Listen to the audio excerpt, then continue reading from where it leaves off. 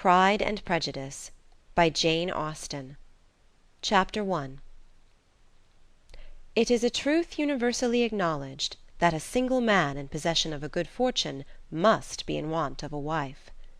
However little known the feelings or views of such a man may be on his first entering a neighbourhood, this truth is so well fixed in the minds of the surrounding families that he is considered the rightful property of some one or other of their daughters. "My dear Mr. Bennet," said his lady to him one day, "have you heard that Netherfield Park is let at last?" Mr. Bennet replied that he had not. "But it is," returned she, "for Mrs. Long has just been here, and she told me all about it." Mr. Bennet made no answer. "Do you not want to know who has taken it?" cried his wife impatiently. "You want to tell me, and I have no objection to hearing it." This was invitation enough.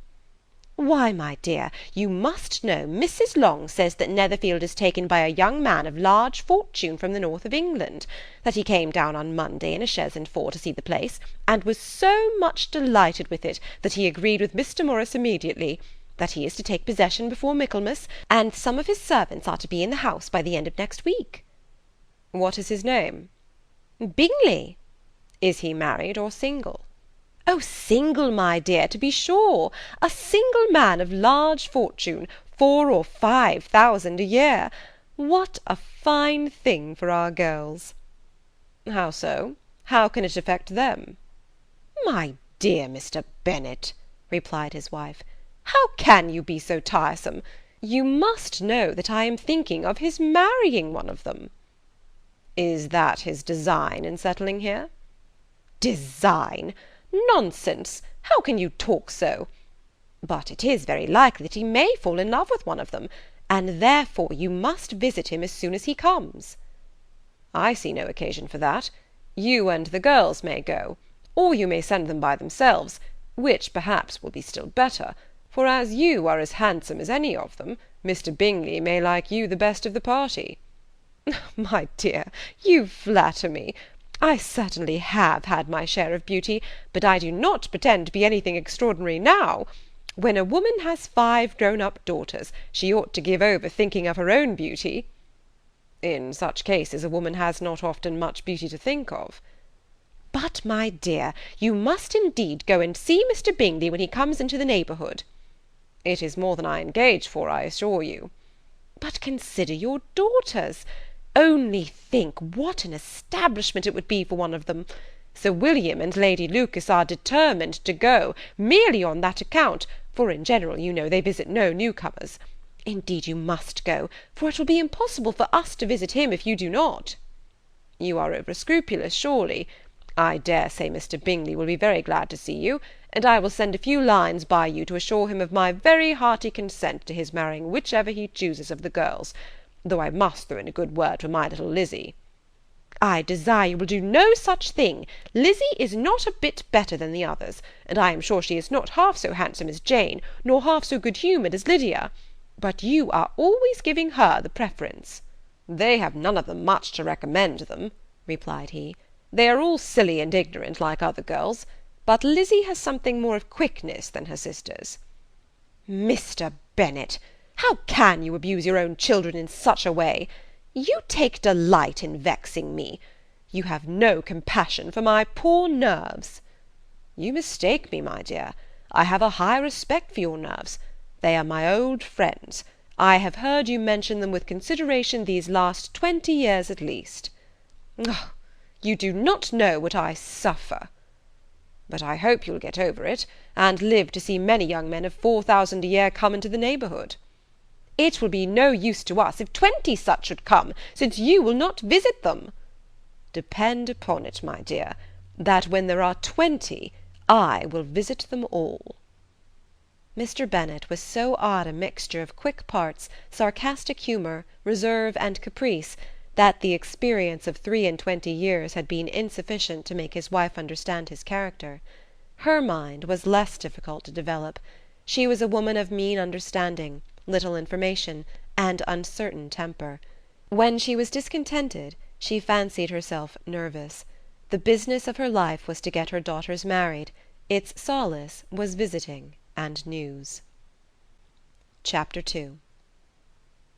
Mr. Bennet was among the earliest of those who waited on Mr. Bingley. He had always intended to visit him, though to the last always assuring his wife that he should not go. Until the evening after the visit was paid, she had no knowledge of it. It was then disclosed in the following manner. Observing his second daughter employed in trimming a hat, he suddenly addressed her with, "I hope Mr. Bingley will like it, Lizzie." "We are not in a way to know what Mr. Bingley likes," said her mother resentfully, "since we are not to visit." "But you forget, mamma," said Elizabeth, "that we shall meet him at the assemblies, and that Mrs. Long promised to introduce him." "I do not believe Mrs. Long will do any such thing. She has 2 nieces of her own. She is a selfish, hypocritical woman, and I have no opinion of her." "No more have I," said Mr. Bennet, "and I am glad to find that you do not depend upon her serving you."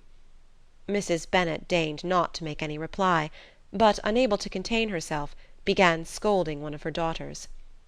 "Don't keep coughing so, Kitty, for heaven's sake! Have a little compassion on my nerves. You tear them to pieces."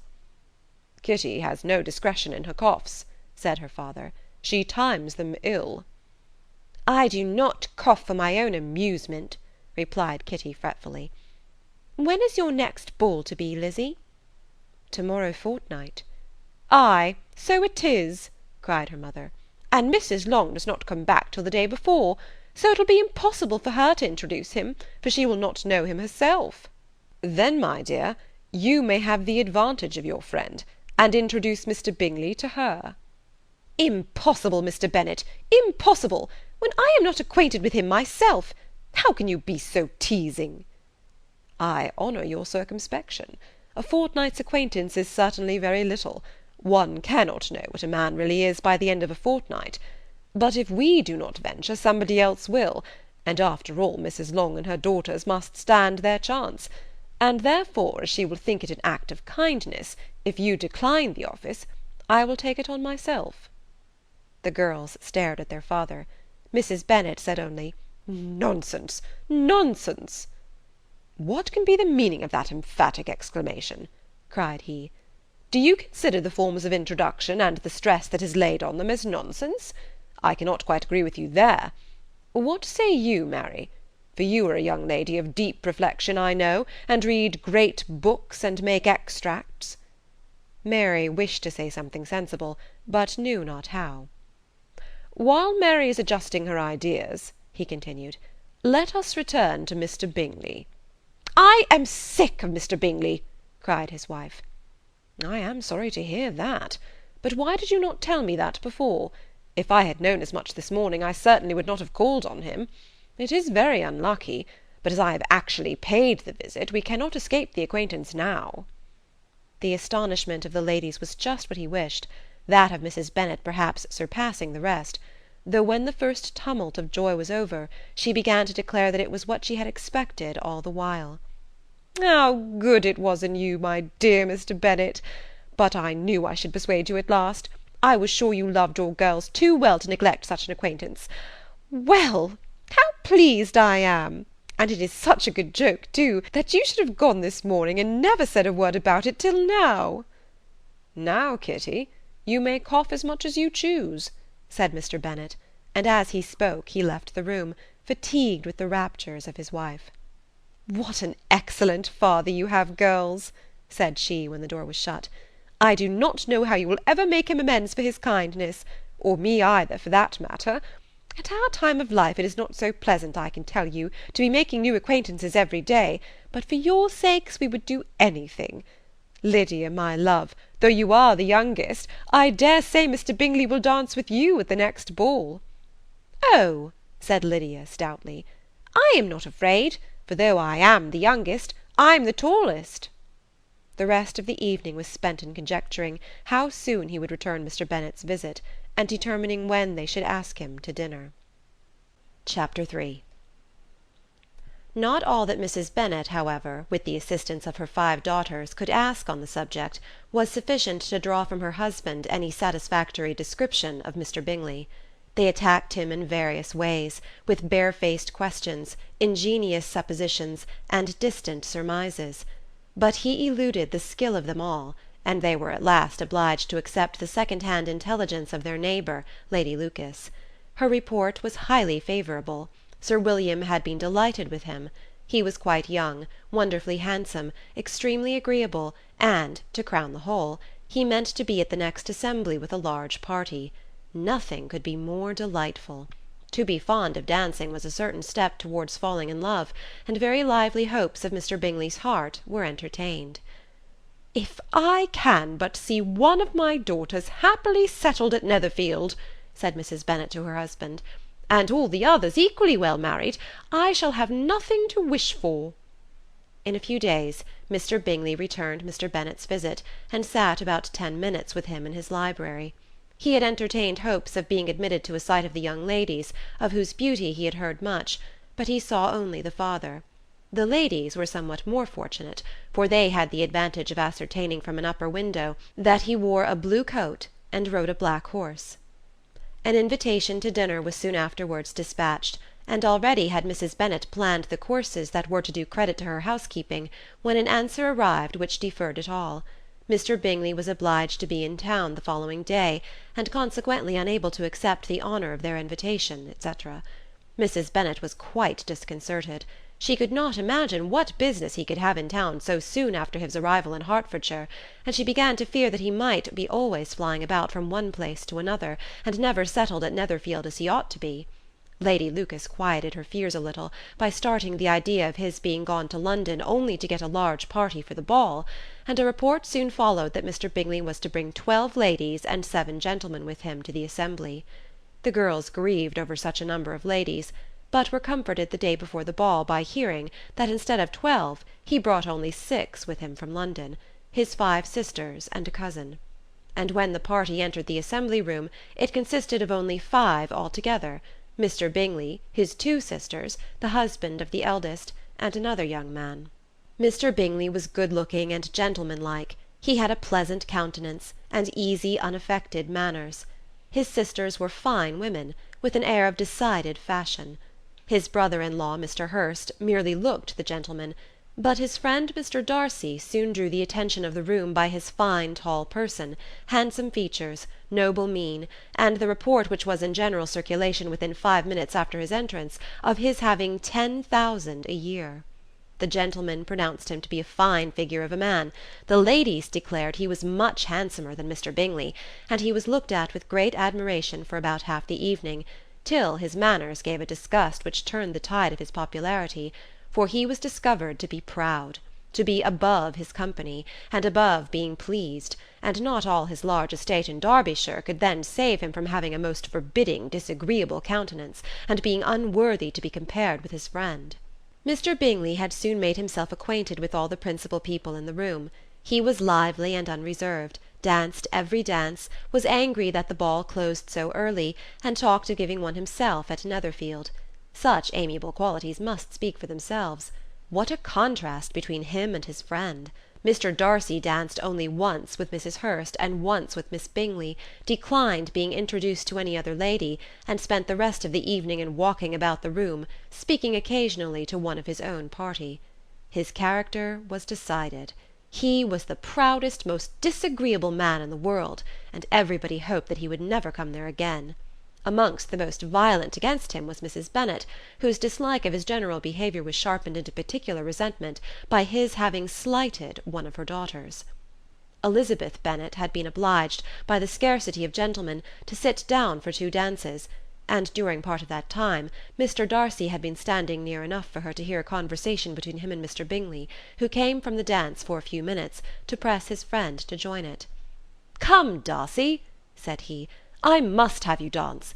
I hate to see you standing about by yourself in this stupid manner. You had much better dance." "I certainly shall not. You know how I detest it, unless I am particularly acquainted with my partner. At such an assembly as this it would be insupportable. Your sisters are engaged, and there is not another woman in the room whom it would not be a punishment to me to stand up with." "I would not be so fastidious as you are," cried Mr. Bingley, "for a kingdom. Upon my honour, I never met with so many pleasant girls in my life as I have this evening, and there are several of them, you see, uncommonly pretty." "You are dancing with the only handsome girl in the room," said Mr. Darcy, looking at the eldest Miss Bennet. "Oh, she is the most beautiful creature I ever beheld. But there is one of her sisters sitting down just behind you, who is very pretty, and I dare say very agreeable. Do let me ask my partner to introduce you." "Which do you mean?" And turning round, he looked for a moment at Elizabeth, till catching her eye, he withdrew his own, and coldly said, "She is tolerable, but not handsome enough to tempt me. I am in no humour at present to give consequence to young ladies who are slighted by other men. You had better return to your partner, and enjoy her smiles, for you are wasting your time with me." Mr. Bingley followed his advice. Mr. Darcy walked off, and Elizabeth remained with no very cordial feelings towards him. She told the story, however, with great spirit among her friends, for she had a lively, playful disposition, which delighted in anything ridiculous. The evening altogether passed off pleasantly to the whole family. Mrs. Bennet had seen her eldest daughter much admired by the Netherfield party. Mr. Bingley had danced with her twice, and she had been distinguished by his sisters. Jane was as much gratified by this as her mother could be, though in a quieter way. Elizabeth felt Jane's pleasure. Mary had heard herself mentioned to Miss Bingley as the most accomplished girl in the neighbourhood, and Catherine and Lydia had been fortunate enough never to be without partners, which was all that they had yet learnt to care for at a ball. They returned, therefore, in good spirits to Longbourn, the village where they lived, and of which they were the principal inhabitants. They found Mr. Bennet still up.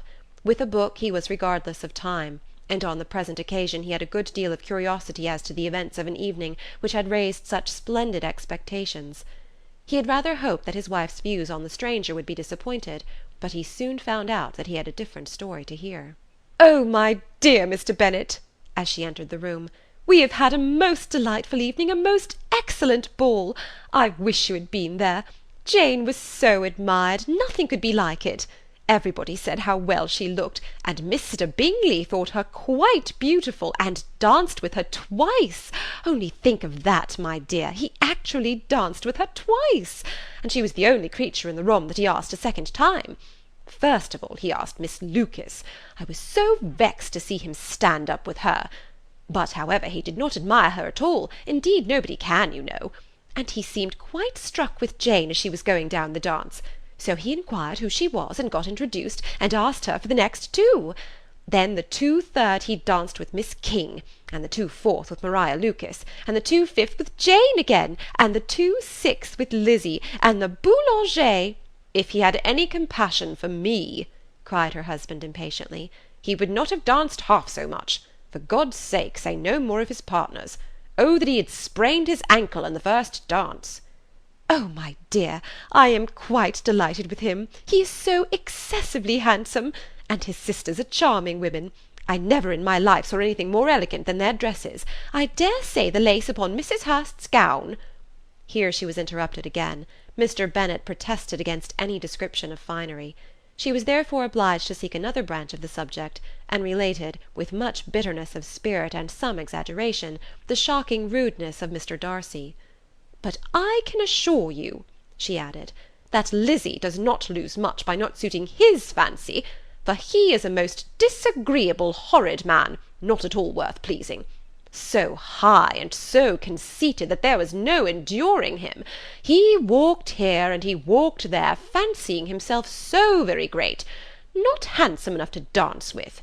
I wish you had been there, my dear, to have given him one of your set-downs. I quite detest the man." Chapter 4. When Jane and Elizabeth were alone, the former, who had been cautious in her praise of Mr. Bingley before, expressed to her sister just how very much she admired him. "He is just what a young man ought to be," said she, "sensible, good-humoured, lively, and I never saw such happy manners, so much ease, with such perfect good breeding." "He is also handsome," replied Elizabeth, "which a young man ought likewise to be if he possibly can. His character is thereby complete." "I was very much flattered by his asking me to dance a second time. I did not expect such a compliment." "Did not you? I did for you. But that is one great difference between us. Compliments always take you by surprise, and me never. What could be more natural than his asking you again? He could not help seeing that you were about 5 times as pretty as every other woman in the room. No thanks to his gallantry for that. Well, he certainly is very agreeable, and I give you leave to like him. You've liked many a stupider person." "Dear Lizzy!" "Oh, you are a great deal too apt, you know, to like people in general. You never see a fault with anybody. All the world are good and agreeable in your eyes. I never heard you speak ill of a human being in your life." "I would not wish to be hasty in censuring any one, but I always speak what I think." "I know you do, and it is that which makes the wonder. With your good sense to be so honestly blind to the follies and nonsense of others. Affectation of candour is common enough, one meets with it everywhere. But to be candid without ostentation or design, to take the good of everybody's character and make it still better, and to say nothing of the bad, belongs to you alone. And so you like this man's sisters too, do you? Their manners are not equal to his." "Certainly not, at first. But they are very pleasing women when you converse with them. Miss Bingley is to live with her brother, and keep his house, and I am much mistaken if we shall not find a very charming neighbour in her." Elizabeth listened in silence, but was not convinced. Their behaviour at the assembly had not been calculated to please in general, and with more quickness of observation, and less pliancy of temper than her sister, and with a judgment too unassailed by any attention to herself, she was very little disposed to approve them.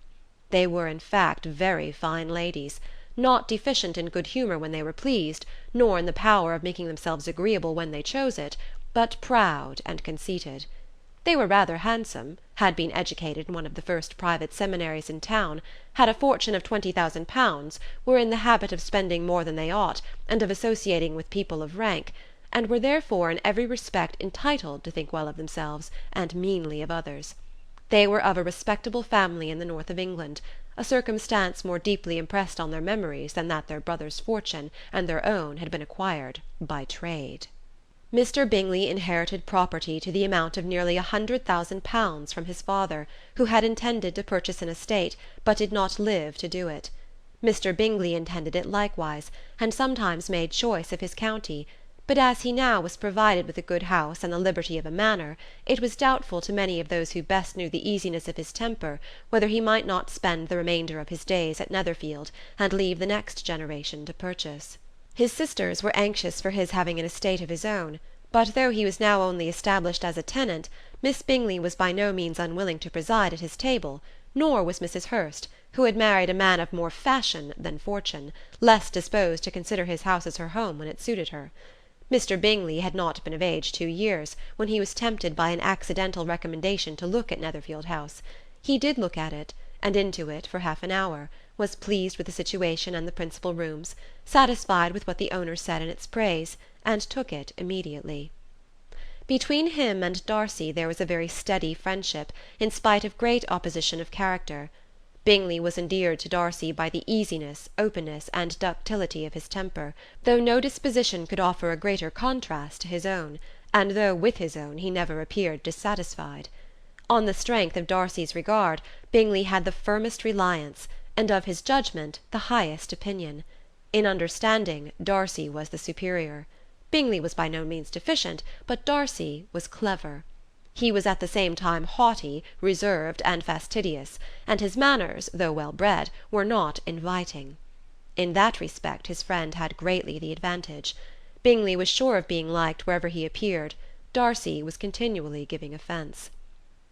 The manner in which they spoke of the Meryton assembly was sufficiently characteristic. Bingley had never met with more pleasant people or prettier girls in his life. Everybody had been most kind and attentive to him. There had been no formality, no stiffness. He had soon felt acquainted with all the room, and as to Miss Bennet, he could not conceive an angel more beautiful. Darcy, on the contrary, had seen a collection of people in whom there was little beauty and no fashion, for none of whom he had felt the smallest interest, and from none received either attention or pleasure. Miss Bennet he acknowledged to be pretty, but she smiled too much. Mrs. Hurst and her sister allowed it to be so, but still they admired her and liked her, and pronounced her to be a sweet girl, and one whom they would not object to know more of. Miss Bennet was therefore established as a sweet girl, and their brother felt authorized by such commendation to think of her as he chose. Chapter 5. Within a short walk of Longbourn lived a family with whom the Bennets were particularly intimate. Sir William Lucas had been formerly in trade in Meryton, where he had made a tolerable fortune, and risen to the honour of knighthood by an address to the King during his mayoralty. The distinction had perhaps been felt too strongly.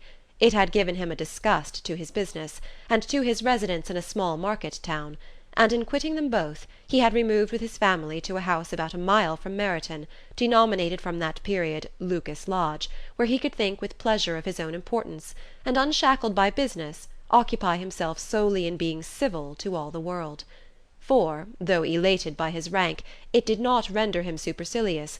On the contrary, he was all attention to everybody. By nature inoffensive, friendly, and obliging, his presentation at St. James's had made him courteous. Lady Lucas was a very good kind of woman, not too clever to be a valuable neighbour to Mrs. Bennet. They had several children. The eldest of them, a sensible, intelligent young woman about 27, was Elizabeth's intimate friend. That the Miss Lucases and the Miss Bennets should meet to talk over a ball was absolutely necessary, and the morning after the assembly brought the former to Longbourn to hear and to communicate. "You began the evening well, Charlotte," said Mrs. Bennet with civil self-command to Miss Lucas. "You were Mr. Bingley's first choice." "Yes, but he seemed to like his second better." "Oh, you mean Jane, I suppose, because he danced with her twice. To be sure that it did seem as if he admired her. Indeed, I rather believe he did. I heard something about it, but I hardly know what. Something about Mr. Robinson." "Perhaps you mean what I overheard between him and Mr. Robinson. Did not I mention it to you? Mr. Robinson's asking him how he liked our Meryton assemblies, and whether he did not think there were a great many pretty women in the room, and which he thought the prettiest, and his answering immediately to the last question, 'Oh, the eldest, Miss Bennet, beyond a doubt. There cannot be two opinions on that point.'" "Upon my word! Well, that is very decided indeed. That does seem as if... But, however, it may all come to nothing, you know." "My overhearings are more to the purpose than yours, Eliza," said Charlotte. "Mr. Darcy is not so well worth listening to as his friend, is he? Poor Eliza! To be only just tolerable." "I beg you would not put into Lizzie's head to be vexed by his ill treatment, for he is such a disagreeable man, that it would be quite a misfortune to be liked by him. Mrs. Long told me last night that he sat close to her for half an hour without once opening his lips." "Are you quite sure, ma'am? Is not there a little mistake?" said Jane. "I certainly saw Mr. Darcy speaking to her." "Ay, because she asked him at last how he liked Netherfield, and he could not help answering her, but she said he seemed quite angry at being spoken to." "Miss Bingley told me," said Jane, "that he never speaks much, unless among his intimate acquaintances. With them he is remarkably agreeable." "I do not believe a word of it, my dear. If he had been so very agreeable, he would have talked to Mrs. Long. But I can guess how it was. Everybody says that he is et up with pride, and I dare say he had heard somehow that Mrs. Long does not keep a carriage, and had come to the ball in a hack chaise." "I do not mind his not talking to Mrs. Long," said Miss Lucas, "but I wish he had danced with Eliza." "Another time, Lizzie," said her mother, "I would not dance with him if I were you." "I believe, ma'am, I may safely promise you never to dance with him." "His pride," said Miss Lucas, "does not offend me so much as pride often does, because there is an excuse for it. One cannot wonder that so very fine a young man, with family, fortune, everything in his favour, should think very highly of himself. If I may so express it, he has a right to be proud." "That is very true," replied Elizabeth, "and I could easily forgive his pride, if he had not mortified mine." "Pride," observed Mary, who piqued herself upon the solidity of her reflections, "is a very common failing, I believe. By all that I have ever read, I am convinced that it is very common indeed, that human nature is particularly prone to it, and that there are very few of us who do not cherish a feeling of self-complacency on the score of some quality or other, real or imaginary. Vanity and pride are different things, though the words are often used synonymously. A person may be proud without being vain. Pride relates more to our opinion of ourselves, vanity to what we would have others think of us." "If I were as rich as Mr. Darcy," cried a young Lucas, who came with his sisters, "I should not care how proud I was. I would keep a pack of foxhounds, and drink a bottle of wine a day." "Then you would drink a great deal more than you ought," said Mrs. Bennet, "and if I were to see you at it, I should take away your bottle directly." The boy protested that she should not. She continued to declare that she would, and the argument ended only with the visit. Chapter 6. The ladies of Longbourn soon waited on those of Netherfield. The visit was soon returned in due form.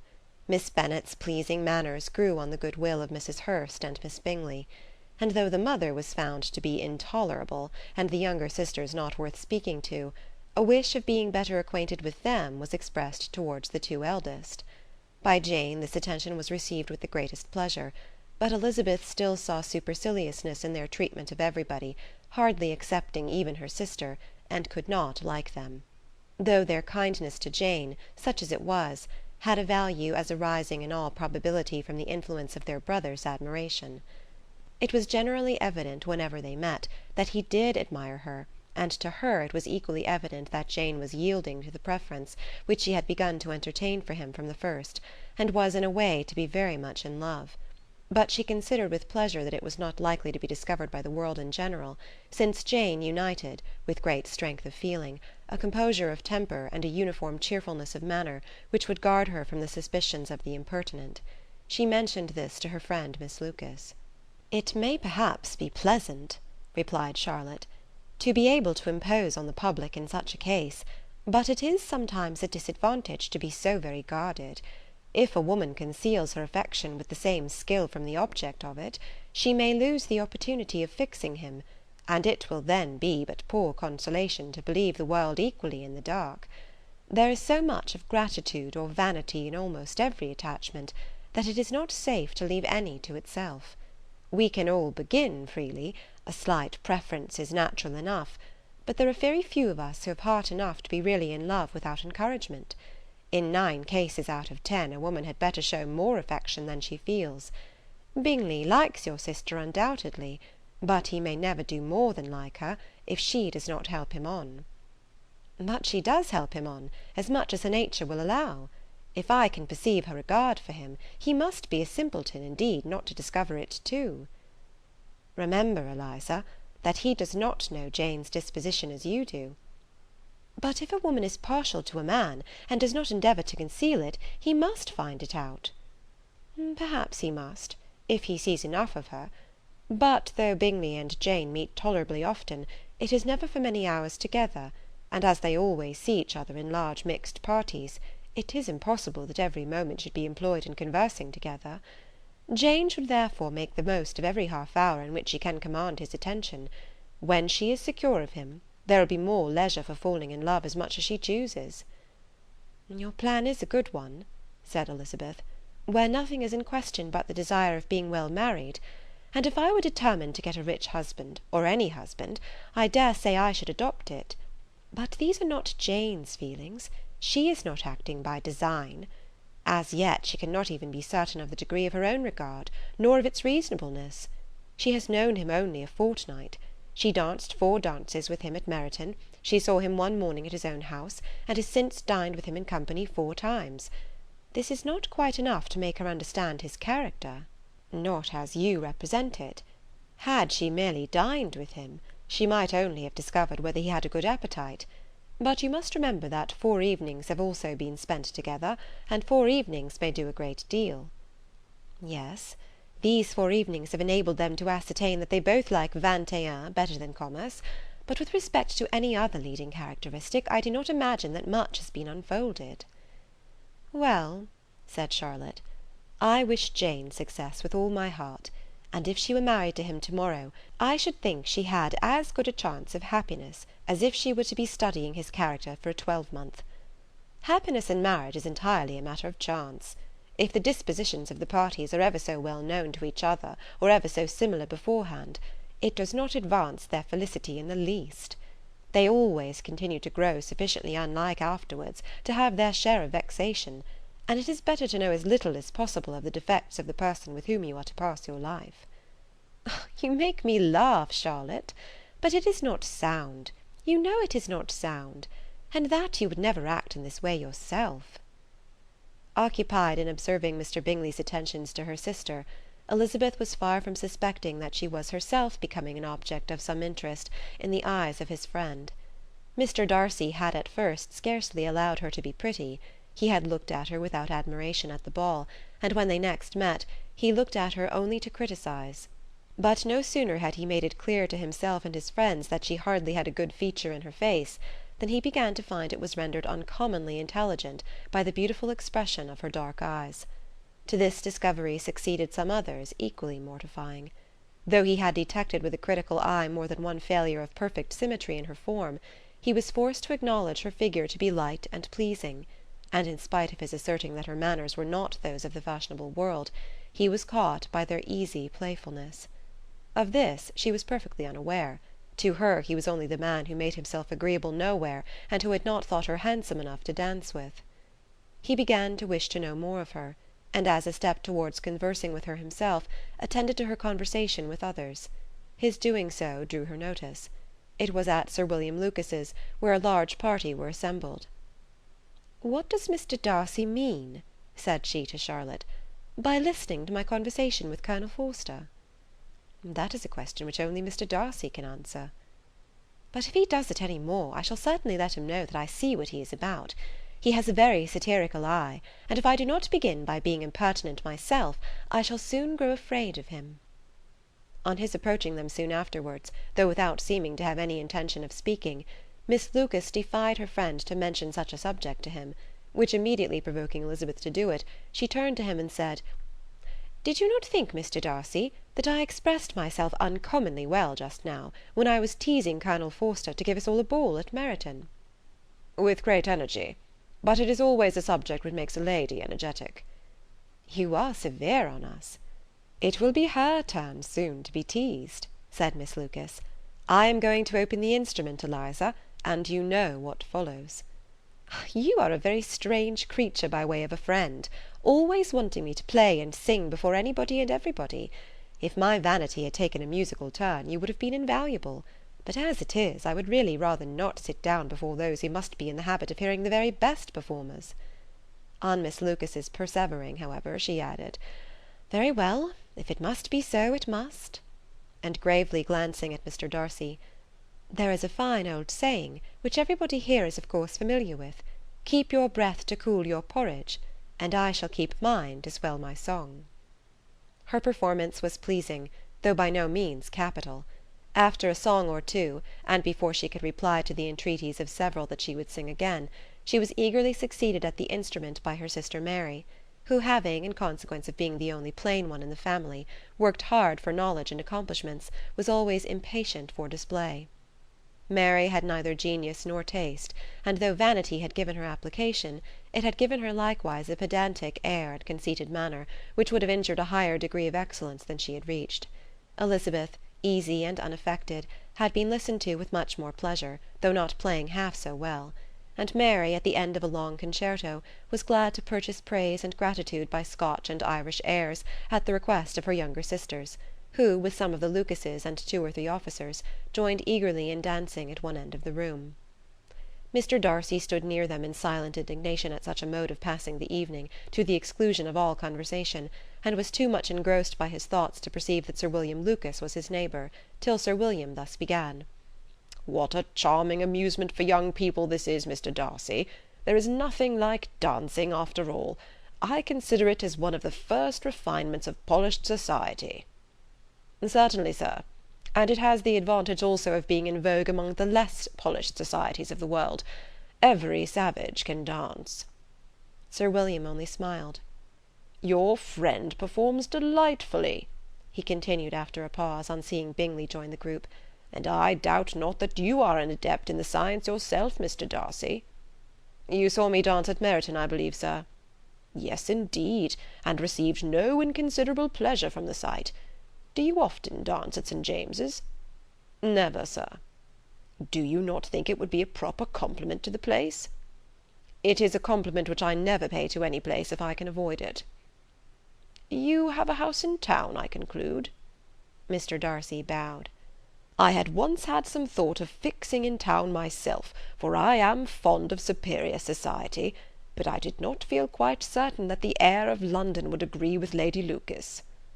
He paused in hopes of receiving an answer, but his companion was not disposed to make any, and Elizabeth at that instant moving towards them, he was struck with the action of doing a very gallant thing, and called out to her, "My dear Miss Eliza, why are you not dancing?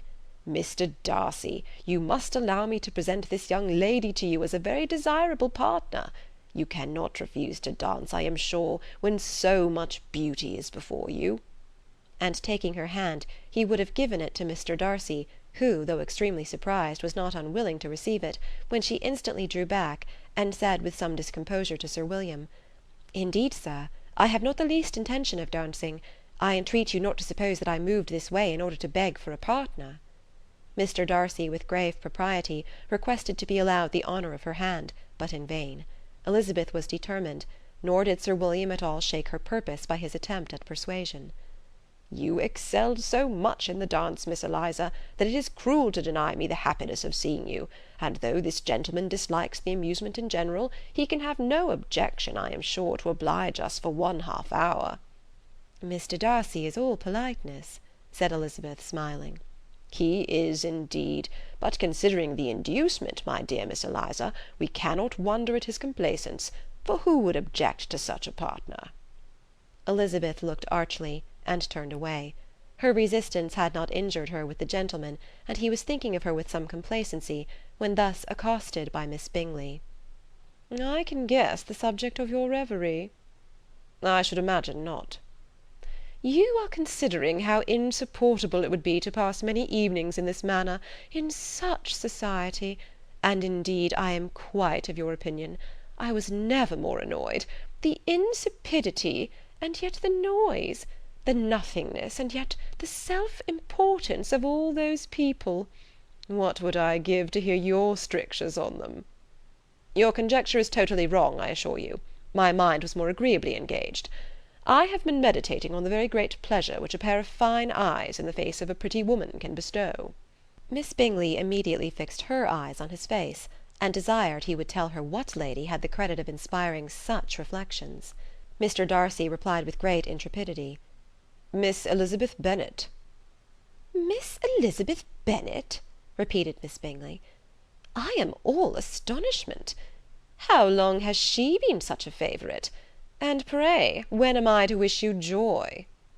"That is exactly the question which I expected you to ask. A lady's imagination is very rapid. It jumps from admiration to love, from love to matrimony, in a moment. I knew you would be wishing me joy." "Nay, if you are serious about it, I shall consider the matter as absolutely settled. You will be having a charming mother-in-law indeed, and, of course, she will always be at Pemberley with you." He listened to her with perfect indifference, while she chose to entertain herself in this manner, and as his composure convinced her that all was safe, her wit flowed along. Chapter 7. Mr. Bennet's property consisted almost entirely in an estate of 2,000 a year, which, unfortunately for his daughters, was entailed, in default of heirs male, on a distant relation, and their mother's fortune, though ample for her situation in life, could but ill supply the deficiency of his. Her father had been an attorney in Meryton, and had left her 4,000 pounds. She had a sister married to a Mr. Phillips, who had been a clerk to their father and succeeded him in the business, and a brother settled in London in a respectable line of trade. The village of Longbourn was only 1 mile from Meryton, a most convenient distance for the young ladies, who were usually tempted thither 3 or 4 times a week, to pay their duty to their aunt, and to a milliner's shop just over the way. The 2 youngest of the family, Catherine and Lydia, were particularly frequent in these attentions. Their minds were more vacant than their sisters', and when nothing better offered, a walk to Meryton was necessary to amuse their morning hours and furnish conversation for the evening, and however bare of news the country in general might be, they always contrived to learn some from their aunt. At present, indeed, they were well supplied both with news and happiness by the recent arrival of a militia regiment in the neighbourhood. It was to remain the whole winter, and Meryton was the headquarters. Their visits to Mrs. Phillips were now productive of the most interesting intelligence. Every day added something to their knowledge of the officers' names and connections. Their lodgings were not long a secret, and at length they began to know the officers themselves. Mr. Phillips visited them all, and this opened to his nieces a store of felicity unknown before. They could talk of nothing but officers, and Mr. Bingley's large fortune, the mention of which gave animation to their mother, was worthless in their eyes when opposed to the regimentals of an ensign. After listening one morning to their effusions on this subject, Mr. Bennet coolly observed, "From all that I can collect by your manner of talking, you must be two of the silliest girls in the country. I have suspected it some time, but I am now convinced." Catherine was disconcerted, and made no answer; but Lydia, with perfect indifference, continued to express her admiration of Captain Carter, and her hope of seeing him in the course of the day, as he was going the next morning to London. "I am astonished, my dear," said Mrs. Bennet, "that you should be so ready to think your own children silly. If I wish to think slightingly of anybody's children, it should not be of my own, however." "If my children are silly, I must hope to be always sensible of it." "Yes, but as it happens, they are all of them very clever." "That is the only point, I flatter myself, on which we do not agree. I had hoped that our sentiments coincided in every particular, but I must so far differ from you as to think our two youngest daughters uncommonly foolish." "My dear Mr. Bennet, you must not expect such girls to have the sense of their father and mother. When they get to our age, I dare say they will not think about officers any more than we do. I remember the time when I liked a red coat myself very well, and indeed so I do still at my heart, and if a smart young colonel, with 5,000 or 6,000 a year, should want one of my girls, I shall not say nay to him. And I thought Colonel Forster looked very becoming the other night at Sir William's, in his regimentals." "Mamma," cried Lydia, "my aunt says that Colonel Forster and Captain Carter do not go so often to Miss Watson's as they did when they first came. She sees them now very often standing in Clark's library." Mrs. Bennet was prevented replying by the entrance of the footman with a note for Miss Bennet. It came from Netherfield, and the servant waited for an answer. Mrs. Bennet's eyes sparkled with pleasure, and she was eagerly calling out, while her daughter read, "Well, Jane, who is it from? What is it about? What does he say? Well, Jane, make haste and tell us. Make haste, my love." "It is from Miss Bingley," said Jane, and then read it aloud. "My dear friend, if you are not so compassionate as to dine to-day with Louisa and me, we shall be in danger of hating each other for the rest of our lives, for a whole day's tete-a-tete between two women can never end without a quarrel. Come as soon as you can on receipt of this. My brother and the gentlemen are to dine with the officers. Yours ever, Caroline Bingley." "With the officers?" cried Lydia. "I wonder my aunt did not tell us of that." "Dining out," said Mrs. Bennet. "That is very unlucky." "Can I have the carriage?" said Jane. "No, my dear, you had better go on horseback, because it seems likely to rain, and then you must stay all night." "That would be a good scheme," said Elizabeth, "if you were sure that they would not offer to send her home."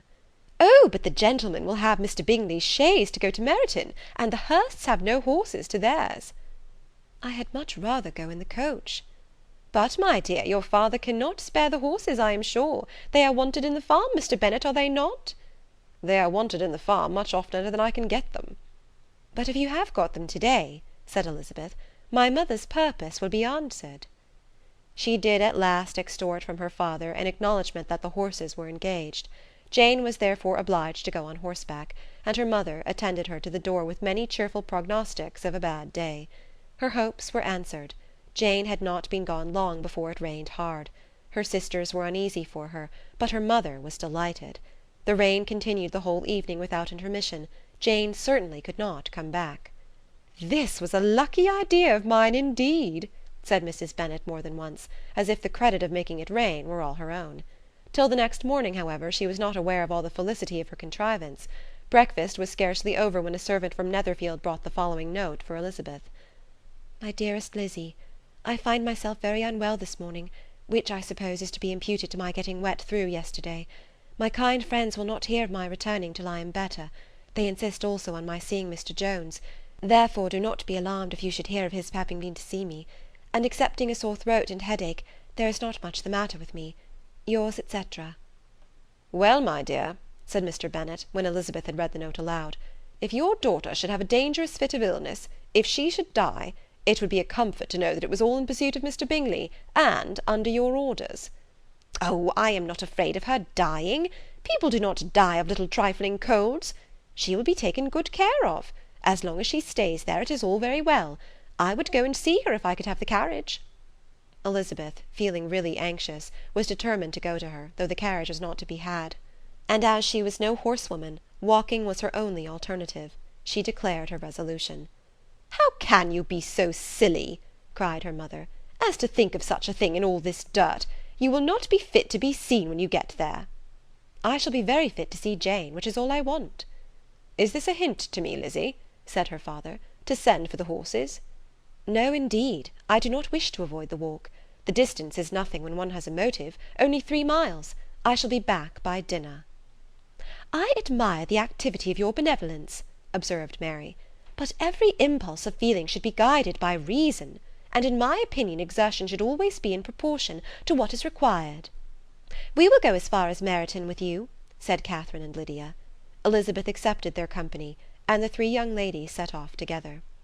"If we make haste," said Lydia as they walked along, "perhaps we may see something of Captain Carter before he goes." In Meryton they parted. The 2 youngest repaired to the lodgings of one of the officers' wives, and Elizabeth continued her walk alone, crossing field after field at a quick pace, jumping over stiles and springing over puddles with impatient activity, and finding herself at last within view of the house, with weary ankles, dirty stockings, and a face glowing with the warmth of exercise. She was shown into the breakfast parlour, where all but Jane were assembled, and where her appearance created a great deal of surprise. That she should have walked 3 miles so early in the day, in such dirty weather, and by herself, was almost incredible to Mrs. Hurst and Miss Bingley, and Elizabeth was convinced that they held her in contempt for it. She was received, however, very politely by them, and in their brother's manners there was something better than politeness, there was good humour and kindness. Mr. Darcy said very little, and Mr. Hurst nothing at all. The former was divided between admiration of the brilliancy which exercise had given to her complexion, and doubt as to the occasion's justifying her coming so far alone. The latter was thinking only of his breakfast. Her inquiries after her sister were not very favourably answered. Miss Bennet had slept ill, and though up, was very feverish, and not well enough to leave her room. Elizabeth was glad to be taken to her immediately, and Jane, who had only been withheld by the fear of giving alarm or inconvenience from expressing in her note how much she longed for such a visit, was delighted at her entrance. She was not equal, however, to much conversation, and when Miss Bingley left them together, could attempt little besides expressions of gratitude for the extraordinary kindness she was treated with. Elizabeth silently attended her. When breakfast was over they were joined by the sisters, and Elizabeth began to like them herself when she saw how much affection and solicitude they showed for Jane. The apothecary came, and having examined his patient, said, as might be supposed, that she had caught a violent cold, and that they must endeavour to get the better of it, advised her to return to bed, and promised her some draughts. The advice was followed readily, for the feverish symptoms increased, and her head ached acutely. Elizabeth did not quit her room for a moment, nor were the other ladies often absent. The gentlemen being out, they had, in fact, nothing to do elsewhere. When the clock struck 3, Elizabeth felt that she must go, and very unwillingly said so. Miss Bingley offered her the carriage, and she only wanted a little pressing to accept it, when Jane testified such concern in parting with her, that Miss Bingley was obliged to convert the offer of the chaise to an invitation to remain at Netherfield for the present. Elizabeth most thankfully consented, and a servant was dispatched to Longbourn to acquaint the family with her stay, and bring back a supply of clothes. Chapter 8. At 5 o'clock the 2 ladies retired to dress, and at 6:30 Elizabeth was summoned to dinner. To the civil inquiries which then poured in, and amongst which she had the pleasure of distinguishing the much superior solicitude of Mr. Bingley's, she could not make a very favourable answer. Jane was by no means better. The sisters, on hearing this, repeated 3 or 4 times how much they were grieved, how shocking it was to have a bad cold, and how excessively they disliked being ill themselves, and then thought no more of the matter, and their indifference towards Jane, when not immediately before them, restored Elizabeth to the enjoyment of all her former dislike. Their brother, indeed, was the only one of the party whom she could regard with any complacency. His anxiety for Jane was evident, and his attentions to herself most pleasing, and they prevented her feeling herself so much an intruder as she believed she was considered by the others.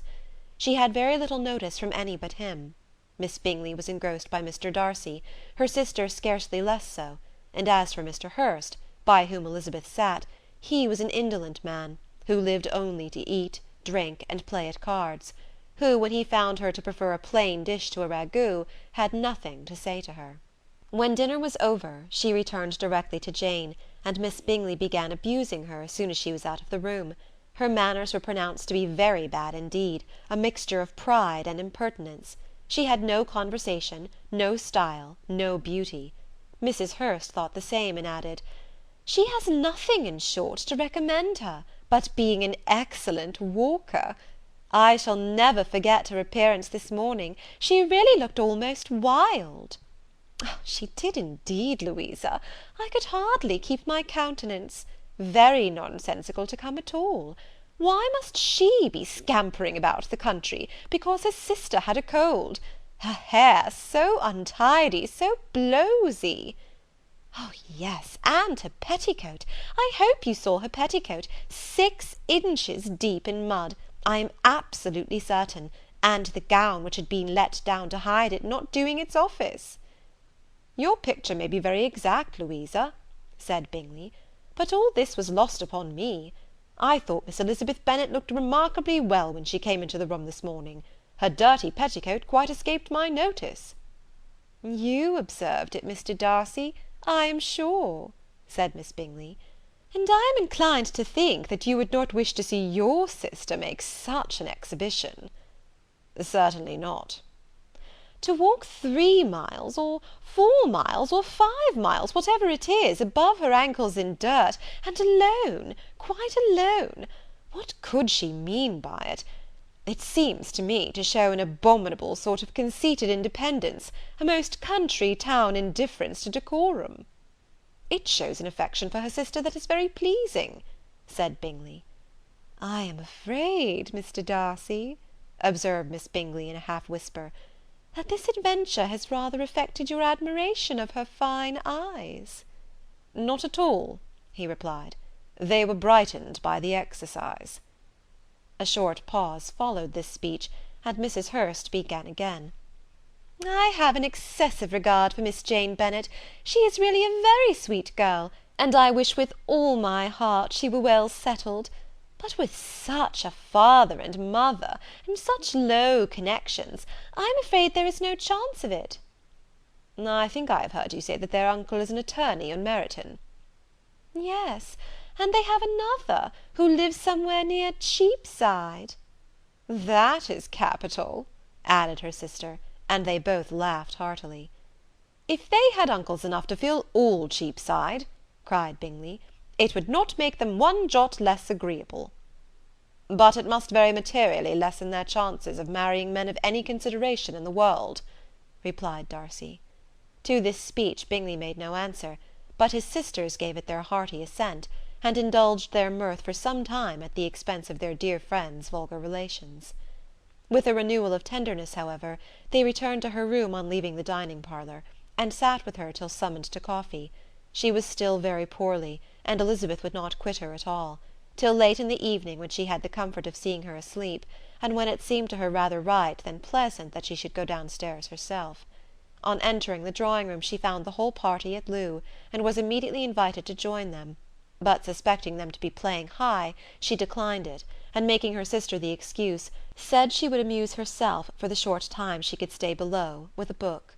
Mr. Hurst looked at her with astonishment. "Do you prefer reading to cards?" said he. "That is rather singular."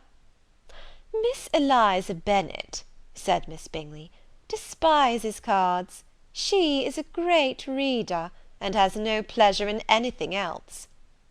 "I deserve neither such praise nor such censure," cried Elizabeth. "I am not a great reader, and I have pleasure in many things." "In nursing your sister I am sure you have pleasure," said Bingley, "and I hope it will soon be increased by seeing her quite well."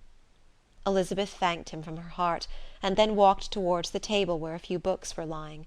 He immediately offered to fetch her others, all that his library afforded. "And I wish my collection were larger for your benefit and my own credit. But I am an idle fellow, and though I have not many, I have more than I ever looked into."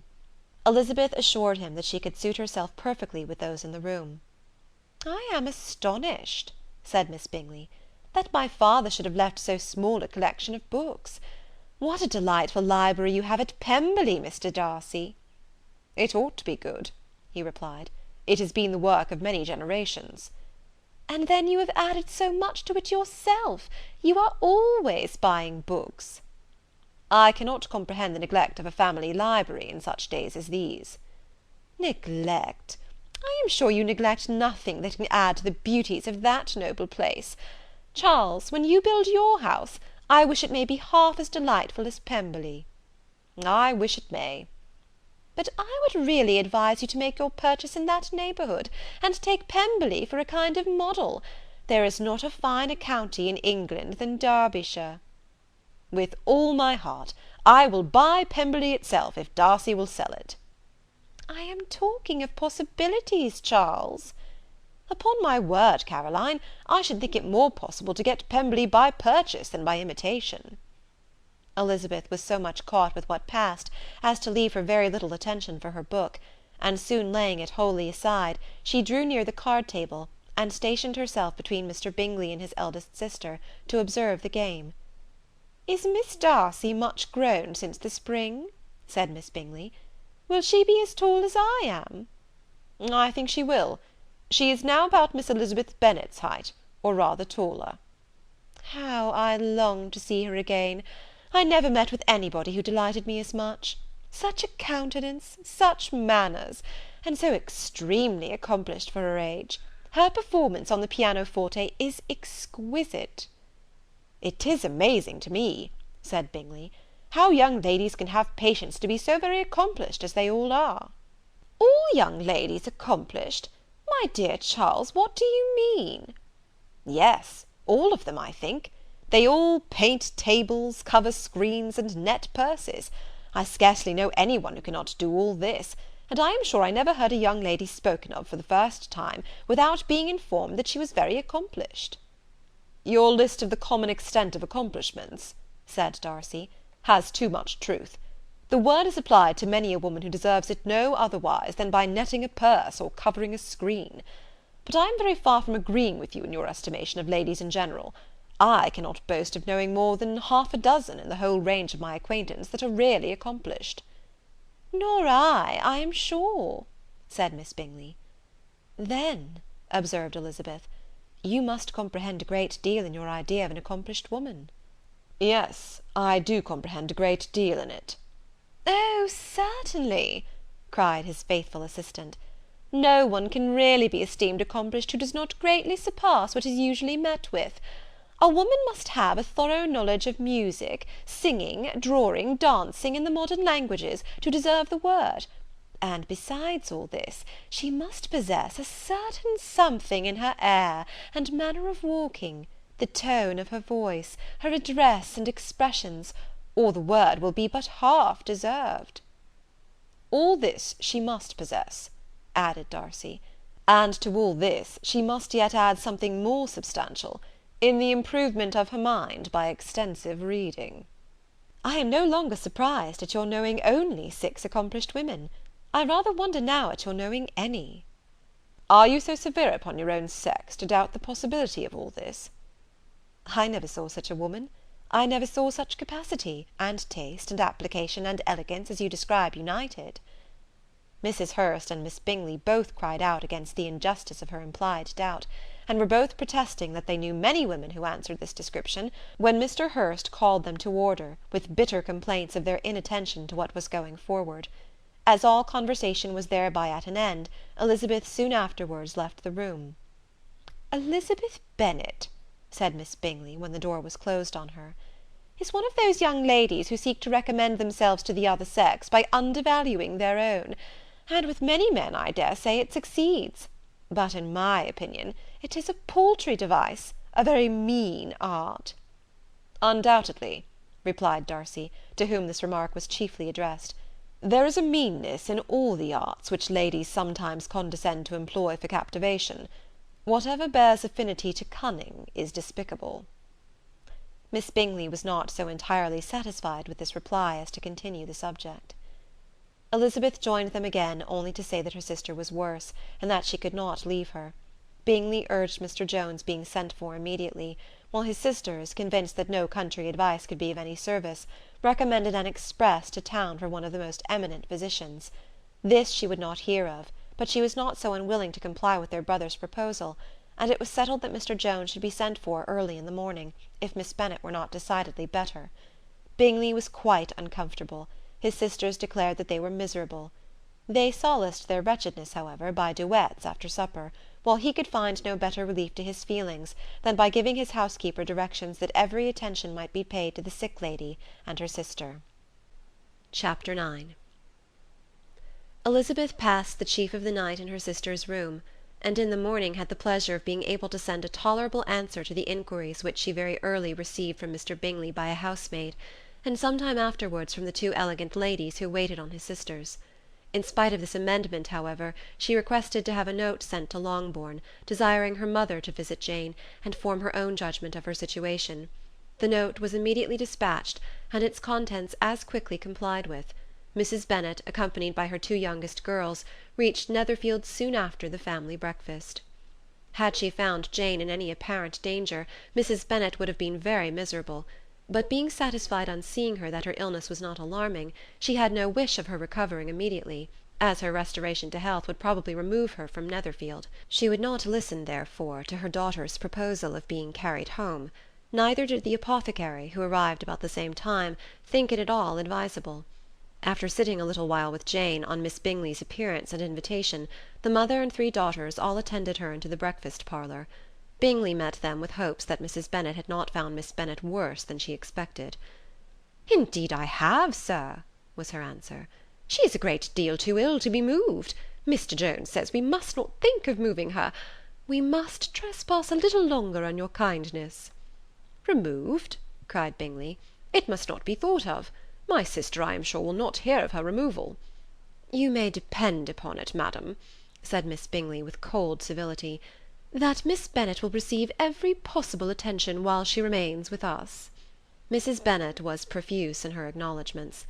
"I am sure," she added, "if it were not for such good friends, I do not know what would become of her, for she is very ill indeed, and suffers a vast deal, though with the greatest patience in the world, which is always the way with her, for she has, without exception, the sweetest temper I have ever met with.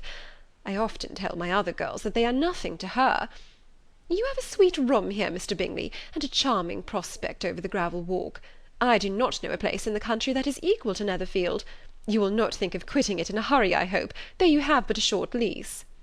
"Whatever I do is done in a hurry," replied he, "and therefore if I should resolve to quit Netherfield, I should probably be off in 5 minutes. At present, however, I consider myself as quite fixed here." "That is exactly what I should have supposed of you," said Elizabeth. "You begin to comprehend me, do you?" cried he, turning towards her. "Oh yes, I understand you perfectly." "I wish I might take this for a compliment, but to be so easily seen through, I am afraid, is pitiful." "That is as it happens.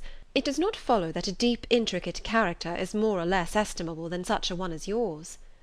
"Lizzy," cried her mother, "remember where you are, and do not run on in the wild manner that you are suffered to do at home." "I did not know before," continued Bingley immediately, "that you were a studier of character. It must be an amusing study." "Yes, but intricate characters are the most amusing. They have at least that advantage." "The country," said Darcy, "can in general supply but a few subjects for such a study. In a country neighbourhood you move in a very confined and unvarying society." "But people themselves alter so much that there is something new to be observed in them for ever." "Yes, indeed," cried Mrs. Bennet, offended by his manner of mentioning a country neighbourhood. "I assure you there is quite as much of that going on in the country as in town." Everybody was surprised, and Darcy, after looking at her for a moment, turned silently away. Mrs. Bennet, who fancied she had gained a complete victory over him, continued her triumph. "I cannot see that London has any great advantage over the country, for my part, except the shops and public places. The country is a vast deal pleasanter, is it not, Mr. Bingley?" "When I am in the country," he replied, "I never wish to leave it, and when I am in town it is pretty much the same. They have each their advantages, and I can be equally happy in either." "Ay, that is because you have the right disposition. But that gentleman," looking at Darcy, "seemed to think the country was nothing at all." "Indeed, mamma, you are mistaken," said Elizabeth, blushing for her mother. "You quite mistook Mr. Darcy. He only meant that there was not such a variety of people to be met with in the country as in town, which you must acknowledge to be true." "Certainly, my dear, nobody said there were. But as to not meeting with many people in this neighbourhood, I believe there are few neighbourhoods larger. I know we dine with 24 families." Nothing but concern for Elizabeth could enable Bingley to keep his countenance. His sister was less delicate, and directed her eyes towards Mr. Darcy with a very expressive smile. Elizabeth, for the sake of saying something that might turn her mother's thoughts, now asked her if Charlotte Lucas had been at Longbourn since her coming away. "Yes, she called yesterday with her father. What an agreeable man Sir William is, Mr. Bingley, is he not? So much the man of fashion, so genteel and easy. He had always something to say to everybody. That is my idea of good breeding. And those persons who fancy themselves very important and never open their mouths quite mistake the matter." "Did Charlotte dine with you?" "No, she would go home. I fancy she was wanted about the mince pies. For my part, Mr. Bingley, I always keep servants that can do their own work. My daughters are brought up very differently. But everybody is to judge for themselves, and the Lucases are a very good sort of girls, I assure you. It is a pity they are not handsome. Not that I think Charlotte so very plain, but then she is our particular friend." "She seems a very pleasant young woman." "Oh dear, yes, but you must own she is very plain. Lady Lucas herself has often said so, and envied me Jane's beauty. I do not like to boast of my own child, but to be sure, Jane, one does not see often anybody better looking. It is what everybody says. I do not trust my own partiality.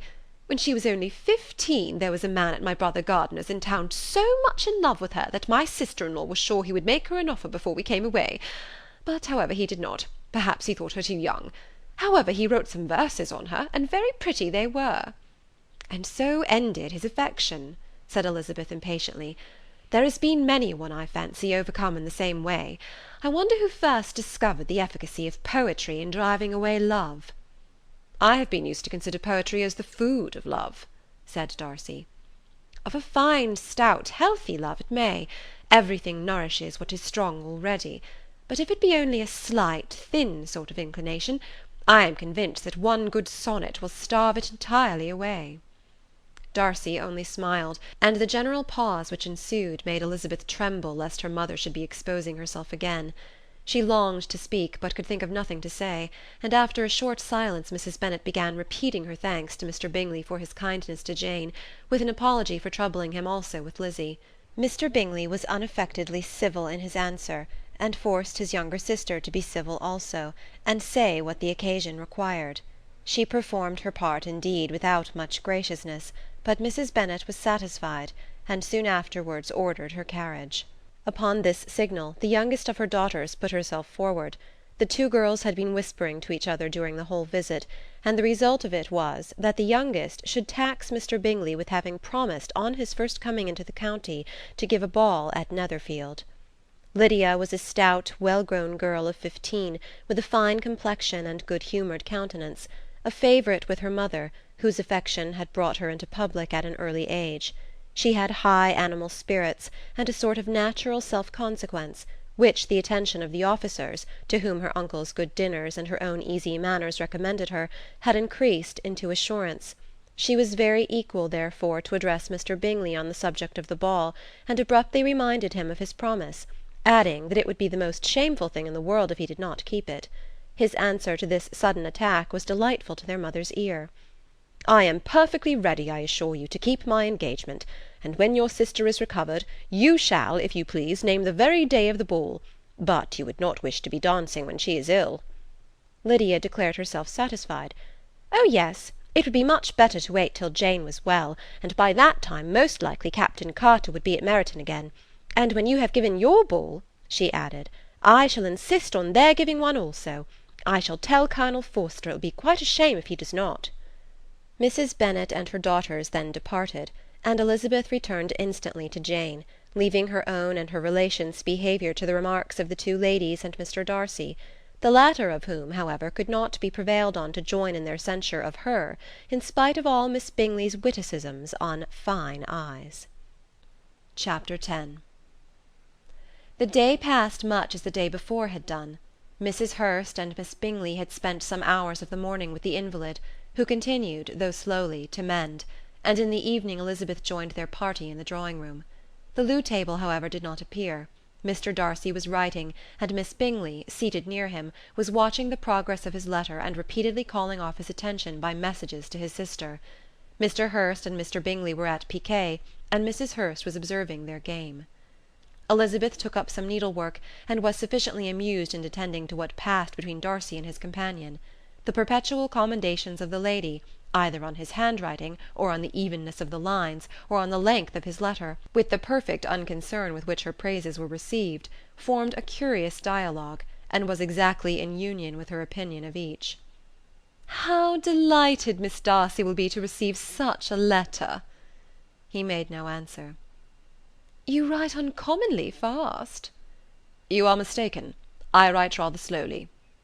"How many letters you must have occasion to write in the course of a year! Letters of business, too! How odious I should think them!"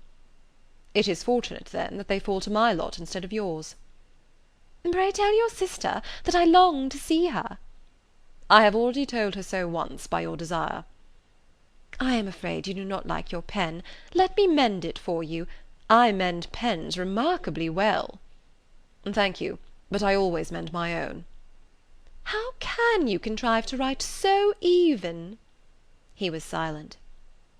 "Tell your sister I am delighted to hear of her improvement on the harp, and pray let her know that I am quite in raptures with her beautiful little design for a table, and I think it infinitely superior to Miss Grantley's." "Will you give me leave to defer your raptures till I write again? At present I have not room to do them justice." "Oh, it is of no consequence. I shall see her in January. But do you always write such charming long letters to her, Mr. Darcy?" "They are generally long, but whether always charming it is not for me to determine." "It is a rule with me that a person who can write a long letter with ease cannot write ill." "That will not do for a compliment to Darcy, Caroline," cried her brother, "because he does not write with ease. He studies too much for words of 4 syllables. Do not you, Darcy?" "My style of writing is very different from yours." "Oh," cried Miss Bingley, "Charles writes in the most careless way imaginable. He leaves out half his words and blots the rest." "My ideas flow so rapidly that I have not time to express them, by which means my letters sometimes convey no ideas at all to my correspondents." "Your humility, Mr. Bingley," said Elizabeth, "must disarm reproof." "Nothing is more deceitful," said Darcy, "than the appearance of humility. It is often only carelessness of opinion, and sometimes an indirect boast." "And which of the two do you call my little recent piece of modesty?" "The indirect boast. For you really are proud of your defects in writing, because you consider them as proceeding from a rapidity of thought and carelessness of execution, which, if not estimable, you think at least highly interesting. The power of doing anything with quickness is always prized much by the possessor, and often without any attention to the imperfection of the performance. When you told Mrs. Bennet this morning that if you ever resolved upon quitting Netherfield you should be gone in 5 minutes, you meant it to be a sort of panegyric, of compliment to yourself. And yet what is there so very laudable in precipitance which must leave very necessary business undone, and can be of no real advantage to yourself or anybody else?" "Nay," cried Bingley, "this is too much, to remember at night all the foolish things that were said in the morning. And yet, upon my honour, I believe what I said of myself to be true, and I believe it at this moment. At least, therefore, I did not assume the character of needless precipitance merely to show off before the ladies." "I dare say you believed it, but I am by no means convinced that you would be gone with such celerity. Your conduct would be quite as dependent on chance as that of any man I know, and if, as you were mounting your horse, a friend were to say, 'Bingley, you had better stay till next week,' you would probably do it, you would probably not go, and at another word might stay a month." "You have only proved by this," cried Elizabeth, "that Mr. Bingley did not do justice to his own disposition. You have shown him off now much more than he did himself." "I am exceedingly gratified," said Bingley, "by your converting what my friend says into a compliment on the sweetness of my temper. But I am afraid that you are giving it a turn which that gentleman did by no means intend, for he would certainly think better of me, if under such a circumstance I were to give a flat denial and ride off as fast as I could." Would Mr. Darcy then consider the rashness of your original intentions as atoned for by your obstinacy in adhering to it? "Upon my word, I cannot exactly explain the matter. Darcy must speak for himself." "You expect me to account for opinions which you choose to call mine, but which I have never acknowledged. Allowing the case, however, to stand according to your representation, you must remember, Miss Bennet, that the friend who is supposed to desire his return to the house, and the delay of his plan, has merely desired it, asked it without offering one argument in favour of its propriety." To yield readily, easily, to the persuasion of a friend is no merit with you. To yield without conviction is no compliment to the understanding of either. You appear to me, Mr. Darcy, to allow nothing for the influence of friendship and affection. A regard for the requester would often make one readily yield to a request, without waiting for arguments to reason one into it. I am not particularly speaking of such a case as you have supposed about Mr. Bingley. We may as well wait, perhaps, till the circumstance occurs, before we discuss the discretion of his behaviour thereupon. But in general and ordinary cases between friend and friend, where one of them is desired by the other to change a resolution of no very great moment, should you think ill of that person for complying with a desire, without waiting to be argued into it? Will it not be advisable, before we proceed on this subject, to arrange with rather more precision the degree of importance which is to pertain to this request, as well as the degree of intimacy subsisting between the parties? By all means, cried Bingley. Let us hear the particulars, not forgetting their comparative height and size, for that will have more weight in the argument, Miss Bennet, than you may be aware of. I assure you that if Darcy were not such a great tall fellow in comparison with myself, I should not pay him half so much deference. I declare I do not know a more awful object than Darcy on particular occasions and in particular places, at his own house especially, and of a Sunday evening, when he has nothing to do." Mr. Darcy smiled, but Elizabeth thought she could perceive that he was rather offended, and therefore checked her laugh. Miss Bingley warmly resented the indignity he had received in an expostulation with her brother for talking such nonsense. "I see your design, Bingley," said his friend. "You dislike an argument, and want to silence this." "Perhaps I do. Arguments are too much like disputes. If you and Miss Bennet will defer yours till I am out of the room, I shall be very thankful, and then you may say whatever you like of me." "What you ask," said Elizabeth, "is no sacrifice on my side, and Mr. Darcy had much better finish his letter." Mr. Darcy took her advice, and did finish his letter. When that business was over, he applied to Miss Bingley and Elizabeth for an indulgence of some music. Miss Bingley moved with some alacrity to the pianoforte, and after a polite request that Elizabeth would lead the way, which the other as politely and more earnestly negatived, she seated herself. Mrs. Hurst sang with her sister, and while they were thus employed, Elizabeth could not help observing, as she turned over some music books that lay on the instrument, how frequently Mr. Darcy's eyes were fixed on her. She hardly knew how to suppose that she could be an object of admiration to so great a man, and yet that he should look at her because he disliked her was still more strange. She could only imagine, however, at last, that she drew his notice because there was something more wrong and reprehensible, according to his ideas of right, than in any other person present. The supposition did not pain her. She liked him too little to care for his approbation. After playing some Italian songs, Miss Bingley varied the charm by a lively Scotch air, and soon afterward Mr. Darcy, drawing near Elizabeth, said to her, "Do not you feel a great inclination, Miss Bennet, to seize such an opportunity of dancing a reel?" She smiled, but made no answer. He repeated the question with some surprise at her silence. "Oh," said she, "I heard you before, but I could not immediately determine what to say in reply. You wanted me, I know, to say yes, that you might have the pleasure of despising my taste. But I always delight in overthrowing those kind of schemes, and cheating a person of their premeditated contempt.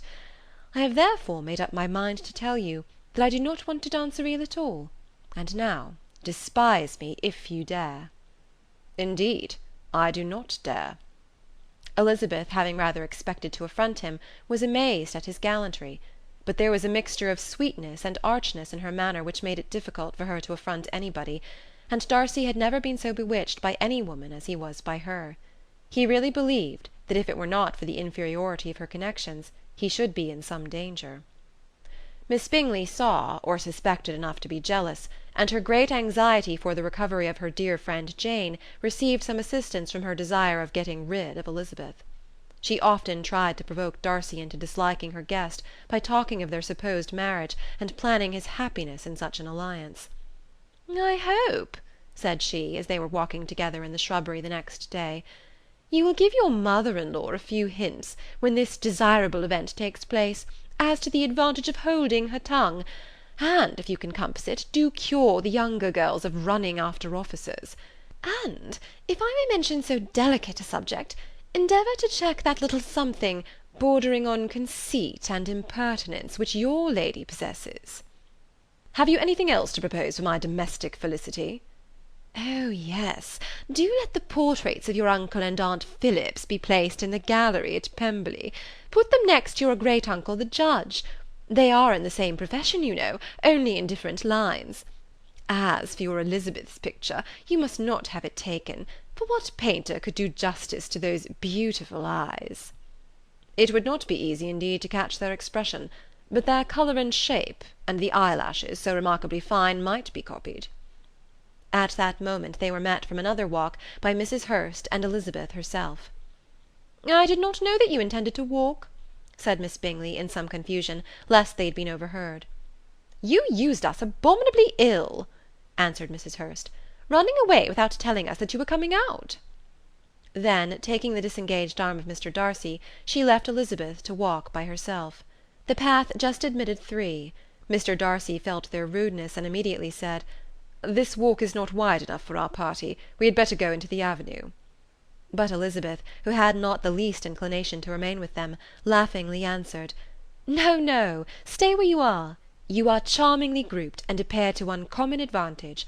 The picturesque would be spoilt by admitting a fourth. Good-bye." She then ran gaily off, rejoicing as she rambled about, in the hope of being at home again in a day or two. Jane was already so much recovered as to intend leaving her room for a couple of hours that evening. Chapter 11. When the ladies removed after dinner, Elizabeth ran up to her sister, and seeing her well guarded from cold, attended her into the drawing-room, where she was welcomed by her two friends with many professions of pleasure, and Elizabeth had never seen them so agreeable as they were during the hour which passed before the gentlemen appeared. Their powers of conversation were considerable. They could describe an entertainment with accuracy, relate an anecdote with humour, and laugh at their acquaintance with spirit. But when the gentlemen entered, Jane was no longer the first object. Miss Bingley's eyes were instantly turned toward Darcy, and she had something to say to him before he had advanced many steps. He addressed himself to Miss Bennet with a polite congratulation. Mr. Hurst also made her a slight bow, and said he was "very glad," but diffuseness and warmth remained for Bingley's salutation. He was full of joy and attention. The first half-hour was spent in piling up the fire, lest she should suffer from the change of room, and she removed at his desire to the other side of the fireplace, that she might be further from the door. He then sat down by her, and talked scarcely to any one else. Elizabeth, at work in the opposite corner, saw it all with great delight. When tea was over, Mr. Hurst reminded his sister-in-law of the card-table, but in vain. She had obtained private intelligence that Mr. Darcy did not wish for cards, and Mr. Hurst soon found even his open petition rejected. She assured him that no one intended to play, and the silence of the whole party on the subject seemed to justify her. Mr. Hurst had therefore nothing to do but to stretch himself on one of the sofas and go to sleep. Darcy took up a book, Miss Bingley did the same, and Mrs. Hurst, principally occupied in playing with her bracelets and rings, joined now and then in her brother's conversation with Miss Bennet. Miss Bingley's attention was quite as engaged in watching Mr. Darcy's progress through his book as in reading her own, and she was perpetually either making some inquiry or looking at his page. She could not win him, however, to any conversation. He merely answered her question and read on. At length, quite exhausted by the attempt to be amused with her own book, which she had only chosen because it was the second volume of his, she gave a great yawn and said, "How pleasant it is to spend an evening in this way! I declare, after all, there is no enjoyment like reading. How much sooner one tires of anything than of a book! When I have a house of my own, I shall be miserable if I have not an excellent library." No one made any reply. She then yawned again, threw aside her book, and cast her eyes round the room in quest for some amusement, when, hearing her brother mentioning a ball to Miss Bennet, she turned suddenly towards him and said, "By the by, Charles, are you really serious in meditating a dance at Netherfield? I would advise you, before you determine on it, to consult the wishes of the present party. I am much mistaken if there are not some among us to whom a ball would rather be a punishment than a pleasure." "If you mean Darcy," cried her brother, "he may go to bed, if he chooses, before it begins. But as for the ball, it is quite a settled thing, and as soon as Nicholls has made white soup enough, I shall send round my cards." "I should like balls infinitely better," she replied, "if they were carried on in a different manner. But there is something insufferably tedious in the usual process of such a meeting. It would surely be more rational if conversation instead of dancing were made the order of the day." "Much more rational, my dear Caroline, I dare say, but it would not be near so much like a ball." Miss Bingley made no answer, and soon afterwards she got up and walked about the room. Her figure was elegant, and she walked well; but Darcy, at whom it was all aimed, was still inflexibly studious. In the desperation of her feelings, she resolved on one effort more, and turning to Elizabeth, said, "Miss Eliza Bennet, let me persuade you to follow my example and take a turn about the room. I assure you it is very refreshing after sitting so long in one attitude." Elizabeth was surprised, but agreed to it immediately. Miss Bingley succeeded no less in the real object of her civility. Mr. Darcy looked up. He was as much awake to the novelty of attention in that quarter as Elizabeth herself could be, and unconsciously closed his book. He was directly invited to join their party, but he declined it, observing that he could imagine but two motives for their choosing to walk up and down the room together, with either of which motives his joining them would interfere. What could he mean? She was dying to know what could be his meaning, and asked Elizabeth whether she could at all understand him. "Not at all," was her answer. "But depend upon it, he means to be severe on us, and our surest way of disappointing him will be to ask nothing about it."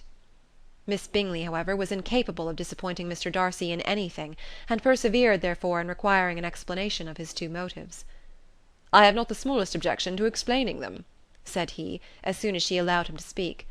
"You either choose this method of passing the evening because you are in each other's confidence, and have secret affairs to discuss, or because you are conscious that your figures appear to the greatest advantage in walking. If the first, I would be completely in your way, and if the second, I can admire you much better as I sit by the fire." "Oh, shocking!" cried Miss Bingley. "I never heard anything so abominable. How shall we punish him for such a speech?" "Nothing so easy, if you have but the inclination," said Elizabeth. "We can all plague and punish one another, tease him, laugh at him. Intimate as you are, you must know how it is to be done." "But upon my honour I do not. I do assure you that my intimacy has not yet taught me that. Tease, calmness of manner, and presence of mind. No, no, feel he may defy us there. And as to laughter, we will not expose ourselves, if you please, by attempting to laugh without a subject. Mr. Darcy may hug himself." "Mr. Darcy is not to be laughed at," cried Elizabeth. "That is an uncommon advantage, and uncommon, I hope, it will continue, for it would be a great loss to me to have many such acquaintances. I dearly love a laugh." "Miss Bingley," said he, "has given me more credit than can be. The wisest and the best of men, nay, the wisest and best of their actions, may be rendered ridiculous by a person whose first object in life is a joke." "Certainly," replied Elizabeth, "there are such people, but I hope I am not one of them. I hope I never ridicule what is wise and good. Follies and nonsense, whims and inconsistencies do divert me, I own, and I laugh at them whenever I can, but these, I suppose, are precisely what you are without." "Perhaps that is not possible for any one, but it has been the study of my life to avoid those weaknesses which often expose a strong understanding to ridicule." "Such as vanity and pride?" "Yes, vanity is a weakness indeed. But pride, where there is a real superiority of mind, pride will always be under good regulation." Elizabeth turned away to hide a smile. "Your examination of Mr. Darcy is over, I presume," said Miss Bingley. "And pray, what is the result?" "I am perfectly convinced by it that Mr. Darcy has no defect. He owns it himself without disguise." "No," said Darcy, "I have made no such pretension. I have faults enough, but they are not, I hope, of understanding. My temper I dare not vouch for. It is, I believe, too little yielding. certainly too little for the convenience of the world. I cannot forget the follies and vices of others so soon as I ought, nor their offences against myself. My feelings are not puffed about with every attempt to move them. My temper would perhaps be called resentful. My good opinion, once lost, is lost for ever." "That is a failing indeed," cried Elizabeth. "Implacable resentment is a shade in a character. But you have chosen your fault well. I really cannot laugh at it. You are safe from me." There is, I believe, in every disposition a tendency to some particular evil, a natural defect which not even the best education can overcome." "And your defect is to hate everybody." "And yours," he replied with a smile, "is wilfully to misunderstand them." "Do let us have a little music," cried Miss Bingley, tired of a conversation in which she had no share. "Louisa, you will not mind my waking Mr. Hurst?" Her sister had not the smallest objection, and the pianoforte was opened, and Darcy, after a few moments' recollection, was not sorry for it. He began to feel the danger of paying Elizabeth too much attention. Chapter 12. In consequence of an agreement between the sisters, Elizabeth wrote the next morning to their mother to beg that the carriage might be sent for them in the course of the day; but Mrs. Bennet, who had calculated on her daughter's remaining at Netherfield till the following Tuesday, which would exactly finish Jane's week, could not bring herself to receive them with pleasure before. Her answer therefore was not propitious, at least not to Elizabeth's wishes, for she was impatient to get home. Mrs. Bennet sent them word that they could not possibly have the carriage before Tuesday, and in her postscript it was added that if Mr. Bingley and his sister pressed them to stay longer, she could spare them very well. Against staying longer, however, Elizabeth was positively resolved, nor did she much expect it would be asked, and fearful on the contrary as being considered as intruding themselves needlessly long, she urged Jane to borrow Mr. Bingley's carriage immediately, and at length it was settled that their original design of leaving Netherfield that morning should be mentioned and the request made. The communication excited many professions of concern, and enough was said of wishing them to stay at least till the following day to work on Jane, and till the morrow their going was deferred. Miss Bingley was then sorry that she had proposed the delay, for her jealousy and dislike of one sister much exceeded her affection for the other. The master of the house heard with real sorrow that they were to go so soon, and repeatedly tried to persuade Miss Bennet that it would not be safe for her, that she was not enough recovered, but Jane was firm where she felt herself to be right. To Mr. Darcy it was a welcome intelligence. Elizabeth had been at Netherfield long enough. She attracted him more than he liked, and Miss Bingley was uncivil to her, and more teasing than usual to himself. He wisely resolved to be particularly careful that no sign of admiration should now escape him, nothing that could elevate her with the hope of influencing his felicity, sensible that if such an idea had been suggested, his behaviour during the last day must have material weight in confirming or crushing it. Steady to his purpose, he scarcely spoke 10 words to her through the whole of Saturday, and though they were at one time left by themselves for half an hour, he adhered most conscientiously to his book, and would not even look at her. On Sunday, after morning service, the separation, so agreeable to almost all, took place. Miss Bingley's civility to Elizabeth increased at last very rapidly, as well as her affection for Jane, and when they parted, after assuring the latter of the pleasure it would always give her to see her either at Longbourn or Netherfield, and embracing her most tenderly, she even shook hands with the former. Elizabeth took leave of the whole party in the liveliest of spirits. They were not welcomed home very cordially by their mother. Mrs. Bennet wondered at their coming, and thought them very wrong to give so much trouble, and was sure Jane would have caught cold again. But their father, though very laconic in his expressions of pleasure, was really glad to see them. He had felt their importance in the family circle. The evening conversation, when they were all assembled, had lost much of its animation, and almost all its sense, by the absence of Jane and Elizabeth. They found Mary as usual deep in the study of thorough base and human nature, and had some extracts to admire, and some new observations of threadbare morality to listen to. Catherine and Lydia had information for them of a different sort. Much had been done and much had been said in the regiment since the preceding Wednesday. Several of the officers had dined lately with their uncle, a private had been flogged, and it had actually been hinted that Colonel Forster was going to be married. Chapter 13. "I hope, my dear," said Mr. Bennet to his wife as they were at breakfast the next morning, "that you have ordered a good dinner to-day, because I have reason to expect an addition to our family party." "What do you mean, my dear? I know of nobody that is coming, I am sure, unless Charlotte Lucas should happen to call in, and I hope my dinners are good enough for her. I do not believe she often sees such at home." "The person of whom I speak is a gentleman, and a stranger." Mrs. Bennet's eyes sparkled. "A gentleman and a stranger! It is Mr. Bingley, I am sure. Well, I am sure I shall be extremely glad to see Mr. Bingley. But, good Lord, how unlucky! There is not a bit of fish to be got to-day. Lydia, my love, ring the bell. I must speak to Hill this moment." "It is not Mr. Bingley," said her husband. "It is a person whom I never saw in the whole course of my life." This roused a general astonishment, and he had the pleasure of being eagerly questioned by his wife and his 5 daughters at once. After amusing himself some time with their curiosity, he thus explained: "About a month ago I received this letter, and about a fortnight ago I answered it, for I thought it a case of some delicacy and requiring early attention. It is from my cousin, Mr. Collins, who, when I am dead, may turn you all out of this house as soon as he pleases." "Oh, my dear," cried his wife, "I cannot bear to hear that mentioned. Pray do not talk of that odious man. I do think it is the harshest thing in the world that your estate should be entailed away from your own children, and I am sure if I had been you, I should have tried long ago to do something or other about it." Jane and Elizabeth tried to explain to her the nature of an entail. They had often attempted to do it before, but it was a subject on which Mrs. Bennet was beyond the reach of reason, and she continued to rail bitterly against the cruelty of settling an estate away from a family of 5 daughters, in favour of a man whom nobody cared anything about. "It certainly is a most iniquitous affair," said Mr. Bennet, "and nothing can clear Mr. Collins from the guilt of inheriting Longbourn. But if you will listen to his letter, you may perhaps be a little softened by his manner of expressing himself." "No, that I am sure I shall not, and I think it is very impertinent of him to write to you at all, and very hypocritical.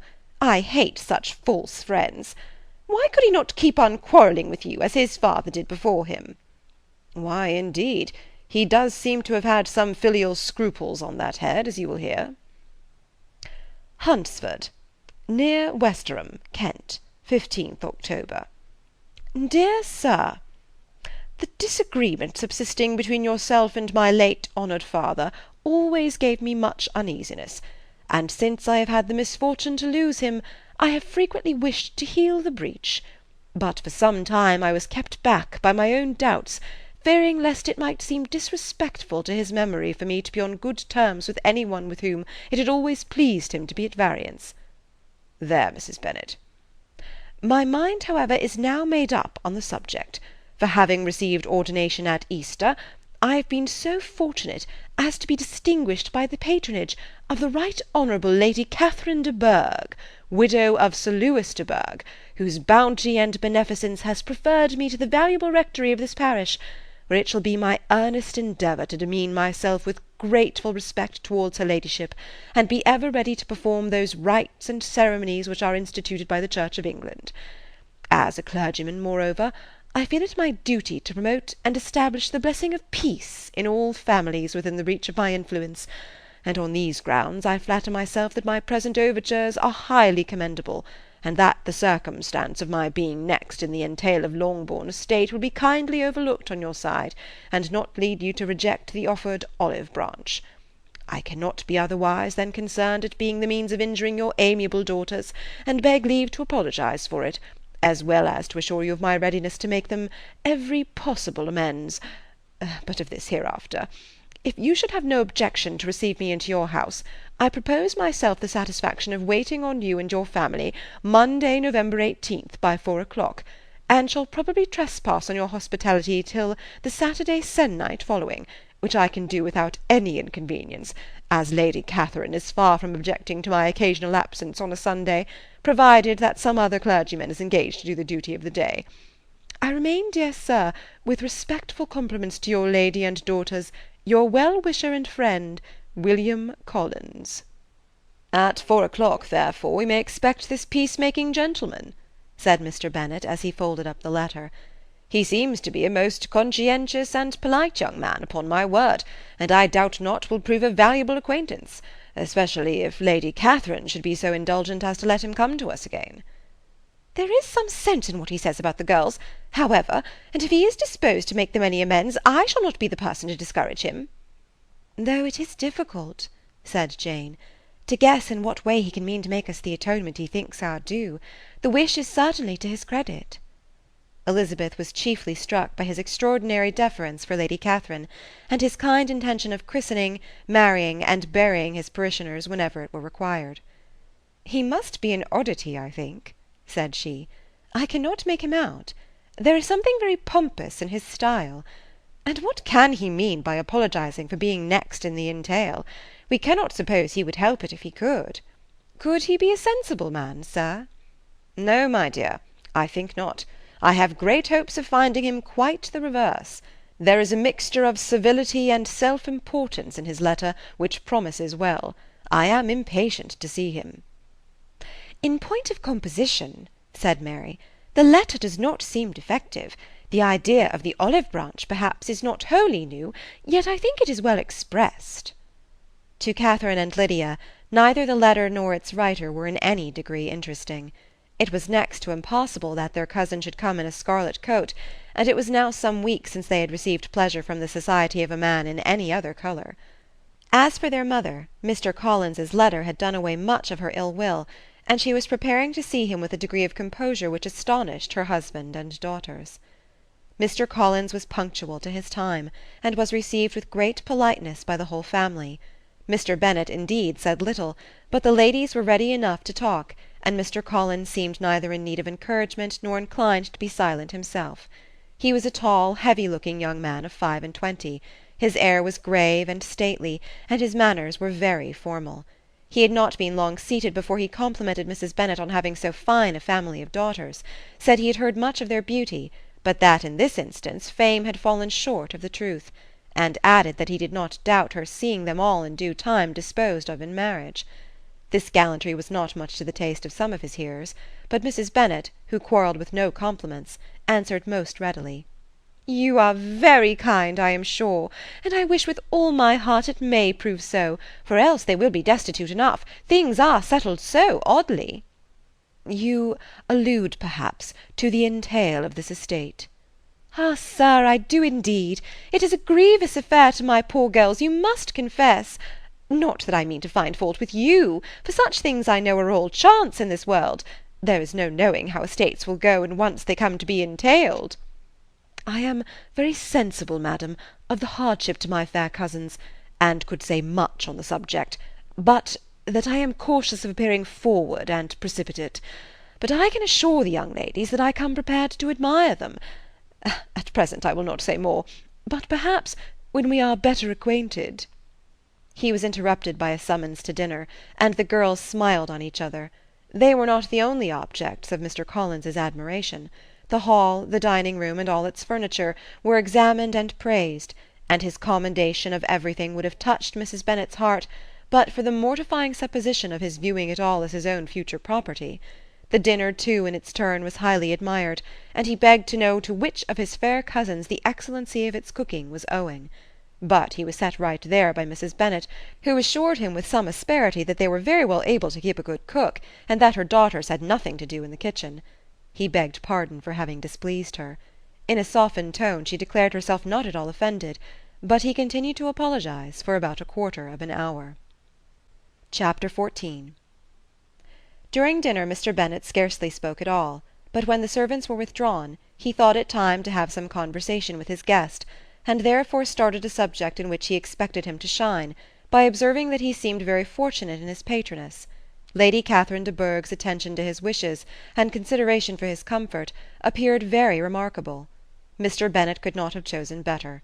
Mr. Collins was eloquent in her praise.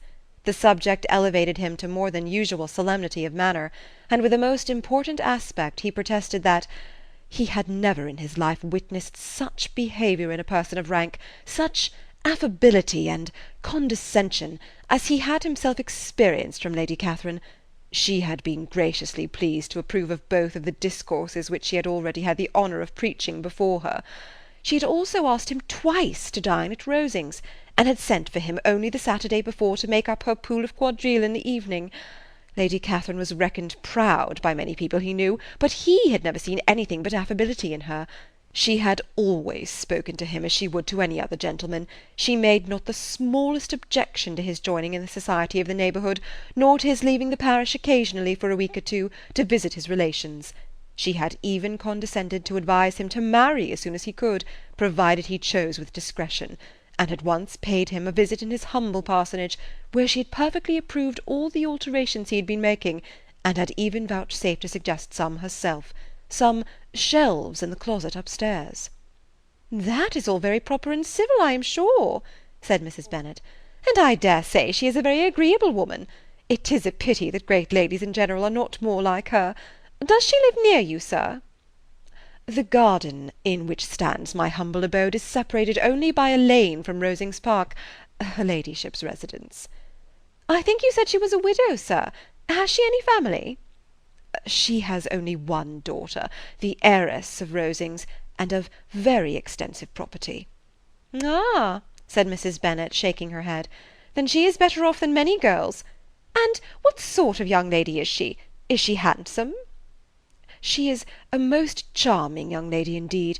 Lady Catherine herself says that, in point of true beauty, Miss de Bourgh is far superior to the handsomest of her sex, because there is that in her features which marks the young lady of distinguished birth. She is unfortunately of a sickly constitution, which has prevented her from making that progress in many accomplishments which she could not have otherwise failed of, as I am informed by the lady who superintended her education, and who still resides with them. But she is perfectly amiable, and often condescends to drive by my humble abode in her little phaeton and ponies." "Has she been presented? I do not remember her name among the ladies at court." "Her indifferent state of health unhappily prevents her being in town, and by that means, as I told Lady Catherine one day, has deprived the British court of its brightest ornament.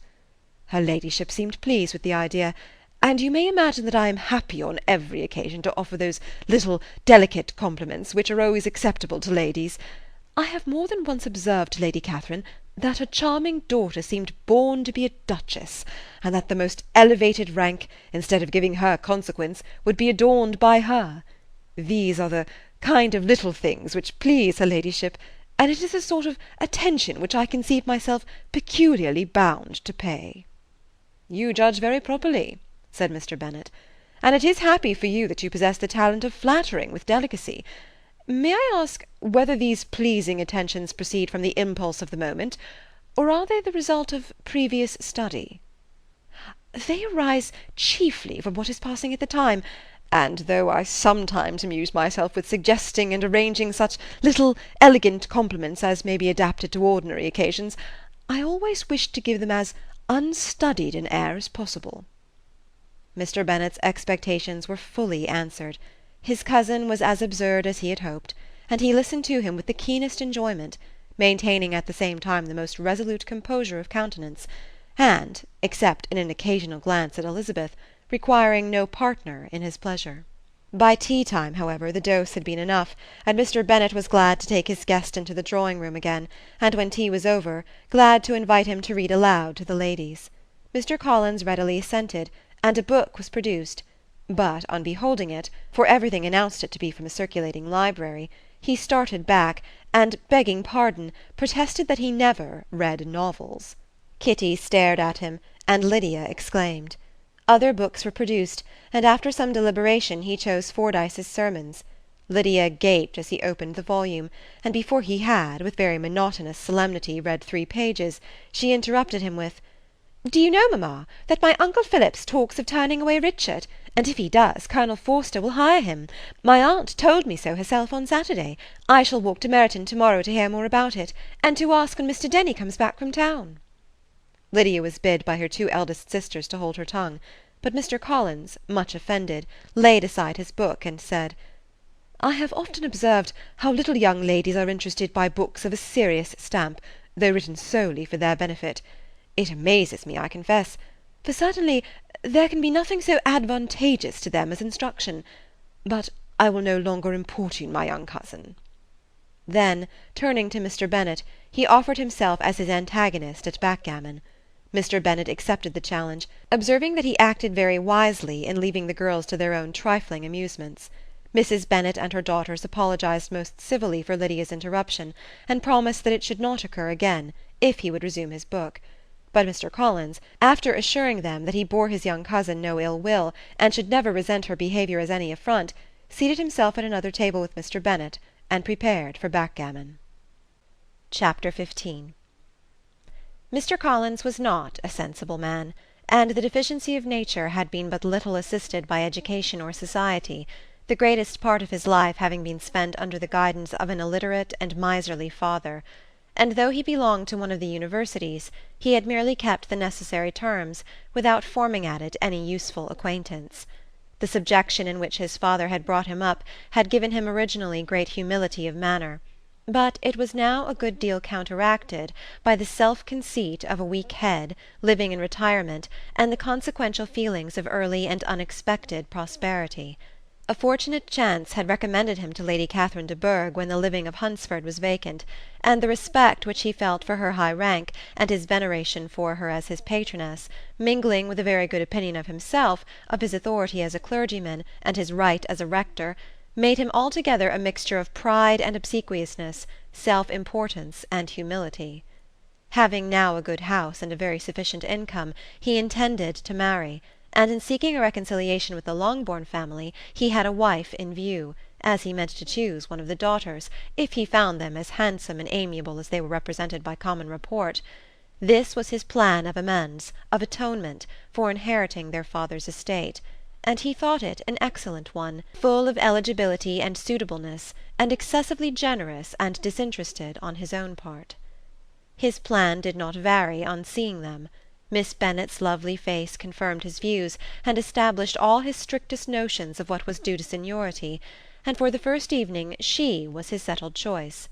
The next morning, however, made an alteration, for in a quarter of an hour's tête-à-tête with Mrs. Bennet before breakfast, a conversation beginning with his parsonage house, and leading naturally to the avowal of his hopes that a mistress might be found for it at Longbourn, produced from her, amid very complacent smiles and general encouragement, a caution against the very Jane he had fixed on. As to her younger daughters, she could not take upon her to say, she could not positively answer, but she did not know of any prepossession. Her eldest daughter she must just mention, she felt it incumbent on her to hint, was likely to be very soon engaged. Mr. Collins had only to change from Jane to Elizabeth, and it was soon done while Mrs. Bennet was stirring the fire. Elizabeth, equally next to Jane in birth and beauty, succeeded her, of course. Mrs. Bennet treasured up the hint, and trusted that she might soon have 2 daughters married, and the man whom she could not bear to speak of the day before was now high in her good graces. Lydia's intention of walking to Meryton was not forgotten. Every sister except Mary agreed to go with her, and Mr. Collins was to attend them, at the request of Mr. Bennet, who was most anxious to get rid of him, and have his library to himself, for thither Mr. Collins had followed him after breakfast, and there he would continue, nominally engaged with one of the largest folios in the collection, but really talking to Mr. Bennet, with little cessation, of his house and garden at Hunsford. Such doings discomposed Mr. Bennet exceedingly. In his library he had always been sure of leisure and tranquillity, and though prepared, as he told Elizabeth, to meet with folly and conceit in every other room of the house, he was used to be free from them there. His civility, therefore, was most prompt in inviting Mr. Collins to join his daughters in their walk, and Mr. Collins, being in fact much better fitted for a walker than a reader, was extremely pleased to close his large book and go. In pompous nothings on his side, and civil assents on that of his cousins, their time passed till they entered Meryton. The attention of the younger ones was then no longer to be gained by him. Their eyes were immediately wandering up in the street in quest of the officers, and nothing less than a very smart bonnet indeed, or a really new muslin in a shop window, could recall them. But the attention of every lady was soon caught by a young man whom they had never seen before, of most gentlemanlike appearance, walking with another officer on the other side of the way. The officer was the very Mr. Denny, concerning whose return from London Lydia came to inquire, and he bowed as they passed. All were struck with the stranger's air, all wondered who he could be, and Kitty and Lydia, determined if possible to find out, led the way across the street, under pretence of wanting something in an opposite shop, and fortunately had just gained the pavement when the two gentlemen, turning back, had reached the same spot. Mr. Denny addressed them directly, and entreated permission to introduce his friend, Mr. Wickham, who had returned with him the day before from town, and he was happy to say had accepted a commission in their corps. This was exactly as it should be, for the young man wanted only regimentals to make him completely charming. His appearance was greatly in his favour. He had all the best part of beauty, a fine countenance, a good figure, and very pleasing address. The introduction was followed up on his side by a happy readiness of conversation, a readiness at the same time perfectly correct and unassuming, and the whole party were still standing and talking together very agreeably when the sound of horses drew their notice, and Darcy and Bingley were seen riding down the street. On distinguishing the ladies of the group, the two gentlemen came directly towards them and began the usual civilities. Bingley was the principal spokesman, and Miss Bennet the principal object. He was then, he said, on his way to Longbourn on purpose to inquire after her. Mr. Darcy corroborated it with a bow, and was beginning to determine not to fix his eyes on Elizabeth when they were suddenly arrested by the sight of the stranger, and Elizabeth, happening to see the countenance of both as they looked at each other, was all astonishment at the effect of the meeting. Both changed colour. One looked white, the other red. Mr. Wickham after a few moments touched his hat, a salutation which Mr. Darcy just deigned to return. What could be the meaning of it? It was impossible to imagine. It was impossible not to long to know. In another minute Mr. Bingley, but without seeming to have noticed what passed, took leave and rode on with his friend. Mr. Denny and Mr. Wickham walked with the young ladies to the door of Mr. Phillips's house, and then made their bows, in spite of Miss Lydia's pressing entreaties that they should come in, and even in spite of Mrs. Phillips throwing up the parlour window and loudly seconding the invitation. Mrs. Phillips was always glad to see her nieces, and the two eldest, from their recent absence, were particularly welcome, and she was eagerly expressing her surprise at their sudden return home, which, as their own carriage had not fetched them, she should have known nothing about, if she had not happened to see Mr. Jones's shop-boy in the street, who had told her that they were not to send any more draughts to Netherfield, because the Miss Bennets were come away, when her civility was claimed toward Mr. Collins by Jane's introduction of him. She received him with her very best politeness, which he returned with as much more, apologizing for his intrusion, without any previous acquaintance with her, which he could not help flattering himself, however, might be justified by his relationship to the young ladies who introduced him to her notice.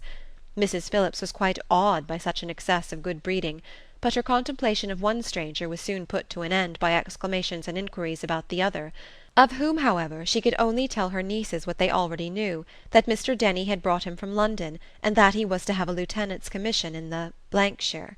She had been watching him the last hour, she said, as he walked up and down the street, and had Mr. Wickham appeared, Kitty and Lydia would certainly have continued the occupation, but unluckily no one passed windows now except a few of the officers, who, in comparison with the stranger, were become stupid, disagreeable fellows.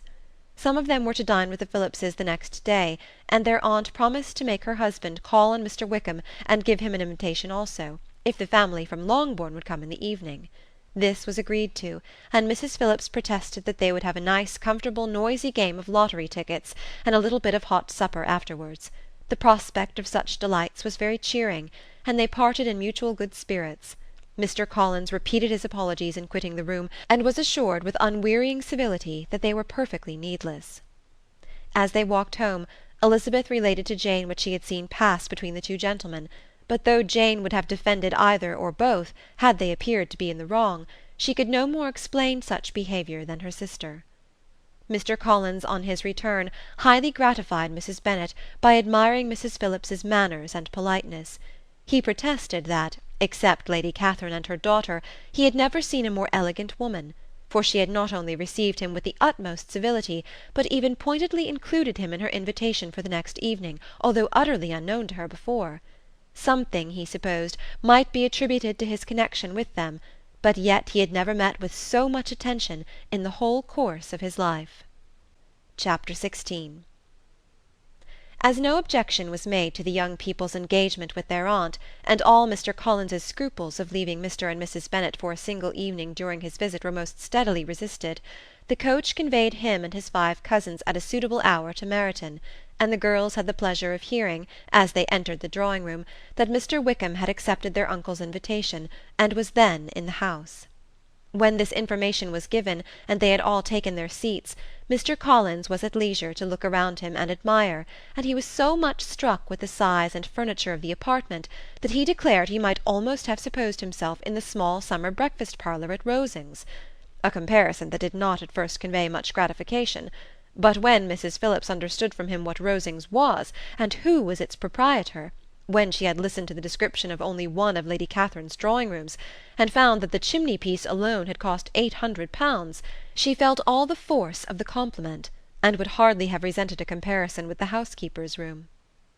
In describing to her all the grandeur of Lady Catherine and her mansion, with occasional digressions in praise of his own humble abode, and the improvements it was receiving, he was happily employed until the gentlemen joined them, and he found in Mrs. Phillips a very attentive listener, whose opinion of his consequence increased with what she heard, and who was resolving to retail it all among her neighbours as soon as she could. To the girls, who could not listen to their cousin, and who had nothing to do but to wish for an instrument, and examine their own indifferent imitations of china on the mantelpiece, the interval of waiting appeared very long. It was over at last, however. The gentlemen did approach, and when Mr. Wickham walked into the room, Elizabeth felt that she had neither been seeing him before nor thinking of him since with the smallest degree of unreasonable admiration. The officers of the shire were in general a very creditable gentlemanlike set, and the best of them were of the present party, but Mr. Wickham was as far beyond them all in person, countenance, air, and walk, as they were superior to the broad-faced, stuffy Uncle Phillips, breathing port wine, who followed them into the room. Mr. Wickham was the happy man towards whom almost every female eye was turned, and Elizabeth was the happy woman by whom he finally seated himself, and the agreeable manner in which he immediately fell into conversation, though it was only on its being a wet night, made her feel that the commonest, dullest, most threadbare topic might be rendered interesting by the skill of the speaker. With such rivals for the notice of the fair as Mr. Wickham and the officers, Mr. Collins seemed to sink into insignificance. To the young ladies he certainly was nothing, but he had still at intervals a kind listener in Mrs. Phillips, and was, by her watchfulness, most abundantly supplied with coffee and muffin. When the card-tables were placed, he had the opportunity of obliging her in turn by sitting down to whist. "I know little of the game at present," said he, "but I shall be glad to improve myself, for in my situation in life—" Mrs. Phillips was very glad for his compliance, but could not wait for his reason. Mr. Wickham did not play at whist, and with ready delight was he received at the other table between Elizabeth and Lydia.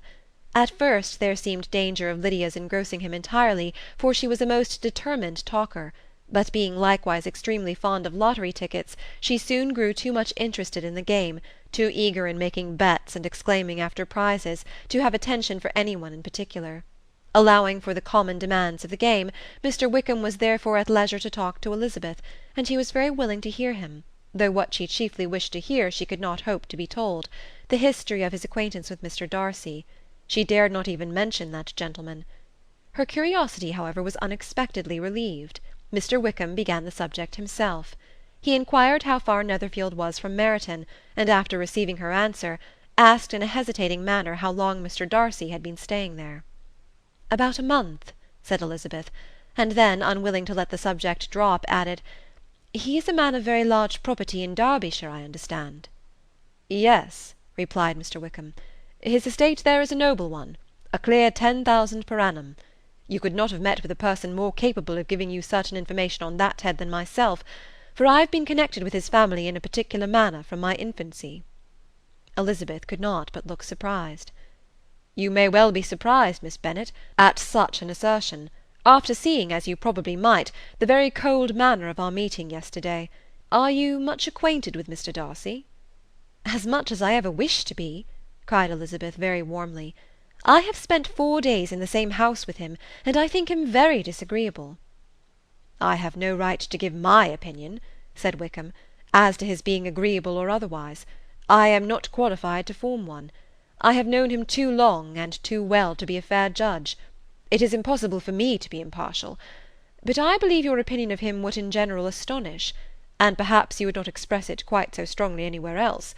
Here you are in your own family." "Upon my word, I say no more here than I might say in any house in the neighbourhood, except Netherfield. He is not at all liked in Hertfordshire. Everybody is disgusted with his pride. You will not find him more favourably spoken of by any one." "I cannot pretend to be sorry," said Wickham, after a short interruption, "that he or that any man should not be estimated beyond their deserts. But with him I believe it does not often happen. The world is blinded by his fortune and consequence, or frightened by his high and imposing manners, and sees him only as he chooses to be seen." "I should take him, even on my slight acquaintance, to be an ill-tempered man." Wickham only shook his head. "I wonder," said he, at the next opportunity of speaking, "whether he is likely to be in this country much longer?" "I do not at all know, but I heard nothing of his going away when I was at Netherfield. I hope your plans in favour of the shire will not be affected by his being in the neighbourhood." "Oh no, it is not for me to be driven away by Mr. Darcy. If he wishes to avoid seeing me, he must go. We are not on friendly terms, and it always gives me pain to meet him, but I have no reason for avoiding him but what I might proclaim before all the world, a sense of very great ill-usage, and most painful regrets at his being what he is. His father, Miss Bennet, the late Mr. Darcy, was one of the best men that ever breathed, and the truest friend I ever had, and I can never be in company with this Mr. Darcy without being grieved to the soul by 1,000 tender recollections. His behaviour to myself has been scandalous, but I verily believe I could forgive him anything and everything, rather than his disappointing the hopes and disgracing the memory of his father." Elizabeth found the interest of the subject increase, and listened with all her heart, but the delicacy of it prevented further inquiry. Mr. Wickham began to speak on more general topics, Meryton, the neighbourhood, the society, appearing highly pleased with all that he had yet seen, and speaking of the latter with gentle but very intelligible gallantry. "It was the prospect of constant society, and good society," he added, "which was my chief inducement to enter the shire. I knew it to be a most respectable, agreeable corps, and my friend Denny tempted me further by his account of their present quarters, and the very great attentions and excellent acquaintances Meryton had procured them. Society, I own, is necessary to me. I have been a disappointed man, and my spirits will not bear solitude. I must have employment and society. A military life is not what I was intended for, but circumstances have now made it eligible. The church ought to have been my profession. I was brought up for the church, and I should at this time have been in possession of a most valuable living, had it pleased the gentleman we were speaking of just now." "Indeed?" "Yes. The late Mr. Darcy bequeathed me the next presentation of the best living in his gift. He was my godfather, and excessively attached to me. I cannot do justice to his kindness. He meant to provide for me amply, and thought he had done it, but when the living fell, it was given elsewhere." "Good heavens!" cried Elizabeth. "But how could that be? How could his will be disregarded? Why did not you seek legal redress?" "There was just such an informality in the terms of the bequest as to give me no hope from law. A man of honour could not have doubted the intention, but Mr. Darcy chose to doubt it, or to treat it as merely a conditional recommendation, and to assert that I had forfeited all claim to it by extravagance, imprudence, in short, anything or nothing. Certain it is that the living became vacant 2 years ago, exactly as I was of an age to hold it, and that it was given to another man, and no less certain is it that I cannot accuse myself of having really done anything to deserve to lose it. I have a warm, unguarded temper, and I may have spoken my opinion of him and to him too freely. I can recall nothing worse. But the fact is that we are very different sort of men, and that he hates me." "This is quite shocking. He deserves to be publicly disgraced." "Some time or other he will be, but it shall not be by me. Till I can forget his father, I can never defy or expose him." Elizabeth honoured him for such feelings, and thought him handsomer than ever as he expressed them. "But what," she said after a pause, "can have been his motive? What can have induced him to behave so cruelly?" "A thorough determined dislike of me, a dislike which I cannot but attribute in some measure to jealousy. Had the late Mr. Darcy liked me less, his son might have borne with me better. But his father's uncommon attachment to me irritated him, I believe, very early in life. He had not a temper to bear the sort of competition in which we stood, the sort of preference which was often given me. I had not thought Mr. Darcy so bad as this, though I have never liked him. I had not thought so very ill of him. I had supposed him to be despising his fellow creatures in general, but did not suspect him of descending to such malicious revenge, such injustice, such inhumanity as this. After a few minutes' reflection, however, she continued, I do remember his boasting one day at Netherfield of the implacability of his resentments, of his having an unforgiving temper. His disposition must be dreadful. I will not trust myself on the subject, replied Wickham. I can hardly be just to him. Elizabeth was again deep in thought, and after a time exclaimed, To treat in such a manner the godson, the friend, the favourite of his father! She could have added, A young man, too, like you, whose very countenance may vouch for your being amiable. But she contented herself with, And one, too, who had probably been his companion from childhood, connected together, as I think you said, in the closest manner. We were born in the same parish, within the same park. The greatest part of our youth was passed together, inmates of the same house, sharing the same amusements, objects of the same parental care. My father began life in the profession which your uncle, Mr. Phillips, appears to do so much credit to, but he gave up everything to be of use to the late Mr. Darcy, and devoted all his time to the care of the Pemberley property. He was most highly esteemed by Mr. Darcy, a most intimate, confidential friend.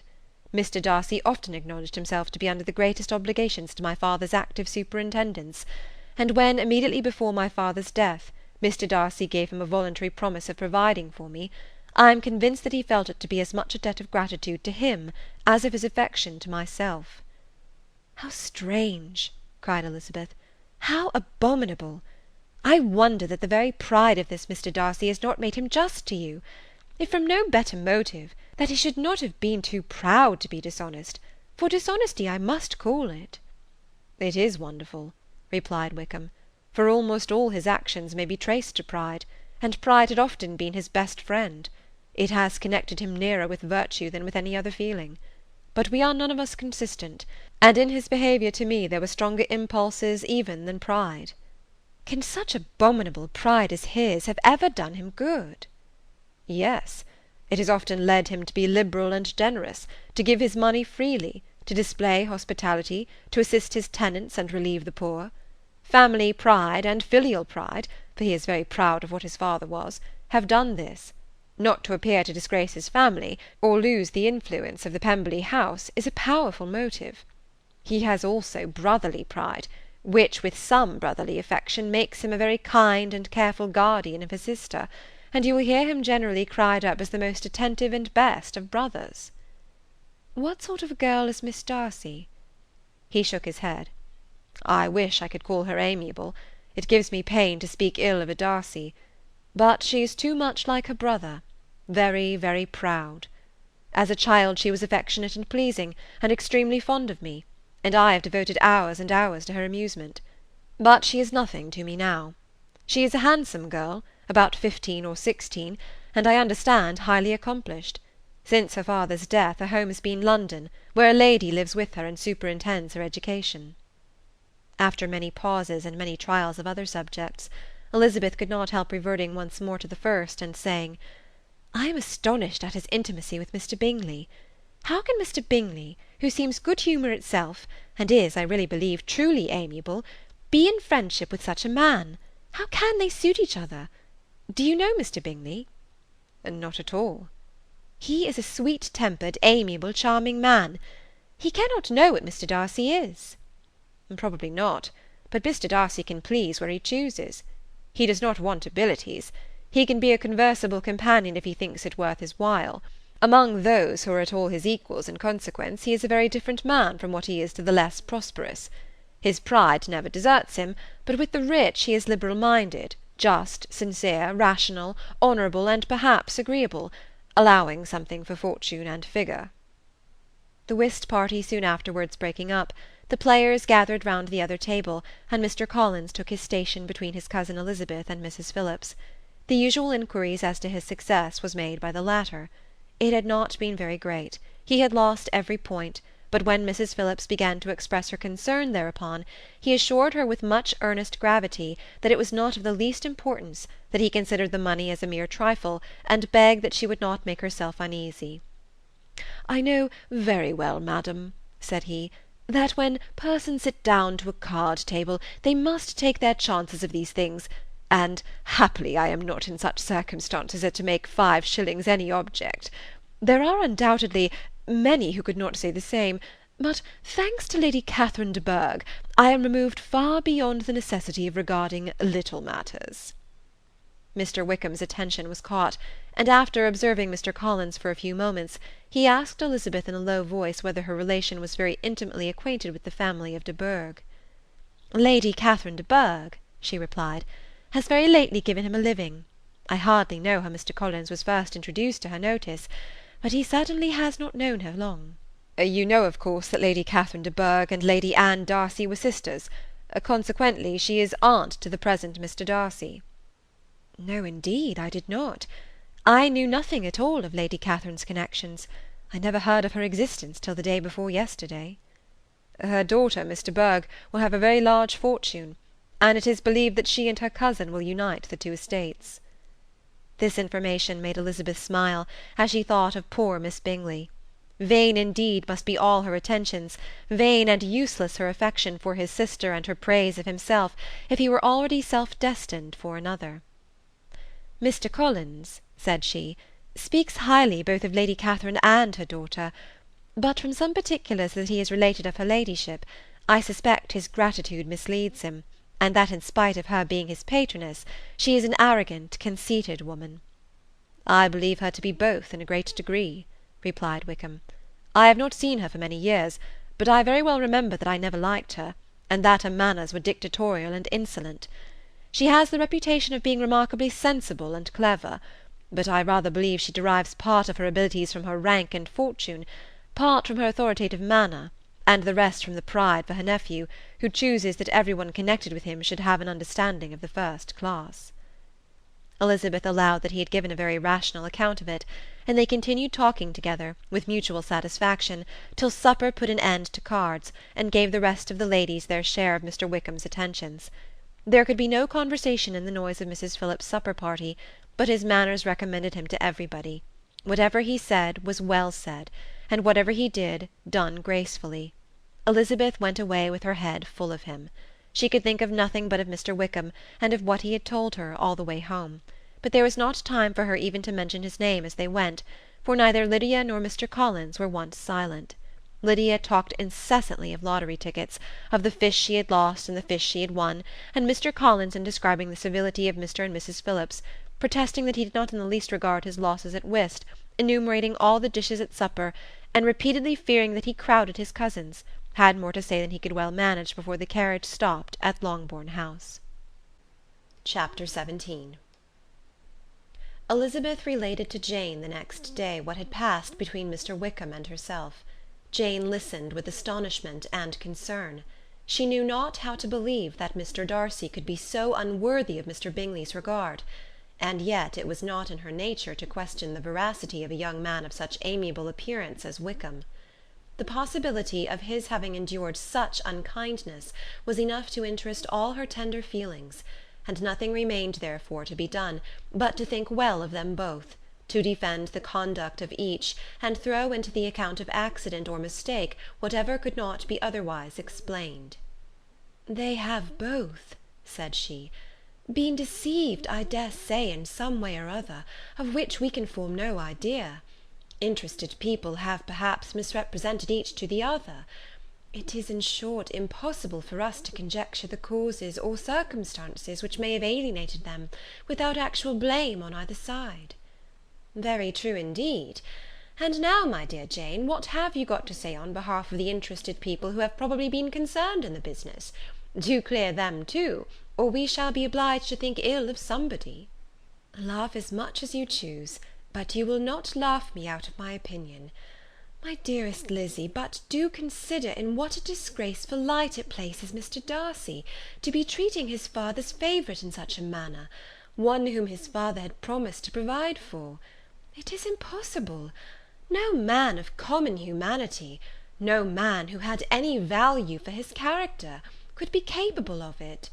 Can his most intimate friends be so excessively deceived in him? Oh, no! I can much more easily believe Mr. Bingley's being imposed on, than that Mr. Wickham should invent such a history of himself as he gave me last night. Names, facts, everything mentioned without ceremony. If it be not so, let Mr. Darcy contradict it. Besides, there was truth in his looks. It is difficult indeed. It is distressing. One does not know what to think. I beg your pardon, one knows exactly what to think.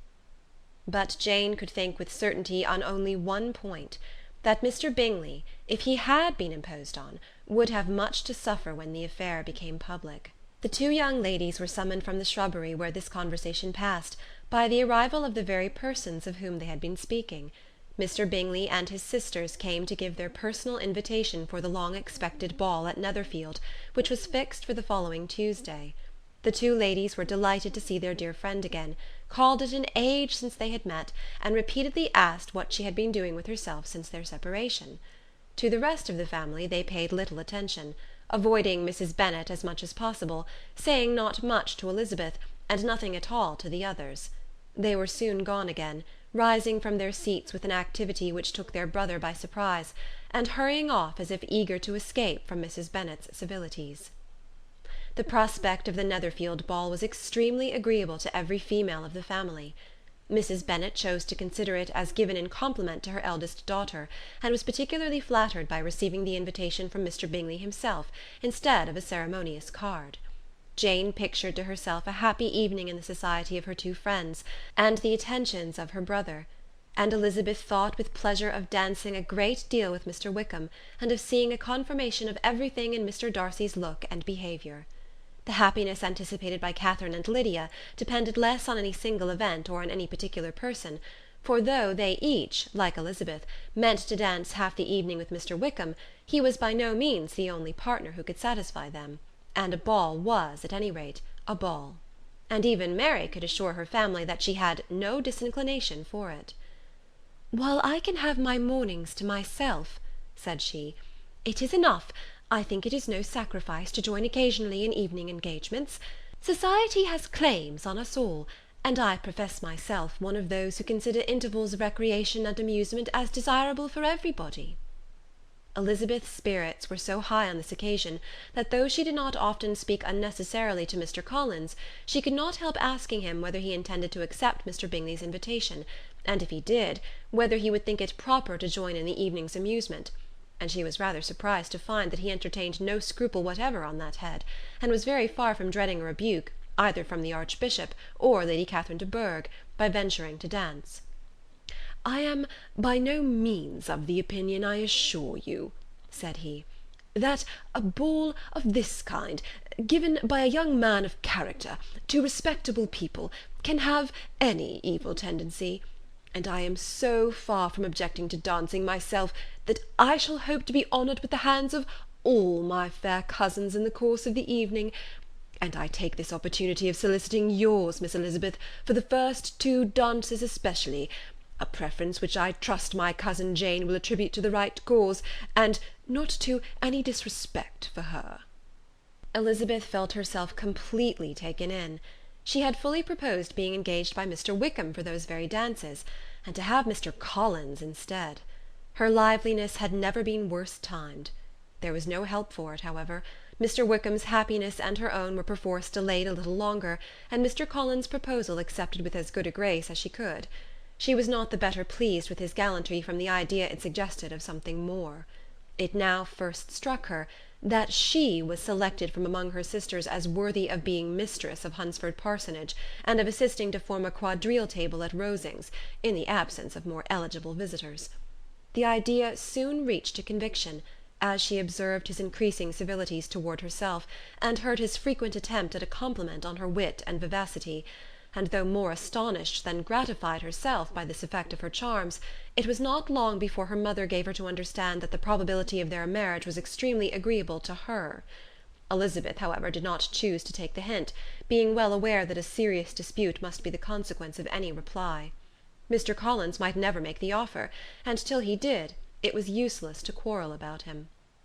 If there had not been a Netherfield ball to prepare for and talk of, the younger Miss Bennets would have been in a very pitiable state at this time, for from the day of the invitation to the day of the ball there was such a succession of rain as prevented their walking to Meryton once. No aunt, no officers, no news could be sought after. The very shoe-roses for Netherfield were got by proxy. Even Elizabeth might have found some trial of her patience in weather which totally suspended the improvement of her acquaintance with Mr. Wickham, and nothing less than a dance on Tuesday could have made such a Friday, Saturday, Sunday, and Monday endurable to Kitty and Lydia. Chapter 18. Till Elizabeth entered the drawing-room at Netherfield, and looked in vain for Mr. Wickham among the cluster of red coats there assembled, a doubt of his being present had never occurred to her. The certainty of meeting him had not been checked by any of those recollections that might not unreasonably have alarmed her. She had dressed with more than usual care, and prepared in the highest spirits for the conquest of all that remained unsubdued of his heart, trusting that it was not more than might be won in the course of the evening. But in an instant rose the dreadful suspicion of his being purposely omitted for Mr. Darcy's pleasure in the Bingleys' invitation to the officers, and though this was not exactly the case, the absolute fact of his absence was pronounced by his friend Denny, to whom Lydia eagerly applied, and who told them that Wickham had been obliged to go to town on business the day before, and was not yet returned, adding, with a significant smile, "I do not imagine his business would have called him away just now, if he had not wanted to avoid a certain gentleman here." This part of his intelligence, although unheard by Lydia, was caught by Elizabeth, and as it assured her that Darcy was not less answerable for Wickham's absence than if her first surmise had been just, every feeling of displeasure against the former was so sharpened by immediate disappointment that she could hardly reply with tolerable civility to the polite inquiries which he directly afterwards approached to make. Attendance, forbearance, patience with Darcy was injury to Wickham. She was resolved against any sort of conversation with him, and turned away with a degree of ill-humour which she could not wholly surmount even in speaking to Mr. Bingley, whose blind partiality provoked her. But Elizabeth was not formed for ill-humour, and though every prospect of her own was destroyed for the evening, it could not long dwell on her spirits, and having told all her griefs to Charlotte Lucas, whom she had not seen for a week, she was soon able to make a voluntary transition to the oddities of her cousin, and to point him out to her particular notice. The first 2 dances, however, brought a return of distress. They were dances of mortification. Mr. Collins, awkward and solemn, apologizing instead of attending, and often moving wrong without being aware of it, gave her all the shame and misery which a disagreeable partner for a couple of dances can give. The moment of her release from him was ecstasy. She danced next with an officer, and had the refreshment of talking of Wickham, and of hearing that he was universally liked. When those dances were over, she returned to Charlotte Lucas, and was in conversation with her, when she found herself suddenly addressed by Mr. Darcy, who took her so much by surprise in his application for her hand, that, without knowing what she did, she accepted him. He walked away again immediately, and she was left to fret over her own want of presence of mind. Charlotte tried to console her. "I dare say you will find him very agreeable." "Heaven forbid! That would be the greatest misfortune of all. To find a man agreeable whom one is determined to hate.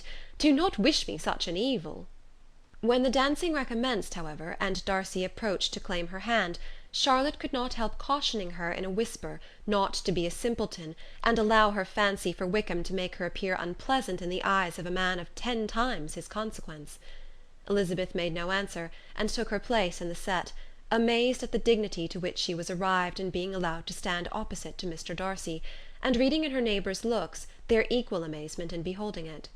They stood for some time without speaking a word, and she began to imagine that their silence was to last through the 2 dances, and at first she was resolved not to break it, till, suddenly fancying that it would be the greater punishment to her partner to oblige him to talk, she made some slight observation on the dance.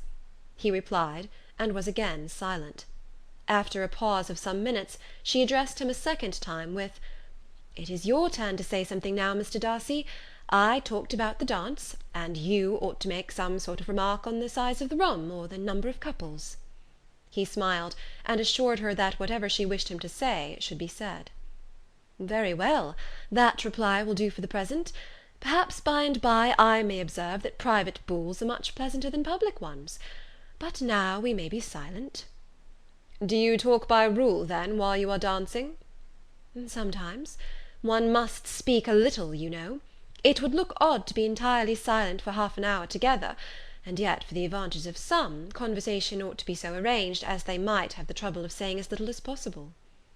Are you consulting your own feelings in the present case, or do you imagine that you are gratifying mine? Both, replied Elizabeth archly, for I have always seen a great similarity in the turn of our minds.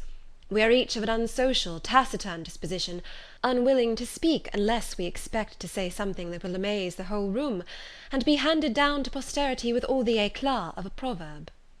This is no very striking resemblance of your own character, I am sure, he said. How near it may be to mine, I cannot pretend to say. You think it a faithful portrait, undoubtedly. I must not decide on my own performance. He made no answer, and they were again silent till they had gone down the dance, when he asked her if she and her sisters did not very often walk to Meryton. She answered in the affirmative, and, unable to resist the temptation, added, "When you met us there the other day, we had just been forming a new acquaintance." The effect was immediate. A deeper shade of hauteur overspread his features, but he said not a word, and Elizabeth, though blaming herself for her own weakness, could not go on. At length Darcy spoke, and in a constrained manner said, "Mr. Wickham is blessed with such happy manners as may ensure his making friends. Whether he may be equally capable of retaining them is less certain." "He has been so unlucky as to lose your friendship," replied Elizabeth with emphasis, "and in a manner which he is likely to suffer from all his life." Darcy made no answer, and seemed desirous of changing the subject. At that moment Sir William Lucas appeared close to them, meaning to pass through the set to the other side of the room, but on perceiving Mr. Darcy, he stopped with a bow of superior courtesy to compliment him on his dancing and his partner. "I have been most highly gratified indeed, my dear sir. Such very superior dancing is not often seen. It is evident that you belong to the first circles. Allow me to say, however, that your fair partner does not disgrace you, and that I must hope to have this pleasure often repeated, especially when a certain desirable event, my dear Eliza," glancing at her sister and Bingley, "shall take place. What congratulations will then flow in! I appeal to Mr. Darcy. But let not me interrupt you, sir. You will not thank me for detaining you from the bewitching converse of that young lady, whose bright eyes are also upbraiding me." The latter part of this address was scarcely heard by Darcy, but Sir William's allusion to his friend seemed to strike him forcibly, and his eyes were directed with a very serious expression towards Bingley and Jane, who were dancing together. Recovering himself, however, shortly, he turned to his partner, and said, "Sir William's interruption has made me forget what we were talking of." "I do not think we were speaking at all. Sir William could not have interrupted two people in the room who had less to say for themselves. We have tried 2 or 3 subjects already without success, and what we are to talk of next I cannot imagine." "What think you of books?" said he, smiling. "Books? Oh, no! I am sure we never read the same, or not with the same feelings." "I am sorry you think so. But if that be the case, there can at least be no want of subject. We may compare our different opinions." "No, I cannot talk of books in a ball-room. My head is always full of something else." "The present always occupies you in such scenes, does it?" said he, with a look of doubt. "Yes, always," she replied, without knowing what she said, for her thoughts had wandered far from the subject, as soon afterwards appeared by her suddenly exclaiming, "I remember hearing you once say, Mr. Darcy, that you hardly ever forgave, that your resentment, once created, was unappeasable. You are very cautious, I suppose, as to its being created?" "I am," said he, with a firm voice. "And never allow yourself to be blinded by prejudice?" "I hope not." "It is particularly incumbent on those who never change their opinion, to be secure of judging properly at first." "May I ask to what these questions tend?" "Merely to the illustration of your character," said she, endeavouring to shake off her gravity. "I am trying to make it out." "And what is your success?" She shook her head.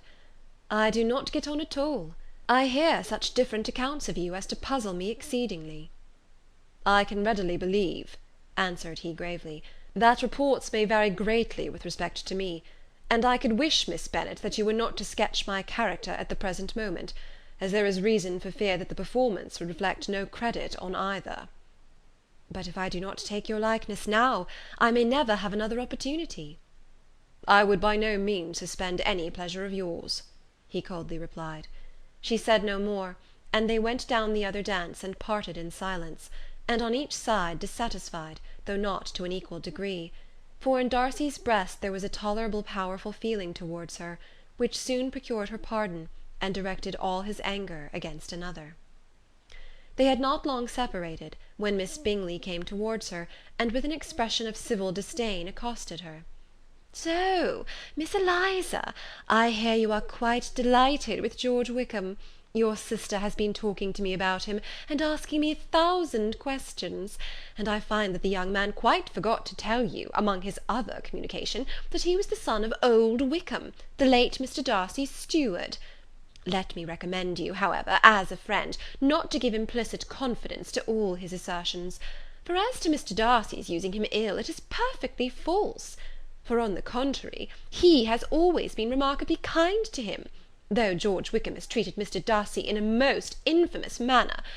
I do not know the particulars, but I know very well that Mr. Darcy is not in the least to blame; that he cannot bear to hear George Wickham mentioned, and that though my brother thought that he could not well avoid including him in his invitation to the officers, he was excessively glad to find that he had taken himself out of the way. His coming into the country at all is a most insolent thing indeed, and I wonder how he could presume to do it. I pity you, Miss Eliza, for this discovery of your favourite's guilt, but really, considering his descent, one could not expect much better." "His guilt and his descent appear by your account to be the same," said Elizabeth angrily; "for I have heard you accuse him of nothing worse than being the son of Mr. Darcy's steward, and of that I can assure you he informed me himself."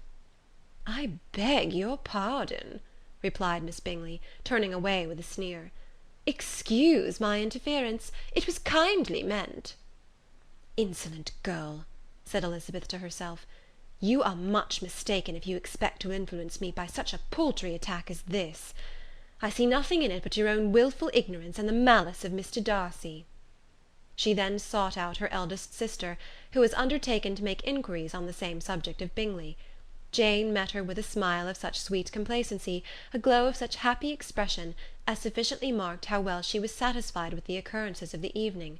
Elizabeth instantly read her feelings, and at that moment solicitude for Wickham, resentment against his enemies, and everything else, gave way before the hope of Jane's being in the fairest way for happiness. "I want to know," said she, with a countenance no less smiling than her sister's, "what you have learnt about Mr. Wickham; but perhaps you have been too pleasantly engaged to think of any third person, in which case you may be sure of my pardon." "No," replied Jane, "I have not forgotten him, but I have nothing unsatisfactory to tell you. Mr. Bingley does not know the whole of his history, and he is quite ignorant of the circumstances which have principally offended Mr. Darcy, but he will vouch for the good conduct, the probity, and honour of his friend, and is perfectly convinced that Mr. Wickham has deserved much less attention from Mr. Darcy than he has received; and I am sorry to say, by his account, as well as his sister's, Mr. Wickham is by no means a respectable young man. I am afraid he has been very imprudent, and has deserved to lose Mr. Darcy's regard." "Mr. Bingley does not know Mr. Wickham himself?" "No, he never saw him till the other morning at Meryton." "This account, then, is what he has received from Mr. Darcy. I am satisfied. But what does he say of the living?" "He does not exactly recollect the circumstances, though he has heard them from Mr. Darcy more than once, but believes that it was left to him conditionally only." "I have not a doubt of Mr. Bingley's sincerity," said Elizabeth warmly, "but you must excuse my not being convinced by assurances only. Mr. Bingley's defence of his friend was a very able one, I dare say; but since he is unacquainted with several parts of the story, and has learnt the rest from that friend himself, I shall venture to still think of both gentlemen as I did before." She then changed the discourse to one more gratifying to each, and on which there could be no difference of sentiment. Elizabeth listened with delight to the happy, though modest hopes which Jane entertained of Mr. Bingley's regard, and said all in her power to heighten her confidence in it. On their being joined by Mr. Bingley himself, Elizabeth withdrew to Miss Lucas, to whose inquiry after the pleasantness of her last partner she had scarcely replied, before Mr. Collins came up to them, and told her with great exultation that he had just been so fortunate as to make a most important discovery. "I have found out," said he, "by a singular accident, that there is now in the room a near relation of my patroness. I happened to overhear the gentleman himself mentioning to the young lady who does the honours of the house the names of his cousin Miss de Bourgh, and of her mother Lady Catherine. How wonderfully these sort of things occur! Who would have thought of my meeting with, perhaps, a nephew of Lady Catherine de Bourgh in this assembly? I am most thankful that the discovery is made in time for me to pay my respects to him, which I am now going to do, and trust he will excuse my not having done it before. My total ignorance of the connection must plead my apology." "You are not going to introduce yourself to Mr. Darcy?" "Indeed I am. I shall entreat his pardon for not having done it earlier. I believe him to be Lady Catherine's nephew. It will be in my power to assure him that her ladyship was quite well yesterday se'nnight." Elizabeth tried hard to dissuade him from such a scheme, assuring him that Mr. Darcy would consider his addressing him without introduction as an impertinent freedom, rather than a compliment to his aunt, that it was not in the least necessary there should be any notice on either side, and that if it were, it must belong to Mr. Darcy, the superior in consequence, to begin the acquaintance. Mr. Collins listened to her with the determined air of following his own inclination, and when she ceased speaking, replied thus: "My dear Miss Elizabeth, I have the highest opinion in the world, in your excellent judgment, in all matters within the scope of your understanding, but permit me to say, that there must be a wide difference between the established forms of ceremony amongst the laity, and those which regulate the clergy, for give me leave to observe that I consider the clerical office as equal in point of dignity with the highest rank in the kingdom, providing that a proper humility of behaviour is at the same time maintained. You must therefore allow me to follow the dictates of my conscience on this occasion, which leads me to perform what I look on as a point of duty. Pardon me for neglecting to profit by your advice, which, on every other subject, shall be my constant guide, though, in the case before us, I consider myself more fitted by education and habitual study to decide on what is right, than a young lady like yourself." And with a low bow, he left her to attack Mr. Darcy, whose reception of his advances she eagerly watched, and whose astonishment at being so addressed was very evident. Her cousin prefaced his speech with a solemn bow, and though she could not hear a word of it, she felt as if hearing it all, and saw in the motion of his lips the words apology, Hunsford, and Lady Catherine de Bourgh. It vexed her to see him expose himself to such a man. Mr. Darcy was eyeing him with unrestrained wonder, and when at last Mr. Collins allowed him time to speak, replied with an air of distant civility. Mr. Collins, however, was not discouraged from speaking again, and Mr. Darcy's contempt seemed abundantly increasing with the length of his second speech, and at the end of it he only made him a slight bow, and moved another way. Mr. Collins then returned to Elizabeth. "I have no reason, I assure you," said he, "to be dissatisfied with my reception. Mr. Darcy seemed much pleased with the attention. He answered me with the utmost civility, and even paid me the compliment of saying that he was so well convinced of Lady Catherine's discernment as to be certain she could never bestow a favour unworthily. It was really a very handsome thought. Upon the whole, I am much pleased with him." As Elizabeth had no longer any interest of her own to pursue, she turned her attention almost entirely on her sister and Mr. Bingley, and the train of agreeable reflections which her observations gave birth to made her perhaps almost as happy as Jane. She saw her in idea settled in that very house, in all the felicity which a marriage of true affection could bestow, and she felt capable, under such circumstances, of endeavouring even to like Bingley's two sisters. Her mother's thoughts she plainly saw were bent the same way, and she determined not to venture near her, lest she might hear too much. When they sat down to supper, therefore, she considered it a most unlucky perverseness which placed them within one of each other, and deeply was she vexed to find that her mother was talking to that one person, Lady Lucas, freely, openly, and of nothing else but her expectation that Jane would soon be married to Mr. Bingley. It was an animating subject, and Mrs. Bennet seemed incapable of fatigue, while enumerating the advantages of the match. His being such a charming young man, and so rich, and living but 3 miles from them, were the first points of self-gratulation, and then it was such a comfort to think how fond the two sisters were of Jane, and to be certain that they must desire the connection as much as she could do. It was, moreover, such a promising thing for her younger daughters, as Jane's marrying so greatly must throw them in the way of other rich men. And lastly, it was so pleasant at her time of life to be able to consign her single daughters to the care of their sister, that she might not be obliged to go into company more than she liked. It was necessary to make this circumstance a matter of pleasure, because on such occasions it is the etiquette, but no one was less likely than Mrs. Bennet to find comfort in staying home at any period of her life. She concluded with many good wishes that Lady Lucas might soon be equally fortunate, though evidently and triumphantly believing there was no chance of it. In vain did Elizabeth endeavour to check the rapidity of her mother's words, or persuade her to describe her felicity in a less audible whisper, for, to her inexpressible vexation, she could perceive that the chief of it was overheard by Mr. Darcy, who sat opposite to them. Her mother only scolded her for being nonsensical. "What is Mr. Darcy to me, pray, that I should be afraid of him? I am sure we owe him no such particular civility, as to be obliged to say nothing he may not like to hear." "For heaven's sake, madam, speak lower. What advantage can it be for you to offend Mr. Darcy? You will never recommend yourself to his friend by so doing." Nothing that she could say, however, had any influence. Her mother would talk of her views in the same intelligible tone. Elizabeth blushed and blushed again with shame and vexation. She could not help frequently glancing her eye at Mr. Darcy, though every glance convinced her of what she dreaded, for though he was not always looking at her mother, she was convinced that his attention was invariably fixed on her. The expression of his face changed gradually from indignant contempt to a composed and steady gravity. At length, however, Mrs. Bennet had no more to say, and Lady Lucas, who had been long yawning at the repetition of delights which she saw no likelihood of sharing, was left to the comforts of cold ham and chicken. Elizabeth now began to revive, but not long was the interval of tranquillity, for when supper was over, singing was talked of, and she had the mortification of seeing Mary, after very little entreaty, preparing to oblige the company. By many significant looks and silent entreaties did she endeavour to prevent such a proof of complaisance, but in vain. Mary would not understand them. Such an opportunity of exhibiting was delightful to her, and she began her song. Elizabeth's eyes were fixed on her with most painful sensations, and she watched her progress through the several stanzas with an impatience which was very ill rewarded at their close. For Mary, on receiving, amongst the thanks of the table, the hint of a hope that she might be prevailed on to favour them again, after the pause of half a minute, began another. Mary's powers were by no means fitted for such a display.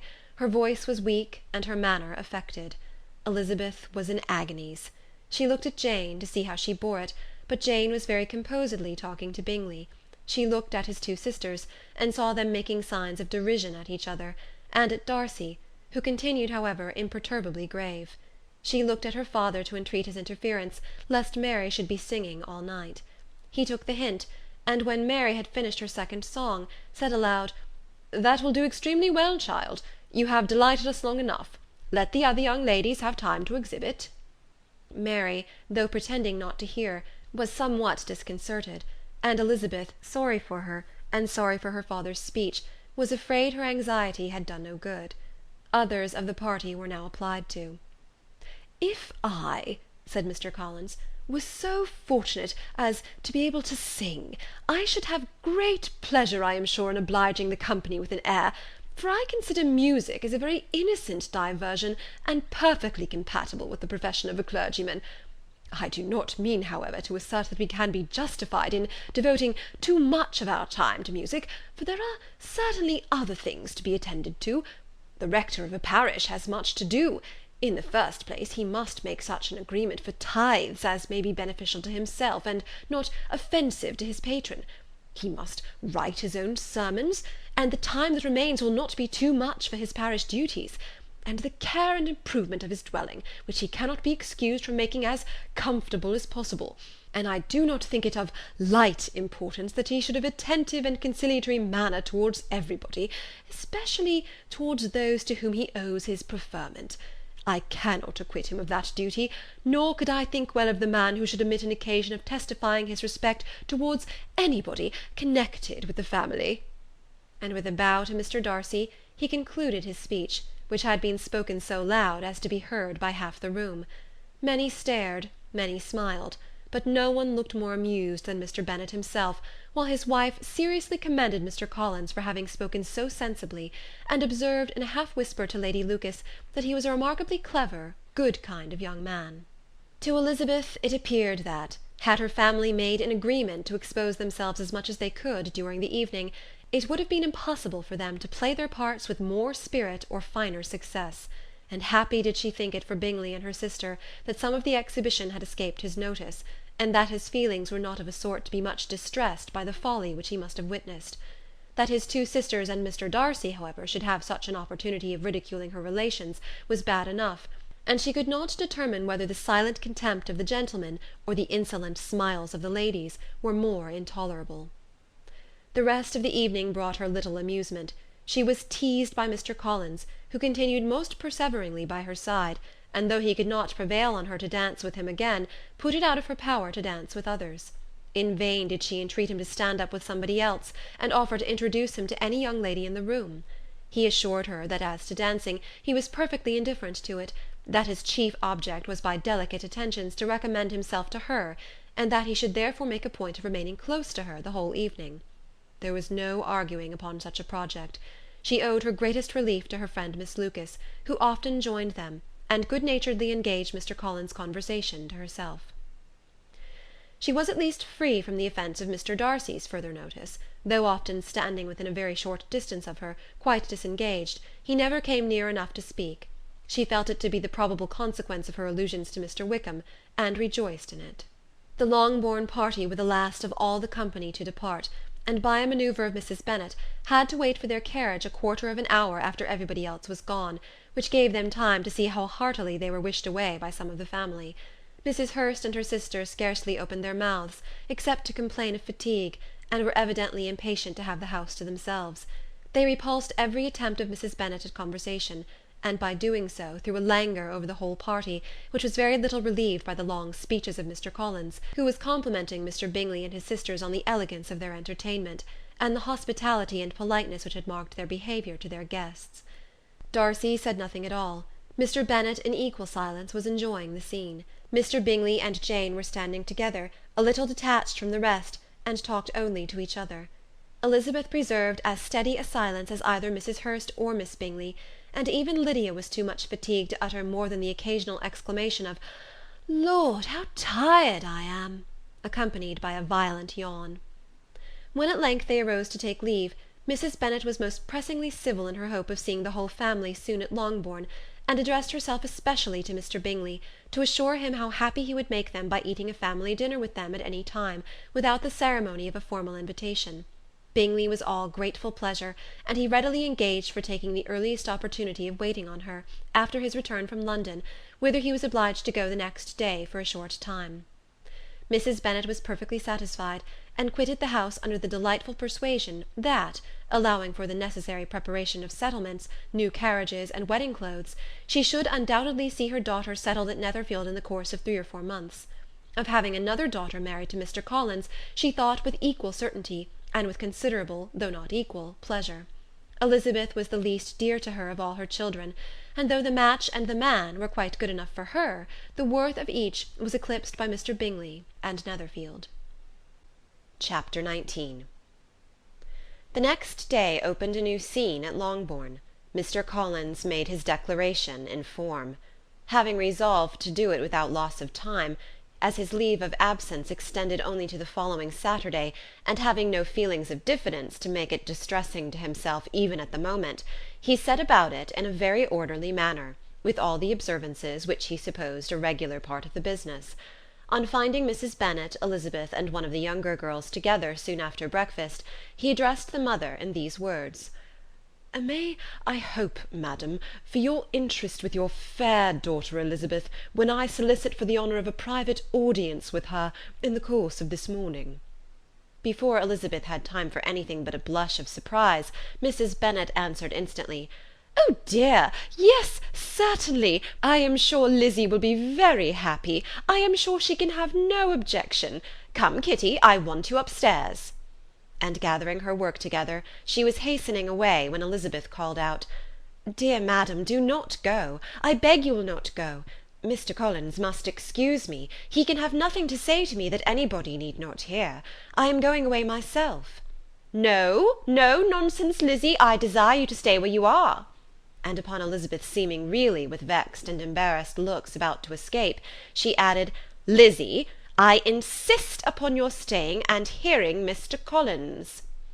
Elizabeth would not oppose such an injunction, and a moment's consideration making her also sensible that it would be wisest to get it over as soon and as quietly as possible, she sat down again and tried to conceal, by incessant employment, the feelings which were divided between distress and diversion. Mrs. Bennet and Kitty walked off, and as soon as they were gone, Mr. Collins began. "Believe me, my dear Miss Elizabeth, that your modesty, so far from doing you any disservice, rather adds to your other perfections. You would have been less amiable in my eyes had there not been this little unwillingness. But allow me to assure you that I have your respected mother's permission for this address. You can hardly doubt the purport of my discourse. However your natural delicacy may lead you to dissemble, my attentions have been too marked to be mistaken. Almost as soon as I entered the house, I singled you out as the companion of my future life. But before I am run away with by my feelings on this subject, perhaps it would be advisable for me to state my reasons for marrying, and moreover for coming into Hertfordshire with the design of selecting a wife, as I certainly did." The idea of Mr. Collins, with all his solemn composure, being run away with by his feelings, made Elizabeth so near laughing that she could not use the short pause he allowed in any attempt to stop him further, and he continued, "My reasons for marrying are, first, that I think it a right thing for every clergyman in easy circumstances, like myself, to set the example of matrimony in his parish. Secondly, that I am convinced that it will add very greatly to my happiness. And thirdly, which perhaps I ought to have mentioned earlier, that it is the particular advice and recommendation of the very noble lady whom I have the honour of calling patroness. Twice she has condescended to give me her opinion, unasked too, on this subject. And it was but the very Saturday night before I left Hunsford, between our pools at quadrille, while Mrs. Jenkinson was arranging Miss de Bourgh's footstool, that she said, 'Mr. Collins, you must marry. A clergyman like you must marry. Choose properly, choose a gentlewoman for my sake, and for your own, let her be an active, useful sort of person, not brought up high, but able to make a small income go a good way. This is my advice. Find such a woman as soon as you can, bring her to Hunsford, and I will visit her. Allow me, by the way, to observe, my fair cousin, that I do not reckon the notice and kindness of Lady Catherine de Bourgh as among the least of the advantages in my power to offer. You will find her manners beyond anything I can describe, and your wit and vivacity, I think, must be acceptable to her, especially when tempered with this silence and respect, which her rank will inevitably excite. Thus much for my general intention in favour of matrimony. It remains to be told why my views were directed towards Longbourn, instead of my own neighbourhood, where I can assure you there are many amiable young women. But the fact is, that being as I am to inherit this estate after the death of your honoured father, who, however, may live many years longer, I could not satisfy myself without resolving to choose a wife from among his daughters, that the loss to them might be as little as possible, when the melancholy event takes place, which, however, as I have already said, may not be for several years. This has been my motive, my fair cousin, and I flatter myself it will not sink me in your esteem. And now nothing remains for me but to assure you in the most animated language of the violence of my affection. To fortune I am perfectly indifferent, and shall make no demand of that nature on your father, since I am well aware that it could not be complied with, and that £1,000 in the 4%, which will not be yours till after your mother's decease, is all that you may ever be entitled to. On that head, therefore, I shall be uniformly silent, and you may assure yourself that no ungenerous reproach shall ever pass my lips when we are married." It was absolutely necessary to interrupt him now. "You are too hasty, sir," she cried. "You forget that I have made no answer. Let me do it without further loss of time. Accept my thanks for the compliment you are paying me. I am very sensible of the honour of your proposals, but it is impossible for me to do otherwise than to decline them." I am not now to learn," replied Mr. Collins, with a formal wave of the hand, "that it is usual with young ladies to reject the addresses of the man whom they secretly mean to accept, when he first applies for their favour, and that sometimes the refusal is repeated a second or even a third time. I am therefore by no means discouraged by what you have just said, and shall hope to lead you to the altar ere long." "Upon my word, sir," cried Elizabeth, "your hope is rather an extraordinary one after my declaration. I do assure you that I am not one of those young ladies, if such young ladies there are, who were so daring as to risk their happiness on the chance of being asked a second time. I am perfectly serious in my refusal. You could not make me happy, and I am convinced that I am the last woman in the world who could make you so. Nay, were your friend Lady Catherine to know me, I am persuaded she would find me in every respect ill qualified for the situation."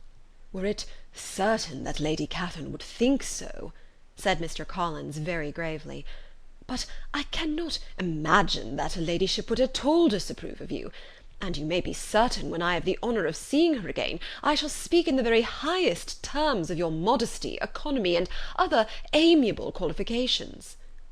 "Indeed, Mr. Collins, all praise of me will be unnecessary. You must give me leave to judge for myself, and pay me the compliment of believing what I say.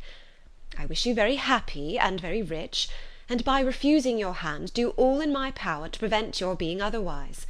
In making me the offer, you must have satisfied the delicacy of your feelings with regard to my family, and may take possession of Longbourn estate whenever it falls, without any self-reproach. This matter may be considered, therefore, as finally settled."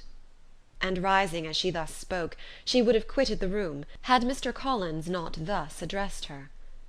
"When I do myself the honour of speaking to you next on the subject, I shall hope to receive a more favourable answer than you have now given me, though I am far from accusing you of cruelty at present, because I know it to be the established custom of your sex to reject a man on the first application, and perhaps you have even now said as much to encourage my suit as would be consistent with the true delicacy of the female character." "Really, Mr. Collins," cried Elizabeth with some warmth, "you puzzle me exceedingly. If what I have hitherto said can appear to you in the form of encouragement, I know not how to express my refusal in such a way as to convince you of its being one." "You must give me leave to flatter myself, my dear cousin, that your refusal of my addresses is merely words of course. My reasons for believing it are briefly these. It does not appear to me that my hand is unworthy your acceptance, or that the establishment I can offer would be any other than highly desirable. My situation in life, my connections with the family of de Bourgh, and my relationship to your own, are circumstances highly in my favour, and you should take it into further consideration, that in spite of your manifold attractions, it is by no means certain that another offer of marriage may ever be made you. Your portion is unhappily so small, that it will in all likelihood undo the effects of your loveliness and amiable qualifications. As I must therefore conclude that you are not serious in your rejection of me, I shall choose to attribute it to your wish of increasing my love by suspense, according to the usual practice of elegant females." "I do assure you, sir, that I have no pretensions whatever to that kind of elegance which consists in tormenting a respectable man. I would rather be paid the compliment of being believed sincere.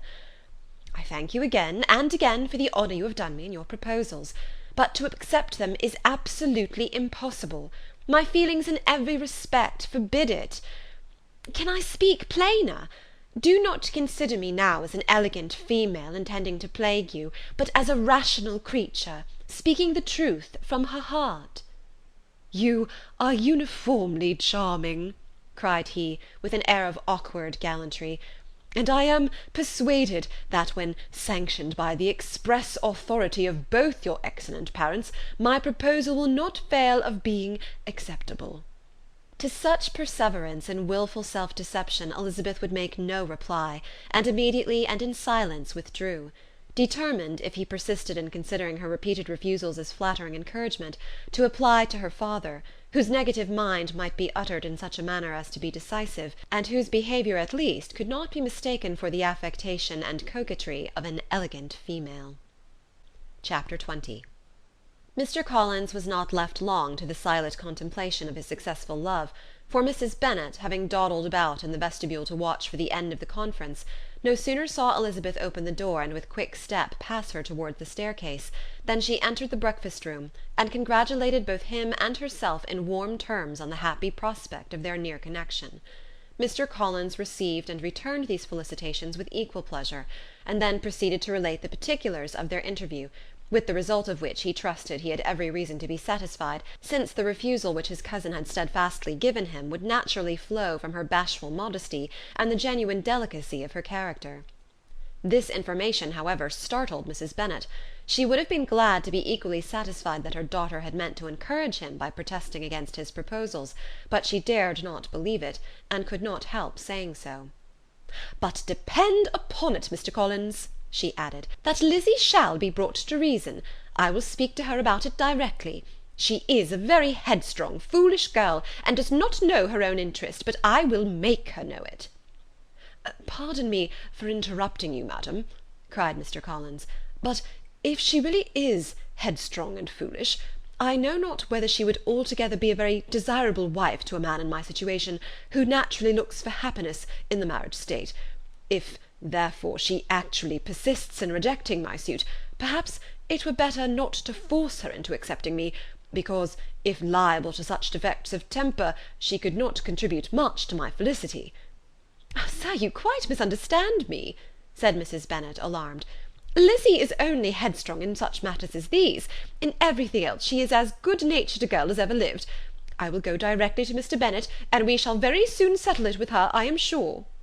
She would not give him time to reply, but hurrying instantly to her husband, called out as she entered the library, "Oh, Mr. Bennet, you are wanted immediately. We are all in an uproar. You must come and make Lizzie marry Mr. Collins, for she vows she will not have him, and if you do not make haste, he will change his mind and not have her." Mr. Bennet raised his eyes from his book as she entered, and fixed them on her face with a calm unconcern which was not in the least altered by her communication. "I have not the pleasure of understanding you," said he, when she had finished her speech. "Of what are you talking?" "Of Mr. Collins and Lizzie. Lizzie declares that she will not have Mr. Collins, and Mr. Collins begins to say that he will not have Lizzie." "And what am I to do on the occasion? It seems a hopeless business." "Speak to Lizzie about it yourself. Tell her that you insist upon her marrying him." "Let her be called down. She shall hear my opinion." Mrs. Bennet rang the bell, and Miss Elizabeth was summoned to the library. "Come here, child," cried her father as she appeared. "I have sent for you on an affair of importance. I understand that Mr. Collins has made you an offer of marriage. Is it true?" Elizabeth replied that it was. "Very well, and this offer of marriage you have refused?" "I have, sir." "Very well. We now come to the point. Your mother insists upon your accepting it. Is it not so, Mrs. Bennet?" "Yes, or I will never see her again." "An unhappy alternative is before you, Elizabeth. From this day you must be a stranger to one of your parents. Your mother will never see you again if you do not marry Mr. Collins, and I will never see you again if you do." Elizabeth could not but smile at such a conclusion of such a beginning, but Mrs. Bennet, who had persuaded herself that her husband regarded the affair as she wished, was excessively disappointed. "What do you mean, Mr. Bennet, in talking this way? You promised me to insist upon her marrying him." "My dear," replied her husband, "I have two small favours to request. First, that you allow me the free use of my understanding on the present occasion, and secondly, of my room. I shall be glad to have the library to myself as soon as may be." Not yet, however, in spite of her disappointment in her husband, did Mrs. Bennet give up the point. She talked to Elizabeth again and again, coaxed and threatened her by turns. She endeavoured to secure Jane in her interest, but Jane, with all possible mildness, declined interfering, and Elizabeth, sometimes with real earnestness and sometimes with playful gaiety, replied to her attacks. Though her manner varied, however, her determination never did. Mr. Collins, meanwhile, was meditating in solitude on what had passed. He thought too well of himself to comprehend on what motives his cousin could refuse him, and though his pride was hurt, he suffered in no other way. His regard for her was quite imaginary, and the possibility of her deserving her mother's reproach prevented his feeling any regret. While the family were in this confusion, Charlotte Lucas came to spend the day with them. She was met in the vestibule by Lydia, who, flying to her, cried in a half-whisper, I am glad you are come, for there is such fun here. What do you think has happened this morning? Mr. Collins has made an offer to Lizzie, and she will not have him." Charlotte hardly had time to answer before they were joined by Kitty, who came to tell the same news; and no sooner had they entered the breakfast-room, where Mrs. Bennet was alone, than she likewise began on the subject, calling on Miss Lucas for her compassion, and entreating her to persuade her friend Lizzie to comply with the wishes of all her family. "Pray do, my dear Miss Lucas," she added in a melancholy tone, "for nobody is on my side, nobody takes part with me. I am cruelly used, nobody feels for my poor nerves." Charlotte's reply was spared by the entrance of Jane and Elizabeth. "Ay, there she comes," continued Mrs. Bennet, "looking as unconcerned as may be, and caring no more for us than if we were at York, provided she can have her own way. But I tell you, Miss Lizzie, if you take it into your head to go on refusing every offer of marriage in this way, you will never get a husband at all, and I am sure I do not know who is to maintain you when your father is dead. I shall not be able to keep you, and so I warn you. I have done with you from this very day. I told you in the library, you know, that I should never speak to you again, and you will find me as good as my word. I have no pleasure in talking to undutiful children. Not that I have much pleasure indeed in talking to anybody. People who suffer as I do from nervous complaints can have no great inclination for talking. Nobody can tell what I suffer, but it is always so. Those who do not complain are never pitied." Her daughters listened in silence to this effusion, sensible that any attempt to reason with her or soothe her would only increase the irritation. She talked on, therefore, without interruption from any of them, till they were joined by Mr. Collins, who entered the room with an air more stately than usual, and on perceiving whom, she said to the girls, "Now I do insist upon it that you all of you hold your tongues, and let me and Mr. Collins have a little conversation together."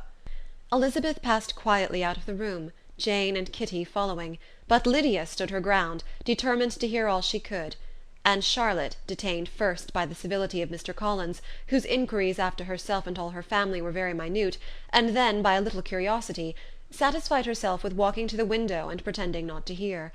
In a doleful voice Mrs. Bennet began the projected conversation. "Oh, Mr. Collins!" "My dear madam," replied he, "let us be for ever silent on this point. Far be it from me," he presently continued, in a voice that marked his displeasure, "to resent the behaviour of your daughter. Resignation to inevitable evils is the evil duty of us all, the peculiar duty of a young man who has been so fortunate as I have been in early preferment, and I trust I am resigned.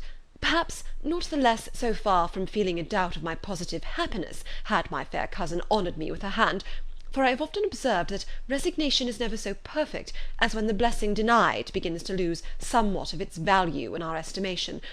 You will not, I hope, consider me as showing any disrespect to your family, my dear madam, by thus withdrawing my pretensions to your daughter's favour, without having paid yourself and Mr. Bennet the compliment of requesting you to interpose your authority in my behalf. My conduct may, I fear, be objectionable in having accepted my dismission from your daughter's lips instead of your own, but we are all liable to error. I have certainly meant well through the whole affair. My object has been to secure an amiable companion for myself, with due consideration for the advantage of all your family, and if my manner has been at all reprehensible, I here beg leave to apologize. Chapter 21. The discussion of Mr. Collins's offer was now nearly at an end, and Elizabeth had only to suffer from the uncomfortable feelings necessarily attending it, and occasionally from some peevish allusions of her mother. As for the gentleman himself, his feelings were chiefly expressed, not by embarrassment or dejection, or by trying to avoid her, but by stiffness of manner and resentful silence. He scarcely ever spoke to her, and the assiduous attentions which he had been so sensible of himself were transferred for the rest of the day to Miss Lucas, whose civility in listening to him was a seasonable relief to them all, and especially to her friend. The morrow produced no abatement of Mrs. Bennet's ill humour or ill health. Mr. Collins was also in the same state of angry pride. Elizabeth had hoped that his resentment might shorten his visit, but his plan did not appear in the least affected by it. He was always to have gone on Saturday, and to Saturday he meant to stay. After breakfast the girls walked to Meryton to inquire if Mr. Wickham were returned, and to lament over his absence from the Netherfield ball. He joined them on their entering the town, and attended them to their aunt's, where his regret and vexation, and the concern of everybody, was well talked over. To Elizabeth, however, he voluntarily acknowledged that the necessity of his absence had been self-imposed. "I found," said he, "as the time drew near, that I had better not meet Mr. Darcy; that to be in the same room, the same party with him for so many hours together, might be more than I could bear, and that scenes might arise unpleasant to more than myself." She highly approved his forbearance, and they had leisure for a full discussion of it, and for all the commendation which they civilly bestowed on each other, as Wickham and another officer walked back with them to Longbourn, and during the walk he particularly attended to her. His accompanying them was a double advantage. She felt all the compliment it offered to herself, and it was most acceptable as an occasion of introducing him to her father and mother. Soon after their return a letter was delivered to Miss Bennet. It came from Netherfield. The envelope contained a sheet of elegant little hot-pressed paper, well covered with a lady's fair flowing hand, and Elizabeth saw her sister's countenance change as she read it, and saw her dwelling intently on some particular passages. Jane recollected herself soon, and putting the letter away, tried to join with her usual cheerfulness in the general conversation. But Elizabeth felt an anxiety on the subject which drew off her attention even from Wickham, and no sooner had he and his companion taken leave than a glance from Jane invited her to follow her upstairs. When they had gained their own room, Jane, taking out the letter, said, "This is from Caroline Bingley. What it contains has surprised me a good deal. The whole party have left Netherfield by this time, and are on their way to town, and without any intention of coming back again. You shall hear what she says." She then read the first sentence aloud, which comprised the information of their having just resolved to follow their brother to town directly, and of their meaning to dine in Grosvenor Street, where Mr. Hurst had a house. The next was in these words: "I do not pretend to regret anything I shall leave in Hertfordshire, except your society, my dearest friend, but we will hope, at some future period, to enjoy many returns of that delightful intercourse we have known, and in the meanwhile may lessen the pain of separation by a very frequent and most unreserved correspondence. I depend on you for that." To these high-flown expressions Elizabeth listened with all the insensibility of distrust, and though the suddenness of their removal surprised her, she saw nothing in it really to lament. It was not to be supposed that their absence from Netherfield would prevent Mr. Bingley's being there, and as to the loss of their society, she was persuaded that Jane must cease to regard it in the enjoyment of his. "It is unlucky," said she, after a short pause, "that you should not be able to see your friends before they leave the country. But may we not hope that the period of future happiness, to which Miss Bingley looks forward, may arrive earlier than she is aware, and that the delightful intercourse you have known as friends will be renewed with yet greater satisfaction as sisters? Mr. Bingley will not be detained in London by them." "Caroline decidedly says that none of the party will return into Hertfordshire this winter. I will read it to you. When my brother left us yesterday, he imagined that the business which took him to London might be concluded in 3 or 4 days, but as we are certain it cannot be so, and at the same time convinced that when Charles gets to town he will be in no hurry to leave it again, we have determined on following him thither, that he may not be obliged to spend his vacant hours in a comfortless hotel. Many of my acquaintances are already there for the winter. I wish that I could hear that you, my dearest friend, had any intention of making one of the crowd, but of that I despair. I sincerely hope your Christmas in Hertfordshire may abound in the gaieties which that season generally brings, and that your beaux will be so numerous as to prevent your feeling the loss of the 3 whom we shall deprive you." "It is evident by this," added Jane, "that he comes back no more this winter." "It is only evident that Miss Bingley does not mean that he should." "Why will you think so? It must be his own doing. He is his own master. But you do not know all. I will read you the passage which particularly hurts me. I will have no reserves from you. Mr. Darcy is impatient to see his sister, and, to confess the truth, we are scarcely less eager to meet her again. I really do not think Georgiana Darcy has her equal for beauty, elegance, and accomplishments, and the affection she inspires in Louisa and myself is heightened into something still more interesting from the hope we dare entertain of her being hereafter our sister. I do not know whether I ever before mentioned to you my feelings on this subject, but I will not leave the country without confiding them, and I trust you will not esteem them unreasonable. My brother admires her greatly already. He will have frequent opportunity now of seeing her on the most intimate footing. Her relations all wish the connection as much as his own, and a sister's partiality is not misleading me, I think, when I call Charles most capable of engaging any woman's heart. With all these circumstances to favour an attachment, and nothing to prevent it, am I wrong, my dearest Jane, in indulging the hope of an event which will secure the happiness of so many?" "What do you think of this sentence, my dear Lizzy?" said Jane as she finished it. "Is it not clear enough? Does it not expressly declare that Caroline neither expects nor wishes me to be her sister, that she is perfectly convinced of her brother's indifference, and that if she suspects the nature of my feelings for him, she means most kindly to put me on my guard? Can there be any other opinion on the subject?"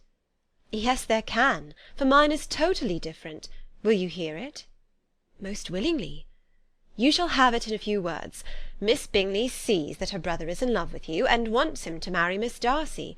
She follows him to town in hope of keeping him there, and tries to persuade you that he does not care about you."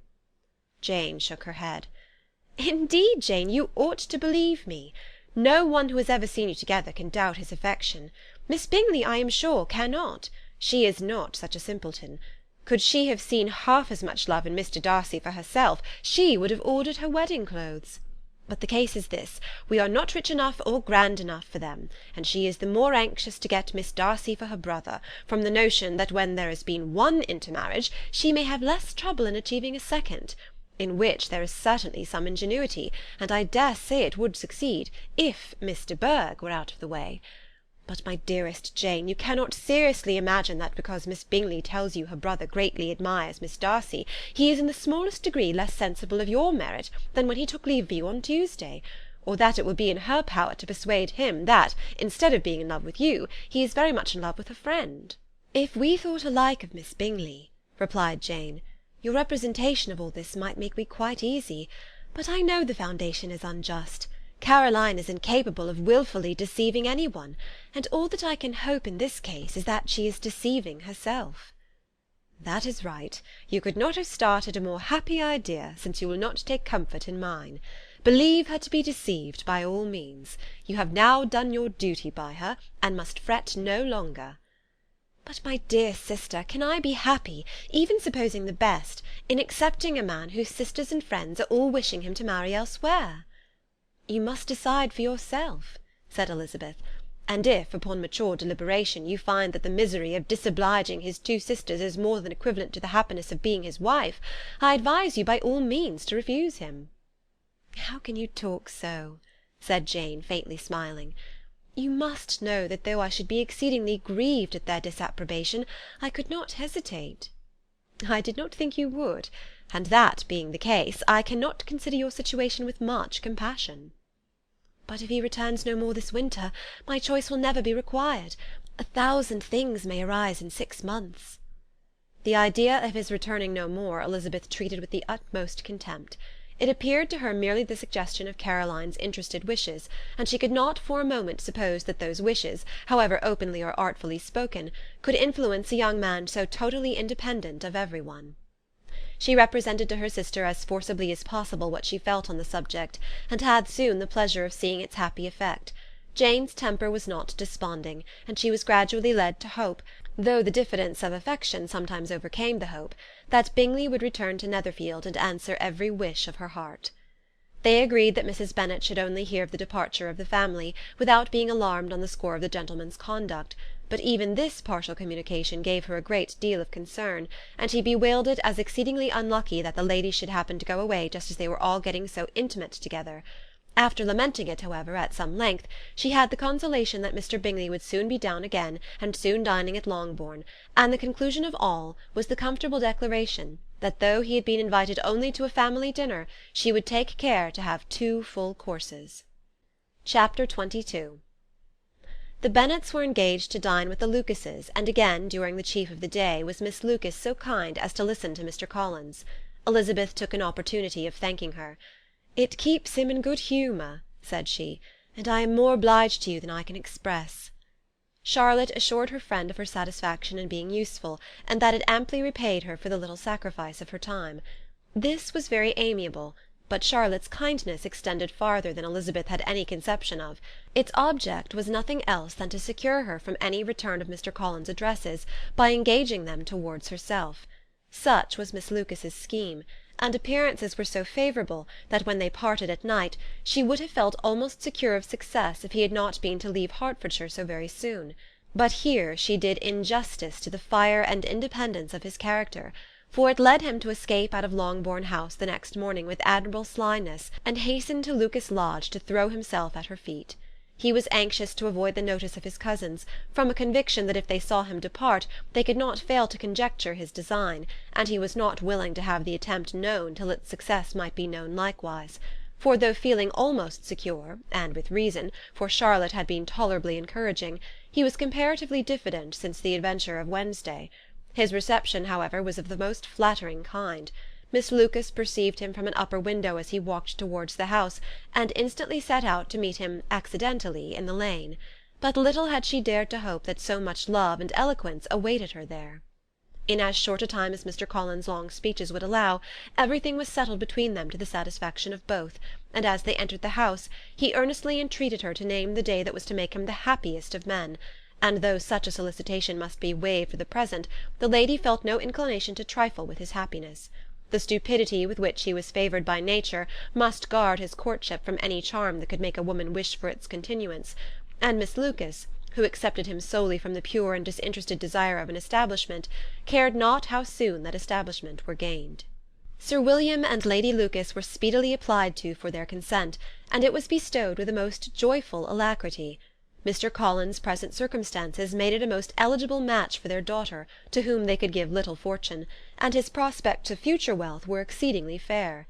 Lady Lucas began directly to calculate, with more interest than the matter had ever excited before, how many years longer Mr. Bennet was likely to live, and Sir William gave it as his decided opinion that whenever Mr. Collins should be in possession of the Longbourn estate, it would be highly expedient that both he and his wife should make their appearance at St. James's. The whole family, in short, were properly overjoyed on the occasion. The younger girls formed hopes of "coming out" a year or two sooner than they might otherwise have done, and the boys were relieved from their apprehension of Charlotte's dying an old maid. Charlotte herself was tolerably composed. She had gained her point, and had time to consider of it. Her reflections were in general satisfactory. Mr. Collins, to be sure, was neither sensible nor agreeable, his society was irksome, and his attachment to her must be imaginary. But still he would be her husband. Without thinking highly either of men or matrimony, marriage had always been her object. It was the only provision for well-educated young women of small fortune, and, however uncertain of giving happiness, must be their pleasantest preservative from want. This preservative she had now obtained, and at the age of 27, without having ever been handsome, she felt all the good luck of it. The least agreeable circumstance in the business was the surprise it must occasion to Elizabeth Bennet, whose friendship she valued beyond that of any other person. Elizabeth would wonder, and probably would blame her, and though her resolution was not to be shaken, her feelings must be hurt by such a disapprobation. She resolved to give her the information herself, and therefore charged Mr. Collins, when he returned to Longbourn to dinner, to drop no hint of what had passed before any of the family. A promise of secrecy was of course very dutifully given, but it could not be kept without difficulty, for the curiosity excited by his long absence burst forth in such very direct questions on his return as required some ingenuity to evade, and he was at the same time exercising great self-denial, for he was longing to publish his prosperous love. As he was to begin his journey too early on the morrow to see any of the family, the ceremony of leave-taking was performed when the ladies moved for the night, and Mrs. Bennet, with great politeness and cordiality, said how happy they should be to see him at Longbourn again, whenever his engagements might allow him to visit them. "My dear madam," he replied, "this invitation is particularly gratifying, because it is what I have been hoping to receive, and you may be very certain that I shall avail myself of it as soon as possible." They were all astonished, and Mr. Bennet, who could by no means wish for so speedy a return, immediately said, "But is there not danger of Lady Catherine's disapprobation here, my good sir? You had better neglect your relations than run the risk of offending your patroness." "My dear sir," replied Mr. Collins. "I am particularly obliged to you for this friendly caution, and you may depend upon my not taking so material a step without her ladyship's concurrence." "You cannot be too much upon your guard. Risk anything rather than her displeasure, and if you find it likely to be raised by your coming to us again, which I should think exceedingly probable, stay quietly at home, and be satisfied that we shall take no offence." "Believe me, my dear sir, my gratitude is warmly excited by such affectionate attention, and depend upon it, you will speedily receive from me a letter of thanks for this, and for every other mark of your regard during my stay in Hertfordshire. As for my fair cousins, though my absence may not be long enough to render it necessary, I shall now take the liberty of wishing them health and happiness, not excepting my cousin Elizabeth." With proper civilities the ladies then withdrew, all of them equally surprised that he meditated a quick return. Mrs. Bennet wished to understand by it that he thought of paying his addresses to one of her younger girls, and Mary might have been prevailed on to accept him. She rated his abilities much higher than any of the others. There was a solidity in his reflections which often struck her, and though by no means as clever as herself, she thought that if encouraged to read and improve himself by such an example as hers, he might become a very agreeable companion. But on the following morning every hope of this kind was done away. Miss Lucas called soon after breakfast, and in a private conference with Elizabeth related the event of the day before. The possibility of Mr. Collins fancying himself in love with her friend had once occurred to Elizabeth within the last day or two, but that Charlotte could encourage him seemed almost as far from possibility as she could encourage him herself, and her astonishment was consequently so great as to overcome at the first the bounds of decorum, and she could not help crying out, "Engaged to Mr. Collins! My dear Charlotte! Impossible!" The steady countenance which Miss Lucas had commanded in telling her story gave way to a momentary confusion here on receiving so direct a reproach, though as it was no more than she expected, she soon regained her composure, and calmly replied, "Why should you be surprised, my dear Eliza? Do you think it incredible that Mr. Collins should be able to procure any woman's good opinion, because he was not so happy as to succeed with you?"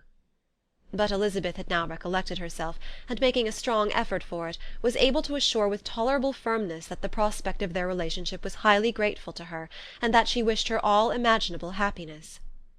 "I see what you were feeling," replied Charlotte. "You must be surprised, very much surprised, so lately as Mr. Collins was wishing to marry you. But when you have had time to think it over, I hope you'll be satisfied with what I have done. I am not romantic, you know. I never was.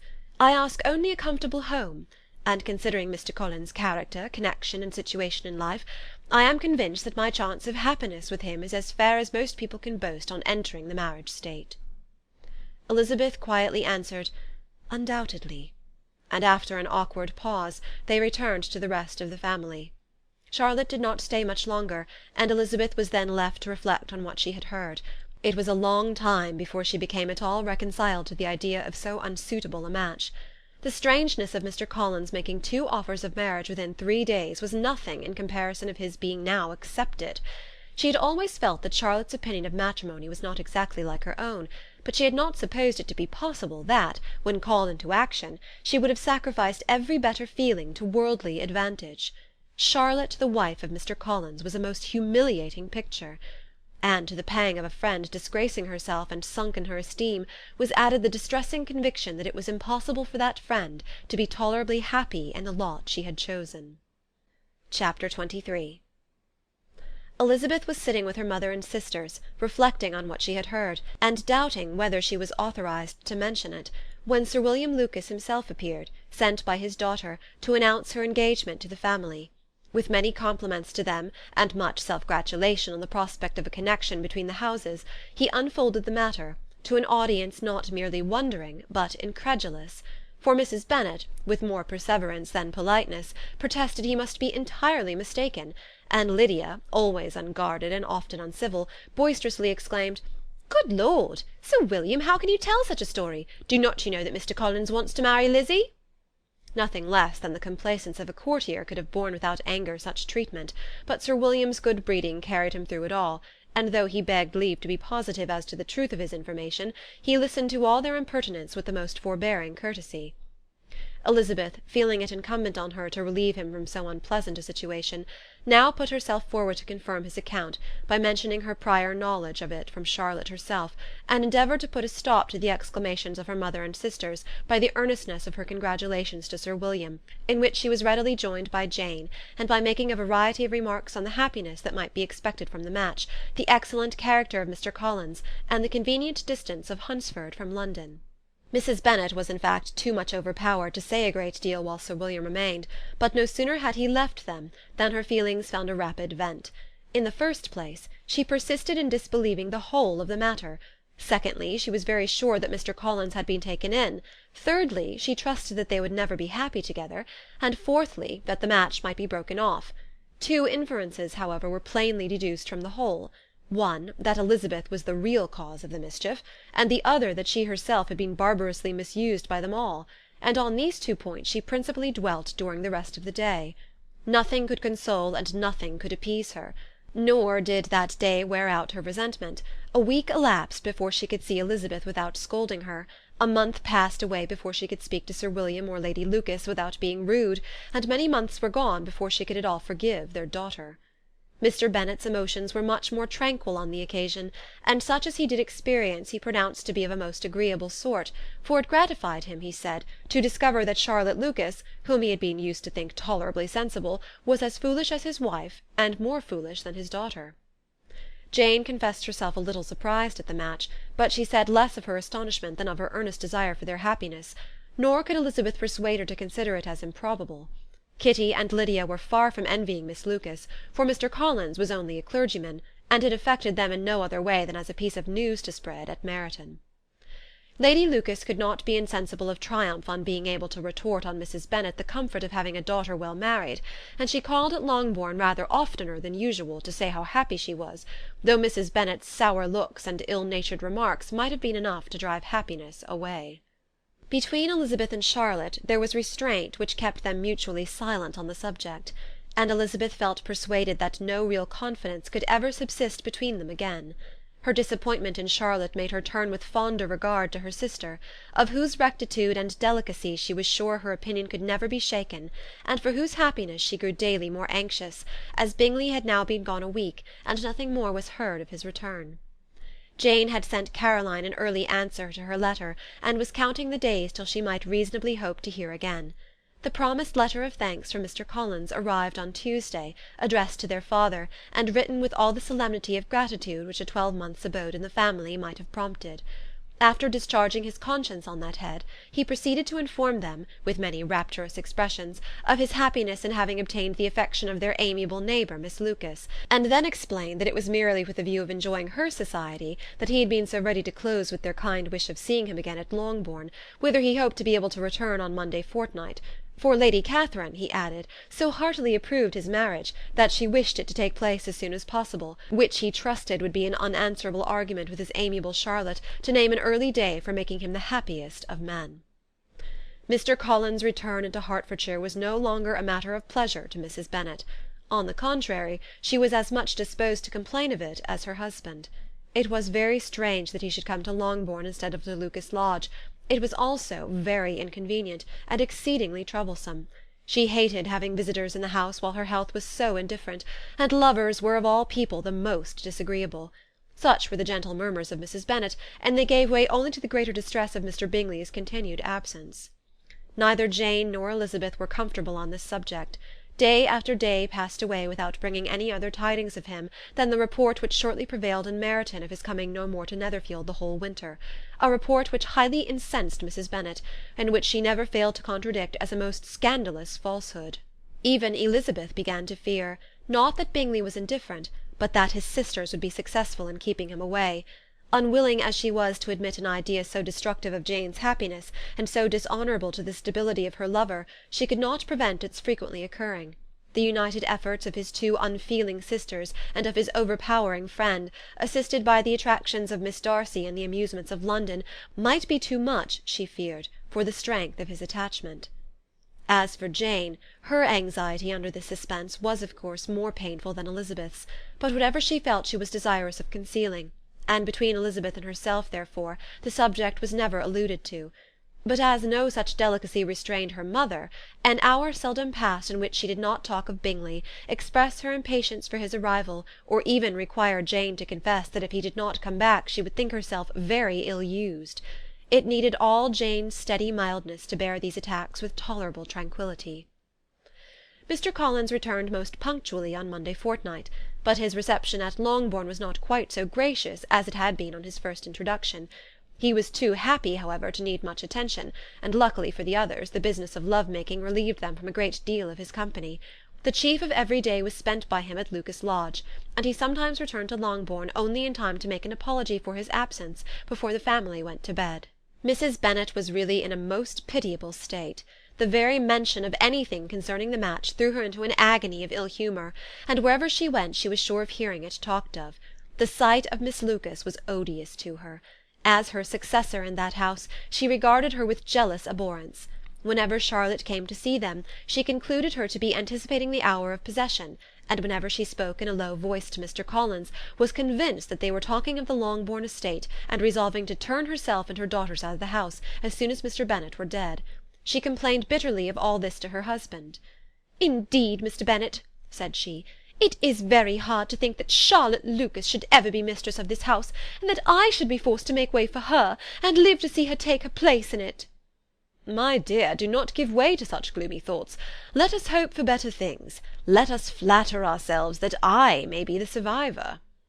This was not very consoling to Mrs. Bennet, and therefore, instead of making any answer, she went on as before. "I cannot bear to think that they should have all this estate.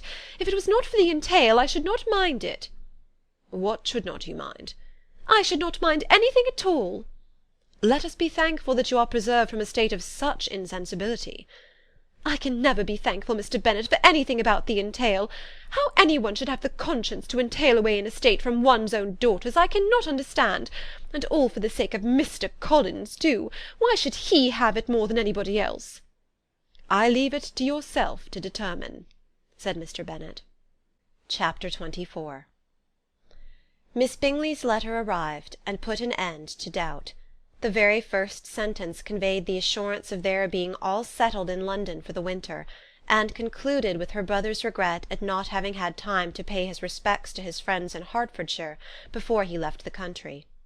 Hope was over, entirely over, and when Jane could attend to the rest of the letter, she found little, except the professed affection of the writer, that could give her any comfort. Miss Darcy's praise occupied the chief of it. Her many attractions were again dwelt on, and Caroline boasted joyfully of their increasing intimacy, and ventured to predict the accomplishment of the wishes which had been unfolded in her former letter. She wrote also with great pleasure of her brother's being an intimate of Mr. Darcy's house, and mentioned with raptures some plans of the latter with regard to new furniture.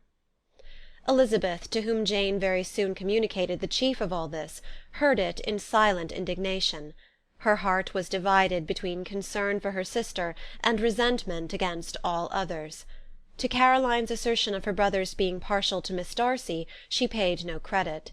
That he was really fond of Jane she doubted no more than she had ever done, and much as she had always been disposed to like him, she could not think without anger, hardly without contempt, on that easiness of temper, that want of proper resolution, which now made him the slave of his designing friends, and led him to sacrifice of his own happiness to the caprice of their inclination.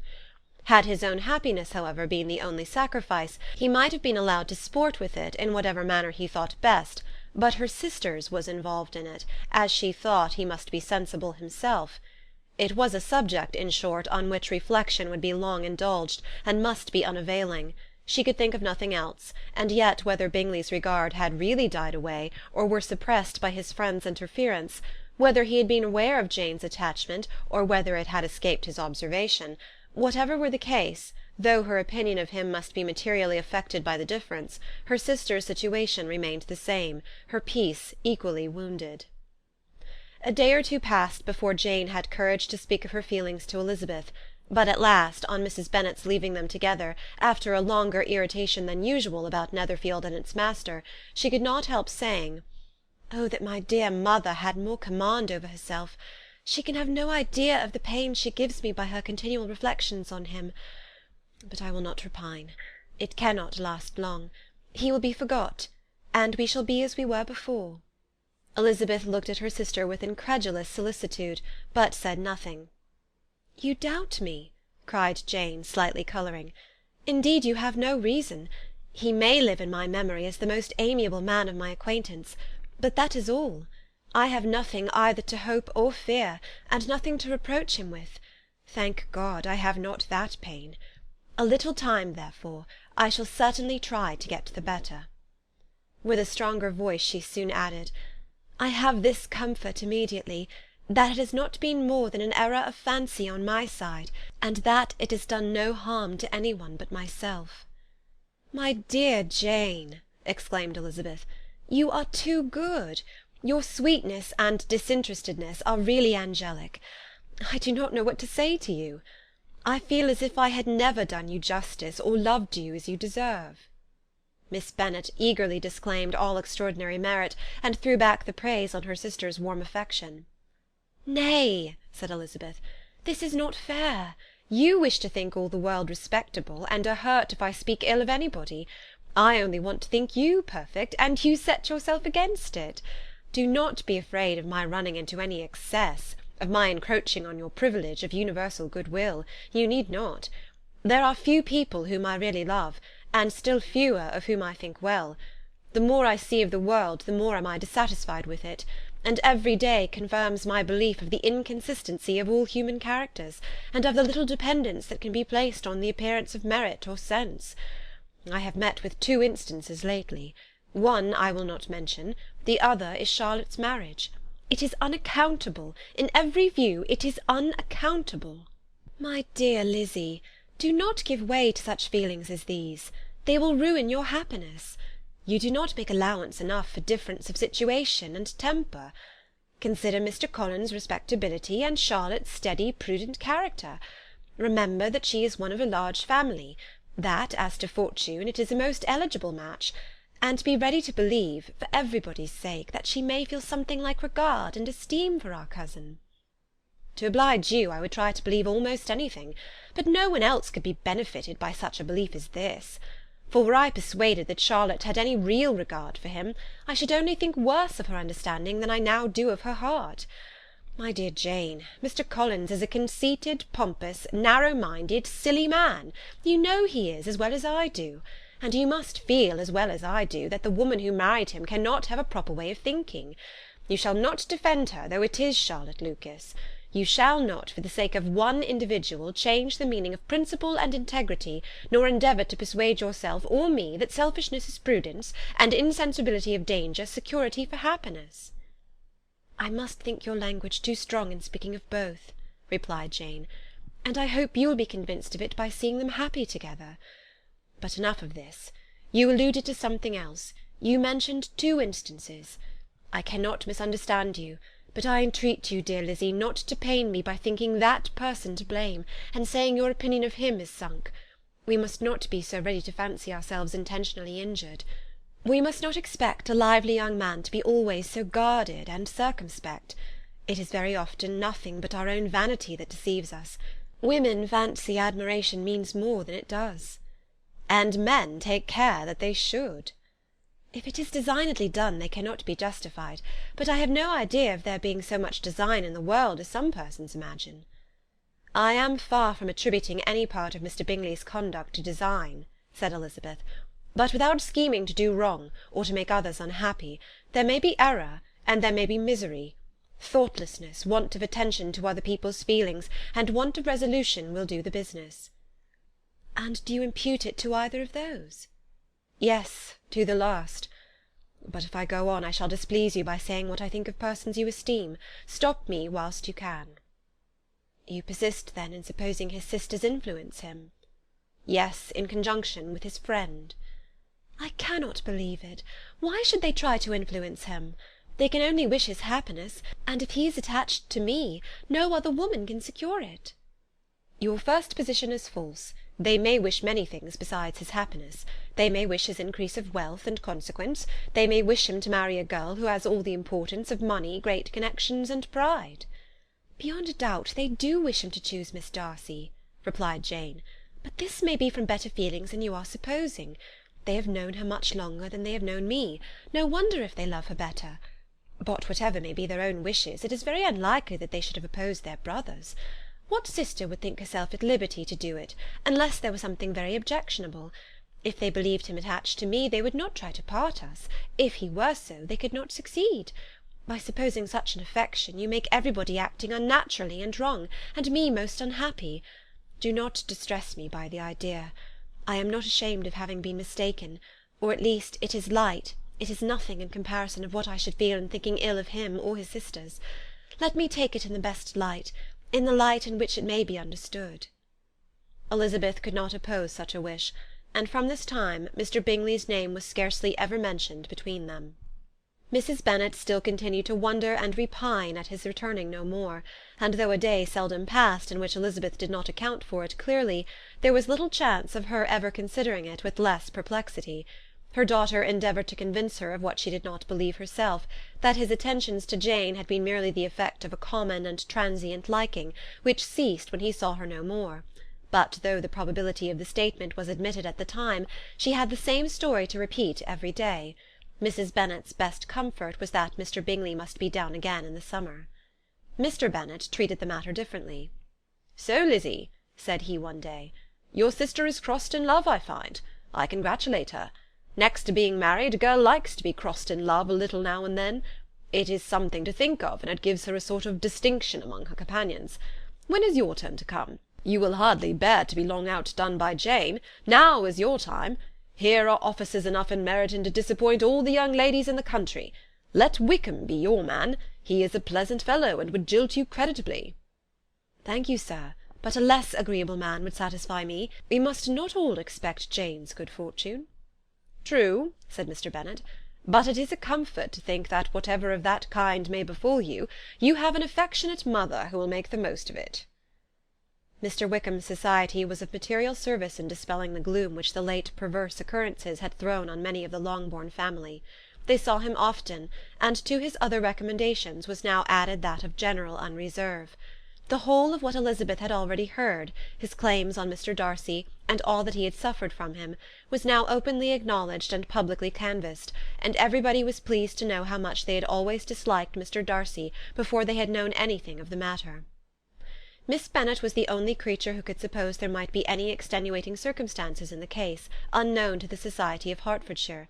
Her mild and steady candour always pleaded for allowances, and urged the possibility of mistakes, but by everybody else Mr. Darcy was condemned as the worst of men. Chapter 25. After a week spent in professions of love and schemes of felicity, Mr. Collins was called from his amiable Charlotte by the arrival of Saturday. The pain of separation, however, might be alleviated on his side by preparations for the reception of his bride, as he had reason to hope that shortly after his return into Hertfordshire the day would be fixed that was to make him the happiest of men. He took leave of his relations at Longbourn with as much solemnity as before, wished his fair cousins health and happiness, and promised their father another letter of thanks. On the following Monday, Mrs. Bennet had the pleasure of receiving her brother and his wife, who came as usual to spend the Christmas at Longbourn. Mr. Gardiner was a sensible, gentlemanlike man, greatly superior to his sister, as well by nature as education. The Netherfield ladies would have had difficulty in believing that a man who lived by trade, and within view of his own warehouses, could have been so well bred and agreeable. Mrs. Gardiner, who was several years younger than Mrs. Bennet and Mrs. Phillips, was an amiable, intelligent, elegant woman, and a great favourite with all her Longbourn nieces. Between the two eldest and herself especially there subsisted a particular regard. They had frequently been staying with her in town. The first part of Mrs. Gardiner's business on her arrival was to distribute her presents and describe the newest fashions. When this was done she had a less active part to play. It became her turn to listen. Mrs. Bennet had many grievances to relate, and much to complain of. They had all been very ill used since she last saw her sister. 2 of her girls had been upon the point of marriage, and after all there was nothing in it. "I do not blame Jane," she continued, "for Jane would have got Mr. Bingley if she could. But Lizzy, oh sister, it is very hard to think she might have been Mr. Collins's wife by this time, had it not been for her own perverseness. He made her an offer in this very room, and she refused him. The consequence of it is that Lady Lucas will have a daughter married before I have, and that the Longbourn estate is just as much entailed as ever. The Lucases are very artful people indeed, sister. They are all for what they can get. I am sorry to say it of them, but so it is. It makes me very nervous and poorly to be thwarted so in my own family, and to have neighbours who think of themselves before anybody else. However, your coming just at this time is the greatest of comforts, and I am very glad to hear what you tell us of long sleeves." Mrs. Gardiner, to whom the chief of this news had been given before, in the course of Jane and Elizabeth's correspondence with her, made her sister a slight answer, and in compassion to her nieces, turned the conversation. When alone with Elizabeth afterwards, she spoke more on the subject. "It seems likely to have been a desirable match for Jane," said she. "I am sorry it went off. But these things happen so often. A young man, such as you describe Mr. Bingley, so easily falls in love with a pretty girl for a few weeks, and when accident separates them, so easily forgets her, that these sort of inconsistencies are very frequent." "An excellent consolation in its way," said Elizabeth, "but it will not do for us. We do not suffer by accident. It does not often happen that the interference of friends will persuade a young man of independent fortune to think no more of a girl whom he was violently in love with only a few days before." "But that expression of violently in love is so hackneyed, so doubtful, so indefinite, that it gives me very little idea. It is as often applied to feelings which arise from a half-hour's acquaintance, as to a real strong attachment. Pray, how violent was Mr. Bingley's love?" "I never saw a more promising inclination. He was growing quite inattentive to other people, and wholly engrossed by her. Every time they met it was more decided and remarkable. At his own ball he offended 2 or 3 young ladies by not asking them to dance, and I spoke to him twice myself without receiving an answer. Could there be finer symptoms? Is not general incivility the very essence of love?" "Oh yes, of that kind of love which I suppose him to have felt. Poor Jane! I am sorry for her, because with her disposition she may not get over it immediately. It had better have happened to you, Lizzy. You would have laughed yourself out of it sooner. But do you think she would be prevailed upon to go back with us? Change of scene might be of service, and perhaps a little relief from home may be as useful as anything." Elizabeth was exceedingly pleased with this proposal, and felt persuaded of her sister's ready acquiescence. "I hope," added Mrs. Gardiner, "that no consideration with regard to this young man will influence her. We live in so different a part of town, all our connections are so different, and, as you well know, we go out so little, that it is very improbable that they should meet at all, unless he really comes to see her." "And that is quite impossible, for he is now in the custody of his friend, and Mr. Darcy would no more suffer him to call on Jane in such a part of London. My dear aunt, how could you think of it? Mr. Darcy may perhaps have heard of such a place as Gracechurch Street, but he would hardly think a month's ablution enough to cleanse him from its impurities, were he once to enter it, and depend upon it, Mr. Bingley never stirs without him." "So much the better. I hope they will not meet at all. But does not Jane correspond with his sister? She will not be able to help calling." "She will drop the acquaintance entirely." But in spite of the certainty in which Elizabeth affected to place this point, as well as the still more interesting one of Bingley's being withheld from seeing Jane, she felt a solicitude on the subject which convinced her, on examination, that she did not consider it entirely hopeless. It was possible, and sometimes she thought it probable, that his affection might be reanimated, and the influence of his friends successfully combated by the more natural influence of Jane's attractions.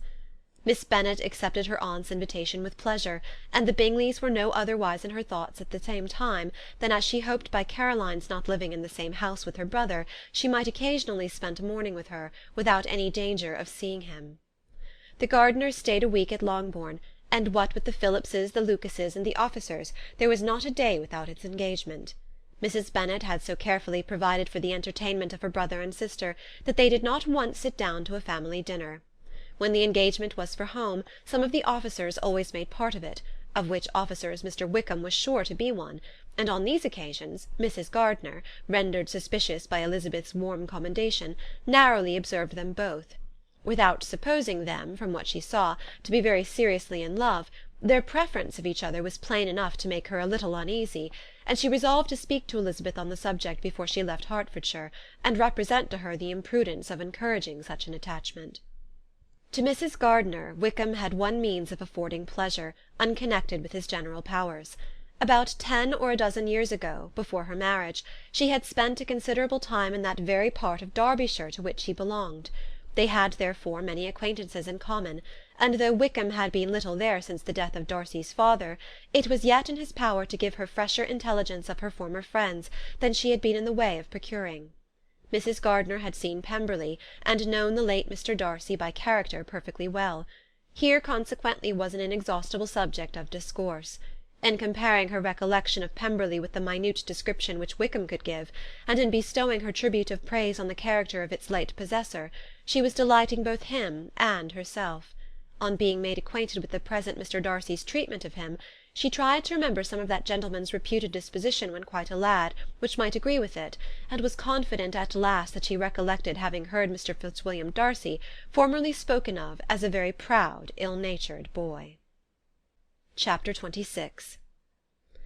Mrs. Gardiner's caution to Elizabeth was punctually and kindly given on the first favourable opportunity of speaking to her alone. After honestly telling her what she thought, she thus went on: "You are too sensible a girl, Lizzy, to fall in love merely because you are warned against it, and therefore I am not afraid of speaking openly. Seriously, I would have you be on your guard. Do not involve yourself, or endeavour to involve him, in an affection which the want of fortune would make so very imprudent. I have nothing to say against him. He is a most interesting young man, and if he had the fortune he ought to have, I should think you could not do better. But as it is, you must not let your fancy run away with you. You have sense, and we all expect you to use it. Your father would depend on your resolution and good conduct, I am sure. You must not disappoint your father." "My dear aunt, this is being serious indeed." "Yes, and I hope to engage you to be serious likewise." "Well, then, you need not be under any alarm.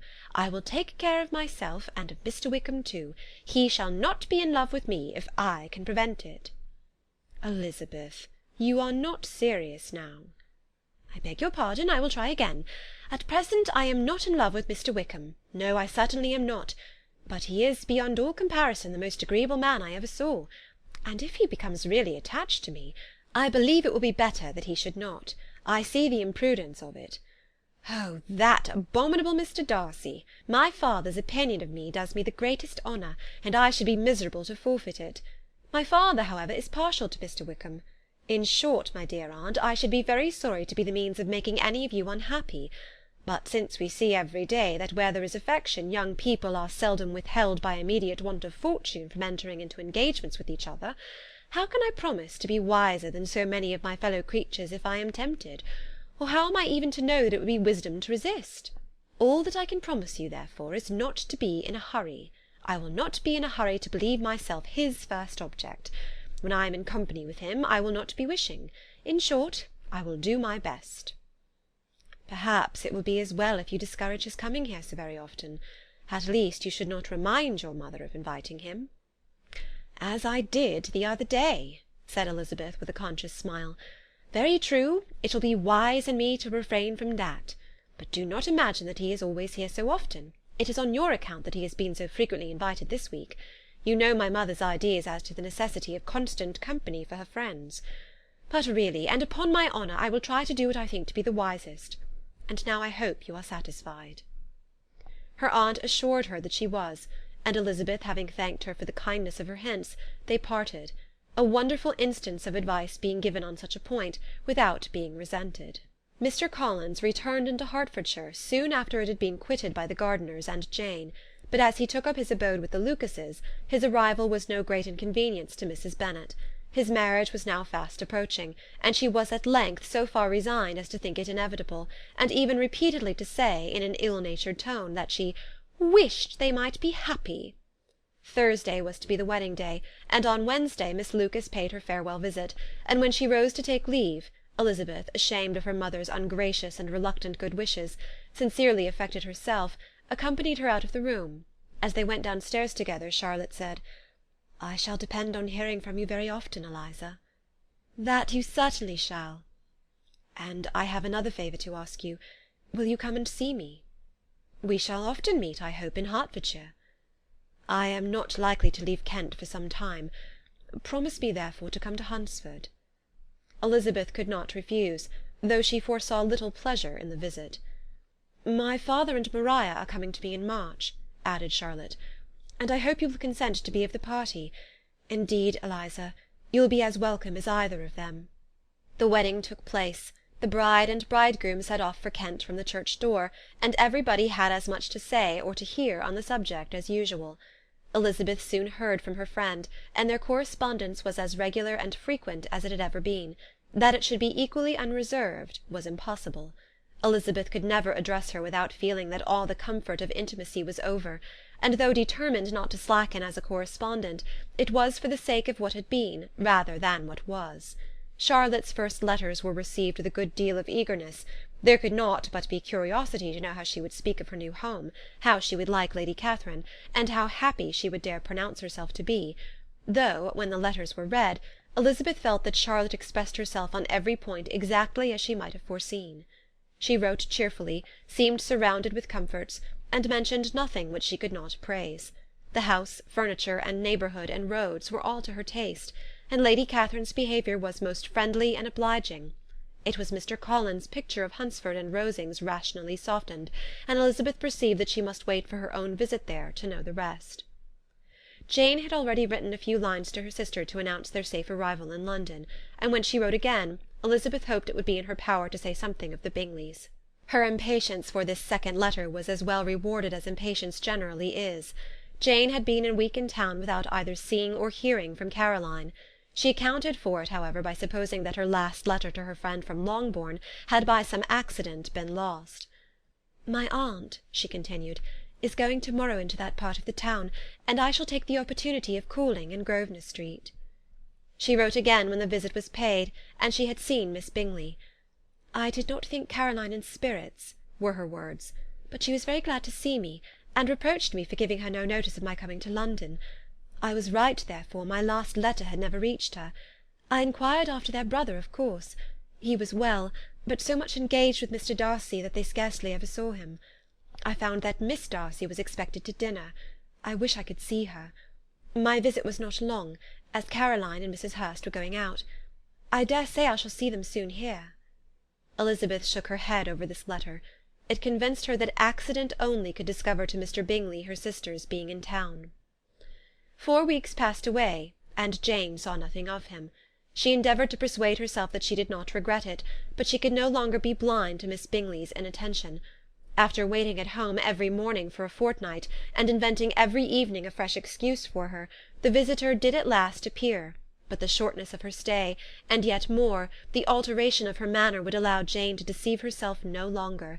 The letter which she wrote on this occasion to her sister will prove what she felt. "My dearest Lizzy will, I am sure, be incapable of triumphing in her better judgment at my expense, when I confess myself to have been entirely deceived in Miss Bingley's regard for me. But, my dear sister, though the event has proved you right, do not think me obstinate if I still assert that, considering what her behaviour was, my confidence was as natural as your suspicion. I do not at all comprehend her reason for wishing to be intimate with me, but if the same circumstances were to happen again, I am sure I should be deceived again. Caroline did not return my visit till yesterday, and not a note, not a line, did I receive in the meantime. When she did come, it was very evident that she had no pleasure in it. She made a slight, formal apology for not calling before, said not a word of wishing to see me again, and was in every respect so altered a creature, that when she went away I was perfectly resolved to continue the acquaintance no longer. I pity, though I cannot help blaming her. She was very wrong in singling me out as she did. I can safely say that every advance to intimacy began on her side. But I pity her, because she must feel that she has been acting wrong, and because I am very sure that anxiety for her brother is the cause of it. I need not explain myself further, and though we know this anxiety to be quite needless, yet, if she feels it, it will easily account for her behaviour to me, and so deservedly dear as he is to his sister, whatever anxiety she must feel in his behalf is natural and amiable. I cannot but wonder, however, at her having any such fears now, because if he had at all cared about me, we must have met long ago. He knows of my being in town, I am certain, from something she said herself, and yet it would seem, by her manner of talking, as if she wanted to persuade herself that he is really partial to Miss Darcy. I cannot understand it. If I were not afraid of judging harshly, I should be almost tempted to say that there is a strong appearance of duplicity in all this. But I will endeavour to banish every painful thought, and think only of what will make me happy, your affection, and the invariable kindness of my dear aunt and uncle. Let me hear from you very soon. Miss Bingley said something of his never returning to Netherfield again, of giving up the house, but not with any certainty. We had better not mention it. I am extremely glad that you have such pleasant accounts from our friends at Hunsford. Pray go to see them with Sir William and Maria. I am sure you'll be very comfortable there. Yours, etc. This letter gave Elizabeth some pain, but her spirits returned as she considered that Jane would be no longer duped by the sister at least. All expectation from the brother was now absolutely over. She would not even wish for a renewal of his attentions. His character sunk on every review of it, and as a punishment for him, as well as a possible advantage to Jane, she seriously hoped that he might really soon marry Mr. Darcy's sister, as, by Wickham's account, she would make him abundantly regret what he had thrown away. Mrs. Gardiner about this time reminded Elizabeth of her promise concerning that gentleman, and required information, and Elizabeth had such to send as might rather give contentment to her aunt than to herself. His apparent partiality had subsided, his attentions were over, he was the admirer of some one else. Elizabeth was watchful enough to see it all, but she could see it and write of it without material pain. Her heart had been but slightly touched, and her vanity was satisfied with believing that she would have been his only choice, had fortune permitted it.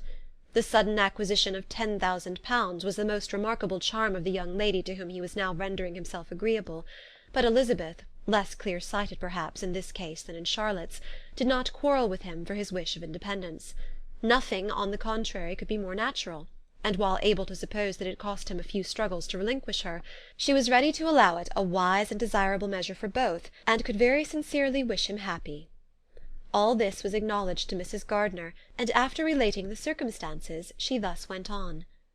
"I am now convinced, my dear aunt, that I have never been much in love, for had I really experienced that pure and elevating passion, I should at present detest his very name, and wish him all manner of evil.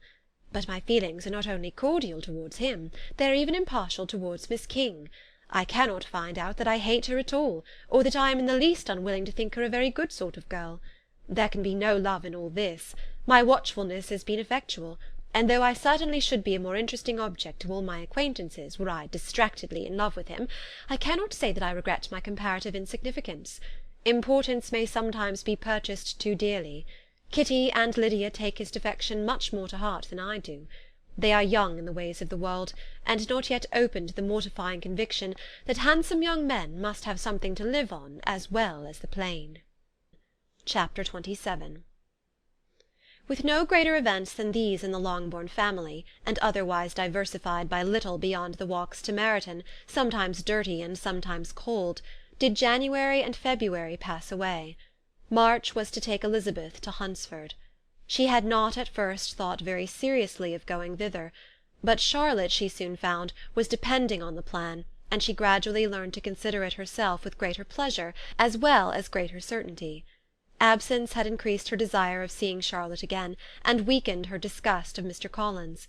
There was novelty in the scheme, and as, with such a mother and such uncompanionable sisters, home could not be faultless, a little change was not unwelcome for its own sake.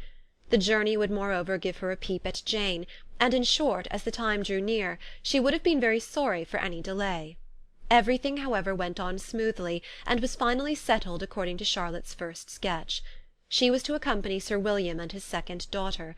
The improvement of spending a night in London was added in time, and the plan became as perfect as plan could be.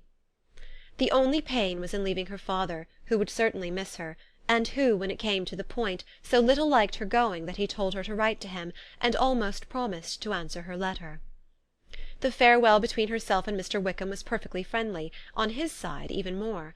His present pursuit could not make him forget that Elizabeth had been the first to excite and to deserve his attention, the first to listen and to pity, the first to be admired, and in his manner of bidding her adieu, wishing her every enjoyment, reminding her of what she was to expect in Lady Catherine de Bourgh, and trusting their opinion of her, their opinion of everybody, would always coincide, there was a solicitude, an interest, which she felt must ever attach her to him with a most sincere regard, and she parted from him convinced that, whether married or single, he must always be her model of the amiable and pleasing. Her fellow travellers the next day were not of a kind to make her think him less agreeable. Sir William Lucas and his daughter Maria, a good-humoured girl, but as empty-headed as himself, had nothing to say that could be worth hearing, and were listened to with about as much delight as the rattle of the chaise. Elizabeth loved absurdities, but she had known Sir William's too long. He could tell her nothing new of the wonders of his presentation and knighthood, and his civilities were worn out, like his information. It was a journey of only 24 miles, and they began it so early as to be in Gracechurch Street by noon.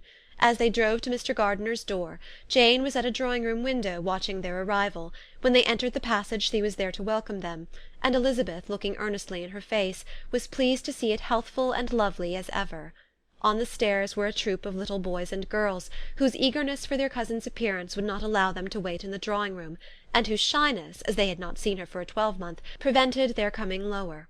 All was joy and kindness. The day passed most pleasantly away, the morning in bustle and shopping, and the evening at one of the theatres. Elizabeth then contrived to sit by her aunt. Their first object was her sister, and she was more grieved than astonished to hear, in reply to her minute inquiries, that though Jane always struggled to support her spirits, there were periods of dejection. It was reasonable, however, to hope that they would not continue long. Mrs. Gardiner gave her the particulars also of Miss Bingley's visit in Gracechurch Street, and repeated conversations occurring at different times between Jane and herself, which proved that the former had, from her heart, given up the acquaintance. Mrs. Gardiner then rallied her niece on Wickham's desertion, and complimented her on bearing it so well.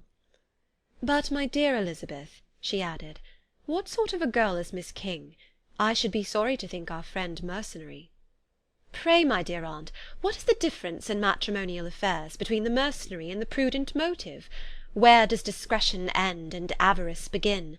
Last Christmas you were afraid of his marrying me because it would be imprudent, and now, because he is trying to get a girl with only £10,000, you want to find out that he is mercenary.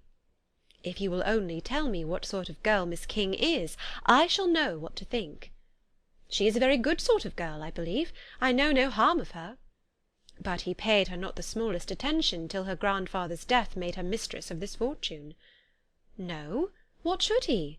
If it were not allowable for him to gain my affections because I had no money, what occasion should there be for him making love to a girl whom he did not care about, and who was equally poor?" "But there seems an indelicacy in directing his attentions towards her so soon after this event." "A man in distressed circumstances has not time for all those elegant decorums which other people may observe. If she does not object to it, why should we?" "Her not objecting does not justify him. It only shows her being deficient in something herself, sense or feeling." "Well," cried Elizabeth, "have it as you choose. He shall be mercenary, and she shall be foolish." "No, Lizzy, that is what I do not choose. I should be sorry, you know, to think ill of a young man who has lived so long in Derbyshire." "Oh, if that is all, I have a very poor opinion of young men who live in Derbyshire, and their intimate friends who live in Hertfordshire are not much better. I am sick of them all. Thank heaven I am going to-morrow, where I shall find a man who has not one agreeable quality, who has neither manner nor sense to recommend him. Stupid men are the only ones worth knowing, after all." "Take care, Lizzy, that speech savours strongly of disappointment." Before they were separated by the conclusion of the play, she had the unexpected happiness of an invitation to accompany her uncle and aunt in a tour of pleasure which they proposed taking in the summer. "We have not determined how far it shall carry us," said Mrs. Gardiner, "but perhaps to the Lakes." No scheme could have been more agreeable to Elizabeth, and her acceptance of the invitation was most ready and grateful. "Oh, my dear, dear aunt," she rapturously cried, "what delight! What felicity! You give me fresh life and vigour. Adieu to disappointment and spleen. What are young men to rocks and mountains? Oh, what hours of transport we shall spend! And when we do return, it shall not be like other travellers, without being able to give one accurate idea of anything. We will know where we have gone. We will recollect what we have seen. Lakes, mountains, and rivers shall not be jumbled together in our imaginations, nor, when we attempt to describe any particular scene, will we begin quarrelling about its relative situation. Let our first effusions be less insupportable than those of the generality of travellers." Chapter 28. Every object in the next day's journey was new and interesting to Elizabeth, and her spirits were in a state of enjoyment, for she had seen her sister looking so well as to banish all fear for her health, and the prospect of her northern tour was a constant source of delight. When they left the high road for the lane to Hunsford, every eye was in search of the parsonage, and every turning expected to bring it in view. The palings of Rosings Park was their boundary on one side. Elizabeth smiled at the recollection of all that she had heard of its inhabitants. At length the parsonage was discernible. The garden sloping to the road, the house standing in it, the green pales and the laurel hedge, everything declared they were arriving. Mr. Collins and Charlotte appeared at the door, and the carriage stopped at the small gate which led by a short gravel walk to the house, amidst the nods and smiles of the whole party. In a moment they were all out of the chaise, rejoicing at the sight of each other. Mrs. Collins welcomed her friend with the liveliest pleasure, and Elizabeth was more and more satisfied with coming when she found herself so affectionately received. She saw instantly that her cousin's manners were not altered by his marriage. His formal civility was just what it had been, and he detained her some minutes at the gate to hear and satisfy his inquiries after all her family. They were then, with no other delay than his pointing out the neatness of the entrance, taken into the house, and as soon as they were in the parlour, he welcomed them a second time, with ostentatious formality, to his humble abode, and punctually repeated all his wife's offers of refreshment. Elizabeth was prepared to see him in his glory, and she could not help in fancying that in displaying the good proportion of the room, its aspect and its furniture, he addressed himself particularly to her, as if wishing to make her feel what she had lost in refusing him. But, though everything seemed neat and comfortable, she was not able to gratify him by any sigh of repentance, and rather looked with wonder at her friend that she could have so cheerful an air with such a companion. When Mr. Collins said anything of which his wife might reasonably be ashamed, which certainly was not unseldom, she involuntarily turned her eye on Charlotte. Once or twice she could discern a faint blush, but in general Charlotte wisely did not hear. After sitting long enough to admire every article of furniture in the room, from the sideboard to the fender, to give an account of their journey and of all that had happened in London, Mr. Collins invited them to take a stroll in the garden, which was large and well laid out, and to the cultivation of which he attended himself. To work in this garden was one of his most respectable pleasures, and Elizabeth admired the command of countenance with which Charlotte talked of the healthfulness of the exercise, and owned she encouraged it as much as possible. Here, leading the way through every walk and cross-walk, and scarcely allowing them an interval to utter the praises he asked for, every view was pointed out with a minuteness which left beauty entirely behind. He could number the fields in every direction, and could tell how many trees there were in the most distant clump. But of all the views which his garden or which the country or kingdom could boast, none were to be compared with the prospect of Rosings, afforded by an opening in the trees that bordered the park nearly opposite the front of his house. It was a handsome modern building, well situated on rising ground. From his garden Mr. Collins would have led them round his 2 meadows, but the ladies, not having shoes to encounter the remains of a white frost, turned back, and while Sir William accompanied him, Charlotte took her sister and friend over the house, extremely well pleased probably to have the opportunity of showing it without her husband's help. It was rather small, but well built and convenient, and everything was fitted up and arranged with a neatness and consistency of which Elizabeth gave Charlotte all the credit. When Mr. Collins could be forgotten, there was really an air of great comfort throughout, and by Charlotte's evident enjoyment of it, Elizabeth supposed he must be often forgotten. She had already learnt that Lady Catherine was still in the country. It was spoken of again while they were at dinner, when Mr. Collins, joining in, observed, "Yes, Miss Elizabeth, you will have the honour of seeing Lady Catherine de Bourgh on the ensuing Sunday at church, and I need not say you will be delighted with her. She is all affability and condescension, and I doubt not but you will be honoured with some portion of her notice when service is over. I have scarcely any hesitation in saying that she will include you and my sister Maria in every invitation which she honours us during our stay here. Her behaviour to my dear Charlotte is charming. We dine at Rosings twice every week, and are never allowed to walk home. Her ladyship's carriage is regularly ordered for us. I should say one of her ladyship's carriages, for she has several." "Lady Catherine is a very respectable, sensible woman indeed," added Charlotte, "and a most attentive neighbour." "Very true, my dear, that is exactly what I would say. She is the sort of woman whom one cannot regard with too much deference." The evening was spent chiefly in talking over Hertfordshire news, and telling again what had already been written, and when it closed, Elizabeth, in the solitude of her chamber, had to meditate upon Charlotte's degree of contentment, to understand her address in guiding, and composure in bearing with, her husband, and to acknowledge that it was all done very well. She had also to anticipate how her visit would pass, the quiet tenor of their usual employments, the vexatious interruptions of Mr. Collins, and the gaieties of their intercourse with Rosings. A lively imagination soon settled it all. About the middle of the next day, as she was in her room getting ready for a walk, a sudden noise below seemed to speak the whole house in confusion, and after listening a moment she heard somebody running up the stairs in a violent hurry, and calling loudly after her. She opened the door and met Maria in the landing-place, who, breathless with agitation, cried out, "Oh, my dear Eliza, pray make haste and come into the dining-room, for there is such a sight to be seen! I will not tell you what it is. Make haste and come down this moment." Elizabeth asked questions in vain. Maria would tell her nothing more, and down they ran into the dining-room, which fronted the lane, in quest of this wonder. It was two ladies stopping in a low phaeton at the garden gate.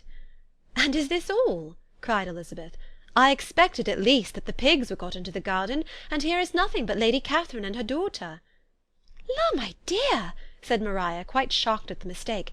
"It is not Lady Catherine. The old lady is Mrs. Jenkinson, who lives with them. The other is Miss de Bourgh. Only look at her. She is quite a little creature. Who would have thought that she could be so thin and small?" "She is abominably rude to keep Charlotte out of doors in all this wind. Why does not she come in?" "Oh, Charlotte says she hardly ever does. It is the greatest of favours when Miss de Bourgh comes in." "I like her appearance," said Elizabeth, struck with other ideas. "She looks sickly and cross. Yes, she will do for him very well. She will make him a very proper wife."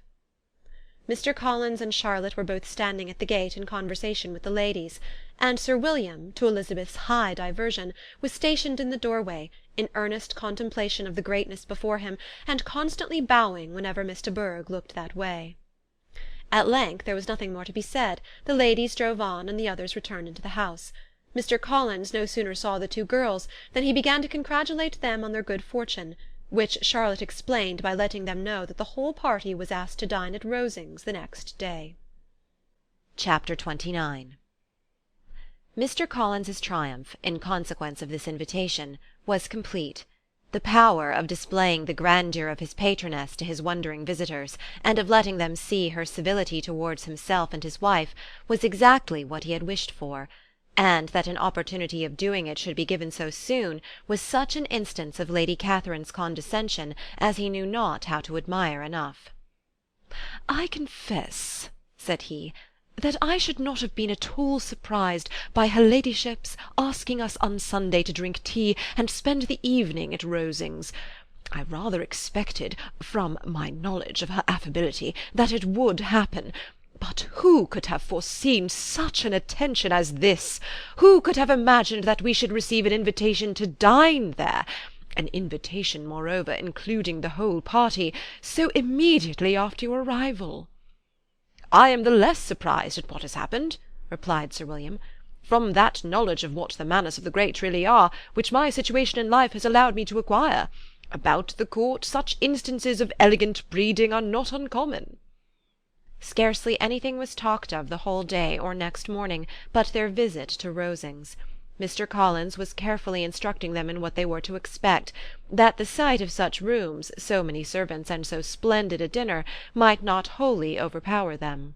When the ladies were separating for the toilette, he said to Elizabeth, "Do not make yourself uneasy, my dear cousin, about your apparel. Lady Catherine is far from requiring that elegance of dress in us which becomes herself and her daughter. I would advise you merely to put on whatever of your clothes is superior to the rest. There is no occasion for anything more. Lady Catherine will not think the worse of you for being simply dressed. She likes to have the distinction of rank preserved." While they were dressing, he came 2 or 3 times to their different doors, to recommend their being quick, as Lady Catherine very much objected to be kept waiting for her dinner. Such formidable accounts of her ladyship, and her manner of living, quite frightened Maria Lucas, who had been little used to company, and she looked forward to her introduction at Rosings with as much apprehension as her father had done to his presentation at St. James's.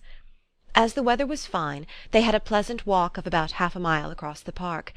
Every park has its beauty and its prospects, and Elizabeth saw much to be pleased with, though she could not be in such raptures as Mr. Collins expected the scene to inspire, and was but slightly affected by his enumeration of the windows in front of the house, and his relation of what the glazing altogether had originally cost Sir Lewis de Bourgh. When they ascended the steps to the hall, Maria's alarm was every moment increasing, and even Sir William did not look perfectly calm. Elizabeth's courage did not fail her. She had heard nothing of Lady Catherine that spoke her awful from any extraordinary talents or miraculous virtue, and the mere stateliness of money or rank she thought she could witness without trepidation. From the entrance hall, of which Mr. Collins pointed out, with a rapturous air, the fine proportion and the finished ornaments, they followed the servants through an antechamber to the room where Lady Catherine, her daughter, and Mrs. Jenkinson were sitting. Her ladyship, with great condescension, arose to receive them, and as Mrs. Collins had settled it with her husband that the office of introduction should be hers, it was performed in a proper manner, without any of those apologies and thanks which he would have thought necessary. In spite of having been at St. James's, Sir William was so completely awed by the grandeur surrounding him that he had but just courage enough to make a very low bow and take his seat without saying a word, and his daughter, frightened almost out of her senses, sat on the edge of her chair, not knowing which way to look. Elizabeth found herself quite equal to the scene, and could observe the three ladies before her composedly. Lady Catherine was a tall, large woman, with strongly marked features, which might once have been handsome. Her air was not conciliating, nor was her manner of receiving them such as to make her visitors forget their inferior rank. She was not rendered formidable by silence, but whatever she said was spoken in so authoritative a tone as marked her self-importance, and brought Mr. Wickham immediately to Elizabeth's mind, and from the observation of the day altogether she believed Lady Catherine to be exactly what he represented. When, after examining the mother, in whose countenance and deportment she soon found some resemblance of Mr. Darcy, she turned her eyes on the daughter, she could almost have joined in Maria's astonishment at her being so thin and so small. There was neither in figure nor face any likeness between the ladies. Miss de Bourgh was pale and sickly, her features, though not plain, were insignificant, and she spoke very little, except in a low voice to Mrs. Jenkinson, in whose appearance there was nothing remarkable, and who was entirely engaged in listening to what she said, and placing a screen in the proper direction before her eyes. After sitting a few minutes, they were all sent to one of the windows to admire the view, Mr. Collins attending them to point out its beauties, and Lady Catherine kindly informing them that it was much better worth looking at in the summer. The dinner was exceedingly handsome, and there were all the servants and all the articles of plate which Mr. Collins had promised, and, as he had likewise foretold, he took his seat at the bottom of the table by her ladyship's desire, and looked as if he felt that life could furnish nothing greater. He carved, and ate, and praised with delighted alacrity, and every dish was commended, first by him and then by Sir William, who was now enough recovered to echo whatever his son-in-law said, in a manner which Elizabeth wondered Lady Catherine could bear. But Lady Catherine seemed gratified by their excessive admiration, and gave most gracious smiles, especially when any dish on the table proved a novelty to them. The party did not supply much conversation. Elizabeth was ready to speak whenever there was an opening, but she was seated between Charlotte and Miss de Bourgh, the former of whom was engaged in listening to Lady Catherine, and the latter said not a word to her all dinner-time. Mrs. Jenkinson was chiefly employed in watching how little Miss de Bourgh ate, pressing her to try some other dish, and fearing she was indisposed. Maria thought speaking out of the question, and the gentlemen did nothing but eat and admire. When the ladies returned to the drawing-room, there was little to be done but to hear Lady Catherine talk, which she did without any intermission till coffee came in, delivering her opinion on every subject in so decisive a manner as proved that she was not used to have her judgment controverted. She inquired into Charlotte's domestic concerns familiarly and minutely, gave her a great deal of advice as to the management of them all, told her how everything ought to be regulated in so small a family as hers, and instructed her as to the care of her cows and her poultry. Elizabeth found that nothing was beneath this great lady's attention which could furnish her with an occasion of dictating to others. In the intervals of her discourse with Mrs. Collins, she addressed a variety of questions to Maria and Elizabeth, but especially to the latter, of whose connections she knew the least, and who she observed to Mrs. Collins was a very genteel, pretty kind of girl. She asked her at different times how many sisters she had, whether they were older or younger than herself, whether any of them were likely to be married, whether they were handsome, whether they had been educated, what carriage her father kept, and what had been her mother's maiden name. Elizabeth felt all the impertinence of her questions, but answered them very composedly. Lady Catherine then observed, "Your father's estate is entailed on Mr. Collins, I think. For your sake," turning to Charlotte, "I am glad of it, but otherwise I see no occasion for entailing estates from the female line. It was not thought necessary in Sir Lewis de Bourgh's family. Do you play and sing, Miss Bennet?" "A little." "No, then some time or other we shall be happy to hear you. Our instrument is a capital one, probably superior to—you shall try it some day. Do your sisters play and sing?" "One of them does." "Why did not you all learn? You ought all to have learned. The Miss Webbs all play, and their father has not so good an income as yours. Do you draw?" "No, not at all." "What? None of you?" "Not one." "That is very strange. But I suppose you had no opportunity. Your mother should have taken you to town every spring for the benefit of masters." "My mother would have had no objection, but my father hates London." "Has your governess left you?" "We never had any governess." "No governess? How was that possible? 5 daughters brought up at home without a governess! I never heard of such a thing. Your mother must have been quite a slave to your education." Elizabeth could hardly help smiling as she assured her that that had not been the case. "Then who taught you? Who attended to you? Without a governess you must have been neglected." "Compared with some families, I believe we were, but such of us as wished to learn never wanted the means. We were always encouraged to read, and had all the masters that were necessary. Those who chose to be idle certainly might." "Ay, no doubt, but that is what a governess will prevent, and if I had known your mother, I should have advised her most strenuously to engage one. I always say that nothing is to be done in education without steady and regular instruction, and nobody but a governess can give it. It is wonderful how many families I have been the means of supplying in that way. I am always glad to get a young person well placed out. 4 nieces of Mrs. Jenkinson are most delightfully situated through my means, and it was but the other day that I recommended another young person, who was merely accidentally mentioned to me, and the family are quite delighted with her. Mrs. Collins, did I tell you of Lady Metcalfe's calling yesterday to thank me? She finds Miss Pope a treasure. 'Lady Catherine,' said she, 'you have given me a treasure.' Are any of your younger sisters out, Miss Bennet?" "Yes, ma'am, all." "All? What, all 5 out at once? Very odd. And you only the second. The younger ones out before the elder ones are married. Your younger sisters must be very young." "Yes, my youngest is not 16. Perhaps she is full young to be much in company. But really, ma'am, I think it would be very hard upon younger sisters, that they should not have their share of society and amusement, because the elder may not have the means or inclination to marry early. The last born has as good a right to the pleasures of youth as the first, and to be kept back on such a motive, I think it would not be very likely to promote sisterly affection or delicacy of mind." "Upon my word," said her ladyship, "you give your opinion very decidedly for so young a person. Pray, what is your age?"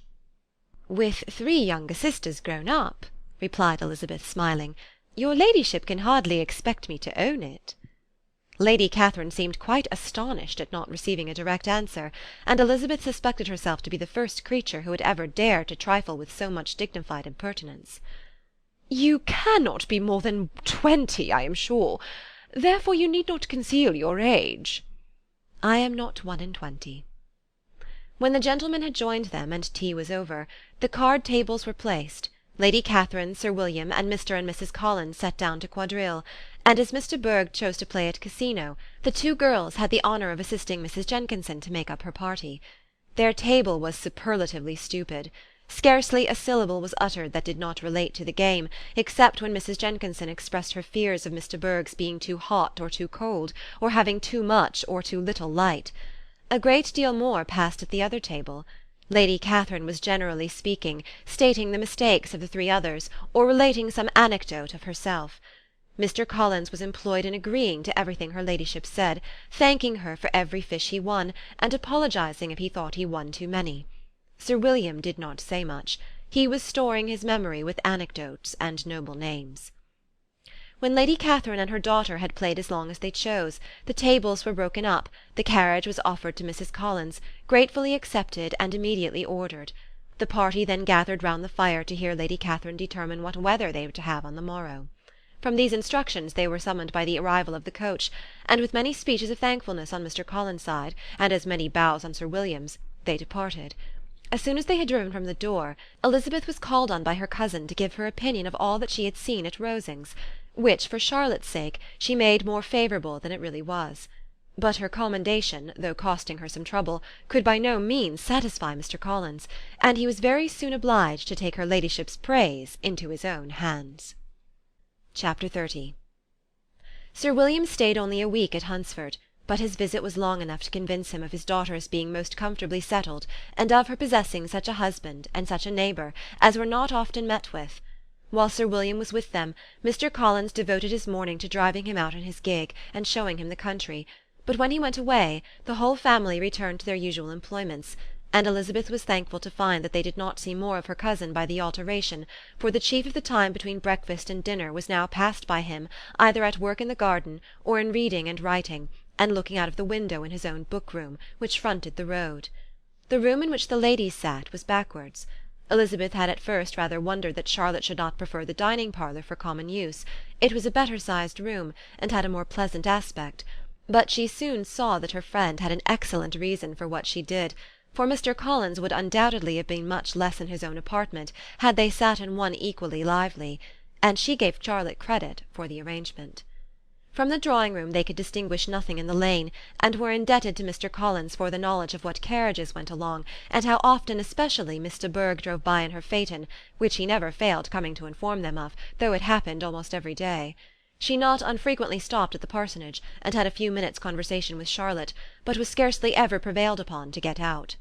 Very few days passed in which Mr. Collins did not walk to Rosings, and not many in which his wife did not think it necessary to go likewise, and till Elizabeth recollected that there might be other family livings to be disposed of, she could not understand the sacrifice of so many hours. Now and then they were honoured with a call from her ladyship, and nothing escaped her observation that was passing in the room during these visits. She examined into their employments, looked at their work, and advised them to do it differently, found fault with the arrangement of the furniture, or detected the housemaid in negligence, and if she accepted any refreshment, seemed to do it only for the sake of finding out that Mrs. Collins's joints of meat were too large for her family.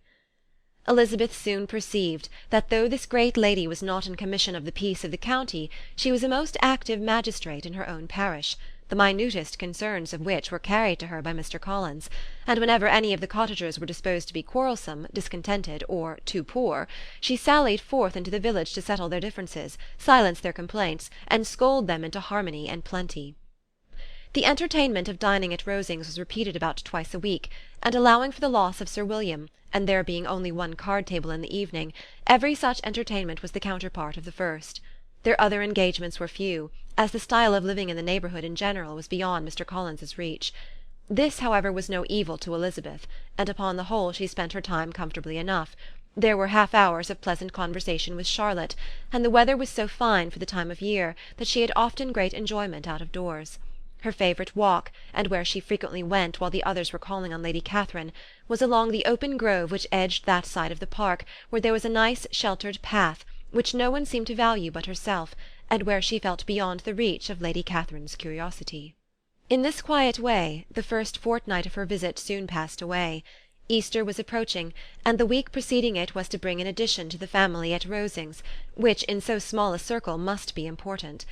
Elizabeth had heard soon after her arrival that Mr. Darcy was expected there in the course of a few weeks, and though there were not many of her acquaintances whom she did not prefer, his coming would furnish one comparatively new to look at in their Rosings parties, and she might be amused in seeing how hopeless Miss Bingley's designs on him were by his behaviour to his cousin, for whom he was evidently destined by Lady Catherine, who talked of his coming with the greatest satisfaction, spoke of him in terms of the highest admiration, and seemed almost angry to find that he had already been frequently seen by Miss Lucas and herself. His arrival was soon known at the parsonage, for Mr. Collins was walking the whole morning within view of the lodges opening into Hunsford Lane, in order to have the earliest assurance of it, and after making his bow as the carriage turned into the park, hurried home with the great intelligence. On the following morning he hastened to Rosings to pay his respects. There were 2 nephews of Lady Catherine to require them, for Mr. Darcy had brought with him a Colonel Fitzwilliam, the younger son of his uncle, Lord Blank, and to the great surprise of all the party, when Mr. Collins returned, the gentlemen accompanied him. Charlotte had seen them from her husband's room, crossing the road, and immediately running into the other, told the girls what an honour they might expect, adding, "I may thank you, Eliza, for this piece of civility. Mr. Darcy would never have come so soon to wait upon me." Elizabeth had scarcely time to disclaim all right to the compliment before their approach was announced by the door-bell, and shortly afterwards the 3 gentlemen entered the room. Colonel Fitzwilliam, who led the way, was about 30, not handsome, but in person and address most truly the gentleman. Mr. Darcy looked just as he had been used to look in Hertfordshire, paid his compliments, with his usual reserve, to Mrs. Collins, and whatever might be his feelings toward her friend, met her with every appearance of composure. Elizabeth merely curtsied to him, without saying a word. Colonel Fitzwilliam entered into conversation directly with the readiness and ease of a well-bred man, and talked very pleasantly, but his cousin, after having addressed a slight observation on the house and garden to Mrs. Collins, sat for some time without speaking to anybody. At length, however, his civility was so far awakened as to inquire of Elizabeth after the health of her family. She answered him in the usual way, and after a moment's pause added, "My eldest sister has been in town these 3 months. Have you never happened to see her there?" She was perfectly sensible that he never had, but she wished to see whether he would betray any consciousness of what had passed between the Bingleys and Jane, and she thought he looked a little confused as he answered that he had never been so fortunate as to meet Miss Bennet. The subject was pursued no farther, and the gentlemen soon afterwards went away. Chapter 31. Colonel Fitzwilliam's manners were very much admired at the parsonage, and the ladies all felt that he must add considerably to the pleasures of their engagements at Rosings. It was some days, however, before they received any invitation thither, for while there were visitors in the house they could not be necessary, and it was not till Easter Day, almost a week after the gentlemen's arrival, that they were honoured by such an attention, and then they were merely asked on leaving church to come there in the evening. For the last week they had seen very little of Lady Catherine or her daughter. Colonel Fitzwilliam had called at the parsonage more than once during the time, but Mr. Darcy they had only seen at church. The invitation was accepted, of course, and at a proper hour they joined the party in Lady Catherine's drawing-room. Her ladyship received them civilly, but it was plain that their company was by no means so acceptable as when she could get nobody else, and she was in fact almost engrossed by her nephews, speaking to them, especially to Darcy, much more than to any other person in the room. Colonel Fitzwilliam seemed really glad to see them. Anything was a welcome relief to him at Rosings, and Mrs. Collins' pretty friend had moreover caught his fancy very much. He now seated himself by her, and talked so agreeably of Kent and Hertfordshire, of travelling and staying at home, of new books and music, that Elizabeth had never been half so well entertained in that room before. And they conversed with so much spirit and flow as to draw the attention of Lady Catherine herself, as well as of Mr. Darcy. His eyes had been soon and repeatedly turned towards them with a look of curiosity, and that her ladyship after a while shared the feeling was more openly acknowledged, for she did not scruple to call out, "What is it that you are saying, Fitzwilliam? What is it you are talking of? What are you telling Miss Bennet? Let me hear what it is." "We are speaking of music, madam," said he, when no longer able to avoid a reply. "Of music? Then pray speak aloud. It is of all subjects my delight. I must have my share in the conversation if you are speaking of music. There are few people in England, I suppose, who have more true enjoyment of music than myself, or of a better natural taste. If I had ever learnt, I should have been a great proficient, and so would Anne, if her health had allowed her to apply. I am confident that she would have performed delightfully. How does Georgiana get on, Darcy?" Mr. Darcy spoke with affectionate praise of his sister's proficiency. "I am very glad to hear such a good account of her," said Lady Catherine, "and pray tell her from me that she cannot expect to excel if she does not practise a good deal." "I assure you, madam," he replied, "that she does not need such advice. She practises very constantly." "So much the better. It cannot be done too much, and when I next write to her I shall charge her not to neglect it on any account. I often tell young ladies that no excellence in music is to be acquired without constant practice.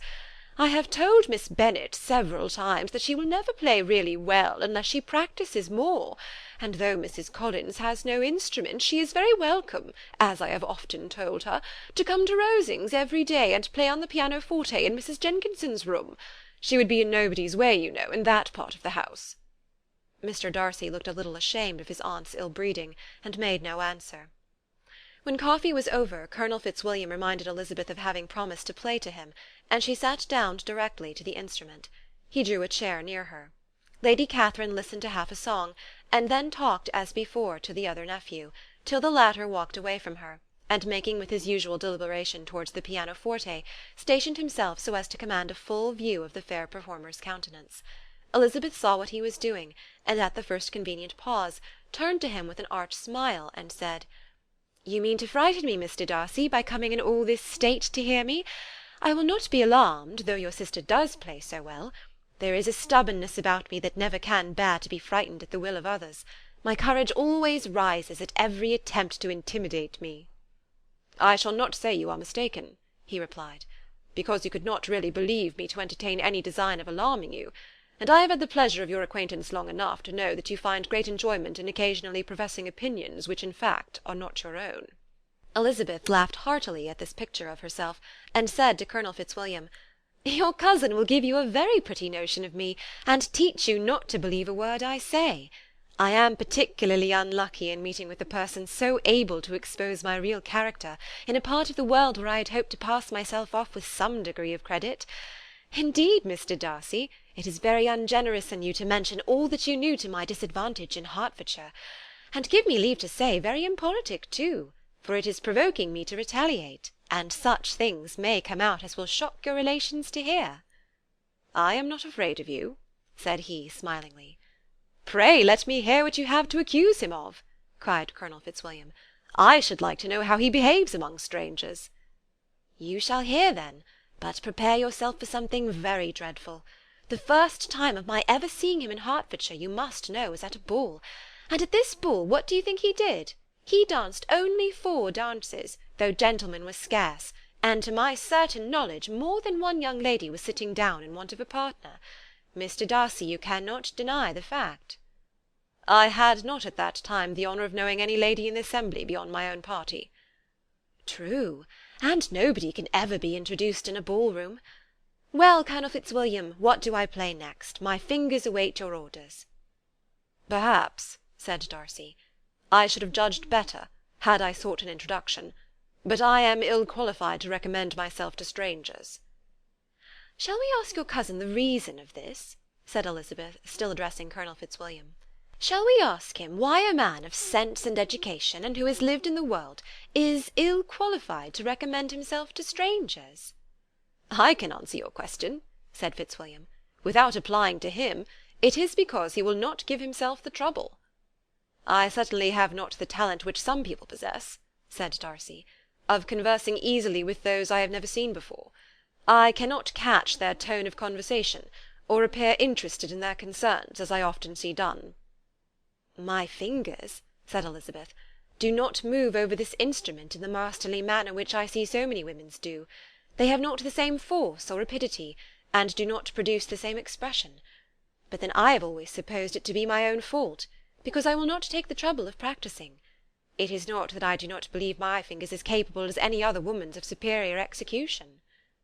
Darcy smiled and said, "You are perfectly right. You have employed your time much better. No one admitted to the privilege of hearing you can think anything wanting. We neither of us perform to strangers." Here they were interrupted by Lady Catherine, who called out to know what they were talking of.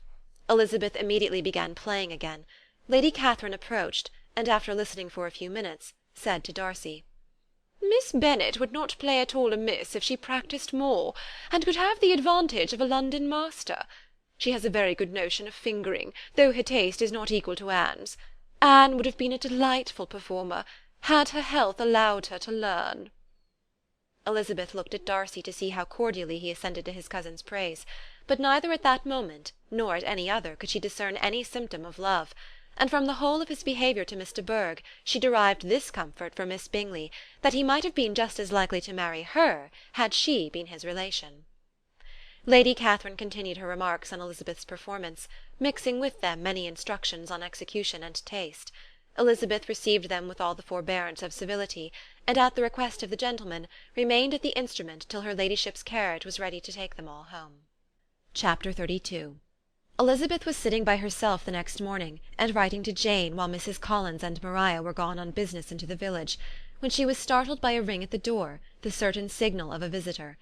As she had heard no carriage, she thought it not unlikely to be Lady Catherine, and under that apprehension was putting away her half-finished letter that she might escape all impertinent questions, when the door opened, and to her very great surprise, Mr. Darcy, and Mr. Darcy only, entered the room. He seemed astonished too at finding her alone, and apologized for his intrusion by letting her know that he had understood all the ladies were to be within. They then sat down, and when her inquiries after Rosings were made, seemed in danger of sinking into total silence. It was absolutely necessary, therefore, to think of something, and in this emergence, recollecting when she had seen him last in Hertfordshire, and feeling curious to know what he would say on the subject of their hasty departure, she observed, "How very suddenly you all quitted Netherfield last November, Mr. Darcy! It must have been a most agreeable surprise to Mr. Bingley to see you all after him so soon, for if I recollect right, he went but the day before. He and his sisters were well, I hope, when you left London?" "Perfectly so, I thank you." She found that she was to receive no other answer, and after a short pause added, "I think I have understood that Mr. Bingley has not much idea of ever returning to Netherfield again." "I have never heard him say so, but it is probable that he may spend very little of his time there in future. He has many friends, and is at a time of life when friends and engagements are continually increasing." "If he means to be but little at Netherfield, it would be better for the neighbourhood that he should give up the place entirely, for then we might possibly get a settled family there. But perhaps Mr. Bingley did not take the house so much for the convenience of the neighbourhood as for his own, and we must expect him to keep it or quit it on the same principle." "I should not be surprised," said Darcy, "if he were to give it up as soon as any eligible purchase offers." Elizabeth made no answer. She was afraid of talking longer of his friend, and having nothing else to say, was now determined to leave the trouble of finding a subject to him. He took the hint, and soon began with, "This seems a very comfortable house. Lady Catherine, I believe, did a great deal to it when Mr. Collins first came to Hunsford." "I believe she did, and I am sure she could not have bestowed her kindness on a more grateful object." "Mr. Collins appears to be very fortunate in his choice of wife." "Yes, indeed. His friends may well rejoice in his having met with one of the very few sensible women who would have accepted him, or have made him happy if they had. My friend has an excellent understanding, though I am not certain that I consider her marrying Mr. Collins as the wisest thing she ever did. She seems perfectly happy, however, and in a prudential light it is certainly a very good match for her." "It must be very agreeable for her to be settled within so easy distance of her family and friends." "An easy distance, do you call it? It is nearly 50 miles." "And what is 50 miles of good road? Little more than half a day's journey. Yes, I call it a very easy distance." "I should never have considered the distance as one of the advantages of the match," cried Elizabeth. "I should never have said Mrs. Collins was settled near her family." "It is a proof of your own attachment to Hertfordshire. Anything beyond the very neighbourhood of Longbourn, I suppose, would appear far." As he spoke there was a sort of smile which Elizabeth fancied she understood. He must be supposing her to be thinking of Jane and Netherfield, and she blushed as she answered, "I do not mean to say that a woman may not be settled too near her family. The far and the near must be relative, and depend on many varying circumstances. Where there is fortune to make the expenses of travelling unimportant, distance becomes no evil. But that is not the case here. Mr. and Mrs. Collins have a comfortable income, but not such a one as will allow of frequent journeys, and I am persuaded my friend would not call herself near her family under less than half the present distance." Mr. Darcy drew his chair a little towards her, and said, "You cannot have the right to such a very strong local attachment. You cannot have been always at Longbourn." Elizabeth looked surprised. The gentleman experienced some change of feeling. He drew back his chair, took a newspaper from the table, and glancing over it, said in a colder voice, "Are you pleased with Kent?" A short dialogue on the subject of the country ensued, on either side calm and concise, and soon put an end to by the entrance of Charlotte and her sister, just returned from her walk. The tete-a-tete surprised them. Mr. Darcy related the mistake which had occasioned his intruding on Miss Bennet, and after sitting a few minutes longer without saying much to anybody, went away. "What can be the meaning of this?" said Charlotte, as soon as he was gone. "My dear Eliza, he must be in love with you, or he would never have called on us in this familiar way." But when Elizabeth told of his silence, it did not seem very likely, even to Charlotte's wishes, to be the case; and after various conjectures, they could at last only suppose his visit to proceed from the difficulty of finding anything to do, which was the more probable from the time of year. All field sports were over. Within doors there was Lady Catherine, books, and a billiard table; but a gentleman cannot always be within doors, and in the nearness of the parsonage, or the pleasantness of the walk to it, or of the people who lived in it, the two cousins found a temptation from this period of walking thither almost every day. They called at various times of the morning, sometimes separately, sometimes together, and now and then accompanied by their aunt. It was plain to them all that Colonel Fitzwilliam came because he had pleasure in their society, a persuasion which of course recommended him still more; and Elizabeth was reminded by her own satisfaction in being with him, as well as by his evident admiration of her former favourite George Wickham; and though, in comparing them, she saw there was less captivating softness in Colonel Fitzwilliam's manners, she believed he might have the best informed mind. But why Mr. Darcy came so often to the parsonage, it was more difficult to understand. It could not be for society, as he frequently sat there 10 minutes together without opening his lips; and when he did speak, it seemed the effect of necessity rather than of choice, a sacrifice to propriety, not a pleasure to himself. He seldom appeared really animated. Mrs. Collins knew not what to make of him. Colonel Fitzwilliam's occasionally laughing at his stupidity proved that he was generally different, which her own knowledge of him could not have told her; and as she would like to have believed this change the effect of love, and the object of that love her friend Eliza, she set herself seriously at work to find it out. She watched him whenever they were at Rosings, and whenever he came to Hunsford, but without much success. He certainly looked at her friend a great deal, but the expression of that look was disputable.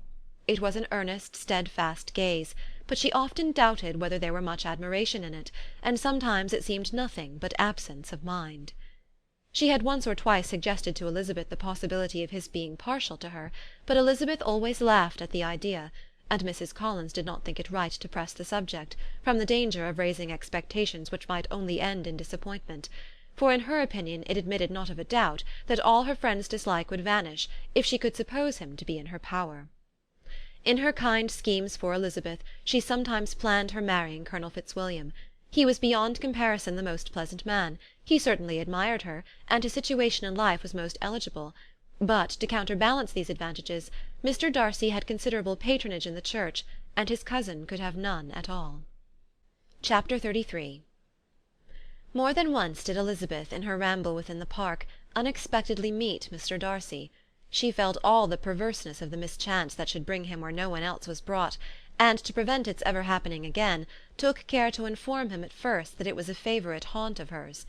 How it could occur a second time, therefore, was very odd. Yet it did, and even a third. It seemed like wilful ill nature, or a voluntary penance, for on these occasions it was not merely a few formal inquiries and an awkward pause and then away, but he actually thought it necessary to turn back and walk with her.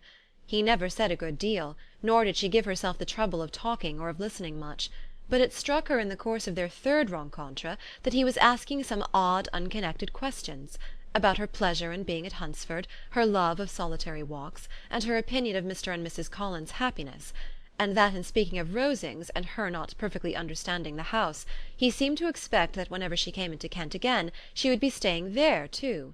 His words seemed to imply it. Could he have Colonel Fitzwilliam in his thoughts? She supposed if he meant anything he must mean an allusion to what might arise in that quarter. It distressed her a little, and she was quite glad to find herself at the gate in the pales opposite the parsonage. She was engaged one day as she walked in perusing Jane's last letter, and dwelling on some passages which proved that Jane had not written in spirits, when, instead of being again surprised by Mr. Darcy, she saw on looking up that Colonel Fitzwilliam was meeting her. Putting away her letter immediately, and forcing a smile, she said, "I did not know before that you ever walked this way." "I have been making the tour of the park," he replied, "as I generally do every year, and intend to close it with a call at the parsonage. Are you going much further?" "No, I should have turned in a moment." And accordingly she did turn, and they walked towards the parsonage together. "Do you certainly leave Kent on Saturday?" she said. "Yes, if Darcy does not put it off again. But I am at his disposal. He arranges the business just as he pleases." "And if not able to please himself in the arrangement, he has at least pleasure in the great power of choice. I do not know anybody who seems more to enjoy the power of doing what he likes than Mr. Darcy." "He likes to have his own way very well," replied Colonel Fitzwilliam, "but so we all do. It is only that he has better means of having it than many others, because he is rich, and many others are poor. I speak feelingly. A younger son, you know, must be inured to self-denial and dependence." "In my opinion, the younger son of an earl can know very little of either. Now, seriously, what have you ever known of self-denial and dependence? When have you been prevented by want of money from going wherever you chose, or procuring anything you had a fancy for?" "These are home questions, and perhaps I cannot say that I have experienced many hardships of that nature. But in matters of greater weight I may suffer from want of money. Younger sons cannot marry where they like." "Unless where they like women of fortune, which I think very often they do." "Our habits of expense make us too dependent, and there are not many in my rank of life who can afford to marry without some attention to money." "Is this," thought Elizabeth, "meant for me?" And she coloured at the idea, but recovering herself, said in a lively tone, "And pray, what is the usual price of an earl's younger son? Unless the elder brother is very sickly, I suppose you would not ask above 50,000 pounds." He answered her in the same style, and the subject dropped. To interrupt a silence which might make him fancy her affected with what had passed, she soon afterwards said, "I imagine your cousin brought you down with him chiefly for the sake of having someone at his disposal. I wonder he does not marry, to secure a lasting convenience of that kind. But perhaps his sister does as well for the present, and as she is under his sole care, he may do what he likes with her." "No," said Colonel Fitzwilliam, "that is an advantage which he must divide with me. I am joined with him in the guardianship of Miss Darcy." "Are you indeed? And pray what sort of guardians do you make? Does your charge give you much trouble? Young ladies of her age are sometimes a little difficult to manage, and if she has the true Darcy spirit, she may like to have her own way." As she spoke, she observed him looking at her earnestly, and the manner in which he immediately asked her why she supposed Miss Darcy likely to give them any uneasiness, convinced her that she had somehow or other got pretty near the truth. She directly replied, "You need not be frightened. I never heard any harm of her, and I dare say she is one of the most tractable creatures in the world. She is a very great favourite with some ladies of my acquaintance, Mrs. Hurst and Miss Bingley. I think I have heard you say that you know them." "I know them a little. Their brother is a pleasant, gentlemanlike man. He is a great friend of Darcy's." "Oh, yes," said Elizabeth dryly. "Mr. Darcy is uncommonly kind to Mr. Bingley, and takes a prodigious deal of care of him." "Care of him? Yes, I really believe Darcy does take care of him in those points where he most wants care. From something that he told me in our journey hither, I have reason to think Bingley very much indebted to him. But I ought to beg his pardon, for I have no right to suppose that Bingley was the person meant. It was all conjecture." "What is it you mean?" "It is a circumstance which Darcy could not wish to be generally known, because if it were to get round to the lady's family it would be an unpleasant thing." "You may depend upon my not mentioning it." "And remember that I have not much reason for supposing it to be Bingley. What he told me was merely this, that he congratulated himself on having lately saved a friend from the inconveniences of a most imprudent marriage, but without mentioning names or any other particulars, and I only suspected it to be Bingley from believing him the kind of young man to get into a scrape of that sort, and from knowing them to have been together the whole of last summer." "Did Mr. Darcy give you reasons for this interference?"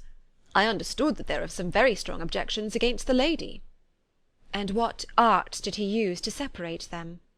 "He did not talk to me of his own arts," said Fitzwilliam, smiling. "He only told me what I have told you now." Elizabeth made no answer, and walked on, her heart swelling with indignation. After watching her a little, Fitzwilliam asked her why she was so thoughtful. "I am thinking of what you have been telling me," said she. "Your cousin's conduct does not suit my feelings. Why was he to be the judge?" "You are rather disposed to call his interference officious?" I do not see what right Mr. Darcy had to decide on the propriety of his friend's inclination, or why upon his own judgment alone he was to determine and direct in what manner his friend was to be happy. But," she continued, recollecting herself, "as we know none of the particulars, it is not fair to condemn him. It is not to be supposed that there was much affection in the case." "That is not an unnatural surmise," said Fitzwilliam, "but it is a lessening of the honour of my cousin's triumph very sadly." This was spoken jestingly, but it appeared to her so just a picture of Mr. Darcy that she would not trust herself with an answer, and therefore, abruptly changing the conversation, talked on indifferent matters until they reached the parsonage. There, shut into her own room as soon as their visitor left them, she could think without interruption of all that she had heard. It was not to be supposed that any other people could be meant than those with whom she was connected. There could not exist in the world two men over whom Mr. Darcy could have such boundless influence. That he had been concerned in the measures taken to separate Bingley and Jane she had never doubted, but she had always attributed to Miss Bingley the principal design and arrangement of them. If his own vanity, however, did not mislead him, he was the cause, his pride and caprice were the cause, of all that Jane had suffered and still continued to suffer. He had ruined for a while every hope of happiness for the most affectionate, generous heart in the world, and no one could say how lasting an evil he might have inflicted. "There were some very strong objections against the lady," were Colonel Fitzwilliam's words, and those strong objections probably were, her having one uncle who was a country attorney, and another who was in business in London. "To Jane herself," she exclaimed, "there could be no possibility of objection, all loveliness and goodness as she is, her understanding excellent, her mind improved, and her manners captivating. Neither could anything be urged against my father, who, though with some peculiarities, has abilities Mr. Darcy himself need not disdain, and respectability which he will probably never reach." When she thought of her mother, her confidence gave way a little, but she would not allow that any objections there had material weight with Mr. Darcy, whose pride, she was convinced, would receive a deeper wound from the want of importance in his friends' connections, than from their want of sense, and she was quite decided at last that he had been partly governed by this worst kind of pride, and partly by the wish of retaining Mr. Bingley for his sister. The agitation and tears which the subject occasioned brought on a headache, and it grew so much worse towards the evening, that, added to her unwillingness to see Mr. Darcy, it determined her not to attend her cousins to Rosings, where they were engaged to drink tea. Mrs. Collins, seeing that she was really unwell, did not press her to go, and as much as possible prevented her husband from pressing her, but Mr. Collins could not conceal his apprehension of Lady Catherine's being rather displeased by her staying at home. Chapter 34. When they were gone, Elizabeth, as if intending to exasperate herself as much as possible against Mr. Darcy, chose for her employment the examination of all the letters which Jane had written to her since her being in Kent. They contained no actual complaint, nor was there any revival of past occurrences, or any communication of present suffering. But in all, and in almost every line of each, there was a want of that cheerfulness which had been used to characterize her style, and which, proceeding from the serenity of a mind at ease with itself, and kindly disposed towards every one, had been scarcely ever clouded. Elizabeth noticed every sentence conveying the idea of uneasiness, with an attention which it had hardly received on the first perusal. Mr. Darcy's shameful boast of what misery he had been able to inflict, gave her a keener sense of her sister's sufferings. It was some consolation to think that his visit to Rosings was to end on the day after the next, and a still greater, that in less than a fortnight she should herself be with Jane again, and enabled to contribute to the recovery of her spirits by all that affection could do.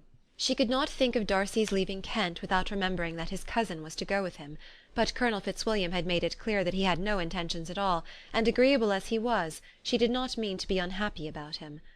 While settling this point, she was suddenly roused by the sound of the door-bell, and her spirits were a little fluttered by the idea of its being Colonel Fitzwilliam himself, who had once before called late in the evening, and might now come to inquire particularly after her. But the idea was soon banished, and her spirits were very differently affected, when, to her utter amazement, she saw Mr. Darcy walk into the room. In an hurried manner he immediately began an inquiry after her health, imputing his visit to a wish of hearing that she were better. She answered him with cold civility. He sat down for a few moments, and then getting up, walked about the room. Elizabeth was surprised, but said not a word. After a silence of several minutes, he came towards her in an agitated manner, and thus began. "In vain I have struggled. It will not do. My feelings will not be repressed. You must allow me to tell you how ardently I admire and love you." Elizabeth's astonishment was beyond expression. She stared, coloured, doubted, and was silent. This he considered sufficient encouragement, and the avowal of all that he felt, and had long felt for her, immediately followed. He spoke well, but there were feelings besides those of the heart to be detailed, and he was not more eloquent on the subject of tenderness than of pride. His sense of her inferiority, of its being a degradation, of the family obstacles which had always opposed to inclination, were dwelt on with a warmth which seemed due to the consequence he was wounding, but was very unlikely to recommend his suit. In spite of her deeply rooted dislike, she could not be insensible to the compliment of such a man's affection, and though her intentions did not vary for an instant, she was at first sorry for the pain he was to receive, till, roused to resentment by his subsequent language, she lost all compassion in anger. She tried, however, to compose herself to answer him with patience, when he should have done. He concluded with representing to her the strength of that attachment which, in spite of all his endeavours, he had found impossible to conquer, and with expressing his hope that it would now be rewarded by her acceptance of his hand. As he said this, she could easily see that he had no doubt of a favourable answer. He spoke of apprehension and anxiety, but his countenance expressed real security. Such a circumstance could only exasperate further, and when he ceased, the colour rose into her cheeks, and she said, "In such cases as this, it is, I believe, the established mode to express a sense of obligation for the sentiments avowed, however unequally they may be returned. It is natural that obligation should be felt, and if I could feel gratitude, I would now thank you. But I cannot. I have never desired your good opinion, and you have certainly bestowed it most unwillingly. I am sorry to have occasioned pain to any one. It has been most unconsciously done, however, and I hope will be of short duration. The feelings which, you tell me, have long prevented the acknowledgment of your regard, can have little difficulty in overcoming it after this explanation." Mr. Darcy, who was leaning against the mantelpiece with his eyes fixed on her face, seemed to catch her words with no less resentment than surprise. His complexion became pale with anger, and the disturbance of his mind was visible in every feature. He was struggling for the appearance of composure, and would not open his lips till he believed himself to have attained it. The pause was to Elizabeth's feelings dreadful. At length, with a voice of forced calmness, he said, "And this is all the reply which I am to have the honour of expecting? I might perhaps wish to be informed why, with so little endeavour at civility, I am thus rejected, but it is of small importance." "I might as well inquire," replied she, "why, with so evident a desire of offending and insulting me, you chose to tell me that you liked me against your will, against your reason, and even against your character. Was not this some excuse for incivility, if I was incivil? But I have other provocations, you know I have. Had not my feelings decided against you, had they been indifferent, or had they even been favourable, do you think that any consideration would tempt me to accept the man who has been the means of ruining, perhaps for ever, the happiness of a most beloved sister?" As she pronounced these words, Mr. Darcy changed colour, but the emotion was short, and he listened without attempting to interrupt her while she continued. "I have every reason in the world to think ill of you. No motive can excuse the unjust and ungenerous part you acted there. You dare not, you cannot deny that you have been the principal, if not the only means of dividing them from each other, of exposing one to the censure of the world for caprice and instability, and the other to its derision for disappointed hopes, and involving them both in misery of the acutest kind." She paused, and saw with no slight indignation that he was listening with an air which proved him wholly unmoved by any feeling of remorse. He even looked at her with a smile of affected incredulity. "Can you deny that you have done it?" she repeated. With assumed tranquillity he then replied, "I have no wish of denying that I did everything in my power to separate my friend from your sister, or that I rejoice in my success.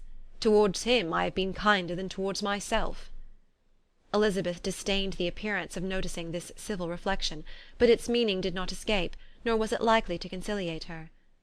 "But it is not merely this affair," she continued, "on which my dislike is founded. Long before it had even taken place, my opinion of you was decided. Your character was unfolded in the recital which I received many months ago from Mr. Wickham. On this subject, what can you have to say? In what imaginary act of friendship can you here defend yourself, or under what misrepresentation can you here impose upon others?" "You take an eager interest in that gentleman's concerns?" said Darcy in a less tranquil tone, and with a heightened colour. Who that knows what his misfortunes have been can help feeling an interest in him?" "His misfortunes!" repeated Darcy contemptuously. "Yes, his misfortunes have been great indeed." "And of your infliction," cried Elizabeth with energy. "You have reduced him to his present state of poverty, comparative poverty. You have withheld the advantages which you must know to have been designed for him. You have deprived the best years of his life of that independence which was no less his due than his desert. You have done all this, and yet you can treat the mention of his misfortune with contempt and ridicule." "And this," cried Darcy, as he walked with quick steps across the room, "is your opinion of me? This is the estimation in which you hold me? I thank you for explaining it so fully. My faults, according to this calculation, are heavy indeed. But perhaps," added he, stopping in his walk, and turning towards her, "these offences might have been overlooked, had not your pride been hurt by my honest confession of the scruples that had long prevented my forming any serious design. These bitter accusations might have been suppressed, had I, with greater policy, concealed my struggles, and flattered you into the belief of my being impelled by unqualified, unalloyed inclination, by reason, by reflection, by everything. But disguise of every sort is my abhorrence. Nor am I ashamed of the feelings I related. They were natural and just. Could you expect me to rejoice in the inferiority of your connections? To congratulate myself on the hope of relations whose condition in life is so decidedly beneath my own?" Elizabeth felt herself growing more angry every moment, yet she tried to the utmost to speak with composure when she said, "You are mistaken, Mr. Darcy, if you suppose that the mode of your declaration affected me in any other way than as it spared the concern which I might have felt in refusing you, had you behaved in a more gentlemanlike manner." She saw him start at this, but he said nothing, and she continued, "You could not have made the offer of your hand in any possible way that would have tempted me to accept it." Again his astonishment was obvious, and he looked at her with an expression of mingled incredulity and mortification.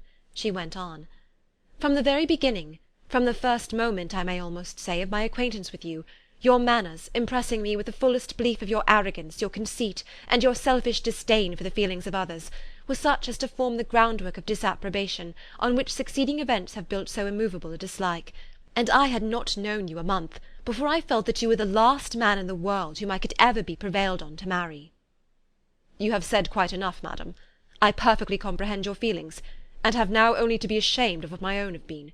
Forgive me for having taken up so much of your time, and accept my best wishes for your health and happiness." And with these words he hastily left the room, and Elizabeth heard him the next moment open the front door and quit the house. The tumult of her mind was now painfully great. She knew not how to support herself, and from actual weakness sat down and cried for half an hour. Her astonishment, as she reflected on what had passed, was increased by every review of it. That she should receive an offer of marriage from Mr. Darcy, that he should have been in love with her for so many months, so much in love as to wish to marry her in spite of all the objections which had made him prevent his friends marrying her sister, and which must appear at least with equal force in his own case, was almost incredible. It was gratifying to have inspired unconsciously so strong an affection. But his pride, his abominable pride, his shameless avowal of what he had done with respect to Jane, his unpardonable assurance in acknowledging, though he could not justify it, and the unfeeling manner in which he had mentioned Mr. Wickham, his cruelty towards whom he had not attempted to deny, soon overcame the pity which the consideration of his attachment had for a moment excited. She continued in very agitated reflections, till the sound of Lady Catherine's carriage made her feel how unequal she was to encounter Charlotte's observation, and hurried her away to her room. Chapter 35. Elizabeth awoke the next morning to the same thoughts and meditations which had at length closed her eyes. She could not yet recover from the surprise of what had happened. It was impossible to think of anything else, and totally indisposed for employment, she resolved, soon after breakfast, to indulge herself in air and exercise. She was proceeding directly to her favourite walk, when the recollection of Mr. Darcy's sometimes coming there stopped her, and instead of entering the park, she turned up the lane which led farther from the turnpike road. The park paling was still the boundary on one side, and she soon passed one of the gates into the grounds. After walking 2 or 3 times along that part of the lane, she was tempted, by the pleasantness of the morning, to stop at the gates and look into the park. The 5 weeks which she had now passed in Kent had made a great difference in the country, and every day was adding to the verdure of the early trees. She was on the point of continuing her walk, when she caught a glimpse of a gentleman within the sort of grove which edged the park. He was moving that way, and fearful of its being Mr. Darcy, she was directly retreating. But the person who advanced was now near enough to see her, and stepping forward with eagerness, pronounced her name. She had turned away, but on hearing herself called, though in a voice which proved it to be Mr. Darcy, she moved again towards the gate. He had by that time reached it also, and holding out a letter which she instinctively took, said with a look of haughty composure, "I have been walking in the grove some time in the hope of meeting you. Will you do me the honour of reading that letter?" And then, with a slight bow, turned again into the plantation, and was soon out of sight. With no expectation of pleasure, but with the strongest curiosity, Elizabeth opened the letter, and to her still increasing wonder, perceived an envelope containing 2 sheets of letter paper, written quite through in a very close hand. The envelope itself was likewise full. Pursuing her way along the lane, she then began it. It was dated from Rosings at 8 o'clock in the morning, and was as follows: "Be not alarmed, madam, on receiving this letter, by the apprehension of its containing any repetition of those sentiments or renewal of those offers which were last night so disgusting to you.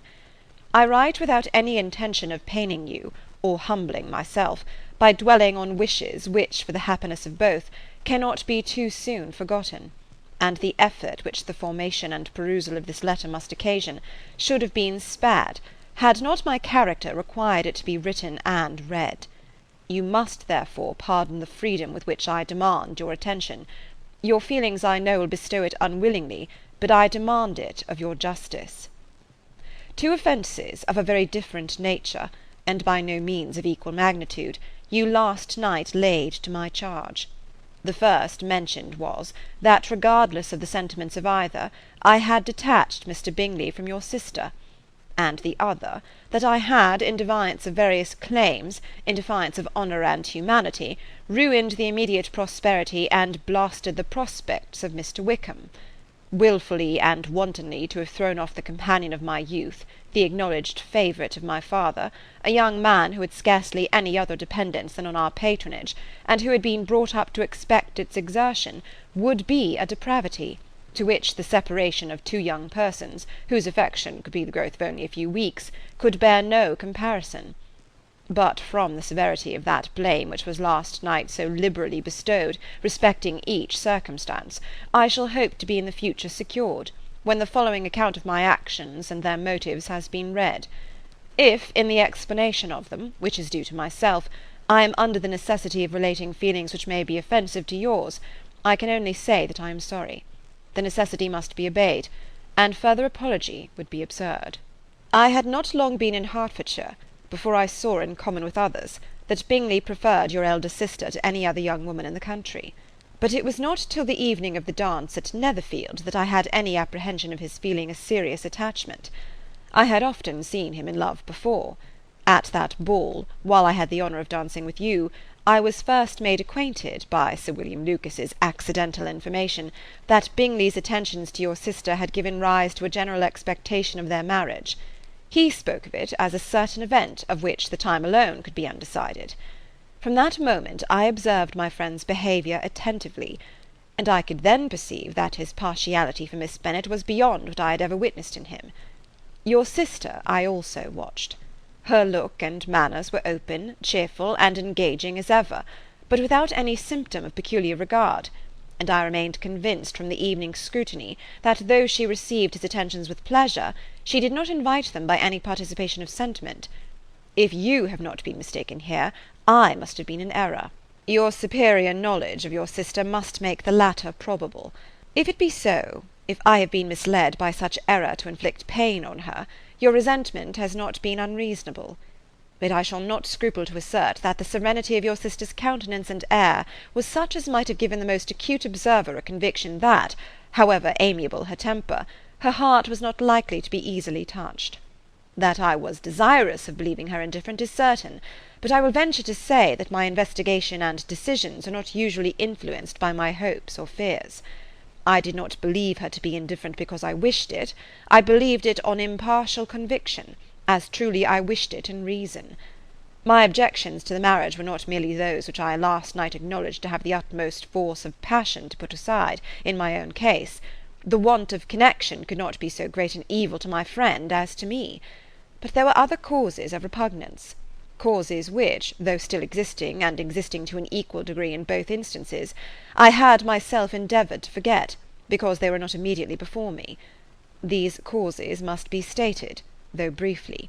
The situation of your mother's family, though objectionable, was nothing in comparison to that total want of propriety so frequently, so almost uniformly betrayed by herself, by your 3 younger sisters, and occasionally even by your father. Pardon me. It pains me to offend you. But amidst your concern for the defects of your nearest relations, and your displeasure at this representation of them, let it give you consolation to consider that, to have conducted yourselves so as to avoid any share of the like censure, is praise no less generally bestowed on you and your elder sister than it is honourable to the sense and disposition of both. I will only say farther that from what passed that evening, my opinion of all parties was confirmed, and every inducement heightened which could have led me before to preserve my friend from what I esteemed a most unhappy connection. He left Netherfield for London on the day following, as you, I am certain, remember, with the design of soon returning. The part which I acted is now to be explained. His sister's uneasiness had been equally excited with my own. Our coincidence of feeling was soon discovered, and alike sensible that no time was to be lost in detaching their brother, we shortly resolved on joining him directly in London. We accordingly went, and there I readily engaged in the office of pointing out to my friend the certain evils of such a choice. I described and enforced them earnestly. But however this remonstrance might have staggered or delayed his determination, I do not suppose that it would ultimately have prevented the marriage, had it not been seconded by the assurance that I hesitated not in giving, of your sister's indifference. He had before believed her to return his affection with sincere, if not with equal regard. But Bingley has a great natural modesty, with a stronger dependence on my judgment than on his own. To convince him, therefore, that he had deceived himself was no very difficult point. To persuade him against returning into Hertfordshire, when that conviction had been given, was scarcely the work of a moment. I cannot blame myself for having done thus much. There is but one part of my conduct in the whole affair on which I do not reflect with satisfaction. It is that I condescended to adopt the measures of art so far as to conceal from him your sister's being in town. I knew it myself, as it was known to Miss Bingley, but her brother is even yet ignorant of it. That they might have met without ill consequence is perhaps probable, but his regard did not appear to me enough extinguished for him to see her without some danger. Perhaps this concealment, this disguise, was beneath me. It is done, however, and it was done for the best. On this subject I have nothing more to say, no other apology to offer. If I have wounded your sister's feelings, it was unknowingly done, and though the motives which governed me may to you very naturally appear insufficient, I have not yet learnt to condemn them. With respect to that other, more weighty accusation of having injured Mr. Wickham, I can only refute it by laying before you the whole of his connection with my family. Of what he has particularly accused me, I am ignorant, but of the truth of what I shall relate, I can summon more than one witness of undoubted veracity. Mr. Wickham is the son of a very respectable man, who had for many years the management of all the Pemberley estates, and whose good conduct in the discharge of his trust naturally inclined my father to be of service to him, and on George Wickham, who was his godson, his kindness was therefore liberally bestowed. My father supported him at school, and afterwards at Cambridge. Most important assistance, as his own father, always poor from the extravagance of his wife, would have been unable to give him a gentleman's education. My father was not only fond of this young man's society, whose manners were always engaging, he had also the highest opinion of him, and hoping the church would be his profession, intended to provide for him in it. As for myself, it is many, many years since I first began to think of him in a very different manner.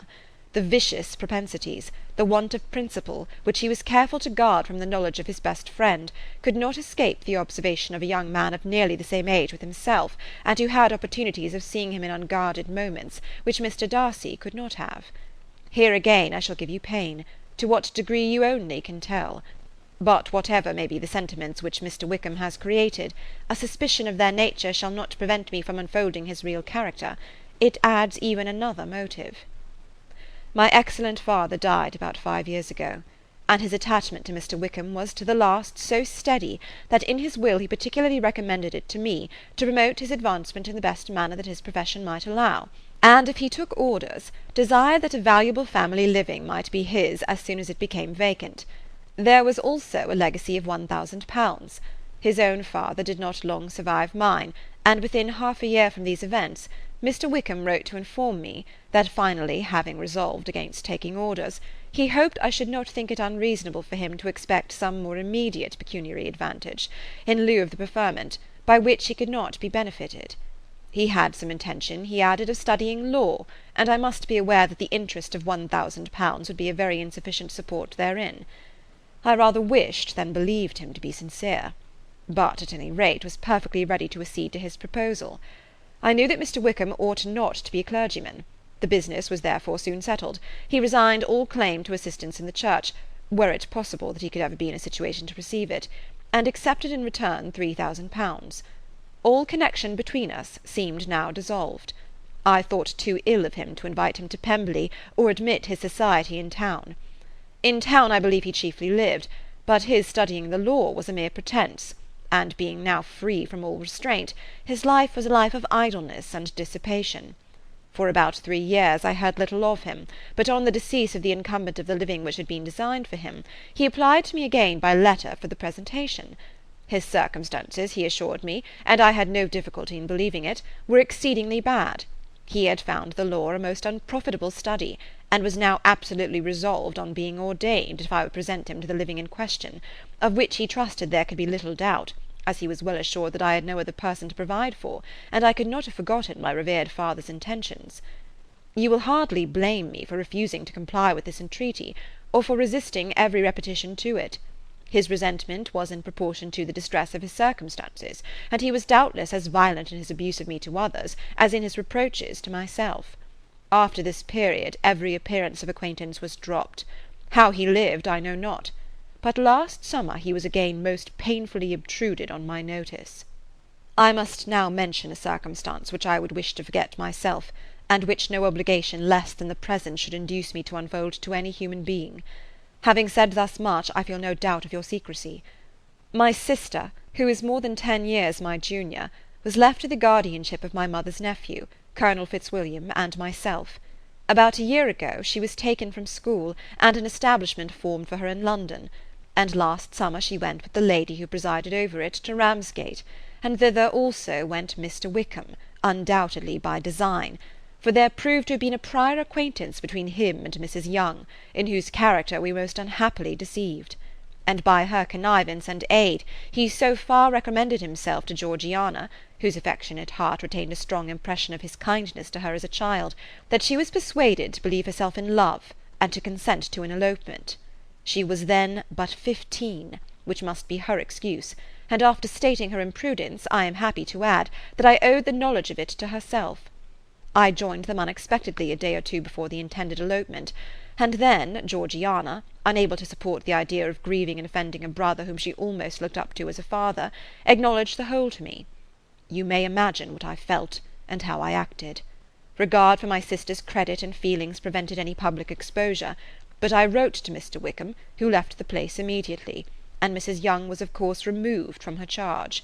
Mr. Wickham's chief object was unquestionably my sister's fortune, which is £30,000, but I cannot help supposing that the hope of revenging himself on me was a strong inducement. His revenge would have been complete indeed. This, madam, is a faithful narrative of every event in which we have been concerned together, and if you do not absolutely reject it as false, you will, I hope, acquit me henceforth of cruelty towards Mr. Wickham. I know not in what manner, under what form of falsehood he had imposed on you, but his success is not perhaps to be wondered at. Ignorant as you previously were of everything concerning either, detection could not be in your power, and suspicion certainly not in your inclination. You may possibly wonder why all this was not told you last night, but I was not then master enough of myself to know what could or ought to be revealed. For the truth of everything here related, I can appeal more particularly to the testimony of Colonel Fitzwilliam, who, from our near relationship and constant intimacy, and still more as one of the executors of my father's will, has been unavoidably acquainted with every particular of these transactions. If your abhorrence of me should make my assertions valueless, you cannot be prevented by the same cause from confiding in my cousin, and that there may be the possibility of consulting him, I shall endeavour to find some opportunity of putting this letter in your hands in the course of the morning. I will only add, God bless you. Fitzwilliam Darcy. Chapter 36. If Elizabeth, when Mr. Darcy gave her the letter, did not expect it to contain a renewal of his offers, she had formed no expectation at all of its contents. But such as they were, it may well be supposed how eagerly she went through them, and what a contrariety of emotion they excited. Her feelings, as she read, were scarcely to be defined. With amazement did she first understand that he believed any apology to be in his power, and steadfastly was she persuaded that he could have no explanation to give which a just sense of shame would not conceal. With a strong prejudice against everything he might say, she began his account of what had happened at Netherfield. She read with an eagerness which hardly left her power of comprehension, and from impatience of knowing what the next sentence might bring, was incapable of attending to the sense of the one before her eyes. His belief of her sister's insensibility she instantly resolved to be false, and his account of the real, the worst objections to the match, made her too angry to have any wish of doing him justice. He expressed no regret for what he had done which satisfied her. His style was not penitent, but haughty. It was all pride and insolence. But when this subject was succeeded by his account of Mr. Wickham, when she read with somewhat clearer attention a relation of events which, if true, must overthrow every cherished opinion of his worth, and which bore so alarming an affinity to his own history of himself, her feelings were yet more acutely painful and more difficult of definition. Astonishment, apprehension, and even horror oppressed her. She wished to discredit it entirely, repeatedly exclaiming, "This must be false! This cannot be! This must be the grossest falsehood!" And when she had gone through the whole letter, though scarcely knowing anything of the last page or two, put it hastily away, protesting that she would not regard it, that she would never look in it again. In this perturbed state of mind, with thoughts that could not rest on anything, she walked on, but it would not do.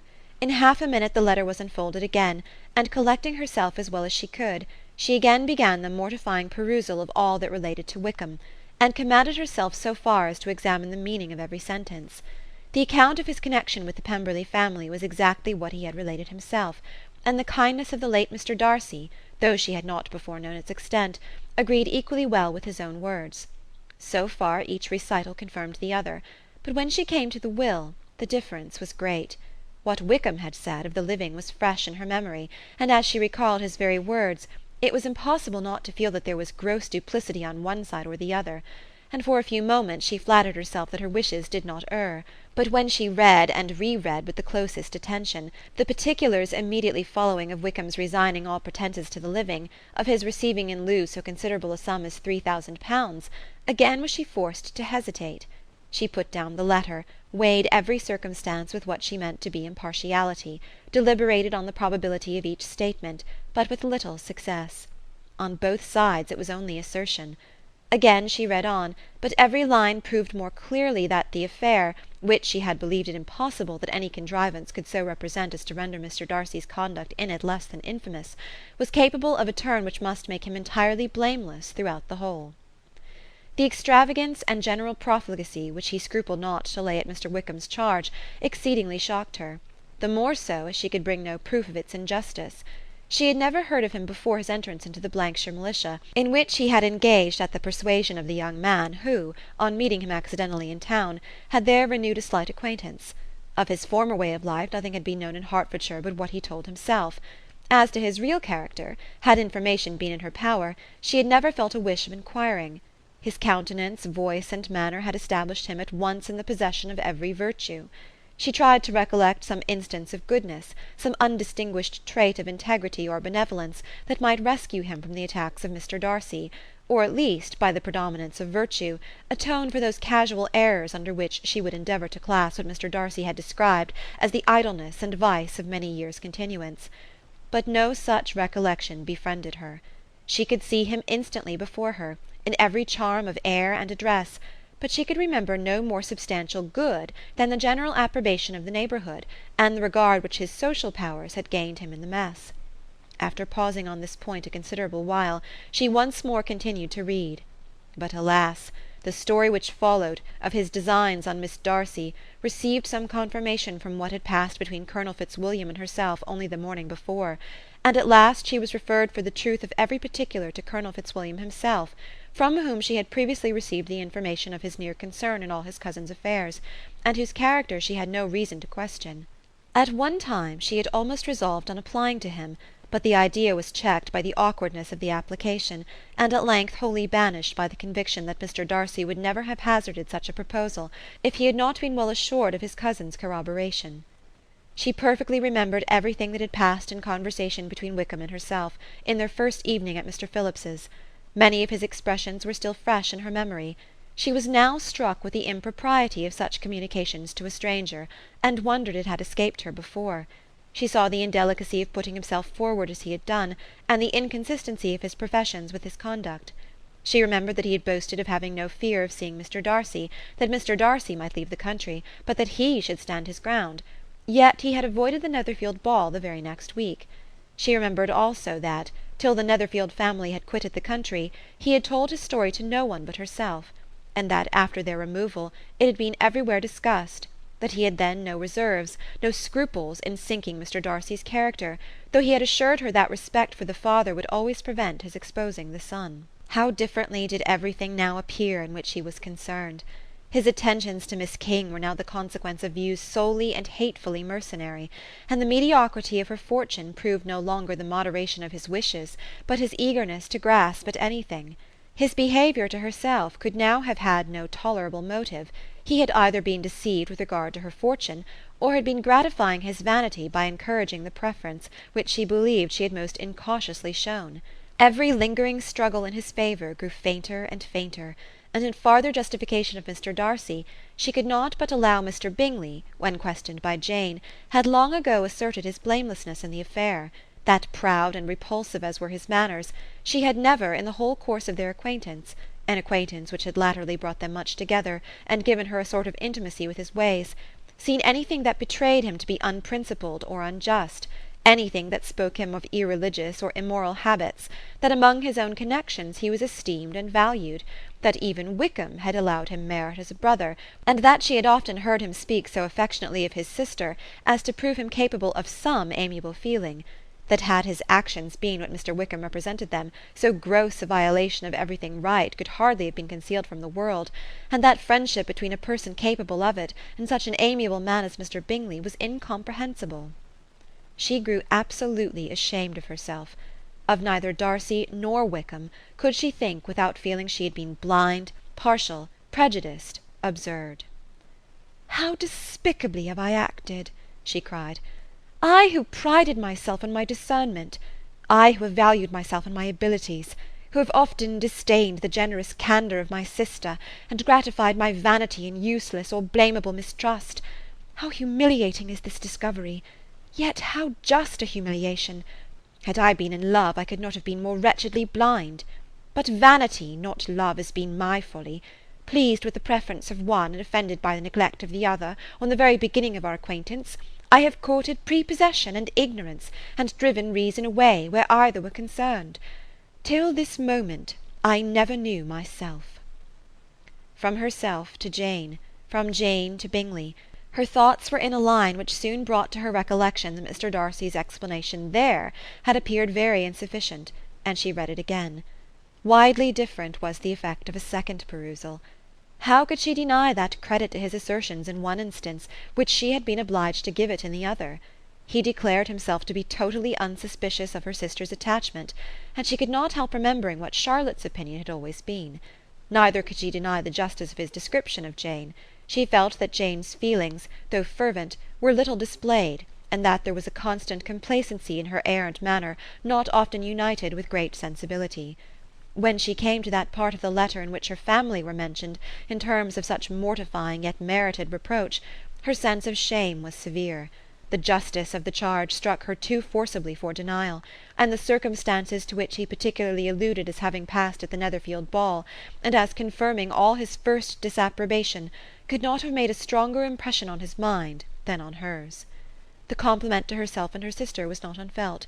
It soothed but could not console her for the contempt which had thus been self-attracted by the rest of her family, and as she considered that Jane's disappointment had in fact been the work of her nearest relations, and reflected how materially the credit of both must be hurt by such impropriety of conduct, she felt depressed beyond anything she had ever known before.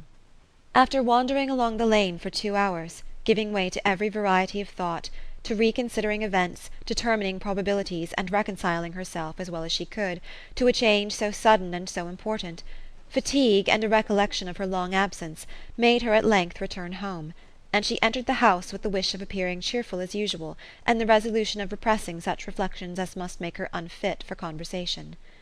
She was immediately told that the 2 gentlemen from Rosings had each called during her absence, Mr. Darcy only for a few minutes to take leave, but that Colonel Fitzwilliam had been sitting with them at least an hour, hoping for her return, and almost resolving to walk after her till she could be found. Elizabeth could but just affect concern in missing him; she really rejoiced at it. Colonel Fitzwilliam was no longer an object; she could think only of her letter. Chapter 37. The 2 gentlemen left Rosings the next morning, and Mr. Collins, having been in waiting near the lodges to make them his parting obeisance, was able to bring home the pleasing intelligence of their appearing in very good health, and in as tolerable spirits as could be expected after the melancholy scene so lately gone through at Rosings. To Rosings he then hastened, to console Lady Catherine and her daughter, and on his return brought back, with great satisfaction, a message from her ladyship, importing that she felt herself so dull as to make her very desirous of having them all to dine with her. Elizabeth could not see Lady Catherine without recollecting that, had she chosen it, she might by this time have been presented to her as her future niece, nor could she think without a smile of what her ladyship's indignation would have been. What would she have said? How would she have behaved? Were questions with which she amused herself. Their first subject was the diminution of the Rosings party. "I assure you I feel it exceedingly," said Lady Catherine. "I believe no one feels the loss of friends so much as I do, but I am particularly attached to these young men, and know them to be so much attached to me. They were excessively sorry to go, but so they always are. The dear Colonel rallied his spirits tolerably till just at last, but Darcy seemed to feel it most acutely, more, I think, than last year.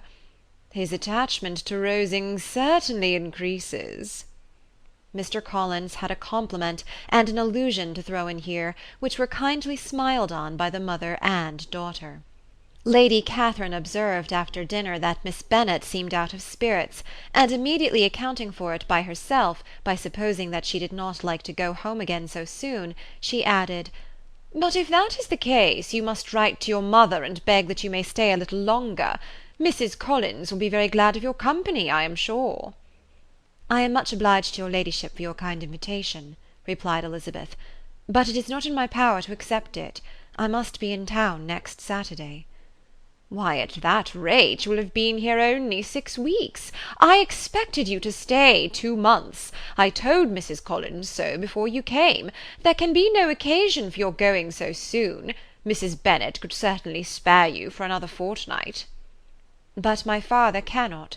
He wrote last week to hurry my return." "Oh, your father, of course, may spare you if your mother can. Daughters are never of so much consequence to a father. And if you will stay another month complete, it will be in my power to take one of you as far as London, for I am going there in early June, for a week, and as Dawson does not object to the barouche box, there will be very good room for one of you. And indeed, if the weather should happen to be cool, I should not object to taking you both, as you are neither of you large." "You are all kindness, madam, but I believe we must abide by our original plan." Lady Catherine seemed resigned. "Mrs. Collins, you must send a servant with them. You know I always speak my mind, and I cannot bear the idea of 2 young women travelling post by themselves. It is highly improper. You must contrive to send somebody. I have the greatest dislike in the world to that sort of thing. Young women should always be properly guarded and attended, according to their situation in life. When my niece Georgiana went to Ramsgate last summer, I made a point of her having 2 men servants to go with her. Miss Darcy, the daughter of Mr. Darcy of Pemberley, and Lady Anne, could not have appeared with propriety in a different manner. I am excessively attentive to all those things. You must send John with the young ladies, Mrs. Collins. I am glad it occurred to me to mention it, for it would really be discreditable to you to let them go alone." "My uncle is to send a servant for us." "Oh, your uncle! He keeps a manservant, does he? I am very glad you have somebody who thinks of these things. Where shall you change horses? Oh, Bromley, of course. If you mention my name at the bell, you will be attended to." Lady Catherine had many other questions to ask respecting their journey, and as she did not answer them all herself, attention was necessary, which Elizabeth believed to be lucky for her, or with a mind so occupied she might have forgotten where she was. Reflection must be reserved for solitary hours. Whenever she was alone she gave way to it as the greatest relief, and not a day went by without a solitary walk, in which she might indulge in all the delight of unpleasant recollections. Mr. Darcy's letter she was in a fair way of soon knowing by heart. She studied every sentence, and her feelings towards its writer were at times widely different. When she remembered the style of his address, she was still full of indignation, but when she considered how unjustly she had condemned and upbraided him, her anger was turned against herself, and his disappointed feelings became the object of compassion. His attachment excited gratitude, his general character respect, but she could not approve him, nor could she for a moment repent her refusal, or feel the slightest inclination ever to see him again. In her own past behaviour there was a constant source of vexation and regret, and in the unhappy defects of her family a subject of yet heavier chagrin. They were hopeless of remedy. Her father, contented with laughing at them, would never exert himself to restrain the wild giddiness of his youngest daughters, and her mother, with manners so far from right herself, was entirely insensible of the evil. Elizabeth had frequently united with Jane in an endeavour to check the imprudence of Catherine and Lydia, but while they were supported by their mother's indulgence, what chance could there be of improvement?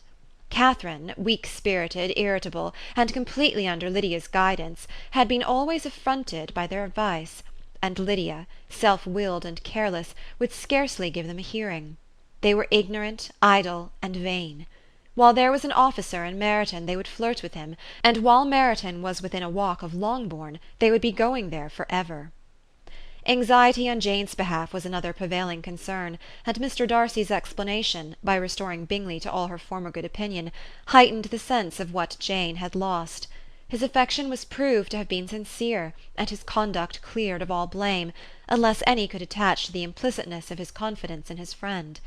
How grievous, then, was the thought that, of a situation so desirable in every respect, so replete with advantage, so promising for happiness, Jane had been deprived, by the folly and indecorum of her own family. When to these recollections was added the development of Wickham's character, it may be easily believed that the happy spirits which had seldom been depressed before were now so much affected as to make it almost impossible for her to appear tolerably cheerful. Their engagements at Rosings were as frequent during the last week of her stay as they had been at first. The very last evening was spent there, and her ladyship again inquired minutely into the particulars of their journey, gave them directions as to the best method of packing, and was so urgent on the necessity of placing gowns in the only right way, that Maria thought herself obliged, on her return, to undo all the work of the morning, and pack her trunk afresh.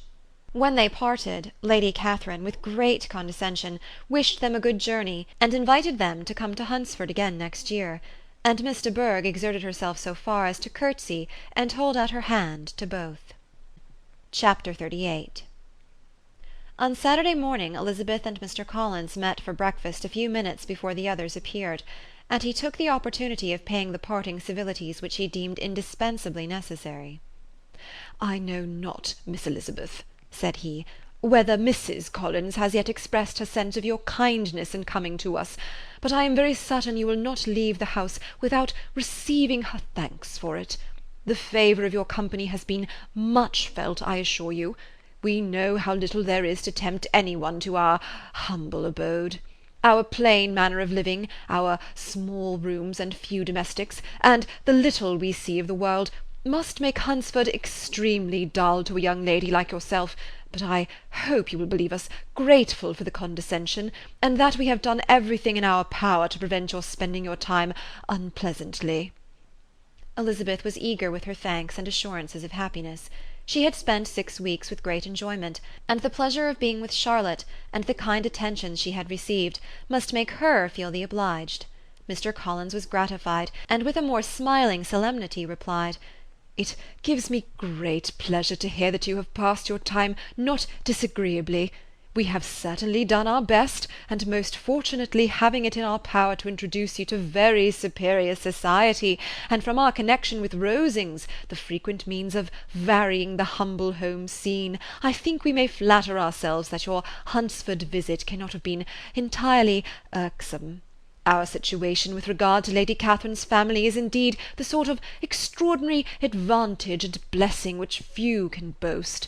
You see on what a footing we are, you see how continually we are engaged there. In truth, I must acknowledge that, with all the disadvantages of this humble parsonage, I should not think any one abiding in it an object of compassion, while they are sharers of our intimacy at Rosings." Words were insufficient for the elevation of his feelings, and he was obliged to walk about the room, while Elizabeth tried to unite civility and truth in a few short sentences. "You may, in fact, carry a very favourable report of us into Hertfordshire, my dear cousin. I flatter myself, at least, that you will be able to do so. Lady Catherine's great attentions to Mrs. Collins you have been a daily witness of, and altogether, I trust, it does not appear that your friend has drawn an unfortunate... but on this point it will be as well to be silent. Only let me assure you, my dear Miss Elizabeth, that I can from my heart most cordially wish you equal felicity in marriage. My dear Charlotte and I have but one mind and one way of thinking. There is in everything a most remarkable resemblance of character and ideas between us. We seem to have been designed for each other." Elizabeth could safely say that it was a great happiness where that was the case, and with equal sincerity could add that she firmly believed and rejoiced in his domestic comforts. She was not sorry, however, to have the recital of them interrupted by the lady from whom they sprang. Poor Charlotte! It was melancholy to leave her to such society. But she had chosen it with her eyes open, and though evidently regretting that her visitors were to go, she did not seem to ask for compassion. Her home and her housekeeping, her parish and her poultry, and all their dependent concerns, had not yet lost their charms. At length the chaise arrived, the trunks were fastened on, the parcels placed within, and it was pronounced to be ready. After an affectionate parting between the friends, Elizabeth was attended to the carriage by Mr. Collins, and as they walked down the garden he was commissioning her with his best respects to all her family, not forgetting his thanks for the kindness he had received at Longbourn in the winter, and his compliments to Mr. and Mrs. Gardiner, though unknown. He then handed her in, Maria followed, and the door was on the point of being closed, when he suddenly reminded them, with some consternation, that they had hitherto forgotten to leave any message for the ladies at Rosings. "But," he added, "you will of course wish to have your humble respects delivered to them, with your grateful thanks for their kindness to you while you have been here." Elizabeth made no objection. The door was then allowed to be shut, and the carriage drove off. "Good gracious!" cried Maria, after a few minutes' silence. "It seems but a day or two since we first came, and yet how many things have happened!" "A great many indeed," said her companion with a sigh. "We have dined 9 times at Rosings, besides drinking tea there twice. How much I shall have to tell!" Elizabeth added privately, "and how much I shall have to conceal." Their journey was performed without much conversation or any alarm, and within 4 hours of their leaving Hunsford they reached Mr. Gardiner's house, where they were to remain a few days. Jane looked well, and Elizabeth had little opportunity of studying her spirits, amidst the various engagements which the kindness of her aunt had reserved for them. But Jane was to go home with her, and at Longbourn there would be leisure enough for observation. It was not without an effort, meanwhile, that she could wait even for Longbourn before she told her sister of Mr. Darcy's proposals. To know that she had the power of revealing what would so exceedingly astonish Jane, and must at the same time so highly gratify whatever of her own vanity she had not yet been able to reason away, was such a temptation to openness as nothing could have conquered with the state of indecision which she remained as to the extent of what she should communicate, and her fear, if she once entered on the subject, of being hurried into repeating something of Bingley, which might only grieve her sister further. Chapter 39. It was the second week in May, in which the three young ladies set out together from Gracechurch Street for the town of Blank, in Hertfordshire, and as they drew near the appointed inn where Mr. Bennet's carriage was to meet them, they quickly perceived, in token of the coachman's punctuality, both Kitty and Lydia looking out of a dining-room upstairs. These two girls had been above an hour in the place, happily employed in visiting an opposite milliner, watching the sentinel on guard, and dressing a salad and cucumber. After welcoming their sisters, they triumphantly displayed a table set out with such cold meat as an inn larder usually affords, exclaiming, "Is not this nice? Is not this an agreeable surprise?" "And we mean to treat you all," added Lydia, "but you must lend us the money, for we have just spent ours at the shop out there." Then showing her purchases, "Look here, I've bought this bonnet. I do not think it is very pretty, but I thought I might as well buy it as not. I shall pull it to pieces as soon as I get home, and see if I can make it up any better." And when her sisters abused it as ugly, she added with perfect unconcern, "Oh, but there were 2 or 3 much uglier in the shop, and when I have bought some prettier coloured satin to trim it with fresh, I think it will be very tolerable. Besides, it will not much signify what one wears this summer, after the Blankshire have left Meryton, and they are going in a fortnight." "Are they indeed?" cried Elizabeth with the greatest satisfaction. "They are going to be encamped near Brighton, and I do so want papa to take us all there for the summer. It would be such a delicious scheme, and I dare say it would cost hardly anything at all. Mamma would like to go too, of all things. Only think what a miserable summer else we shall have." Yes, thought Elizabeth, that would be a delightful scheme indeed, and completely do for us at once. Good heaven! Brighton, and a whole campful of soldiers to us, who have been overset already by one poor regiment of militia and the monthly balls of Meryton. "Now I have got some news for you," said Lydia, as they sat down at table. "What do you think? It is excellent news, capital news, and about a certain person we all like." Jane and Elizabeth looked at each other, and the waiter was told he need not stay. Lydia laughed and said, "Ay, that is just like your formality and discretion. You thought the waiter must not hear, as if he cared. I dare say he often hears worse things said than I am going to say. But he is an ugly fellow. I am glad he's gone. I never saw such a long chin in my life. Well, but now for my news. It is about dear Wickham. Too good for the waiter, is it not? There is no danger of Wickham's marrying Mary King. There's for you. She is gone down to her uncle at Liverpool, gone to stay. Wickham is safe." "And Mary King is safe," added Elizabeth, "safe from a connection imprudent as to fortune." "She is a great fool for going away if she liked him." "But I hope there is no strong attachment on either side," said Jane. "I am sure there is not on his. I will answer for it, he never cared 3 straws about her. Who could, about such a nasty, freckled little thing?" Elizabeth was shocked to think that, however incapable of such coarseness of expression herself, the coarseness of the sentiment was little other than her own breast had harboured and fancied liberal. As soon as all had ate, and the elder ones paid, the carriage was ordered, and after some contrivance, the whole party, with all their boxes, work-bags, and parcels, and the unwelcome addition of Kitty and Lydia's purchases, were seated in it. "How nicely we are all crammed in!" cried Lydia. "I am glad I bought my bonnet, if it is only for the fun of having another bandbox. Well, now let us be quite comfortable and snug, and talk and laugh all the way home. And in the first place, let us hear what has happened to you all since you went away. Have you seen any pleasant men? Have you had any flirting? I was in great hopes that one of you'd have got a husband before you came back. Jane will be quite an old maid soon, I declare. She's almost 23. Lord, how ashamed I should be of not being married before 23. My Aunt Phillips wants you so to get husbands, you can't think. She says Lizzie had better have taken Mr. Collins, but I do not think there would have been any fun in it. Lord, how I should like to be married before any of you, and then I would chaperone you about to all the balls. Dear me, we had such a good piece of fun the other day at Colonel Forster's. Kitty and me were to spend the day there, and Mrs. Forster promised to have a little dance in the evening. By the by, Mrs. Forster and me are such friends, and so she asked the 2 Harringtons to come, but Harriet was ill, and so Pen was forced to come by herself. And then what do you think we did? We dressed up Chamberlain in women's clothes on purpose to pass for a lady. Only think what fun! Not a soul knew of it but Colonel and Mrs. Forster and Kitty and me, except my aunt, for we were forced to borrow one of her gowns, and you cannot imagine how well he looked. When Denny and Wickham and Pratt and 2 or 3 more of the men came in, they did not know him in the least. Lord, how I laughed, and so did Mrs. Forster. I thought I should have died. And that made the men suspect something, and then they soon found out what was the matter." With such kinds of histories and their parties and good jokes did Lydia, assisted by Kitty's hints and additions, endeavour to amuse her companions all the way to Longbourn. Elizabeth listened as little as she could, but there was no escaping the frequent mention of Wickham's name. Their reception at home was most kind. Mrs. Bennet rejoiced to see Jane in undiminished beauty, and more than once during dinner did Mr. Bennet say voluntarily to Elizabeth, "I am glad you are come back, Lizzie."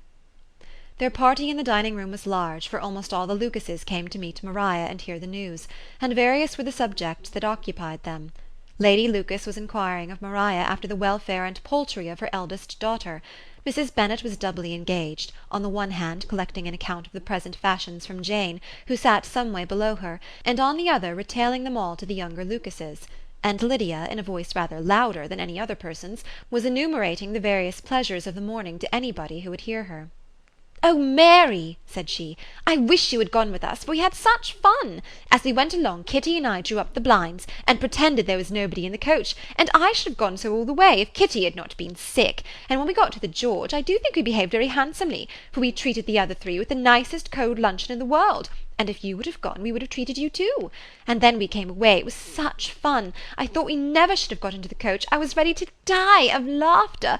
And then we were so merry all the way home. We talked and laughed so loud that anybody might have heard us 10 miles off." To this, Mary very gravely replied, "Far be it from me, my dear sister, to depreciate such pleasures. They would doubtless be congenial with the generality of female minds, but I confess they would have no charms for me. I should infinitely prefer a book." But of this answer Lydia heard not a word. She seldom listened to anybody for more than half a minute, and never attended to Mary at all. In the afternoon Lydia was urgent with the rest of the girls to walk to Meryton, and to see how everybody went on, but Elizabeth steadily opposed the scheme. It should not be said that the Miss Bennets could not be at home half a day before they were in pursuit of the officers. There was another reason too for her opposition. She dreaded seeing Mr. Wickham again, and was resolved to avoid it as long as possible. The comfort to her of the regiment's approaching removal was indeed beyond expression. In a fortnight they were to go, and once gone, she hoped there could be nothing more to plague her on his account. She had not been many hours at home before she found that the Brighton scheme, of which Lydia had given them a hint at the inn, was under frequent discussion between her parents. Elizabeth saw directly that her father had not the smallest intention of yielding, but his answers were at the same time so vague and equivocal that her mother, though often disheartened, had never yet despaired of succeeding at last. Chapter 40. Elizabeth's impatience to acquaint Jane with what had happened could no longer be overcome, and at length, resolving to suppress every particular in which her sister was concerned, and preparing her to be surprised, she related to her the next morning the chief of the scene between Mr. Darcy and herself. Miss Bennet's astonishment was soon lessened by the strong sisterly partiality which made any admiration of Elizabeth appear perfectly natural, and all surprise was shortly lost in other feelings. She was sorry that Mr. Darcy should have delivered his sentiments in a manner so little suited to recommend them, but still more was she grieved for the unhappiness which her sister's refusal must have given him. "His being so sure of succeeding was wrong," said she, "and certainly ought not to have appeared, but consider how much it must increase his disappointment." "Indeed," replied Elizabeth, "I am heartily sorry for him, but he has other feelings which will probably soon drive away his regard for me.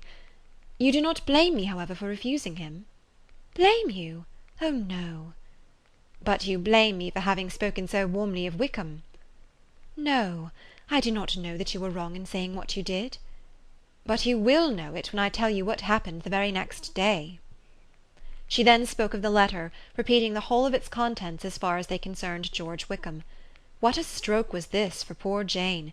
Who would willingly have gone through the world without believing that so much wickedness existed in the whole race of mankind as was here collected in one individual? Nor was Darcy's vindication, though grateful to her feelings, capable of consoling her for such discovery. Most earnestly did she labour to prove the probability of error, and seek to clear the one without involving the other. "This will not do," said Elizabeth. "You will never be able to make both of them good for anything. Take your choice, but you must be satisfied with only one. There is but such a quantity of merit between them, just enough to make one good sort of man, and of late it has been shifting about pretty much. For my part, I am inclined to believe it all Darcy's, but you shall do as you choose." It was some time, however, before a smile could be extorted from Jane. "I do not know when I have been more shocked," said she. "Wickham so very bad! It is almost past belief. And poor Mr. Darcy! Dear Lizzy, only consider what he must have suffered. Such a disappointment! And with the knowledge of your ill opinion too, and having to relate such a thing of his sister. It is really too distressing. I am sure you must feel it so." "Oh no, my regret and compassion are all done away by seeing you so full of both. I know you will do him such ample justice, that I am growing every moment more unconcerned and indifferent. Your profusion makes me saving, and if you lament over him much longer, my heart will be as light as a feather. Poor Wickham! There is such an expression of goodness in his countenance, such an openness and gentleness in his manner." "There certainly was some great mismanagement in the education of those two young men. One has got all the goodness, and the other all the appearance of it." "I never thought Mr. Darcy so deficient in the appearance of it as you used to do." "And yet I meant to be uncommonly clever in taking so decided a dislike to him without any reason.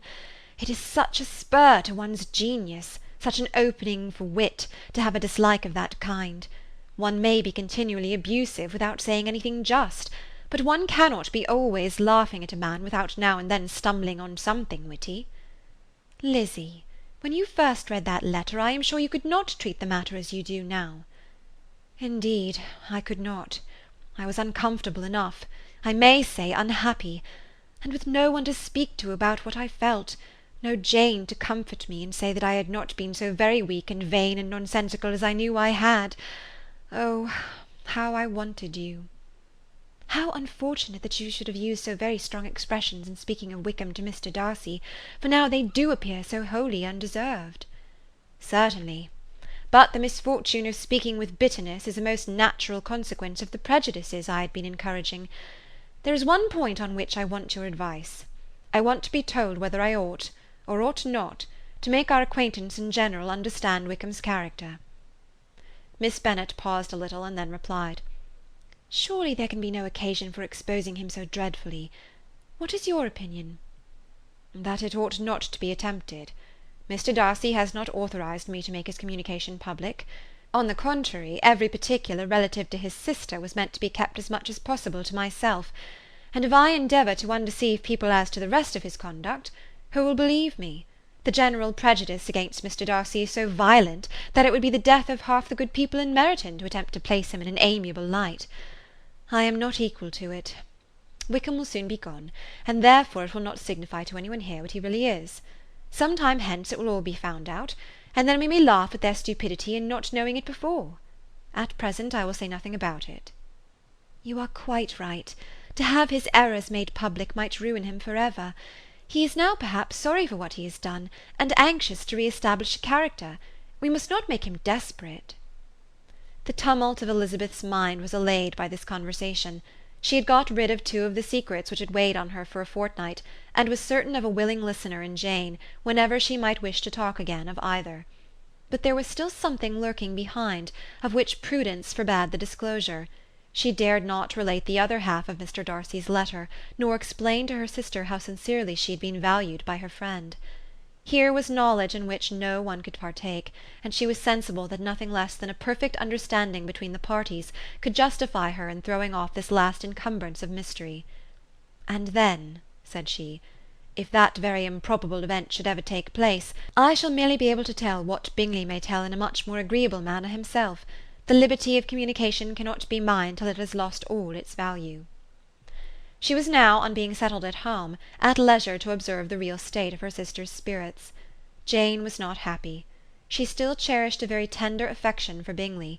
Having never even fancied herself in love before, her regard had all the warmth of first attachment, and from her age and disposition, greater steadiness than most first attachments often boast, and so fervently did she value his remembrance, and prefer him to every other man, that all her good sense, and all her attention to the feelings of her friends, were requisite to check the indulgence of those regrets which must have been injurious to her own health and their tranquillity. "Well, Lizzy," said Mrs. Bennet one day, "what is your opinion now of this sad business of Jane's? For my part, I am determined never to speak of it again to anybody. I told my sister Phillips so the other day, but I cannot find out that Jane saw anything of him in London. Well, he is a very undeserving young man, and I do not suppose there's the least chance in the world of her ever getting him now. There is no talk of him coming to Netherfield again in the summer, and I have inquired of everybody, too, who is likely to know." "I do not believe he will ever live at Netherfield any more." "Oh, well, it is just as he chooses. Nobody wants him to come. Though I shall always say he used my daughter extremely ill, and if I was her I would not have put up with it. Well, my comfort is, I am sure Jane will die of a broken heart, and then he will be sorry for what he has done." But Elizabeth could not receive comfort from any such expectation, and she made no answer.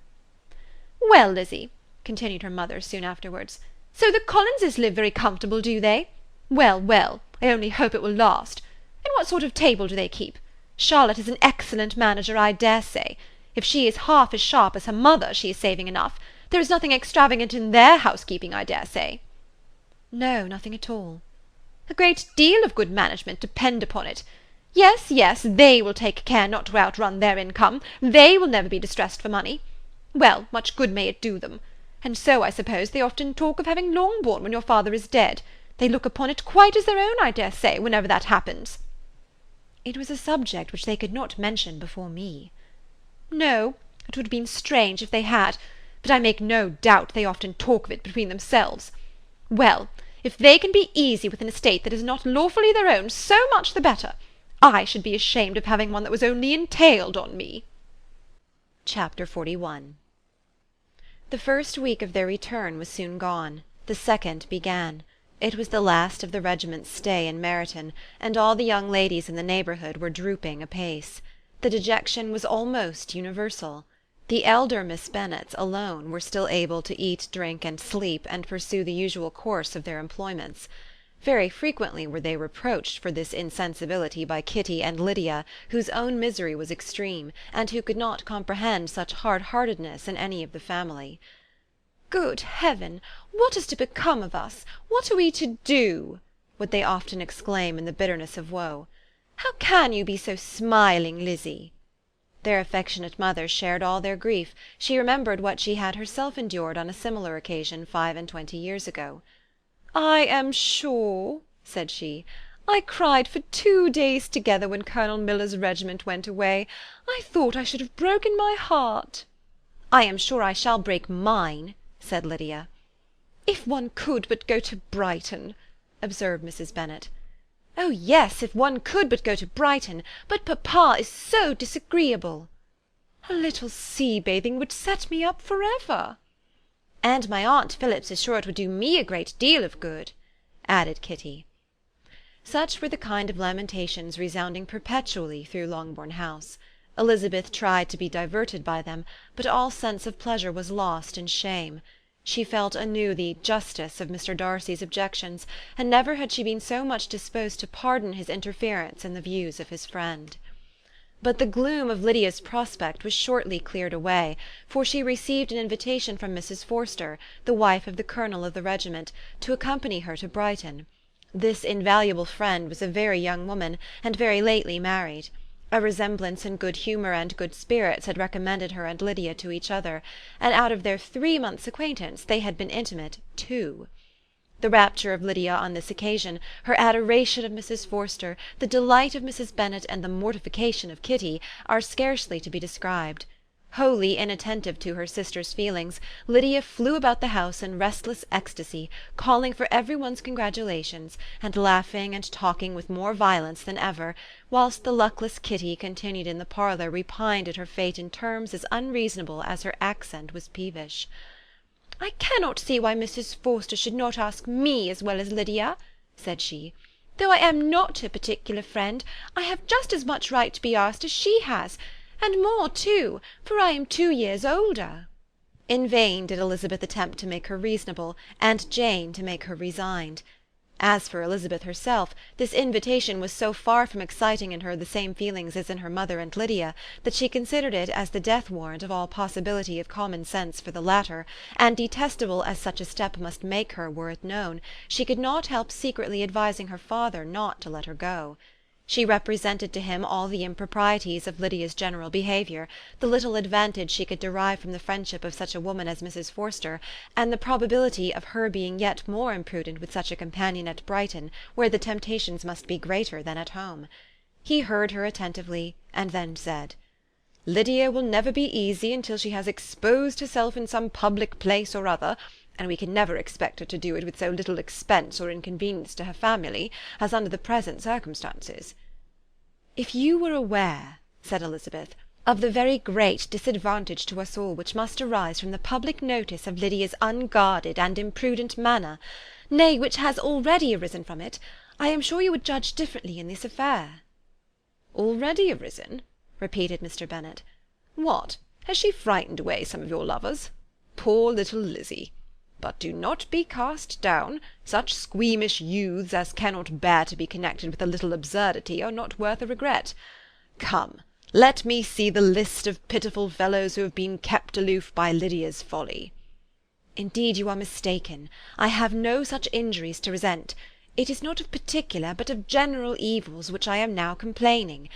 Our importance, our respectability in the world must be affected by the wild volatility, the assurance and disdain of all restraint which marks Lydia's character.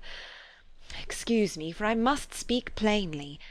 If you, my dear father, will not take the trouble of checking her exuberant spirits, and of teaching her that her present pursuits are not to be to the business of her life, she will soon be beyond the reach of amendment. Her character will be fixed, and she will at 16 be the most determined flirt that ever made herself or her family ridiculous. A flirt, too, in the worst and meanest degree of flirtation, without any attraction beyond youth and a tolerable person, and from the ignorance and emptiness of her mind wholly unable to ward off any portion of that universal contempt which her rage for admiration will excite. In this danger Kitty also is comprehended. She will follow wherever Lydia leads. Vain, ignorant, idle, and absolutely uncontrolled. Oh, my dear father, can you suppose it possible that they will not be censured and despised wherever they are known, and that their sisters will not be often involved in the disgrace?" Mr. Bennet saw that her whole heart was in the subject, and affectionately taking her hand, said in reply, "Do not make yourself uneasy, my love. Wherever you and Jane are known, you must be respected and valued, and you will not appear to less advantage for having a couple of, or I may say 3, very silly sisters. We shall have no peace at Longbourn if Lydia does not go to Brighton. Let her go, then. Colonel Forster is a sensible man, and will keep her out of any real mischief, and she is luckily too poor to be an object of prey to anybody. At Brighton she will be of less importance even as a common flirt than she has been here. The officers will find women better worth their notice. Let us hope, therefore, that her being there may teach her her own insignificance. At any rate, she cannot grow many degrees worse, without authorizing us to lock her up for the rest of her life." With this answer Elizabeth was forced to be content, but her own opinion continued the same, and she left him disappointed and sorry. It was not in her nature, however, to increase her vexations by dwelling on them. She was confident of having performed her duty, and to fret over unavoidable evils, or augment them by anxiety, was no part of her disposition. Had Lydia and her mother known the substance of her conference with their father, their indignation would hardly have found expression in their united volubility. In Lydia's imagination, a visit to Brighton comprised every possibility of earthly happiness. She saw with the creative eye of fancy the streets of that gay bathing-place covered with officers. She saw herself the object of attention to tens and scores of them at present unknown. She saw all the glories of the camp, its tents stretched forth in beauteous uniformity of lines, crowded with the young and the gay, and dazzling with scarlet; and, to complete the view, she saw herself seated beneath a tent, tenderly flirting with at least 6 officers at once. Had she known her sister sought to tear her from such prospects and such realities as these, what would have been her sensations? They could have been only understood by her mother, who might have felt nearly the same. Lydia's going to Brighton was all that consoled her for her melancholy conviction of her husband's never intending to go there himself. But they were entirely ignorant of what had passed, and their raptures continued, with little intermission, to the very day of Lydia's leaving home. Elizabeth was now to see Mr. Wickham for the last time. Having been frequently in company with him since her return, agitation was pretty well over, the agitations of formal partiality entirely so. She had even learnt to detect, in the very gentleness which had first delighted her, an affectation and a sameness to disgust and weary. In his present behaviour to herself, moreover, she had a fresh source of displeasure, for the inclination he soon testified of renewing those intentions which had marked the early part of their acquaintance could only serve, after what had since passed, to provoke her. She lost all concern for him in finding herself thus selected as the object of such idle and frivolous gallantry, and while she steadily repressed it, could not but feel the reproof contained in his believing that however long, and for whatever cause, his attentions had been withdrawn, her vanity would be gratified, and her preference secured at any time by their renewal. On the very last day of the regiment's remaining at Meryton, he dined with the other officers at Longbourn, and so little was Elizabeth disposed to part from him in good humour, that on his making some inquiry as to the manner in which her time had passed at Hunsford, she mentioned Colonel Fitzwilliam's and Mr. Darcy's having both spent 3 weeks at Rosings, and asked him if he was acquainted with the former. He looked surprised, displeased, alarmed, but with a moment's recollection and a returning smile, replied that he had formerly seen him often, and after observing that he was a very gentlemanlike man, asked her how she had liked him. Her answer was warmly in his favour. With an air of indifference he soon afterwards added, "How long did you say he was at Rosings?" "Nearly 3 weeks." "And you saw him frequently?" "Yes, almost every day." "His manners are very different from his cousin's?" "Yes, very different. But I think Mr. Darcy improves upon acquaintance." "Indeed!" cried Mr. Wickham, with a look which did not escape her. "And pray, may I ask—" But checking himself, he added in a gayer tone, "Is it in address that he improves? Has he deigned to add aught of civility to his ordinary style? For I dare not hope," he continued in a lower and more serious tone, "that he is improved in essentials." "Oh no," said Elizabeth. "In essentials I believe he is very much what he ever was." While she spoke, Wickham looked as if scarcely knowing whether to rejoice over her words or to distrust their meaning. There was a something in her countenance which made him listen with an apprehensive and anxious attention, while she added, "When I said that he improved on acquaintance, I did not mean that his mind or his manners were in a state of improvement, but that from knowing him better, his disposition was better understood." Wickham's alarm now appeared in a heightened complexion and agitated look. For a few minutes he was silent, till, shaking off his embarrassment, he turned to her again, and said in the gentlest of accents, "You, who so well know my feeling towards Mr. Darcy, will readily comprehend how sincerely I must rejoice that he is wise enough to assume even the appearance of what is right. His pride, in that direction, may be of service, if not to himself, to many others, for it must only deter him from such foul misconduct as I have suffered by. I only fear that the sort of cautiousness to which you, I imagine, have been alluding, is merely adopted on his visits to his aunt, of whose good opinion and judgment he stands much in awe. His fear of her has always operated, I know, when they were together, and a good deal is to be imputed to his wish of forwarding the match with Mr. Berg, which I am certain he has very much at heart." Elizabeth could not repress a smile at this, but she answered only by a slight inclination of the head. She saw that he wanted to engage her on the old subject of his grievances, and she was in no humour to indulge him.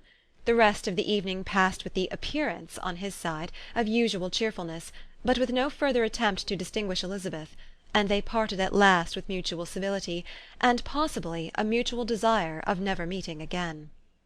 When the party broke up, Lydia returned with Mrs. Forster to Meryton, from whence they were to set out early the next morning. The separation between her and her family was rather noisy than pathetic. Kitty was the only one who shed tears, but she did weep from vexation and envy. Mrs. Bennet was diffuse in her good wishes for the felicity of her daughter, and impressive in her injunctions that she should not miss the opportunity of enjoying herself as much as possible, advice which there was every reason to believe would be well attended to. And in the clamorous happiness of Lydia herself in bidding farewell, the more gentle adieus of her sisters were uttered without being heard. Chapter 42. Had Elizabeth's opinion been all drawn from her own family, she could not have formed a very pleasing opinion of conjugal felicity or domestic comfort. Her father, captivated by youth and beauty, and that appearance of good humour which youth and beauty generally give, had married a woman whose weak understanding and illiberal mind had very early in their marriage put an end to all real affection for her. Respect, esteem, and confidence had vanished for ever, and all his views of domestic happiness were overthrown. But Mr. Bennet was not of a disposition to seek comfort for the disappointment which his own imprudence had brought on, in any of those pleasures which too often console the unfortunate for their folly or their vice. He was fond of the country and of books, and from these tastes had arisen his principal enjoyments. To his wife he was very little otherwise indebted than as her ignorance and folly had contributed to his amusement.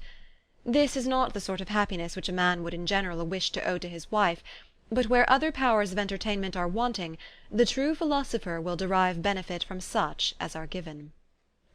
Elizabeth, however, had never been blind to the impropriety of her father's behaviour as a husband. She had always seen it with pain, but respecting his abilities, and grateful for his affectionate treatment of herself, she endeavoured to forget what she could not overlook, and to banish from her thoughts that continual breach of conjugal obligation and decorum, which, in exposing his wife to the contempt of her own children, was so highly reprehensible. But she had never felt so strongly as now the disadvantages which must attend the children of so unsuitable a marriage, nor ever been so fully aware of the evils arising from so ill-judged a direction of talents. Talents, which, rightly used, might at least have preserved the respectability of his daughters, even if incapable of enlarging the mind of his wife. When Elizabeth had rejoiced over Wickham's departure, she found little other cause for satisfaction in the loss of the regiment. Their parties abroad were less varied than before, and at home she had a mother and sister whose constant repinings at the dullness of everything around them threw a real gloom over their domestic circle.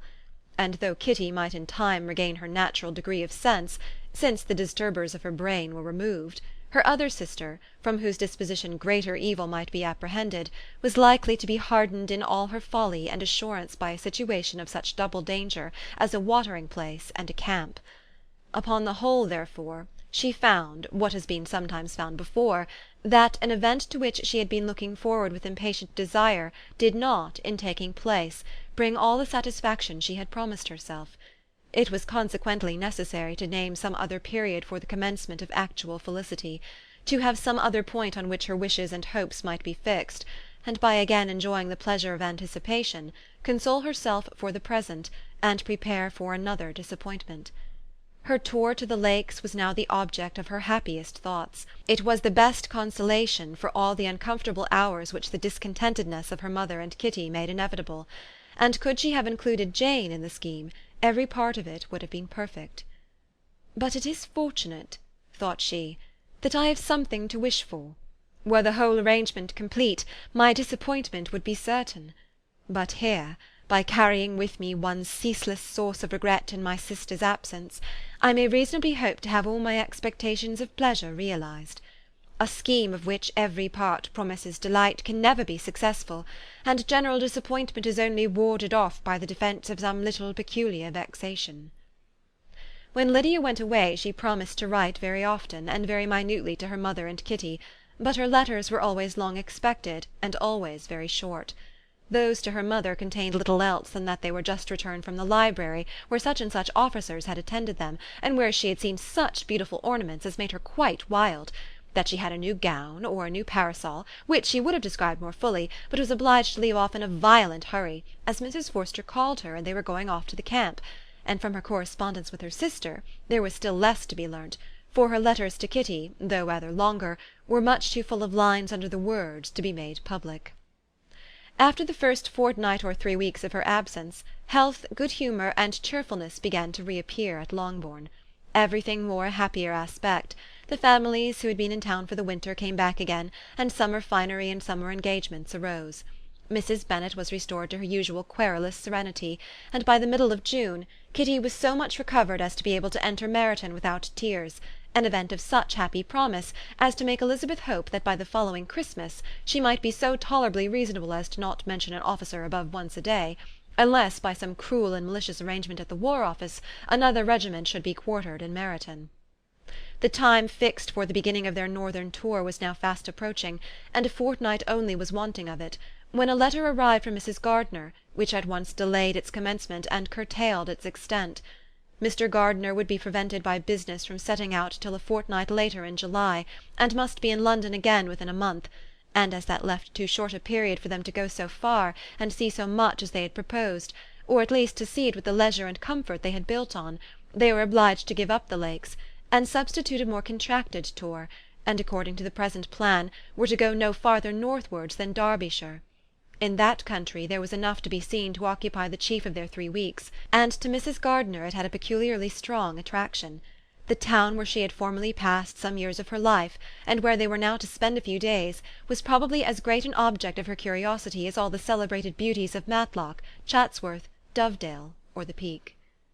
Elizabeth was excessively disappointed. She had set her heart on seeing the lakes, and still thought there might have been time enough.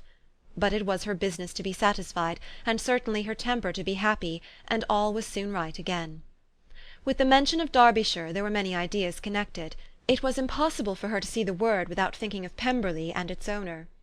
"But surely," said she, "I may enter his county without impunity, and rob it of a few petrified spars without his perceiving me." The period of expectation was now doubled.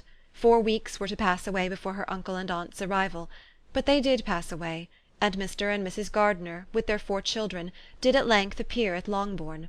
The children, 2 girls of 6 and 8 years old, and 2 younger boys, were to be left under the particular care of their cousin Jane, who was the general favourite, and whose steady sense and sweetness of temper exactly adapted her for attending to them in every way, teaching them, playing with them, and loving them. The Gardiners stayed only 1 night at Longbourn, and set off the next morning with Elizabeth in pursuit of novelty and amusement. One enjoyment was certain, that of suitableness of companions, a suitableness which comprehended health and temper to bear inconveniences, cheerfulness to enhance every pleasure, and affection and intelligence, which might supply it among themselves, if there were disappointments abroad. It is not the object of this work to give a description of Derbyshire, nor of any of the remarkable places through which their route thither lay. Oxford, Blenheim, Warwick, Kenilworth, Birmingham, etc., are sufficiently known.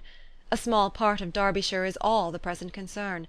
To the little town of Lambton, the scene of Mrs. Gardiner's former residence, and where she had lately learned some acquaintance still remained, they bent their steps, after having seen all the principal wonders of the country, and within 5 miles of Lambton, Elizabeth found from her aunt that Pemberley was situated. It was not in their direct road, nor more than a mile or 2 out of it. In talking over their route the evening before, Mrs. Gardiner expressed an inclination to see the place again. Mr. Gardiner declared his willingness, and Elizabeth was applied to for her approbation. "My love, should not you like to see a place of which you have heard so much?" said her aunt. "A place, too, with which so many of your acquaintances are connected. Wickham passed all his youth there, you know." Elizabeth was distressed. She felt that she had no business at Pemberley, and was obliged to assume a disinclination for seeing it. She must own that she was tired of seeing great houses. After going over so many, she really had no pleasure in fine carpets or satin curtains. Mrs. Gardiner abused her stupidity. "If it were merely a fine house richly furnished," said she, "I should not care about it myself, but the grounds are delightful. They have some of the finest woods in the country." Elizabeth said no more, but her mind could not acquiesce. The possibility of meeting Mr. Darcy, while viewing the place, instantly occurred. It would be dreadful. She blushed at the very idea, and thought it would be better to speak openly to her aunt than to run such a risk. But against this there were objections, and she finally resolved that it could be the last resource, if her private inquiries to the absence of the family were unfavourably answered. Accordingly, when she retired at night, she asked the chambermaid whether Pemberley were not a very fine place, what was the name of its proprietor, and, with no little alarm, whether the family were down for the summer. A most welcome negative followed the last question, and her alarms now being removed, she was at leisure to feel a great deal of curiosity to see the house herself, and when the subject was revived the next morning, and she was again applied to, could readily answer, and with a proper air of indifference, that she had not really any dislike to the scheme. To Pemberley, therefore, they were to go. Chapter 43. Elizabeth, as they drove along, watched for the first appearance of Pemberley Woods with some perturbation, and when at last they turned in at the lodge, her spirits were in a high flutter. The park was very large, and contained great variety of ground. They entered it in one of its lowest points, and drove for some time through a beautiful wood stretching over a wide extent. Elizabeth's mind was too full for conversation, but she saw and admired every remarkable spot and point of view. They gradually ascended for a half-mile, and then found themselves at the top of a considerable eminence, where the wood ceased, and the eye was instantly caught by Pemberley House, situated on the opposite side of a valley, into which the road with some abruptness wound. It was a large, handsome stone building, standing well on rising ground, and backed by a ridge of high woody hills; and in front a stream of some natural importance was swelled into greater, but without any artificial appearance. Its banks were neither formal nor falsely adorned. Elizabeth was delighted. She had never seen a place for which nature had done more, or where natural beauty had been so little counteracted by an awkward taste. They were all of them warm in their admiration, and at that moment she felt that to be mistress of Pemberley might be something. They descended the hill, crossed the bridge, and drove to the door, and while examining the nearer aspect of the house, all her apprehension of meeting its owner returned. She dreaded lest the chambermaid had been mistaken. On applying to see the place, they were admitted into the hall, and Elizabeth, as they waited for the housekeeper, had leisure to wonder at her being where she was. The housekeeper came, a respectable-looking elderly woman, much less fine and more civil than she had any notion of finding her. They followed her into the dining-parlour. It was a large, well-proportioned room, handsomely fitted up. Elizabeth, after slightly surveying it, went to a window to enjoy its prospect. The hill, crowned with wood, which they had descended, receiving increased abruptness from the distance, was a beautiful object. Every disposition of the ground was good, and she looked on the whole scene, the river, the trees scattered on its banks, and the winding of the valley as far as she could trace it, with delight. As they passed into other rooms these objects were taking different positions, but from every window there were beauties to be seen. The rooms were lofty and handsome, and their furniture suitable to the fortunes of its proprietor; but Elizabeth saw, with admiration of his taste, that it was neither gaudy nor uselessly fine, with less of splendour and more real elegance than the furniture of Rosings. "And of this place," thought she, "I might have been mistress. With these rooms I might now have been familiarly acquainted. Instead of viewing them as a stranger, I might have rejoiced in them as my own, and welcomed to them as visitors my aunt and uncle. But no," recollecting herself, "that could never be. My aunt and uncle would have been lost to me. I should not have been allowed to invite them."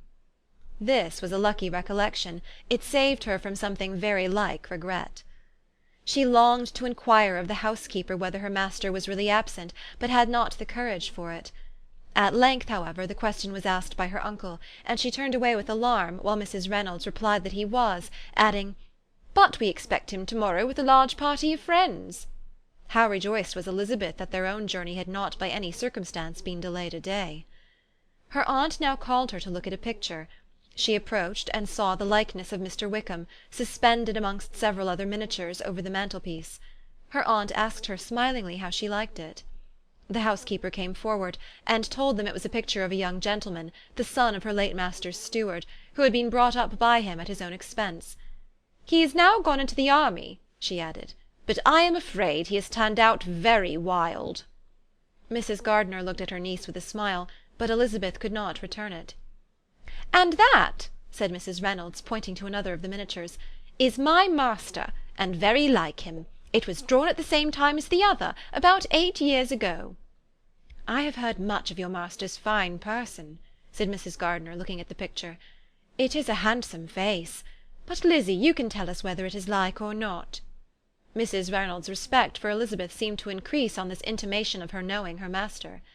"Does that young lady know Mr. Darcy?" Elizabeth coloured and said, "A little." "And do you not think him a very handsome gentleman, ma'am?" "Yes, very handsome." "I am sure I know none so handsome. But in the gallery upstairs you will see a finer, larger picture of him than this. This room was my late master's favourite room, and these miniatures are just as they used to be then. He was very fond of them." This accounted to Elizabeth for Mr. Wickham's being among them. Mrs. Reynolds then directed their attention to one of Miss Darcy, drawn when she was only 8 years old. "And is Miss Darcy as handsome as her brother?" said Mrs. Gardiner. "Oh, yes, the handsomest young lady that ever was seen, and so accomplished. She plays and sings all day long. In the next room is a new instrument just come down for her, a present from my master. She comes here to-morrow with him." Mr. Gardiner, whose manners were very easy and pleasant, encouraged her communicativeness by his questions and remarks. Mrs. Reynolds, either by pride or attachment, had evidently great pleasure in talking of her master and his sister. "Is your master much at Pemberley in the course of the year?" "Not so much as I could wish, sir, but I dare say he may spend half his time here, and Miss Darcy is always down for the summer months." Except, thought Elizabeth, when she goes to Ramsgate. If your master would marry, you might see more of him. Yes, sir, but I do not know when that will be. I do not know who is good enough for him. Mr. and Mrs. Gardiner smiled. Elizabeth could not help saying, "It is very much to his credit, I am sure, that you should think so." I say no more than the truth, and everybody will say that knows him," replied the other. Elizabeth thought this was going pretty far, and she listened with increasing astonishment as the housekeeper added, "I have never known a cross word from him in my life, and I have known him ever since he was 4 years old." This was praise, of all others most extraordinary, most opposite to her ideas. That he was not a good-tempered man had been her firmest opinion. Her keenest attention was awakened, she longed to hear more, and was grateful to her uncle for saying, "There are very few people of whom so much can be said. You are lucky in having such a master." "Yes, sir, I know I am. If I were to go through the world, I could not meet with a better. But I have always observed that they who are good-natured when children are good-natured when they grow up, and he was always the sweetest-tempered, most generous-hearted boy in the world." Elizabeth almost stared at her. "Can this be Mr. Darcy?" thought she. "His father was an excellent man," said Mrs. Gardiner. "Yes, ma'am, that he was indeed, and his son will be just like him, just as affable to the poor." Elizabeth listened, wondered, doubted, and was impatient for more. Mrs. Reynolds could interest her on no other point. She related the subjects of the pictures, the dimensions of the rooms, and the price of the furniture in vain. Mr. Gardiner, highly amused by the kind of family prejudice to which he attributed her excessive commendation of her master, soon led again to the subject, and she dwelt with energy on his many merits as they proceeded together up the great staircase. "He is the best landlord and the best master," said she, "that ever lived. Not like the wild young men nowadays who think of nothing but themselves. There is not one of his tenants or servants but will give him a good name. Some people call him proud, but I am sure I never saw anything of it. To my fancy it is only because he does not rattle away like other young men." "In what an amiable light does this place him!" thought Elizabeth. "This fine account of him," whispered her aunt as they walked, "is not quite consistent with his behaviour to our poor friend." "Perhaps we might be deceived." "That is not very likely. Our authority was too good." On reaching the spacious lobby above, they were shown into a very pretty sitting-room, lately fitted up with greater elegance and lightness than the apartments below, and were informed that it was but just done to give pleasure to Miss Darcy, who had taken a liking to the room when last at Pemberley. "He is certainly a good brother," said Elizabeth as she walked towards one of the windows. Mrs. Reynolds anticipated Miss Darcy's delight when she should enter the room. "And this is always the way with him," she added. "Whatever can give his sister any pleasure is sure to be done in a moment. There is nothing he would not do for her." The picture gallery, and 2 or 3 of the principal bedrooms, were all that remained to be shown. In the former were many good paintings, but Elizabeth knew nothing of the art, and from such as had been already visible below, she had willingly turned to look at some drawings of Miss Darcy's, in crayons, whose subjects were usually more interesting, and also more intelligible. In the gallery there were many family portraits, but they could have little to fix the attention of a stranger. Elizabeth walked in quest of the only face whose features would be known to her. At last it arrested her, and she beheld a striking resemblance to Mr. Darcy, with such a smile over the face as she remembered to have sometimes seen when he looked at her. She stood several minutes before the picture in earnest contemplation, and returned to it again before they quitted the gallery. Mrs. Reynolds informed them that it had been taken in his father's lifetime. There was certainly at this moment in Elizabeth's mind a more gentle sensation towards the original than she had ever felt at the height of their acquaintance. The commendation bestowed on him by Mrs. Reynolds was of no trifling nature. What praise is more valuable than the praise of an intelligent servant? As a brother, a landlord, a master, she considered how many people's happiness were in his guardianship, how much of pleasure or pain was it in his power to bestow, how much of good or evil must be done by him. Every idea that had been brought forward by the housekeeper was favourable to his character, and as she stood before the canvas on which he was represented, and fixed his eyes upon herself, she thought of his regard with a deeper sentiment of gratitude than it had ever raised before. She remembered its warmth, and softened its impropriety of expression. When all of the house that was open to general inspection had been seen, they returned downstairs, and taking leave of the housekeeper, were consigned over to the gardener, who met them at the hall door. As they walked across the hall towards the river, Elizabeth turned back to look again, Her aunt and uncle stopped also, and while the former was conjecturing as to the date of the building, the owner of it himself suddenly came forward from the road, which led behind it to the stables. They were within 20 yards of each other, and so abrupt was his appearance that it was impossible to avoid his sight. Their eyes instantly met, and the cheeks of both were overspread with the deepest blush. He absolutely stared, and for a moment seemed immovable from surprise, but shortly recovering himself, advanced toward the party, and spoke to Elizabeth, if not in terms of perfect composure, at least of perfect civility. She had instinctively turned away, but stopping on his approach, received his compliments with an embarrassment impossible to be overcome.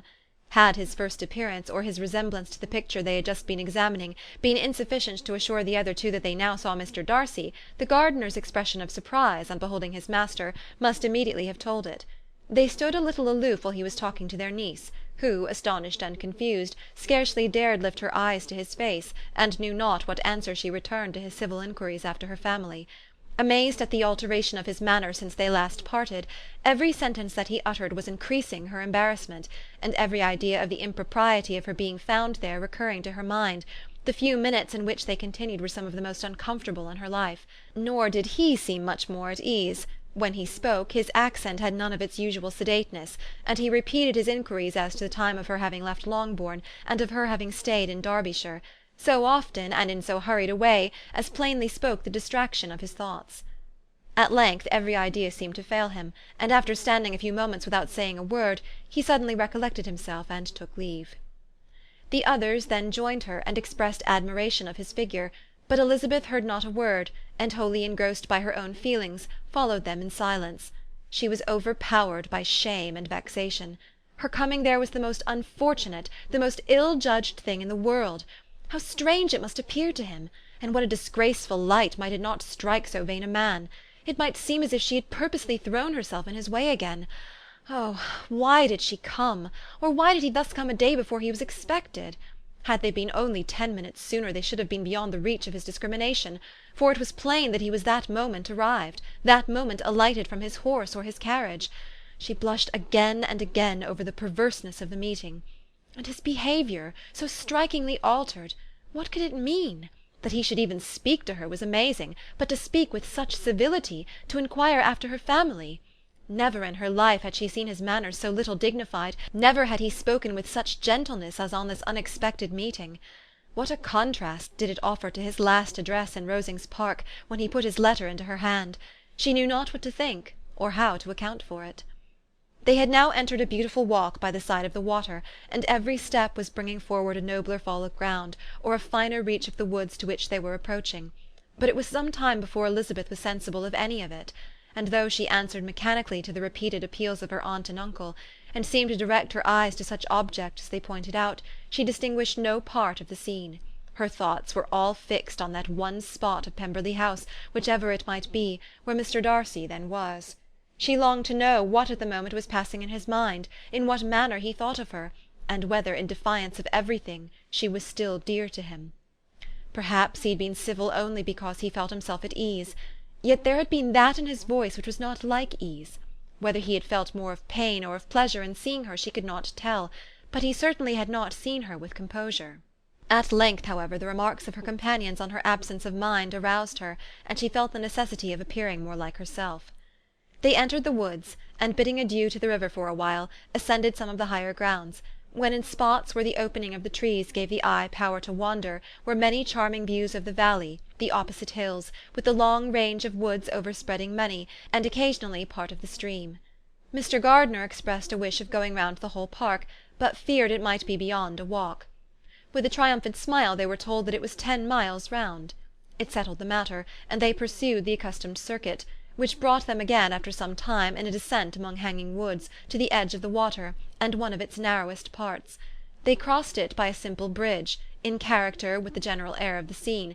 It was a spot less adorned than any they had yet visited, and the valley, here contracted into a glen, allowed room only for the stream, and a narrow walk amidst the rough coppice wood which bordered it.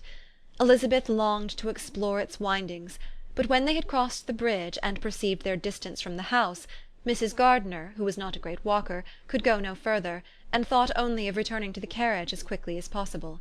Her niece was, therefore, obliged to submit, and they took their way towards the house on the opposite side of the river, in the nearest direction.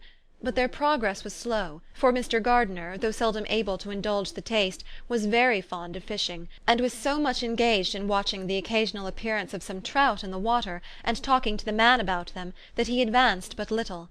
Whilst wandering on in this slow manner, they were again surprised, and Elizabeth's astonishment was quite equal to what it had been at first, by the sight of Mr. Darcy approaching them, and at no great distance. The walk being here less sheltered than on the other side, allowed them to see him before they met. Elizabeth, however astonished, was at least more prepared for an interview than before, and resolved to appear and to speak with calmness, if he really intended to meet them. For a few moments, indeed, she felt that he would probably strike into some other path. The idea lasted while a turning in the walk concealed him from their view. The turning past, he was immediately before them. With a glance, she saw that he had lost none of his recent civility, and, to imitate his politeness, she began, as they met, to admire the beauty of the place. But she had not got beyond the words "delightful" and "charming," when some unlucky recollections obtruded, and she fancied that praise of Pemberley from her might be mischievously construed. Her colour changed, and she said no more. Mrs. Gardiner was standing a little behind, and on her pausing, he asked her if she would do him the honour of introducing him to her friends. This was a stroke of civility for which she was quite unprepared, and could hardly suppress a smile at his being now seeking the acquaintance of some of those very people against whom his pride had revolted in his offer to herself. "What will be his surprise," thought she, "when he knows who they are? He takes them now for people of fashion." The introduction, however, was immediately made, and as she named their relationship to herself, she stole a sly look at him to see how he bore it, and was not without the expectation of his decamping as fast as he could from such disgraceful companions. That he was surprised by the connection was evident. He sustained it, however, with fortitude, and so far from going away, turned his back with them and entered into conversation with Mr. Gardiner. Elizabeth could not but be pleased, could not but triumph. It was consoling that he should know she had some relations for whom there was no need to blush. She listened most attentively to all that passed between them, and gloried in every expression, every sentence of her uncle, which marked his intelligence, his taste, or his good manners. The conversation soon turned upon fishing, and she heard Mr. Darcy invite him with the greatest civility to fish there as often as he chose while he continued in the neighbourhood, offering at the same time to supply him with fishing tackle, and pointing out those parts of the stream where there was most usually sport. Mrs. Gardiner, who was walking arm in arm with Elizabeth, gave her a look expressive of wonder. Elizabeth said nothing, but it gratified her exceedingly. The compliment must be all for herself. Her astonishment, however, was extreme, and continually was she repeating, "Why is he so altered? From what can it proceed? It cannot be for me, it cannot be for my sake that his manners are thus softened. My reproofs at Hunsford could not work such a change as this. It is impossible that he should still love me." After walking some time in this way, the two ladies in front, the two gentlemen behind, on resuming their places, after descending to the brink of the river for the better inspection of some curious water plant, there chanced to be a little alteration. It originated in Mrs. Gardiner, who, fatigued by the exercise of the morning, found Elizabeth's arm inadequate to her support, and consequently preferred her husband's. Mr. Darcy took her place by her niece, and they walked on together. After a short silence, the lady first spoke. She wished him to know that she had been assured of his absence before she came to the place, and accordingly began by observing that his arrival had been very unexpected. "For your housekeeper," she added, "informed us that you would certainly not be here till to-morrow, and indeed, before we left Bakewell, we understood that you were not immediately expected in the country." He acknowledged the truth of it all, and said that business with his steward had occasioned his coming forward a few hours before the rest of the party with whom he had been travelling. "They will join me early to-morrow," he continued, "and among them are some who will claim an acquaintance with you, Mr. Bingley and his sisters." Elizabeth answered only by a slight bow. Her thoughts were instantly driven back to the time when Mr. Bingley's name had been the last mentioned between them, and if she might judge by his complexion, his mind was not very differently engaged. "There is also one other person in the party," he continued after a pause, "who more particularly wishes to be known to you. Will you allow me, or do I ask too much, to introduce my sister to your acquaintance during your stay at Lambton?" The surprise of such an application was great indeed. It was too great for her to know in what manner she acceded to it. She immediately felt that whatever desire Miss Darcy might have of being acquainted with her must be the work of her brother, and without looking farther, it was satisfactory, it was gratifying to know that his resentment had not made him think really ill of her. They now walked on in silence, each of them deep in thought. Elizabeth was not comfortable, that was impossible, but she was flattered and pleased. His wish of introducing his sister to her was a compliment of the highest kind. They soon outstripped the others, and when they had reached the carriage, Mr. and Mrs. Gardiner were half a quarter of a mile behind. He then asked her to walk into the house, but she declared herself not tired, and they stood together on the lawn. At such a time much might have been said, and silence was very awkward. She wanted to talk, but there seemed to be an embargo on every subject. At last she recollected that she had been travelling, and they talked of Matlock and Dovedale with great perseverance. Yet time and her aunt moved slowly, and her patience and her ideas were nearly worn out before the tete-a-tete was over. On Mr. and Mrs. Gardiner's coming up, they were all pressed to go into the house and take some refreshment, but this was declined, and they parted on each side with utmost politeness. Mr. Darcy handed the ladies into the carriage, and when it drove off, Elizabeth saw him walking slowly towards the house. The observations of her uncle and aunt now began, and each of them pronounced him to be infinitely superior to anything they had expected. "He is perfectly well behaved, polite and unassuming," said her uncle. "There is something a little stately in him, to be sure," replied her aunt, "but it is confined to his air, and is not unbecoming.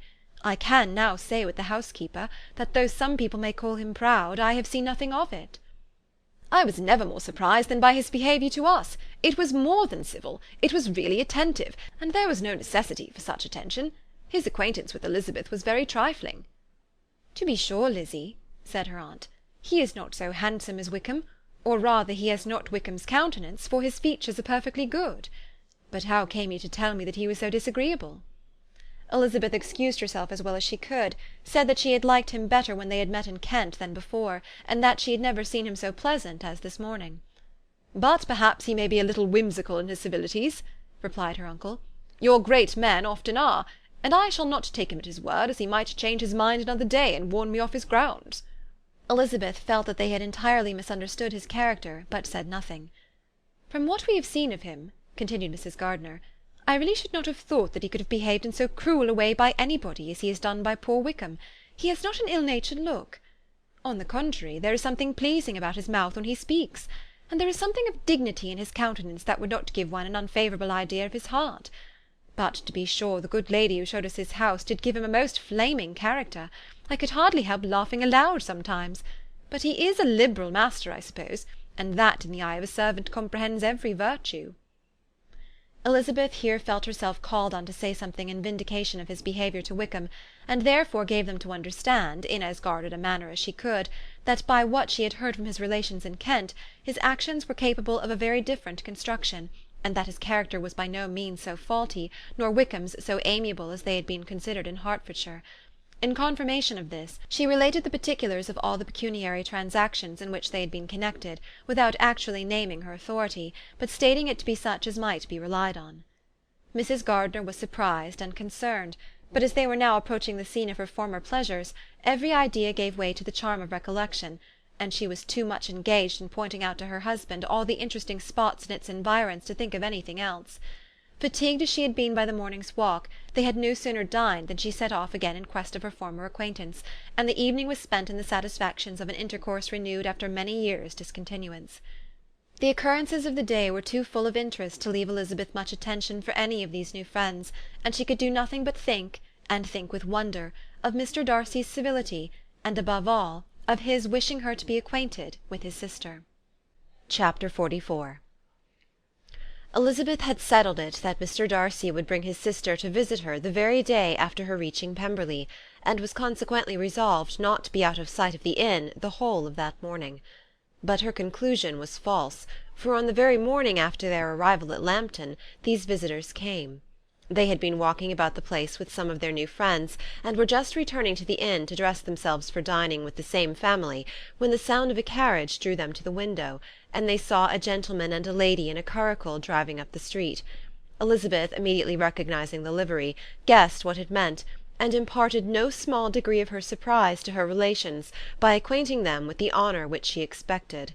Her uncle and aunt were all amazement, and the embarrassment of her manner as she spoke, joined to the circumstance itself, and many of the circumstances of the preceding day, opened to them a new idea on the business.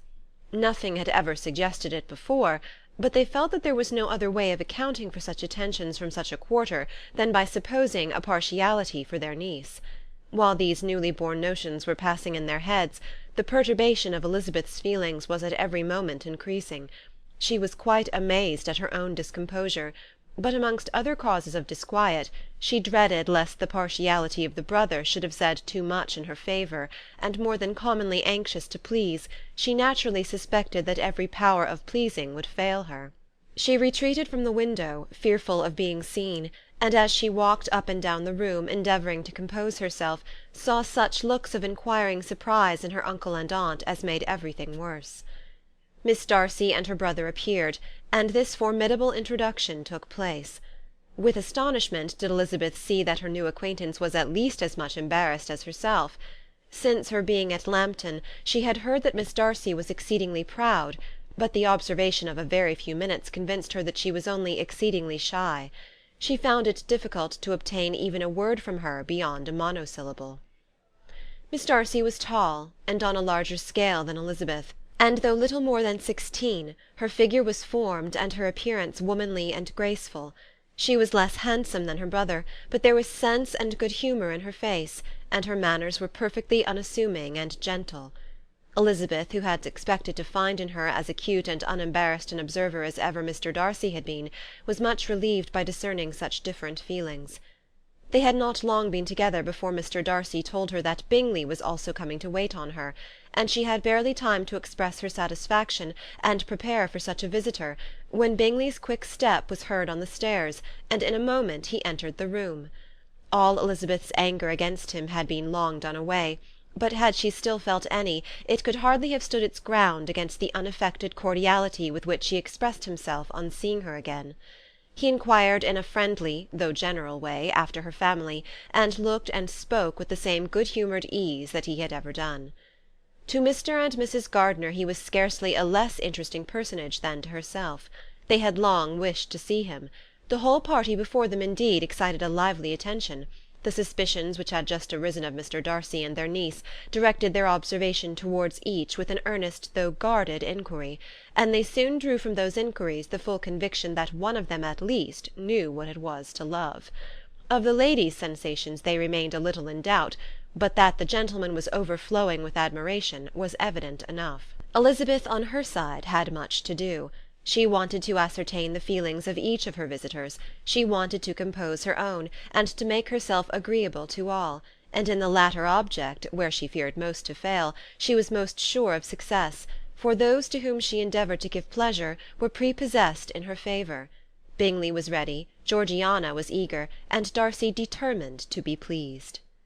In seeing Bingley her thoughts naturally flew to her sister, and oh, how ardently did she long to know whether any of his were directed in a like manner. Sometimes she could fancy that he talked less than on former occasions, and once or twice pleased herself with the notion that, as he looked at her, he was trying to trace a resemblance. But though this might be imaginary, she could not be deceived as to his behaviour to Miss Darcy, who had been set up as a rival to Jane. No look appeared on either side that spoke particular regard. Nothing occurred between them that could justify the hopes of his sister. On this point she was soon satisfied, and 2 or 3 little circumstances occurred ere they parted, which in her anxious interpretation denoted a recollection of Jane not untinctured by tenderness, and a wish of saying more that might lead to the mention of her, had he dared.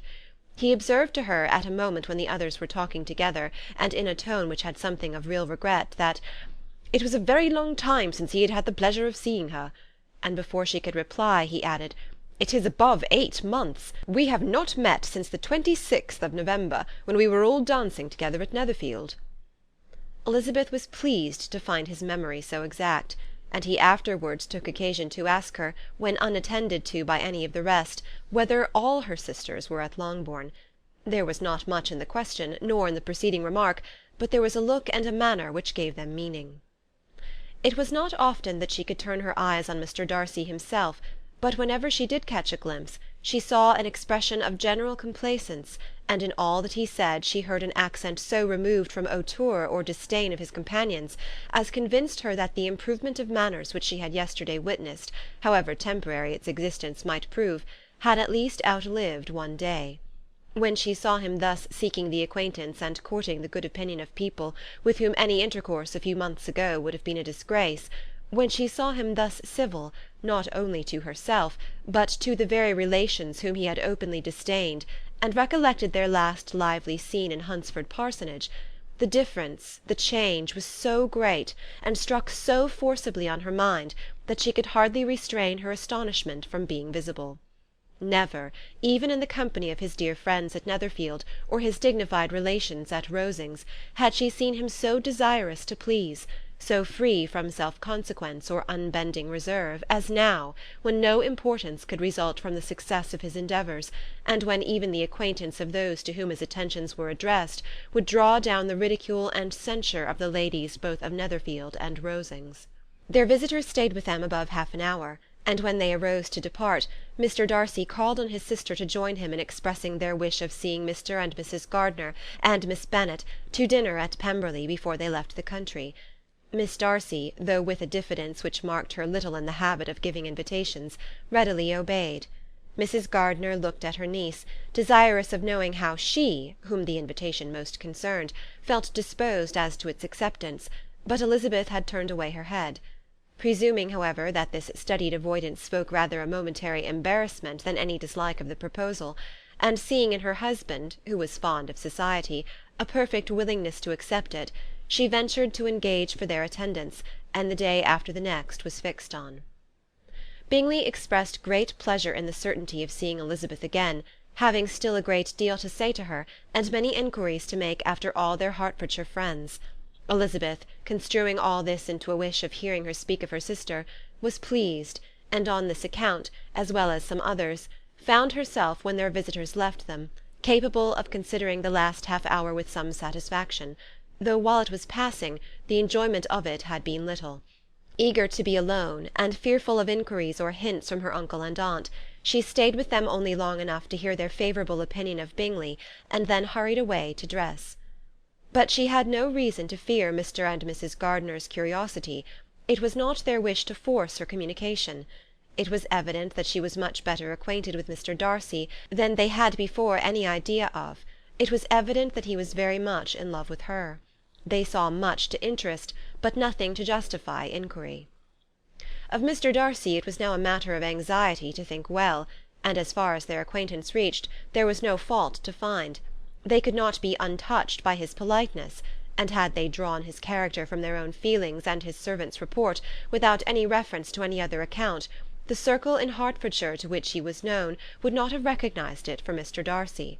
There was now an interest, however, in believing the housekeeper, and they soon became sensible that the authority of a servant who had known him since he was 4 years old, and whose own manners indicated respectability, was not to be hastily rejected. Neither had anything occurred in the intelligence of their Lambton friends that could materially lessen its weight. They had nothing to accuse him of but pride. Pride he probably had, and if not, it would certainly be imputed by the inhabitants of a small market town where the family did not visit. It was acknowledged, however, that he was a liberal man, and did much good among the poor.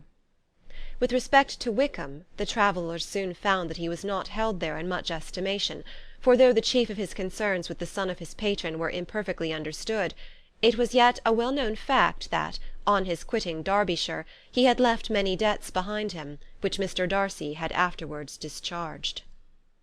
As for Elizabeth, her thoughts were at Pemberley this evening more than the last, and the evening, though as it passed it seemed long, was not long enough to determine her feelings towards one in that mansion, and she lay awake 2 whole hours endeavouring to make them out.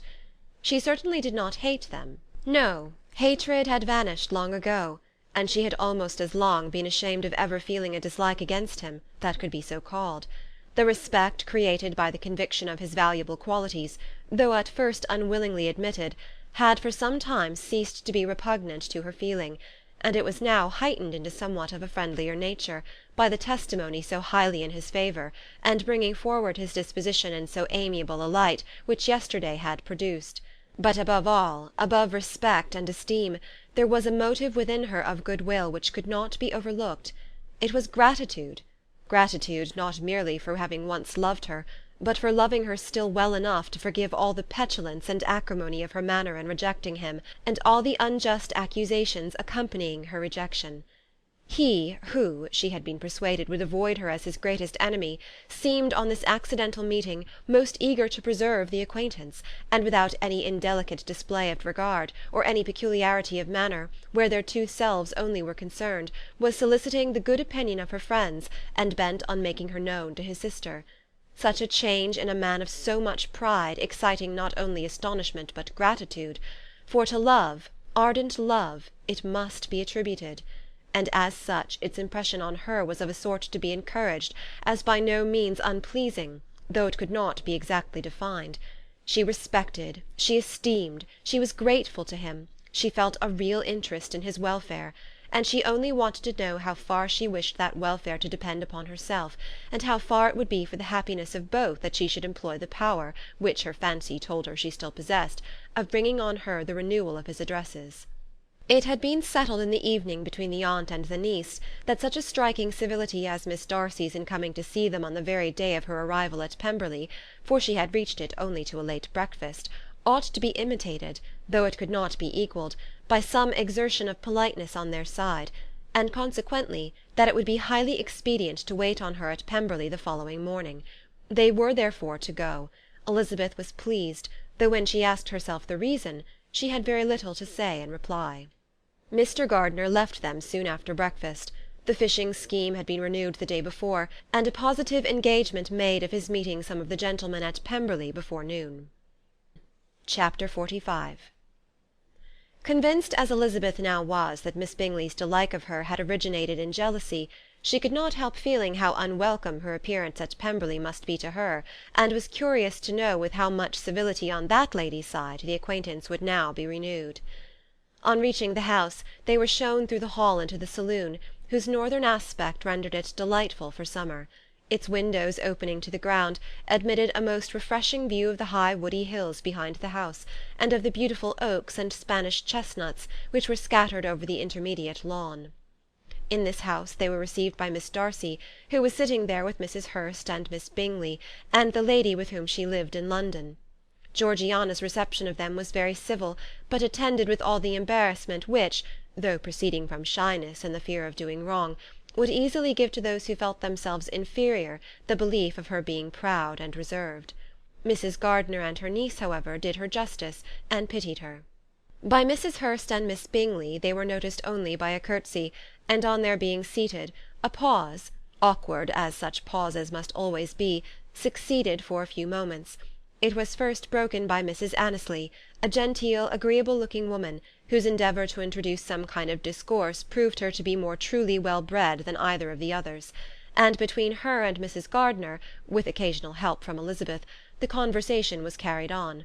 Miss Darcy looked as if she wished for courage enough to join in it, and sometimes did venture a short sentence when there was least danger of its being heard. Elizabeth soon saw that she was herself closely watched by Miss Bingley, and that she could not speak a word, especially to Miss Darcy, without calling her attention. This observation would not have prevented her from trying to talk to the latter, had they not been seated at an inconvenient distance, but she was not sorry to be spared the necessity of saying much. Her own thoughts were employing her. She expected every moment that some of the gentlemen would enter the room. She wished, she feared that the master of the house might be amongst them, and whether she wished or feared it most, she could scarcely determine. After sitting in this manner a quarter of an hour without hearing Miss Bingley's voice, Elizabeth was roused by receiving from her a cold inquiry after the health of her family. She answered with equal indifference and brevity, and the others said no more. The next variation which their visit afforded was produced by the entrance of servants with cold meat, cake, and a variety of all the finest fruits in season. But this did not take place till after many a significant look and smile from Mrs. Annesley to Miss Darcy had been given, to remind her of her post. There was now employment for the whole party, for though they could not all talk, they could all eat, and the beautiful pyramids of grapes, nectarines, and peaches soon collected them round the table. While thus engaged, Elizabeth had a fair opportunity of deciding whether she most feared or wished for the appearance of Mr. Darcy, by the feelings which prevailed on his entering the room; and then, though but a moment before she had believed her wishes to predominate, she began to regret that he came. He had been some time with Mr. Gardiner, who, with 2 or 3 other gentlemen from the house, was engaged by the river, and had left him only on learning that the ladies of the family intended a visit to Georgiana that morning. No sooner did he appear than Elizabeth wisely resolved to be perfectly easy and unembarrassed, a resolution the more necessary to be made, but perhaps not the more easily kept, because she saw that the suspicions of the whole party were awakened against them, and that there was scarcely an eye which did not watch his behaviour when he first came into the room. In no countenance was attentive curiosity so strongly marked as in Miss Bingley's, in spite of the smiles which overspread her face whenever she spoke to one of its objects; for jealousy had not yet made her desperate, and her attentions to Mr. Darcy were by no means over. Miss Darcy, on her brother's entrance, exerted herself much more to talk, and Elizabeth saw that he was anxious for his sister and herself to get acquainted, and forwarded as much as possible every attempt at conversation on either side. Miss Bingley saw all this likewise, and in the imprudence of anger, took the first opportunity of saying, with sneering civility, "Pray, Miss Eliza, are not the Blankshire militia removed from Meryton? They must be a great loss to your family." In Darcy's presence she dared not mention Wickham's name, but Elizabeth instantly comprehended that he was uppermost in her thoughts, and the various recollections connected with him gave her a moment's distress; but exerting herself vigorously to repel the ill-natured attack, she presently answered the question in a tolerably detached tone. While she spoke, an involuntary glance showed her Darcy, with a heightened complexion, earnestly looking at her, and his sister overcome with confusion, and unable to lift up her eyes. Had Miss Bingley known what pain she was then giving her beloved friend, she undoubtedly would have refrained from the hint; but she had merely intended to discompose Elizabeth by bringing forward the idea of a man to whom she believed her partial, and to make her betray a sensibility which might injure her in Darcy's opinion, and perhaps to remind the latter of all the follies and absurdities by which some part of her family were connected with that corps. Not a syllable had ever reached her of Miss Darcy's meditated elopement. To no creature had it been revealed, where secrecy was possible, except to Elizabeth; and from all Bingley's connections her brother was particularly anxious to conceal it, from the very wish which Elizabeth had long ago attributed to him, of their becoming hereafter her own. He had certainly formed such a plan, and without meaning that it should affect his endeavour to separate him from Miss Bennet, it is probable that it might add something to his lively concern for the welfare of his friend. Elizabeth's collected behaviour, however, soon quieted his emotion, and as Miss Bingley, vexed and disappointed, dared not approach nearer to Wickham, Georgiana also recovered in time, though not enough to be able to speak any more. Her brother, whose eyes she feared to meet, scarcely recollected her interest in the affair, and the very circumstance which had been designed to turn his thoughts from Elizabeth seemed to have fixed them on her more and more cheerfully. Their visit did not continue long after the question and answer above mentioned, and while Mr. Darcy was attending them to their carriage, Miss Bingley was venting her feelings in criticisms on Elizabeth's person, behaviour, and dress. But Georgiana would not join her. Her brother's recommendation was enough to ensure her favour; his judgment could not err. And as he had spoken in such terms of Elizabeth as to leave Georgiana without the power of finding her otherwise than lovely and amiable. When Darcy returned to the saloon, Miss Bingley could not help repeating to him some part of what she had been saying to his sister. "How very ill Miss Eliza Bennet looks this morning, Mr. Darcy!" she cried. "I never in my life saw anyone so much altered as she is since the winter. She is grown so brown and coarse. Louisa and I were agreeing that we should not have known her again." However little Mr. Darcy might have liked such an address, he contented himself with coolly replying that he perceived no other alteration than her being rather tanned, no miraculous consequence of travelling in the summer. "For my own part," she rejoined, "I must confess that I never saw any beauty in her.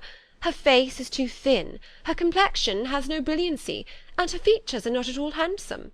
Her nose wants character, there is nothing marked in its lines. Her teeth are tolerable, but not out of the common way. And as for her eyes, which have sometimes been called so fine, I could never see anything extraordinary in them. They have a sharp, shrewish look, which I do not like at all, and in her air altogether there is a self-sufficiency without fashion which is intolerable." Persuaded as Miss Bingley was that Darcy admired Elizabeth, this was not the best method of recommending herself; but angry people are not always wise, and in seeing him at last look somewhat nettled, she had all the success she expected. He was resolutely silent, however, and from a determination of making him speak, she continued: "I remember, when we first knew her in Hertfordshire, how amazed we all were to find that she was a reputed beauty; and I particularly recollect your saying one night, after they had been dining at Netherfield, 'She a beauty! I should as soon call her mother a wit.' But afterwards she seemed to improve on you, and I believe you thought her rather pretty at one time." "Yes," replied Darcy, who could contain himself no longer, "but that was only when I first saw her, for it is many months since I have considered her as one of the handsomest women of my acquaintance." He then went away, and Miss Bingley was left to all the satisfaction of having forced him to say what gave no one any pain but herself. Mrs. Gardiner and Elizabeth talked of all that had occurred during their visit, as they returned, except what had particularly interested them both. The look and behaviour of everybody they had seen were discussed, except of the person who had mostly engaged their attention. They talked of his sister, his friends, his house, his fruit, of everything but himself. Yet Elizabeth was longing to know what Mrs. Gardiner thought of him, and Mrs. Gardiner would have been highly gratified by her niece's beginning the subject. Chapter XLVI. Elizabeth had been a good deal disappointed in not finding a letter from Jane on their first arrival at Lambton, and this disappointment had been renewed on each of the mornings that had now been spent there, but on the third her repining was over, and her sister justified, by the receipt of 2 letters from her at once, on one of which was marked that it had been missent elsewhere. Elizabeth was not surprised at it, as Jane had written the direction remarkably ill. They had just been preparing to walk as the letters came in, and her uncle and aunt, leaving her to enjoy them in quiet, set off by themselves. The one missent must first be attended to; it had been written 5 days ago. The beginning contained an account of all their little parties and engagements, with such news as the country afforded, but the latter half, which was dated a day later, and written in evident agitation, gave more important intelligence. It was to this effect: "Since writing the above, dearest Lizzy, something has occurred of a most unexpected and serious nature, but I am afraid of alarming you. Be assured that we are all well. What I have to say relates to poor Lydia. An express came at 12 last night, just as we were all gone to bed, from Colonel Forster, to inform us that she was gone off to Scotland with one of his officers, to own the truth, with Wickham. Imagine our surprise. To Kitty, however, it does not seem so wholly unexpected. I am very, very sorry, so imprudent a match on both sides. But I am willing to hope the best, and that his character has been misunderstood. Thoughtless and indiscreet, I can easily believe him, but this step, and let us rejoice over it, marks nothing bad at heart. His choice is disinterested at least, for he must know my father can give her nothing. Our poor mother is sadly grieved. My father bears it better. How thankful am I that we never let them know what has been said against him.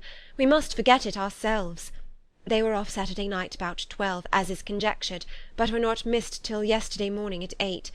The express was sent off directly.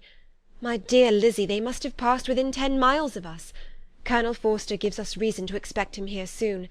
Lydia left a few lines for his wife, informing her of their intention.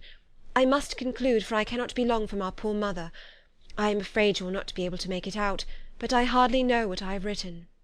Without allowing herself time for consideration, and scarcely knowing what she felt, Elizabeth, on finishing this letter, instantly seized the other, and opening it with the utmost impatience, read as follows. It had been written a day later than the conclusion of the first. "By this time, my dearest sister, you have received my hurried letter. I wish this may be more intelligible, but though not confined for time, my head is so bewildered that I cannot answer for being coherent. Dearest Lizzy, I hardly know what I would write, but I have bad news for you, and it cannot be delayed. Imprudent as the marriage between Mr. Wickham and our poor Lydia would be, we are now anxious to be assured that it has taken place, for there is but too much reason to fear they are not gone to Scotland. Colonel Forster came yesterday, having left Brighton the day before, not many hours after the express. Though Lydia's short letter to Mrs. F. gave them to understand that they were going to Gretna Green, something was dropped by Denny expressing his belief that W. never intended to go there, or to marry Lydia at all, which was repeated to Colonel F., who, instantly taking the alarm, set off from B, intending to trace their route. He did trace them easily to Clapham, but no further, for on entering that place they removed into a hackney coach, and dismissed the chaise that brought them from Epsom. All that is known after this is, that they were seen to continue the London road. I know not what to think. After making every possible inquiry on that side of London, Colonel F. came on into Hertfordshire, anxiously renewing them at all the turnpikes, and all the inns in Barnet and Hatfield, but without any success. No such people had been seen to pass through. With the kindest concern he came on to Longbourn, and broke his apprehensions to us in a manner most creditable to his heart. I am sincerely grieved for him and Mrs. F., but no one can throw any blame on them. Our distress, my dear Lizzy, is very great. My father and mother believe the worst, but I cannot think so ill of him. Many circumstances might make it more eligible for them to be married privately in town than to pursue their first plan, and even if he could form such a design against a young woman of Lydia's connections, which is not likely, can I suppose her so lost to everything? Impossible. I grieve to find, however, that Colonel F. is not disposed to depend upon their marriage. He shook his head when I expressed my hopes, and said he feared W. was not a man to be trusted. My poor mother is really ill, and keeps her room. Could she exert herself, it would be better, but this is not to be expected. And as to my father, I never in my life saw him so affected. Poor Kitty has anger for having concealed their attachment, but as it was a matter of confidence, one cannot wonder. I am truly glad, dearest Lizzy, that you have been spared something of these distressing scenes, but now, as the first shock is over, shall I own that I long for your return? I am not so selfish, however, as to press for it, if inconvenient. Adieu.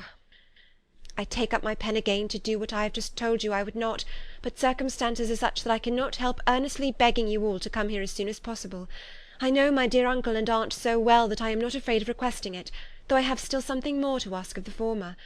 My father is going to London with Colonel Forster instantly, to try to discover her. What he means to do, I am sure I know not, but his excessive distress will not allow him to pursue any measure in the best and safest way, and Colonel Forster is obliged to be at Brighton again to-morrow evening. In such an exigence, my uncle's advice and assistance would be everything in the world. He will immediately comprehend what I must feel, and I rely upon his goodness. Oh, where is my uncle? Cried Elizabeth, darting from her seat as she finished the letter, in eagerness to follow him, without losing a moment of time so precious, but as she reached the door it was opened by a servant, and Mr. Darcy appeared. Her pale face and impetuous manner made him start, and before he could recover himself to speak, she, in whose mind every idea was superseded by Lydia's situation, hastily exclaimed, "I beg your pardon, but I must leave you.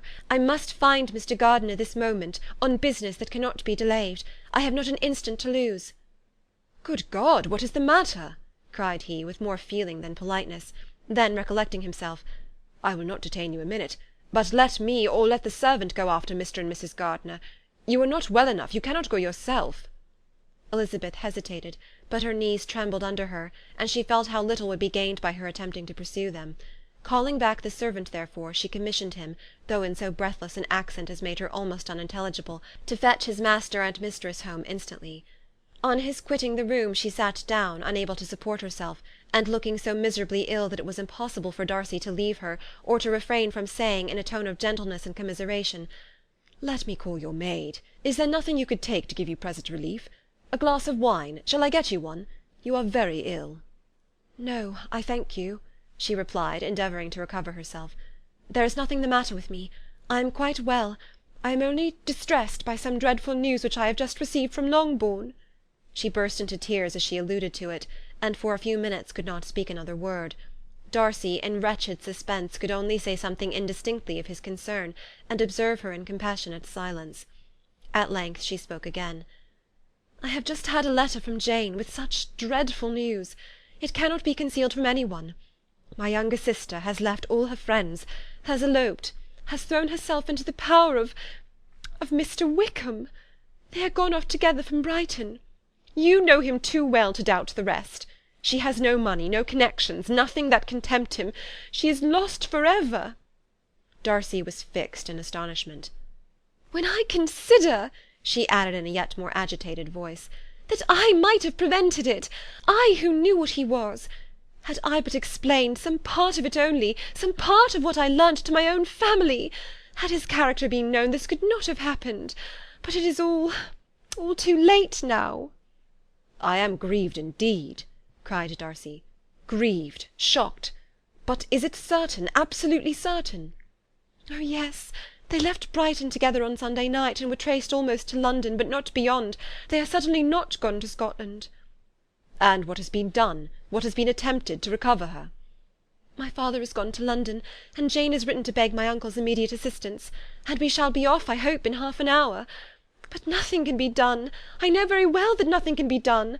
How is such a man to be worked on? How are they even to be discovered? I have not the smallest hope. It is every way horrible." Darcy shook his head in silent acquiescence. "When my eyes were opened to his real character, oh, had I known what I ought, what I dared to do! But I knew not. I was afraid of doing too much. Wretched, wretched mistake!" Darcy made no answer. He seemed scarcely to hear her, and was walking up and down the room in earnest meditation, his brow contracted, his air gloomy. Elizabeth soon observed, and instantly understood it. Her power was sinking. Everything must sink under such a proof of family weakness, such an assurance of the deepest disgrace. She could neither wonder nor condemn, but the belief of his self-conquest brought nothing consolatory to her bosom, afforded no palliation of her distress. It was, on the contrary, exactly calculated to make her understand her own wishes, and never had she so honestly felt that she could have loved him as now, when all love must be in vain. But self, though it would intrude, could not engross her. Lydia, the humiliation, the misery she was bringing on them all, soon swallowed up every private care, and covering her face with her handkerchief, Elizabeth was soon lost to everything else, and after a pause of several minutes, was only recalled to a sense of her situation by the voice of her companion, who, in a manner which, though it spake compassion, spoke likewise restraint, said, "I am afraid you have long been desiring my absence, nor have I anything to plead in excuse of my stay, but real, though unavailing concern. Would to heaven that anything could be either said or done on my part that might offer consolation to such distress. But I will not torment you with vain wishes, which may seem purposely to ask for your thanks. This unfortunate affair will, I fear, prevent my sister's having the pleasure of seeing you at Pemberley to-day." "Oh, yes. Be so kind as to apologize for us to Miss Darcy. Say that urgent business calls us home immediately. Conceal the unhappy truth as long as it is possible. I know it cannot be long." He readily assured her of his secrecy, again expressed his sorrow for her distress, wished it a happier conclusion than there was at present reason to hope, and leaving his compliments for her relations, with only one serious parting look, went away. As he quitted the room, Elizabeth felt how improbable it was that they should ever see each other again on such terms of cordiality as had marked their several meetings in Derbyshire, and as she threw a retrospective glance over the whole of their acquaintance, so full of contradictions and varieties, sighed at the perverseness of those feelings which would have now promoted its continuance, and would formerly have rejoiced in its termination. If gratitude and esteem are good foundations of affection, Elizabeth's change of sentiment will be neither improbable nor faulty; but if otherwise, if regard springing from such sources is unreasonable or unnatural, in comparison of what is so often described as arising on a first interview with its object, and even before two words have been exchanged, nothing can be said in her defence, except that she had given somewhat of a trial to the latter method in her partiality for Wickham, and that its ill success might, perhaps, authorize her to seek the other less interesting mode of attachment. Be that as it may, she saw him go with regret, and in this early example of what Lydia's infamy must produce, found additional anguish as she reflected on that wretched business. Never, since reading Jane's second letter, had she entertained a hope of Wickham's meaning to marry her. No one but Jane, she thought, could flatter herself with such an expectation. Surprise was the least of her feelings on this development.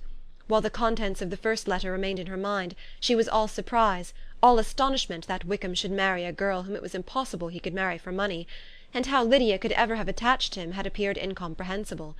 But now it was all too natural.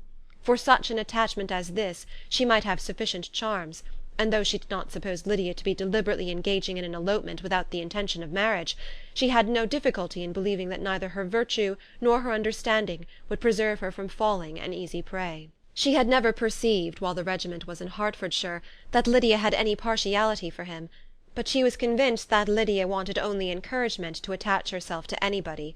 Sometimes one officer, sometimes another, had been her favourite, as their attentions raised them in her opinion. Her affections had continually been fluctuating, but never without an object. The mischief of neglect and mistaken indulgence towards such a girl! Oh, how acutely did she now feel it! She was wild to be at home, to hear, to see, to be upon the spot to share with Jane in the cares that must now fall wholly upon her, in a family so deranged, a father absent, a mother incapable of exertion, and requiring constant attendance; and though almost persuaded that nothing could be done for Lydia, her uncle's interference seemed of the utmost importance, and till he entered the room her impatience was severe. Mr. and Mrs. Gardiner had hurried back in alarm, supposing by the servant's account that their niece was taken suddenly ill; but satisfying them instantly on that head, she eagerly communicated the cause of their summons, reading the 2 letters aloud, and dwelling on the postscript of the last with trembling energy. Though Lydia had never been a favourite with them, Mr. and Mrs. Gardiner could not be but deeply afflicted. Not Lydia only, but all were concerned in it, and after the first exclamations of surprise and horror, Mr. Gardiner promised every assistance in his power. Elizabeth, though expecting no less, thanked him with tears of gratitude, and all 3 being actuated by one spirit, everything relating to their journey was speedily settled. They were to be off as soon as possible. "But what is to be done about Pemberley?" cried Mrs. Gardiner. "John told us Mr. Darcy was here when you sent for us. Was it so?" "Yes, and I told him we should not be able to keep our engagement. That is all settled." "What is all settled?" repeated the other, as she ran into her room to prepare. "And are they upon such terms as for her to disclose the real truth? Oh, that I knew how it was!" But wishes were vain, or at least could only serve to amuse her in the hurry and confusion of the following hour.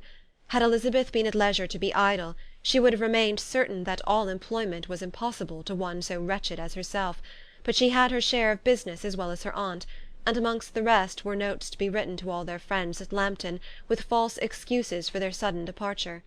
An hour, however, saw the whole completed, and Mr. Gardiner meanwhile having settled his account at the inn, nothing remained to be done but to go; and Elizabeth, after all the misery of the morning, found herself in a shorter space of time than she could have supposed, seated in the carriage, and on the road to Longbourn.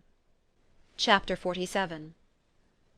"I have been thinking it over again, Elizabeth," said her uncle as they drove from the town, "and really, upon serious consideration, I am much more inclined than I was to judge as your eldest sister does on the matter. It appears to me so very unlikely that any young man should form such a design against a girl who is by no means unprotected or friendless, and who is actually staying in his colonel's family, that I am strongly inclined to hope the best. Could he expect that her friends would not step forward? Could he expect to be noticed again by the regiment after such an affront to Colonel Forster? His temptation is not adequate to the risk." "Do you really think so?" cried Elizabeth, brightening up for a moment. "Upon my word," said Mrs. Gardiner, "I begin to be of your uncle's opinion. It is really too great a violation of decency, honour, and interest, for him to be guilty of. I cannot think so very ill of Wickham. Can you yourself, Lizzie, so wholly give him up, as to believe him capable of it?" "Not, perhaps, of neglecting his own interest, but of every other neglect I can believe him capable, if indeed it should be so. But I dare not hope it. Why should they not go on to Scotland, if that had been the case?" "In the first place," replied Mr. Gardiner, "there is no absolute proof that they are not gone to Scotland." "Oh, but their removing from the chaise into a hackney coach is such a presumption, and besides, no traces of them were to be found on the Barnet road." "Well then, supposing them to be in London, they may be there, though for the purpose of concealment, for no more exceptional purpose. It is not likely that money should be very abundant on either side, and it might strike them that they could be more economically, though less expeditiously, married in London than in Scotland." "But why all this secrecy? Why any fear of detection? Why must their marriage be private?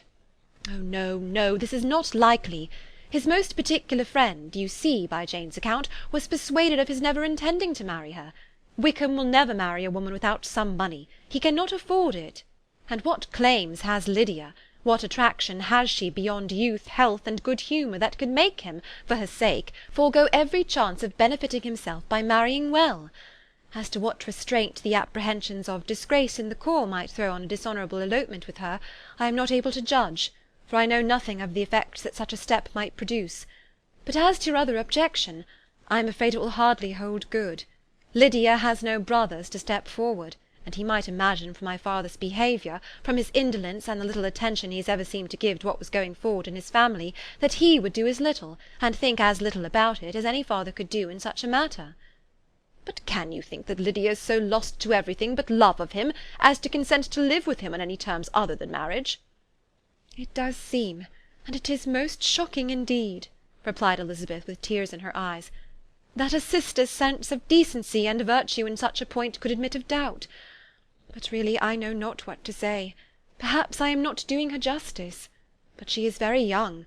She has never been taught to think on serious subjects, and for the last half-year, nay, for a 12-month, she has been given up to nothing but amusement and vanity. She has been allowed to dispose of her time in the most idle and frivolous manner, and to adopt any opinions that came in her way. Since the Blankshire were first quartered in Meryton, nothing but love, flirtation, and offices have been in her head. She has been doing everything in her power, by thinking and talking on the subject, to give greater, what shall I call it, susceptibility to her feelings, which are naturally lively enough. And we all know that Wickham has every charm of person and address that can captivate a woman." "But you see that Jane," said her aunt, "does not think so very ill of Wickham as to believe him capable of the attempt." "Of whom does Jane ever think ill? And who is there, whatever might be their former conduct, that she would think capable of such an attempt, till it were proved against them? But Jane knows, as well as I do, what Wickham really is. We both know that he has been profligate in every sense of the word, that he has neither integrity nor honour, that he is as false and deceitful as he is insinuating." "And do you really know all this?" cried Mrs. Gardiner, whose curiosity as to the mode of her intelligence was all alive. "I do indeed," replied Elizabeth, colouring. "I told you the other day of his infamous behaviour to Mr. Darcy, and you yourself, when last at Longbourn, heard in what manner he spoke of the man who had behaved with such forbearance and liberality towards him. And there are other circumstances which I am not at liberty, which it is not worth while to relate, but his lies about the whole Pemberley family are endless. From what he said of Miss Darcy, I was thoroughly prepared to see a proud, reserved, disagreeable girl. Yet he knew to the contrary himself. He must know that she was as amiable and unpretending as we have found her." "But does Lydia know nothing of this? Can she be as ignorant of what you and Jane seem so well to understand?" "Oh yes, that is the worst of it all. Till I was in Kent, and saw so much both of Mr. Darcy and his relation Colonel Fitzwilliam, I was ignorant of the truth myself. And when I returned home, the Blankshire was to leave Meryton a week or fortnight's time. As that was the case, neither Jane, to whom I related the whole, nor I thought it necessary to make our knowledge public. For of what use could it apparently be to any one, that the good opinion which all the neighbourhood had of him should then be overthrown? And even when it was settled that Lydia should go with Mrs. Forster, the necessity of opening her eyes to his character never occurred to me. That she could be in any danger from the deception never entered my head. That such a consequence as this could ensue, you may easily believe was far enough from my thoughts." "When they all removed to Brighton, therefore, you had no reason, I suppose, to believe them fond of each other?" "Not the slightest. I can remember no symptom of affection on either side, and had anything of the kind been perceptible, you must be aware that ours is not a family on which it could be thrown away. When first he entered the corps, she was ready enough to admire him, but so we all were. Every girl in or near Meryton was out of her senses about him for the first 2 months, but he never distinguished her by any particular attention, and consequently, after a moderate period of extravagant and wild admiration, her fancy for him gave way, and others of the regiment, who treated her with more distinction, again became her favourites." It may be easily believed that however little of novelty could be added to their fears, hopes, and conjectures on this interesting subject by its repeated discussion, no other could detain them from it long, during the whole of the journey. From Elizabeth's thoughts it was never absent. Fixed there by the keenest of all anguish, self-reproach, she could find no interval of ease or forgetfulness. They travelled as expeditiously as possible, and sleeping one night on the road, reached Longbourn by dinner-time the next day. It was a comfort to Elizabeth to consider that Jane could not have been wearied by long expectations. The little Gardiners, attracted by the sight of a chaise, were standing on the steps of the house as they entered the paddock, and when the carriage drove up to the door, the joyful surprise that lighted up their faces, and displayed itself over their whole bodies, in a variety of capers and frisks, was the first pleasing earnest of their welcome. Elizabeth jumped out, and after giving each of them a hasty kiss, hurried into the vestibule, where Jane, who came running down from her mother's apartment, immediately met her. Elizabeth, as she affectionately embraced her, whilst tears filled the eyes of both, lost not a moment in asking whether anything had been heard of the fugitives. "Not yet," replied Jane, "but now that my dear uncle has come, I hope everything will be well." "Is my father in town?" "Yes, he went on Tuesday, as I wrote you word." "And have you heard from him often?" "We have heard only twice. He wrote to me a few lines on Wednesday to say that he had arrived in safety, and to give me his directions, which I particularly begged him to do. He merely added that he should not write again till he had something of importance to mention." "And my mother, how is she? How are you all?" "My mother is tolerably well, I trust, though her spirits are greatly shaken. She is upstairs, and will have great satisfaction in seeing you all. She does not yet leave her dressing-room. Mary and Kitty, thank heaven, are quite well." "But you, how are you?" cried Elizabeth. "You look pale. How much you must have gone through!" Her sister, however, assured her of being perfectly well, and their conversation, which had been passing while Mr. and Mrs. Gardiner were engaged with their children, was now put an end to by the approach of the whole party. Jane ran to her uncle and aunt, and welcomed and thanked them both with alternate smiles and tears. When they were all in the drawing-room, the questions which Elizabeth had already asked were of course repeated by the others, and they soon found that Jane had no intelligence to give. The sanguine hope of good, however, which the benevolence of her heart suggested had not yet deserted her. She still expected that it would all end well, and that every morning would bring some letter, either from Lydia or her father, to explain their proceedings, and perhaps announce their marriage. Mrs. Bennet, to whose apartment they all repaired after a few minutes' conversation together, received them exactly as might be expected, with tears and lamentations of regret, invectives against the villainous conduct of Wickham, and complaints of her own sufferings and ill usage, blaming everybody but the person to whose ill-judging indulgence the errors of her daughter must principally be owing. "If I had been able," said she, "to carry my point in going to Brighton with all my family, this would not have happened. But poor dear Lydia had nobody to take care of her. Why did the Forsters ever let her go out of their sight? I am sure there was some great neglect or other on their side, for she is not the kind of girl to do such a thing if she had been well looked after. I always thought they were very unfit to have the charge of her, but I was overruled, as I always am. Poor dear child! And now here's Mr. Bennet gone away, and I know he will fight Wickham, wherever he meets him, and then he will be killed, and what is to become of us all? The Collinses will turn us out before he is cold in his grave, and if you are not kind to us, brother, I do not know what we shall do." They all exclaimed against such terrific ideas, and Mr. Gardiner, after general assurances of his affection for her and all her family, told her that he meant to be in London the very next day, and would assist Mr. Bennet in every endeavour for recovering Lydia. "Do not give way to useless alarm," added he. "Though it is right to be prepared for the worst, there is no occasion to look on it as certain. It is not quite a week since they left Brighton. In a few days more we may gain some news of them. And till we know that they are not married, and have no design of marrying, do not let us give over the matter as lost. As soon as I get to town I shall go to my brother, and make him come home with me to Gracechurch Street, and then we may consult together as to what is to be done." "Oh, my dear brother," replied Mrs. Bennet, "that is exactly what I could most wish for. And now do, when you shall get to town, find them out wherever they may be, and if they are not married already, make them marry. And as for wedding clothes, do not let them wait for that, but tell Lydia she shall have as much money as she chooses to buy them after they are married. And above all, keep Mr. Bennet from fighting. Tell him what a dreadful state I am in, that I am frightened out of my wits, and have such tremblings, such flutterings all over me, such spasms in my side, and pains in my head, and such beatings at heart, that I can get no rest by night or day. And tell my dear Lydia not to give any directions about her clothes till she has seen me, for she does not know which are the best warehouses. Oh, brother, how kind you are! I know you will contrive it all." But Mr. Gardiner, though he assured her again of his earnest endeavours in the cause, could not avoid recommending moderation to her, as well in her hopes as her fear, and after talking with her in this manner till dinner was on the table, they all left her to vent all her feelings on the housekeeper, who attended in the absence of her daughters.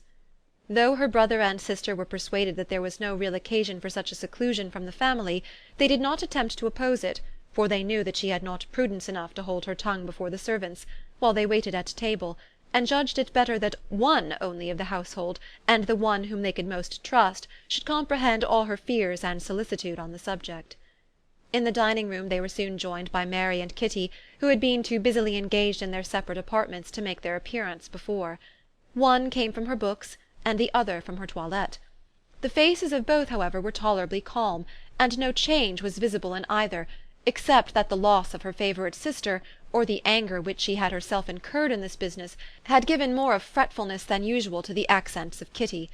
As for Mary, she was mistress enough of herself to whisper to Elizabeth, with a countenance of grave reflection, soon after they were seated at table, "This is a most unfortunate affair, and will probably be much talked of. But we must stem the tide of malice, and pour into the wounded bosoms of each other the balm of sisterly consolation." Then, perceiving Elizabeth had no intention of replying, she added, "Unhappy as the event must be for Lydia, we may draw from it this useful lesson, that loss of virtue in a female is irretrievable, that one false step involves her in endless ruin, that reputation is no less brittle than it is beautiful, and that she cannot be too much guarded in her behaviour towards the undeserving of the other sex." Elizabeth lifted up her eyes in amazement, but was too much oppressed to make any reply. Mary, however, continued to console herself with such kind of moral extractions from the evil before them. In the afternoon, the two elder Miss Bennets were able to be for a half-hour by themselves, and Elizabeth instantly availed herself of the opportunity of making any inquiries which Jane was equally eager to satisfy.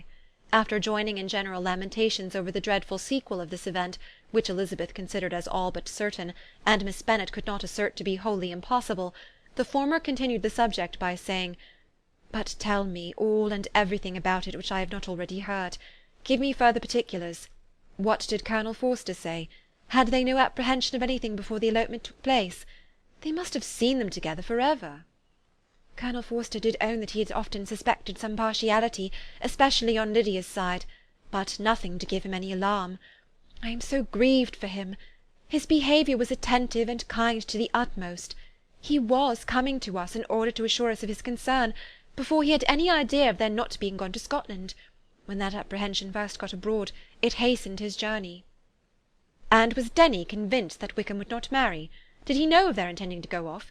Had Colonel Forster seen Denny himself?" "Yes, but when questioned by him, Denny denied knowing anything of their plans, and would not give his real opinion about it. He did not repeat his persuasion of their not marrying, and from that, I am inclined to hope, he might have been misunderstood before." "And till Colonel Forster came himself, not one of you entertained a doubt, I suppose, of their being really married?" "How was it possible that such an idea should enter our brains? I felt a little uneasy, a little fearful of my sister's happiness with him in marriage, because I know that his conduct had not been always quite right. My father and mother knew nothing of that. They only felt how imprudent a match it must be. Kitty then owned, with a very natural triumph on knowing more than the rest of us, that in Lydia's last letter she had prepared her for such a step. She had known, it seems, of their being in love with each other many weeks." "But not before they went to Brighton?" "No, I believe not." "And did Colonel Forster appear to think well of Wickham himself? Does he know his real character?" "I must confess that he did not speak so well of Wickham as he formerly did. He believed him to be imprudent and extravagant. And since this sad affair has taken place, it is said that he left Meryton greatly in debt, but I hope this may be false.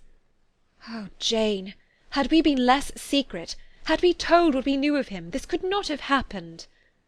"Perhaps it would have been better," replied her sister, "but to expose the former faults of any person without knowing what their present feelings were seemed unjustifiable. We acted with the best intentions." "Could Colonel Forster repeat the particulars of Lydia's note to his wife?" "He brought it with him for us to see." Jane then took it from her pocket-book, and gave it to Lydia. These were the contents. "My dearest Harriet, you will laugh when you know where I am gone, and I cannot help laughing myself at your surprise to-morrow morning, as soon as I am missed.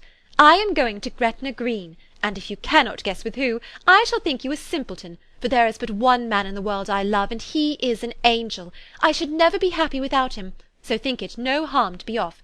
You need not send them word at Longbourn of my going if you do not like it, for it will make the surprise the greater when I write to them and sign my name Lydia Wickham. What a good joke it will be! I can hardly write for laughing. Pray make my excuses to Pratt for not keeping my engagement and dancing with him to-night. Tell him I hope he will excuse me when he knows all, and tell him I will dance with him at the next ball we meet with great pleasure. I shall send for my clothes when I get to Longbourn, but I wish you would tell Sally to mend a great slit in my worked muslin gown before they are packed up. Good-bye. Give my love to Colonel Forster. I hope you will drink to our good journey. Your affectionate friend, Lydia Bennet. "Oh, thoughtless, thoughtless Lydia!" cried Elizabeth when she had finished it. What a letter is this, to be written at such a moment! But at least it shows that she was serious on the subject of their journey. Whatever he might afterwards persuade her to, it was not on her side a scheme of infamy. My poor father, how he must have felt it! I never saw anyone so shocked. He could not speak a word for full 10 minutes. My mother was taken ill immediately, and the whole house in such confusion. Oh, Jane, cried Elizabeth, was there a servant belonging to it who did not know the whole story before the end of the day? I do not know. I hope there was. But to be guarded at such a time is very difficult. My mother was in hysterics, and though I endeavoured to give her every assistance in my power, I am afraid I did not do so much as I might have done. But the horror of what might possibly happen almost took from me my faculties. Your attendance upon her has been too much for you. You do not look well. Oh, that I had been with you! You have had every care and anxiety upon yourself alone. Mary and Kitty have been very kind, and would have shared in every fatigue, I am sure, but I did not think it right for either of them. Kitty is slight and delicate, and Mary studies so much that her hours of repose should not be broken in on. My Aunt Phillips came to Longbourn on Tuesday after my father went away, and was so good as to stay till Thursday with me. She was of great use and comfort to us all. And Lady Lucas has been very kind. She walked here on Wednesday morning to condole with us, and offered her services, or any of her daughters, if they should be of any use to us. She had better have stayed at home, cried Elizabeth. Perhaps she meant well, but under such a misfortune as this, one cannot see too little of one's neighbours. Assistance is impossible, condolence insufferable. Let them triumph over us at a distance, and be satisfied. She then proceeded to inquire into the measures which her father had intended to pursue while in town for the recovery of his daughter. He meant, I believe, replied Jane, to go to Epsom, the place where they last changed horses, see the postillions, and try if anything could be made out from them. His principal object must be to discover the number of the hackney coach which took them from Clapham. It had come with a fare from London, and as he thought that the circumstance of a gentleman and ladies removing from one carriage into another might be remarked, he meant to make inquiries at Clapham. If he could anyhow discover at what house the coachman had before set down his fare, he determined to make inquiries there, and hoped it might not be impossible to find out the stand and number of the coach. I do not know of any other designs that he had formed, but he was in such a hurry to be gone, and his spirits so greatly discomposed, that I had difficulty in finding out even so much as this. Chapter 48. The whole party were in hopes of a letter from Mr. Bennet the next morning, but the post came in without bringing a single line from him. His family knew him to be, on all common occasions, a most negligent and dilatory correspondent, but at such a time they had hoped for exertion. They were forced to conclude that he had no pleasing intelligence to send, but even of that they would have been glad to be certain. Mr. Gardiner had waited only for the letters before he set off. When he was gone, they were certain at least of receiving constant information of what was going on, and their uncle promised, at parting, to prevail on Mr. Bennet to return to Longbourn, as soon as he could, to the great consolation of his sister, who considered it as the only security for her husband's not being killed in a duel. Mrs. Gardiner and the children were to remain in Hertfordshire a few days longer, as the former thought her presence might be serviceable to her nieces. She shared in their attendance on Mrs. Bennet, and was a great comfort to them in their hours of freedom. Their other aunt also visited them frequently, and as always, as she said, with the design of cheering and heartening them up, though, as she never came without reporting some fresh instance of Wickham's extravagance or irregularity, she seldom went away without leaving them more dispirited than she found them. All Meryton seemed striving to blacken the man who, but 3 months before, had been almost an angel of light. He was declared to be in debt to every tradesman in the place, and his intrigues, all honoured with the title of seduction, had been extended into every tradesman's family. Everybody declared that he was the wickedest young man in the world, and everybody began to find out that they had always distrusted the appearance of his goodness. Elizabeth, though she did not credit above half of what was said, believed enough to make her former assurance of her sister's ruin more certain, and even Jane, who believed still less of it, became almost hopeless, more especially as the time was now come when, if they had gone to Scotland, which she had never before entirely despaired of, they must in all probability have gained some news of them. Mr. Gardiner left Longbourn on Sunday. On Tuesday his wife received a letter from him.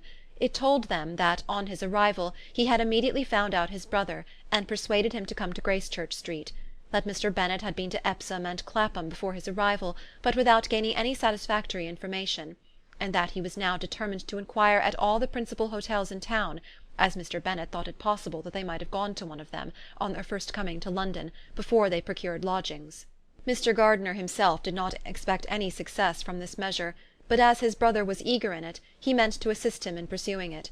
He added that Mr. Bennet seemed wholly disinclined at present to leave London, and promised to write again very soon. There was also a postscript to this effect. "I have written to Colonel Forster to desire him to find out, if possible, from some of the young man's intimates in the regiment, whether Wickham has any relations or connections who would be likely to know in what part of town he has now concealed himself. If there were any one that one could apply to with a probability of gaining such a clue as that, it might be of essential consequence. At present we have nothing to guide us. Colonel Forster will, I dare say, do everything in his power to satisfy us on this head. But on second thoughts, perhaps, Lizzie could tell us what relations he has now living better than any other person." Elizabeth was at no loss to understand from whence this deference to her authority proceeded, but it was not in her power to give any information of so satisfactory a nature as the compliment deserved. She had never heard of his having had any relations, except a father and a mother, both of whom had been dead many years. It was possible, however, that some of his companions in the shire might be able to give more information, and though she was not very sanguine in expecting it, the application was a something to look forward to. Every day at Longbourn was now a day of anxiety, but the most anxious part of each was when the post was expected. The arrival of letters was the grand object of every morning's impatience. Through letters, whatever of good or bad was to be told would be communicated, and every succeeding day was expected to bring some news of importance. But before they heard again from Mr. Gardiner, a letter arrived for their father, from a different quarter, from Mr. Collins, which, as Jane had received directions to open all that came for him in his absence, she accordingly read; and Elizabeth, who knew what curiosities his letters always were, looked over her, and read it likewise. It was as follows: "My dear Sir, I feel myself called upon, by our relationship and my situation in life, to condole with you on the grievous affliction you are now suffering under, of which we were yesterday informed by a letter from Hertfordshire. Be assured, my dear Sir, that Mrs. Collins and myself sincerely sympathize with you and all your respectable family in your present distress, which must be of the bitterest kind, because proceeding from a cause which no time can remove. No arguments shall be wanting on my part that can alleviate so severe a misfortune, or that may comfort you under a circumstance that must be of all others the most afflicting to a parent's mind. The death of your daughter would have been a blessing in comparison of this, and it is the more to be lamented, because there is reason to suppose, as my dear Charlotte informs me, that this licentiousness of behaviour in your daughter has proceeded from a faulty degree of indulgence, though, at the same time, for the consolation of yourself and Mrs. Bennet, I am inclined to think that her own disposition must be naturally bad, or she could not be guilty of such an enormity at so early an age.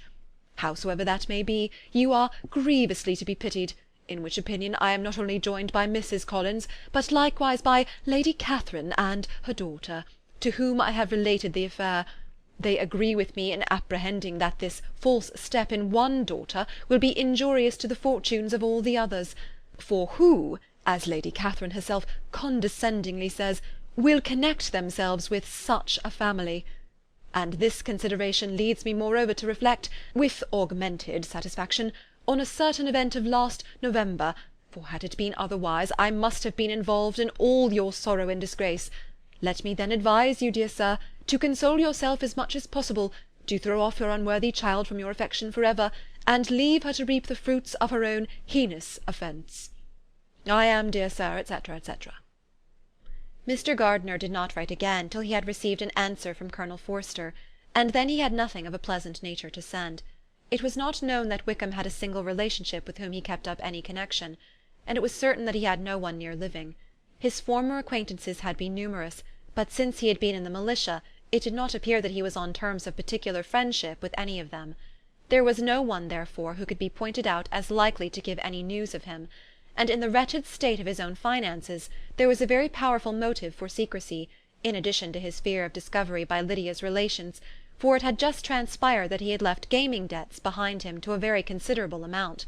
Colonel Forster believed that more than £1,000 would be necessary to clear his expenses at Brighton. He owed a great deal in town, but his debts of honour were still more formidable. Mr. Gardiner did not attempt to conceal these particulars from the Longbourn family. Jane heard them with horror. "A gamester!" she cried. "This is wholly unexpected. I had not an idea of it."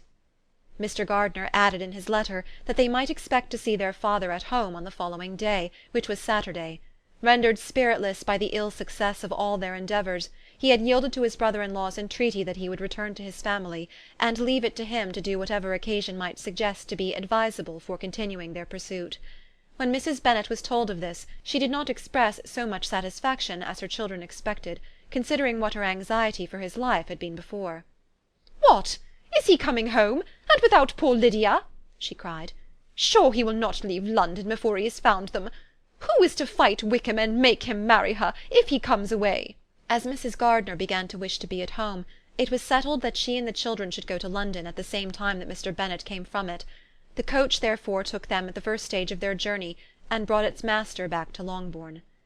Mrs. Gardiner went away in all the perplexity about Elizabeth and her Derbyshire friend that had attended her from that part of the world. His name had never been voluntarily mentioned before them by her niece, and the kind of half-expectation which Mrs. Gardiner had formed of their being followed by a letter from him had ended in nothing. Elizabeth had received none since her return that could come from Pemberley.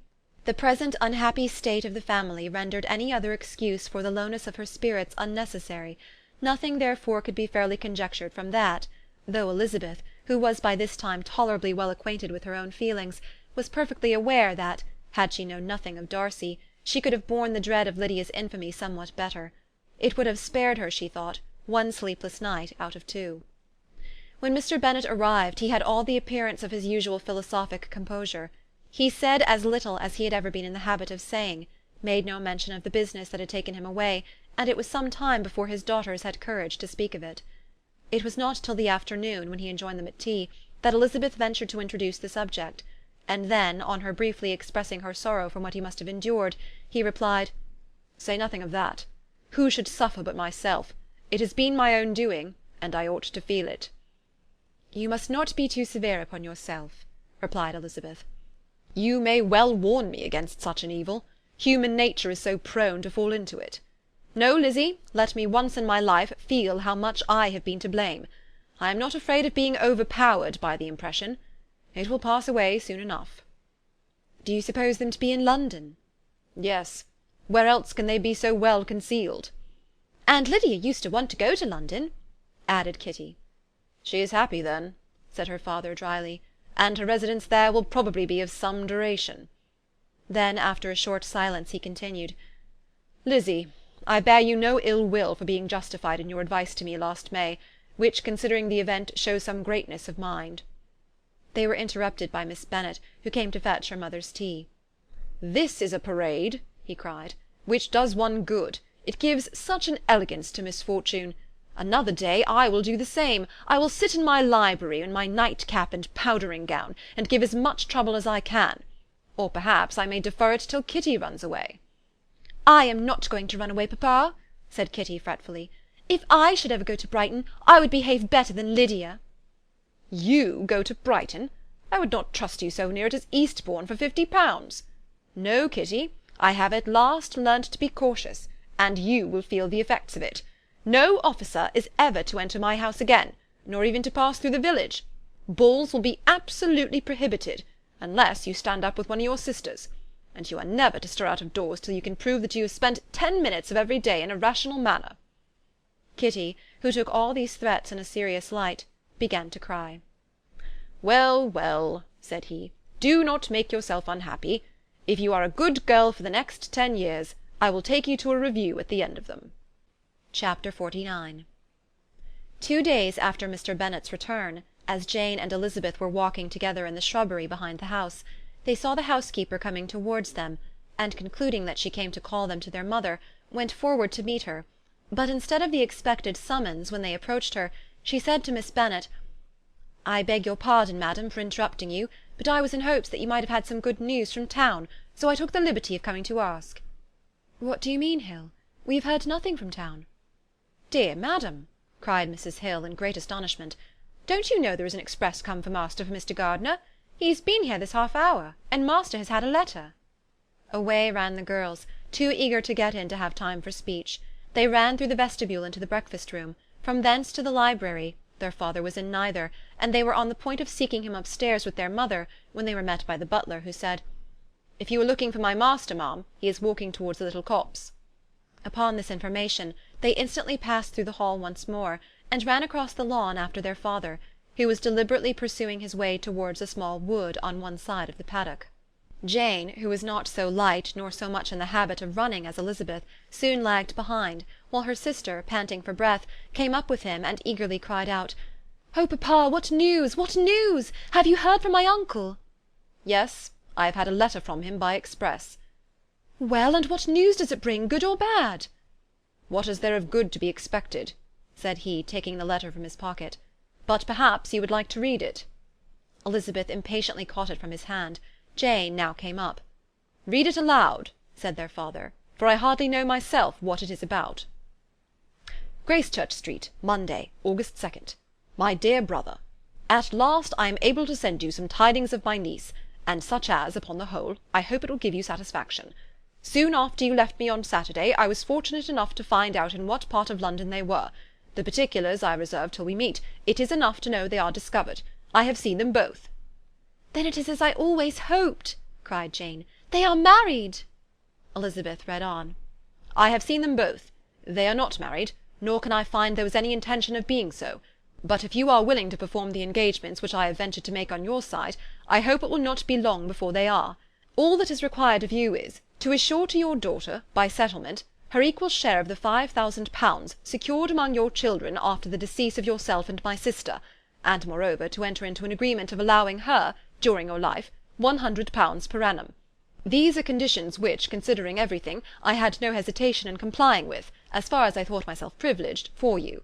I shall send this by express, that no time may be lost in bringing me your answer. You will easily comprehend from these particulars that Mr. Wickham's circumstances are not so hopeless as they are generally believed to be. The world has been deceived in that respect, and I am happy to say there will be some little money, even when all his debts are discharged, to settle on my niece, in addition to her own fortune. If, as I conclude will be the case, you send me full powers to act in your name throughout the whole of this business, I will immediately give directions to Haggerston for preparing a proper settlement. There will not be the smallest occasion for your coming to town again. Therefore stay quiet at Longbourn, and depend on my diligence and care. Send back your answer as fast as you can, and be careful to write explicitly. We have judged it best that my niece should be married from this house, of which I hope you will approve. She comes to us to-day. I shall write again as soon as anything more is determined on. Yours, etc., Edward Gardiner. "Is it possible?" cried Elizabeth when she had finished. "Can it be possible that he will marry her?" "Wickham is not so undeserving then as we had thought him," said her sister. "My dear father, I congratulate you." "And have you answered the letter?" cried Elizabeth. "No, but it must be done soon." Most earnestly did she then entreat him to lose no more time before he wrote. "Oh, my dear father," she cried, "come back and write immediately. Consider how important every moment is in such a case." "Let me write for you," said Jane, "if you dislike the trouble yourself." "I dislike it very much," he replied, "but it must be done." And so saying, he turned back with them and walked towards the house. "And may I ask," asked Elizabeth, "but the terms, I suppose, must be complied with." "Complied with? I am only ashamed of his asking so little." "And they must marry. Yet he is such a man." "Yes, yes, they must marry. There is nothing else to be done. But there are two things that I want very much to know. One is, how much money your uncle has laid down to bring it about, and the other, how am I ever to pay him?" "Money? My uncle?" cried Jane. "What do you mean, sir?" "I mean that no man in his senses would marry Lydia on so slight a temptation as 100 a year during my life, and 50 after I am gone." "That is very true," said Elizabeth, "though it had not occurred to me before. His debts to be discharged, and something still to remain. Oh, it must be my uncle's doings. Generous, good man, I am afraid he has distressed himself. A small sum could not do all this." "No," said her father, "Wickham's a fool if he takes her with a farthing less than £10,000. I should be sorry to think so ill of him in the very beginning of our relationship." £10,000! Heaven forbid! How is half such a sum to be repaid?" Mr. Bennet made no answer, and each of them, deep in thought, continued silent till they reached the house. Their father then went on to the library to walk, and the girls walked into the breakfast-room. "And they are really to be married?" cried Elizabeth, as soon as they were by themselves. "How strange this is! And for this we are to be thankful. That they should marry, small as is their chance of happiness, and wretched as is his character, we are forced to rejoice. Oh, Lydia!" "I comfort myself with thinking," replied Jane, "that he certainly would not marry Lydia if he had not a real regard for her. Though our kind uncle has done something towards clearing him, I cannot believe that £10,000, or anything like it, has been advanced. He has children of his own, and may have more. How could he spare half £10,000? "If he were ever able to learn what Wickham's debts have been," said Elizabeth, "and how much is settled on his side on our sister, we shall exactly know what Mr. Gardiner has done for them, because Wickham has not a sixpence of his own. The kindness of my uncle and aunt can never be requited. Their taking her home, and affording her their personal protection and countenance, is such a sacrifice to her advantage as years of gratitude cannot enough acknowledge. By this time she is actually with them. If such goodness does not make her miserable now, she will never deserve to be happy. What a meeting for her, when she first sees my aunt!" "We must endeavour to forget all that has passed on either side," said Jane. "I hope and trust they will yet be happy. His consenting to marry her is a proof, I will believe, that he has come to a right way of thinking. Their mutual affection will steady them, and I flatter myself they will settle so quietly, and live in so rational a manner, as may in time make their past imprudence forgotten." "Their conduct has been such," replied Elizabeth, "as neither you nor I nor anybody can ever forget. It is useless to talk of it." It now occurred to the girls that their mother was in all likelihood perfectly ignorant of what had happened. They went to the library, therefore, and asked their father whether he would not wish them to make it known to her. He was writing, and without raising his head, coolly replied, "Just as you please." "May we take my uncle's letter to read to her?" "Take whatever you like, and get away." Elizabeth took the letter from his writing-table, and they went upstairs together. Mary and Kitty were both with Mrs. Bennet. One communication would, therefore, do for all. After a slight preparation for good news, the letter was read aloud. Mrs. Bennet could hardly contain herself. As soon as Jane had read Mr. Gardiner's hope of Lydia's being soon married, her joy burst forth, and every following sentence added to its exuberance. She was now in an irritation as violent from delight as she had ever been fidgety from alarm and vexation. To know that her daughter would be married was enough. She was disturbed by no fear for her felicity, nor humbled by any remembrance of her misconduct. "My dear, dear Lydia!" she cried. "This is delightful indeed. She will be married. I shall see her again. She will be married at 16. My good, kind brother! I knew how it would be. I knew he would manage everything.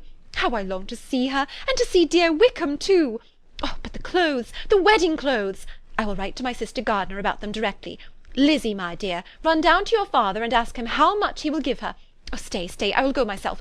Ring the bell, Kitty, for Hill. I will put on my things in a moment. My dear, dear Lydia, how merry we shall be together when we meet!" Her eldest daughter endeavoured to give some relief to the violence of these transports by leading her thoughts to the obligations which Mr. Gardiner's behaviour laid them all under.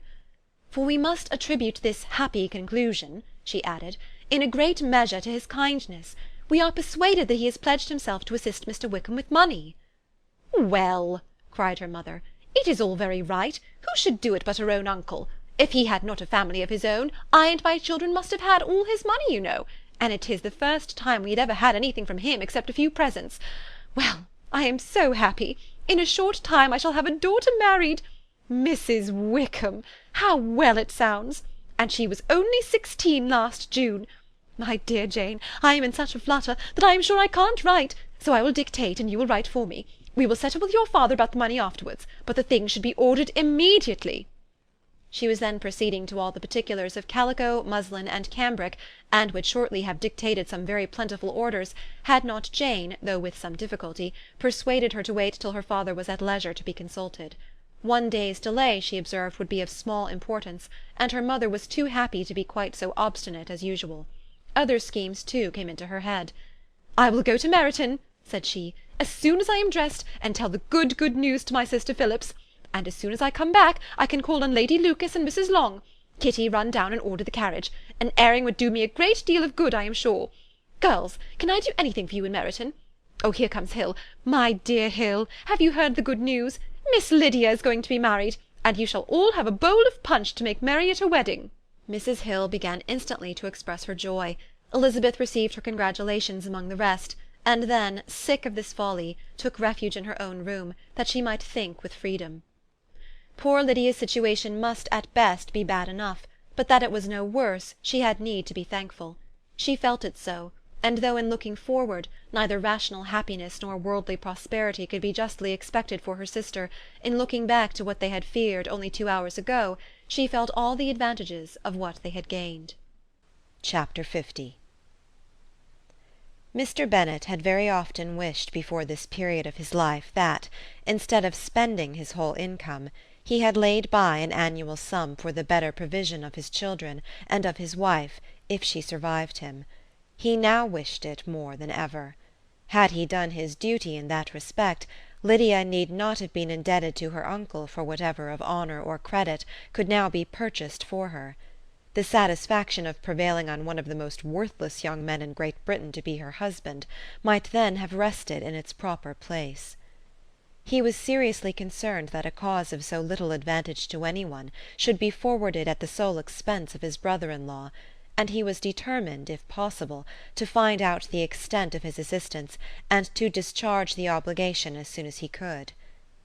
When first Mr. Bennet had married, economy was held to be perfectly useless, for of course they were to have a son. The son was to join in cutting off the entail as soon as he should be of age, and the widow and younger children would by that means be provided for.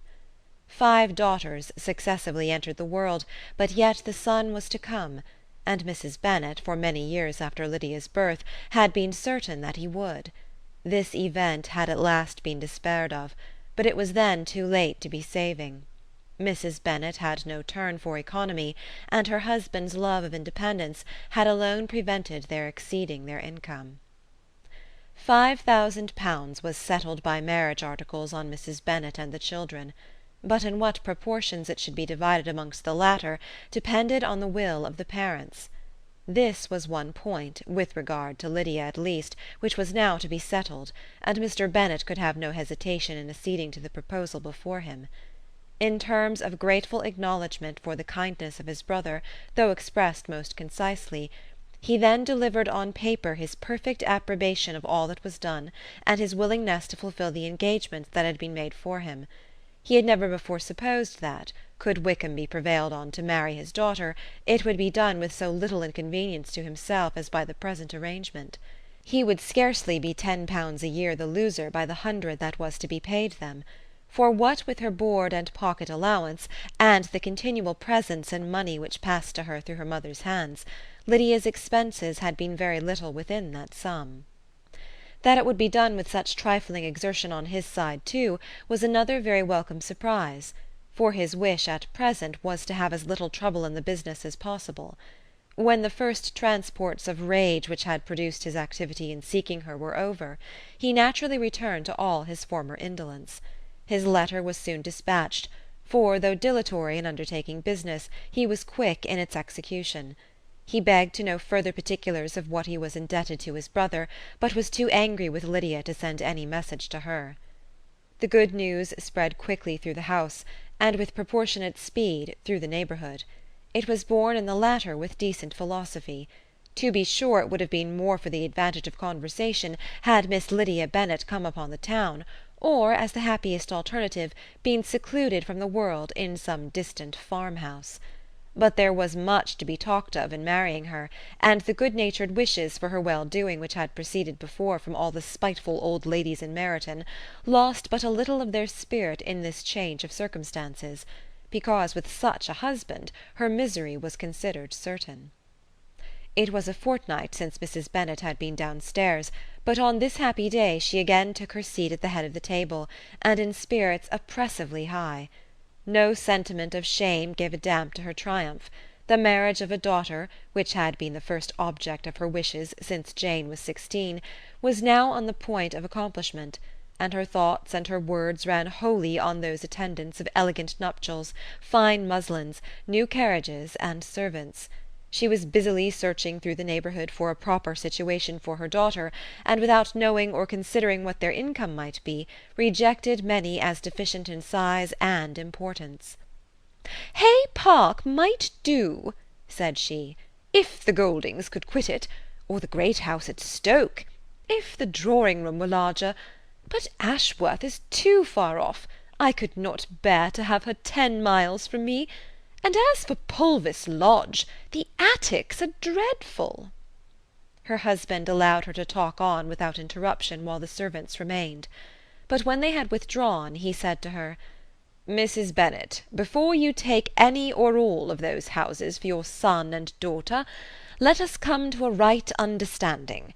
Into one house in this neighbourhood they shall never have admittance. I will not encourage the impudence of either by receiving them at Longbourn." A long dispute followed this declaration, but Mr. Bennet was firm. It soon led to another, and Mrs. Bennet found, with amazement and horror, that her husband would not advance a guinea to buy clothes for his daughter. He protested that she should receive from him no mark of affection whatever on the occasion. Mrs. Bennet could hardly comprehend it. That his anger could be carried to such a point of inconceivable resentment as to refuse his daughter a privilege without which her marriage would scarcely seem valid, exceeded all she could believe possible. She was more alive to the disgrace which her want of new clothes must reflect on her daughter's nuptials than to any sense of shame at her eloping and living with Wickham a fortnight before they took place. Elizabeth was now most heartily sorry that she had, from the distress of the moment, been led to make Mr. Darcy acquainted with their fears for her sister, for since her marriage would so shortly give the proper termination to the elopement, they might hope to conceal its unfavourable beginning from all those who were not immediately on the spot. She had no fear of its spreading farther through his means. There were few people on whose secrecy she would have more confidently depended, but at the same time there was no one whose knowledge of a sister's frailty would have mortified her so much, not, however, from any fear of disadvantage from it individually to herself, for at any rate there seemed a gulf impassable between them.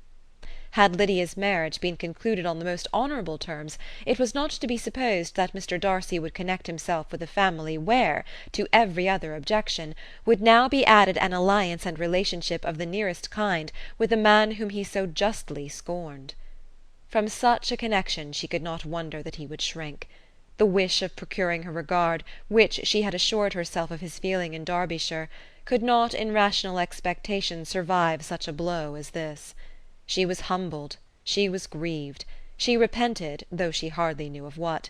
She became jealous of his esteem, when she could no longer hope to be benefited by it. She wanted to hear of him, when there seemed the least chance of gaining intelligence. She was convinced that she could have been happy with him, when it was no longer likely they should meet. What a triumph for him, as she often thought, could he know that the proposals which she had proudly spurned only 4 months ago would now have been most gladly and gratefully received. He was as generous, she doubted not, as the most generous of his sex, but while he was mortal there must be a triumph. She began now to comprehend that he was exactly the man who, in disposition and talents, would most suit her. His understanding and temper, though unlike her own, would have answered all her wishes. It was an union that must have been to the advantage of both. By her ease and liveliness, his mind might have been softened, his manners improved, and from his judgment, information, and knowledge of the world, she must have received benefit of greater importance. But no such happy marriage could now teach the admiring multitude what connubial felicity really was. An union of a different tendency, and precluding the possibility of the other, was soon to be formed in their family. How Wickham and Lydia were to be supported in tolerable independence she could not imagine, but how little of permanent happiness could belong to a couple who were only brought together because their passions were stronger than their virtue, she could easily conjecture. Mr. Gardiner soon wrote again to his brother. To Mr. Bennet's acknowledgments he briefly replied, with assurance of his eagerness to promote the welfare of any of his family, and concluded with entreaties that the subject might never be mentioned to him again. The principal purport of his letter was to inform them that Mr. Wickham had resolved on quitting the militia. "It was greatly my wish that he should do so," he added, "as soon as his marriage was fixed on, and I think you will agree with me in considering the removal from that corps as highly advisable, both on his account and my niece's. It is Mr. Wickham's intention to go into the regulars, and among his former friends there are still some who are able and willing to assist him in the army. He has the promise of an ensigncy in General Blank's regiment, now quartered in the north. It is an advantage to have it so far from this part of the kingdom. He promises fairly, and I hope among different people, where they may each have a character to preserve, they will both be more prudent. I have written to Colonel Forster to inform him of our present arrangements, and to request that he will satisfy the various creditors of Mr. Wickham in and near Brighton with assurances of speedy payment, for which I have pledged myself. And will you give yourself the trouble of carrying similar assurances to his creditors in Meryton, of whom I shall subjoin a list according to his information. He has given in all his debts. I hope at least he has not deceived us. Haggerston has our directions, and all will be completed in a week. They will then join his regiment, unless they are first invited to Longbourn, and I understand from Mrs. Gardiner that my niece is very desirous of seeing you all before she leaves the south. She is well, and begs to be dutifully remembered to you and your mother. Yours, etc., E. Gardiner. Mr. Bennet and his daughters saw all the advantages of Wickham's removal from the Blankshire as clearly as Mr. Gardiner could do. But Mrs. Bennet was not so well pleased with it. Lydia's being settled in the north, just when she had expected most pleasure and pride in her company, for she had by no means given up her plan of their residing in Hertfordshire, was a severe disappointment, and besides it was such a pity that Lydia should be taken from a regiment where she was acquainted with everybody, and had so many favourites.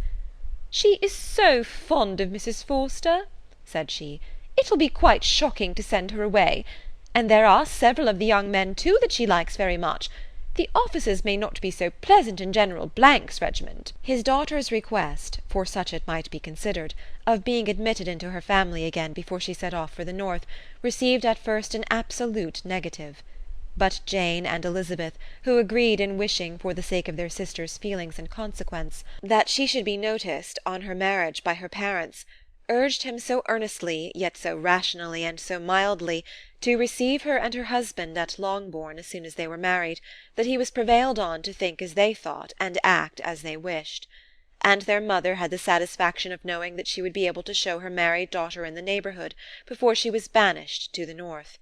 When Mr. Bennet wrote again to his brother, therefore, he sent his permission for them to come, and it was settled that as soon as the ceremony was over they should proceed to Longbourn. Elizabeth was surprised, however, that Wickham should consent to such a scheme, and had she consulted only her own inclination, any meeting with him would have been the last object of her wishes. Chapter 51. Their sister's wedding day arrived, and Jane and Elizabeth felt for her probably more than she felt for herself. The carriage was sent to meet them at Blank, and they were to return in it by dinner-time. Their arrival was dreaded by the elder Miss Bennets, and Jane more especially, who gave Lydia the feelings which would have attended herself had she been the culprit, and was wretched in the thought of what her sister must endure. They came. The family were assembled in the breakfast-room to receive them. Smiles decked the face of Mrs. Bennet as the carriage drove up to the door. Her husband looked impenetrably grave, her daughters alarmed, anxious, uneasy. Lydia's voice was heard in the vestibule, the door was thrown open, and she ran into the room. Her mother stepped forwards, embraced her, and welcomed her with rapture, gave her hand with an affectionate smile to Wickham, who followed his lady, and wished them both joy with an alacrity which showed no doubt of their happiness. Their reception from Mr. Bennet, to whom they then turned, was not quite so cordial. His countenance rather gained in austerity, and he scarcely opened his lips. The easy assurance of the young couple, indeed, was enough to provoke him. Elizabeth was disgusted, and even Miss Bennet was shocked. Lydia was Lydia still, untamed, unabashed, wild, noisy, and fearless. She turned from sister to sister, demanding their congratulations, and when at length they all sat down, looked eagerly round the room, took notice of some little alteration in it, and observed with a laugh that it was a great while since she had been there. Wickham was not at all more distressed than herself, but his manners were always so pleasing that had his character and his marriage been exactly what they ought, his smiles and his easy address, while he claimed their relationship, would have delighted them all. Elizabeth had not before believed him quite equal to such assurance, but she sat down, resolving within herself to draw no limits in future to the impudence of an impudent man. She blushed, and Jane blushed, but the cheeks of the two who caused their confusion suffered no variation of colour. There was no want of discourse. The bride and her mother could neither of them talk fast enough, and Wickham, who happened to sit near Elizabeth, began inquiring after his acquaintance in that neighbourhood, with a good-humoured ease which she felt very unable to equal in her replies. They seemed each of them to have the happiest memories in the world. Nothing of the past was recollected with pain, and led Lydia involuntarily to subjects which her sisters would not have alluded to for the world.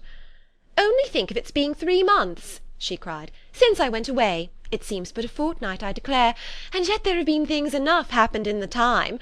Good gracious, when I went away I am sure I had no more idea of being married till I came back again, though I thought it would be very good fun if I was." Her father lifted up his eyes. Jane was distressed. Elizabeth looked expressively at Lydia, but she, who never heard or saw anything of which she chose to be insensible, gaily continued, "Oh, mamma, do the people hereabouts know I am married to-day? I was afraid they might not, and we overtook William Golding in his curricle, so I was determined he should know it, and so I let down the side-glass next to him, and took off my glove, and let my hand just rest upon the window-frame, so that he might see the ring, and then I bowed and smiled like anything."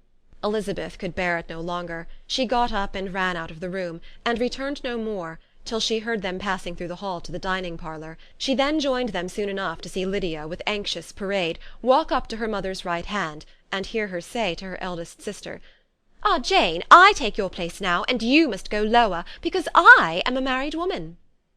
It was not to be supposed that time would give Lydia that embarrassment from which she had been so wholly free at first. Her ease and good spirits increased. She longed to see Mrs. Phillips, the Lucases, and all their other neighbours, and to hear herself called Mrs. Wickham by each of them, and in the meantime she went after dinner to show her ring, and boast of being married, to Mrs. Hill and the 2 housemaids. "Well, mamma," said she, when they were all returned to the breakfast-room, "and what do you think of my husband? Is he not a charming man? I am sure my sisters must all envy me. I only hope they may have half my good luck. They must all go to Brighton. That is the place to get husbands. What a pity it is, mamma, we did not all go." "Very true, and if I had my will we should. But, my dear Lydia, I don't at all like your going such a way off. Must it be so?" "Oh, Lord, yes, there is nothing in that. I shall like it of all things. You and papa and my sisters must come down and see us. We shall be at Newcastle all the winter, and I dare say there will be some balls, and I will take good care to get partners for them all." "I should like it beyond anything," said her mother. "And then, when you go away, you may leave 1 or 2 of my sisters behind you, and I dare say I shall get husbands for them before the winter is over." "I thank you for my share of the favour," said Elizabeth, "but I do not particularly like your way of getting husbands." Their visitors were not to remain above 10 days with them. Mr. Wickham had received his commission before he left London, and he was to join his regiment at the end of a fortnight. No one but Mrs. Bennet regretted that their stay would be so short, and she made the most of the time by visiting about with her daughter and having very frequent parties at home. These parties were acceptable to all. To avoid a family circle was even more desirable to such as did think than such as did not. Wickham's affection for Lydia was just what Elizabeth had expected to find it, not equal to Lydia's for him.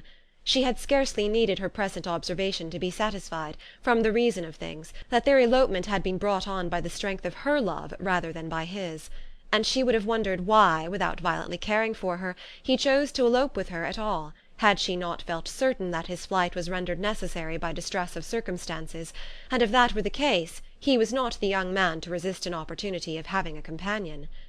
Lydia was exceedingly fond of him. He was her dear Wickham on every occasion. No one was to be put in competition with him. He did everything best in the world, and she was sure he would kill more birds on the 1st of September than anybody else in the country. One morning, soon after their arrival, as she was sitting with her 2 elder sisters, she said to Elizabeth, "Lizzie, I never gave you an account of my wedding, I believe. You were not by when I told mamma and the others all about it. Are not you curious to hear how it was managed?" "Not really," replied Elizabeth. "I think there cannot be too little said on the subject." La, you are so strange! But I must tell you how it went off. We were married, you know, at St. Clement's, because Wickham's lodgings were in that parish, and it was settled that we should all be there by 11 o'clock. My uncle and aunt and I were to go together, and the others were to meet us at the church. Well, Monday morning came, and I was in such a fuss. I was so afraid, you know, that something would happen to put it off, and then I should have gone quite distracted. And there was my aunt, all the time I was dressing, preaching, and talking away just as if she was reading a sermon.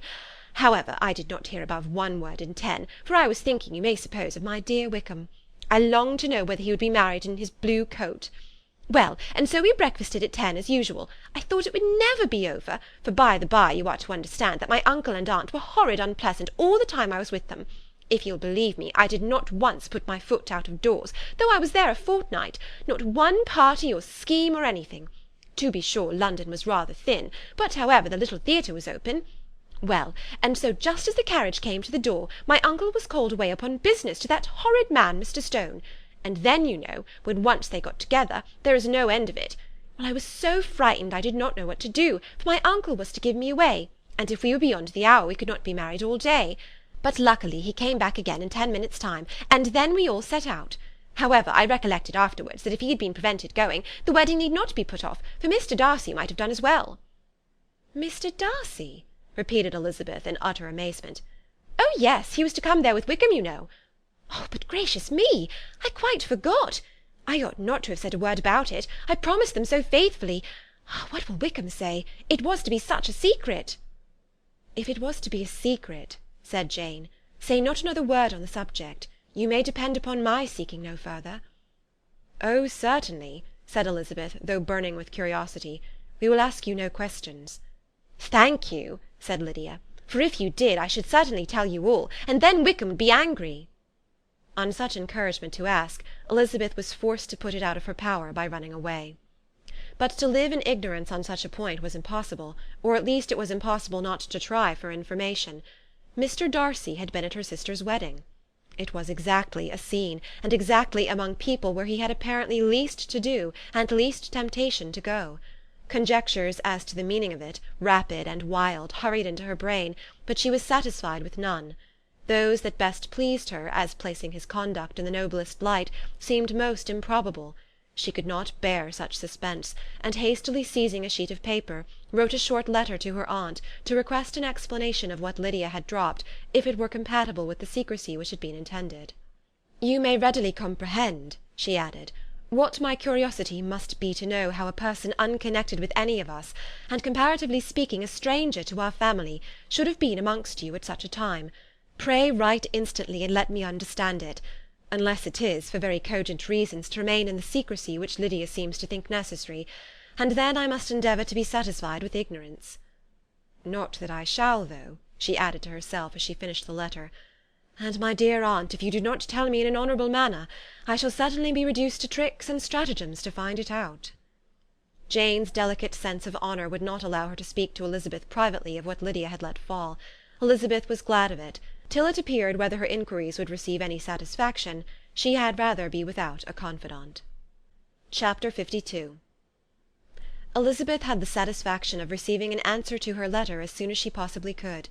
She was no sooner in possession of it than, hurrying into the little copse, where she was least likely to be interrupted, she sat down on one of the benches and prepared to be happy, for the length of the letter convinced her that it did not contain a denial.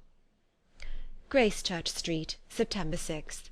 My dear niece, I have just received your letter, and shall devote this whole morning to answering it, as I foresee that a little writing will not comprise what I have to tell you. I must confess myself surprised by your application. I did not expect it from you. Don't think me angry, however, for I only mean to let you know that I did not imagine such inquiries to be necessary on your side. If you do not choose to understand me, forgive my impertinence. Your uncle is as much surprised as I am, and nothing but the belief of your being a party concerned would have allowed him to act as he has done. But if you are really innocent and ignorant, I must be more explicit. On the very day of my coming home from Longbourn, your uncle had a most unexpected visitor. Mr. Darcy called, and was shut up with him several hours. It was all over before I arrived, so my curiosity was not so dreadfully racked as yours seems to have been. He came to tell Mr. Gardiner that he had found out where your sister and Mr. Wickham were, and that he had seen and talked with them both, Wickham repeatedly, Lydia once. From what I can collect, he left Derbyshire only one day after ourselves, and came to town with the resolution of hunting for them. The motive professed was his conviction of its being owing to himself that Wickham's worthlessness had not been so well known as to make it impossible for any young woman of character to love or confide in him. He generously imputed the whole to his mistaken pride, and confessed that he had before thought it beneath him to lay his private actions open to the world. His character was to speak for itself. He called it, therefore, his duty to step forward, and endeavour to remedy an evil which had been brought on by himself. If he had another motive, I am sure it would never disgrace him. He had been some days in town before he was able to discover them, but he had something to direct his search, which was more than we had, and the consciousness of this was another reason for his resolving to follow us. There is a lady, it seems, a Mrs. Young, who was some time ago governess to Miss Darcy, and was dismissed from her charge on some cause of disapprobation, though he did not say what. She then took a large house in Edward Street, and has since maintained herself by letting lodgings. This Mrs. Young was, he knew, intimately acquainted with Wickham, and he went to her for intelligence of him as soon as he got to town. But it was 2 or 3 days before he could get from her what he wanted. She would not betray her trust, I suppose, without bribery and corruption, for she really did know where her friend was to be found. Wickham, indeed, had gone to her on their first arrival in London, and had she been able to receive them into her house, they would have taken up their abode with her. At length, however, our kind friend procured the wished-for direction. They were in Street. He saw Wickham, and afterwards insisted on seeing Lydia. His first object with her, he acknowledged, had been to persuade her to quit her present disgraceful situation, and return to her friends as soon as they could be prevailed on to receive her, offering his assistance as far as it would go. But he found Lydia absolutely resolved on remaining where she was. She cared for none of her friends, she wanted no help of his, she would not hear of leaving Wickham. She was sure they should be married some time or other, and it did not much signify when. Since such were her feelings, it only remained, he thought, to secure and expedite a marriage, which in his very first conversation with Wickham he easily learnt had never been his design. He confessed himself obliged to leave the regiment, on account of some debts of honour which were very pressing, and scrupled not to lay the ill consequences of Lydia's flight on her own folly alone.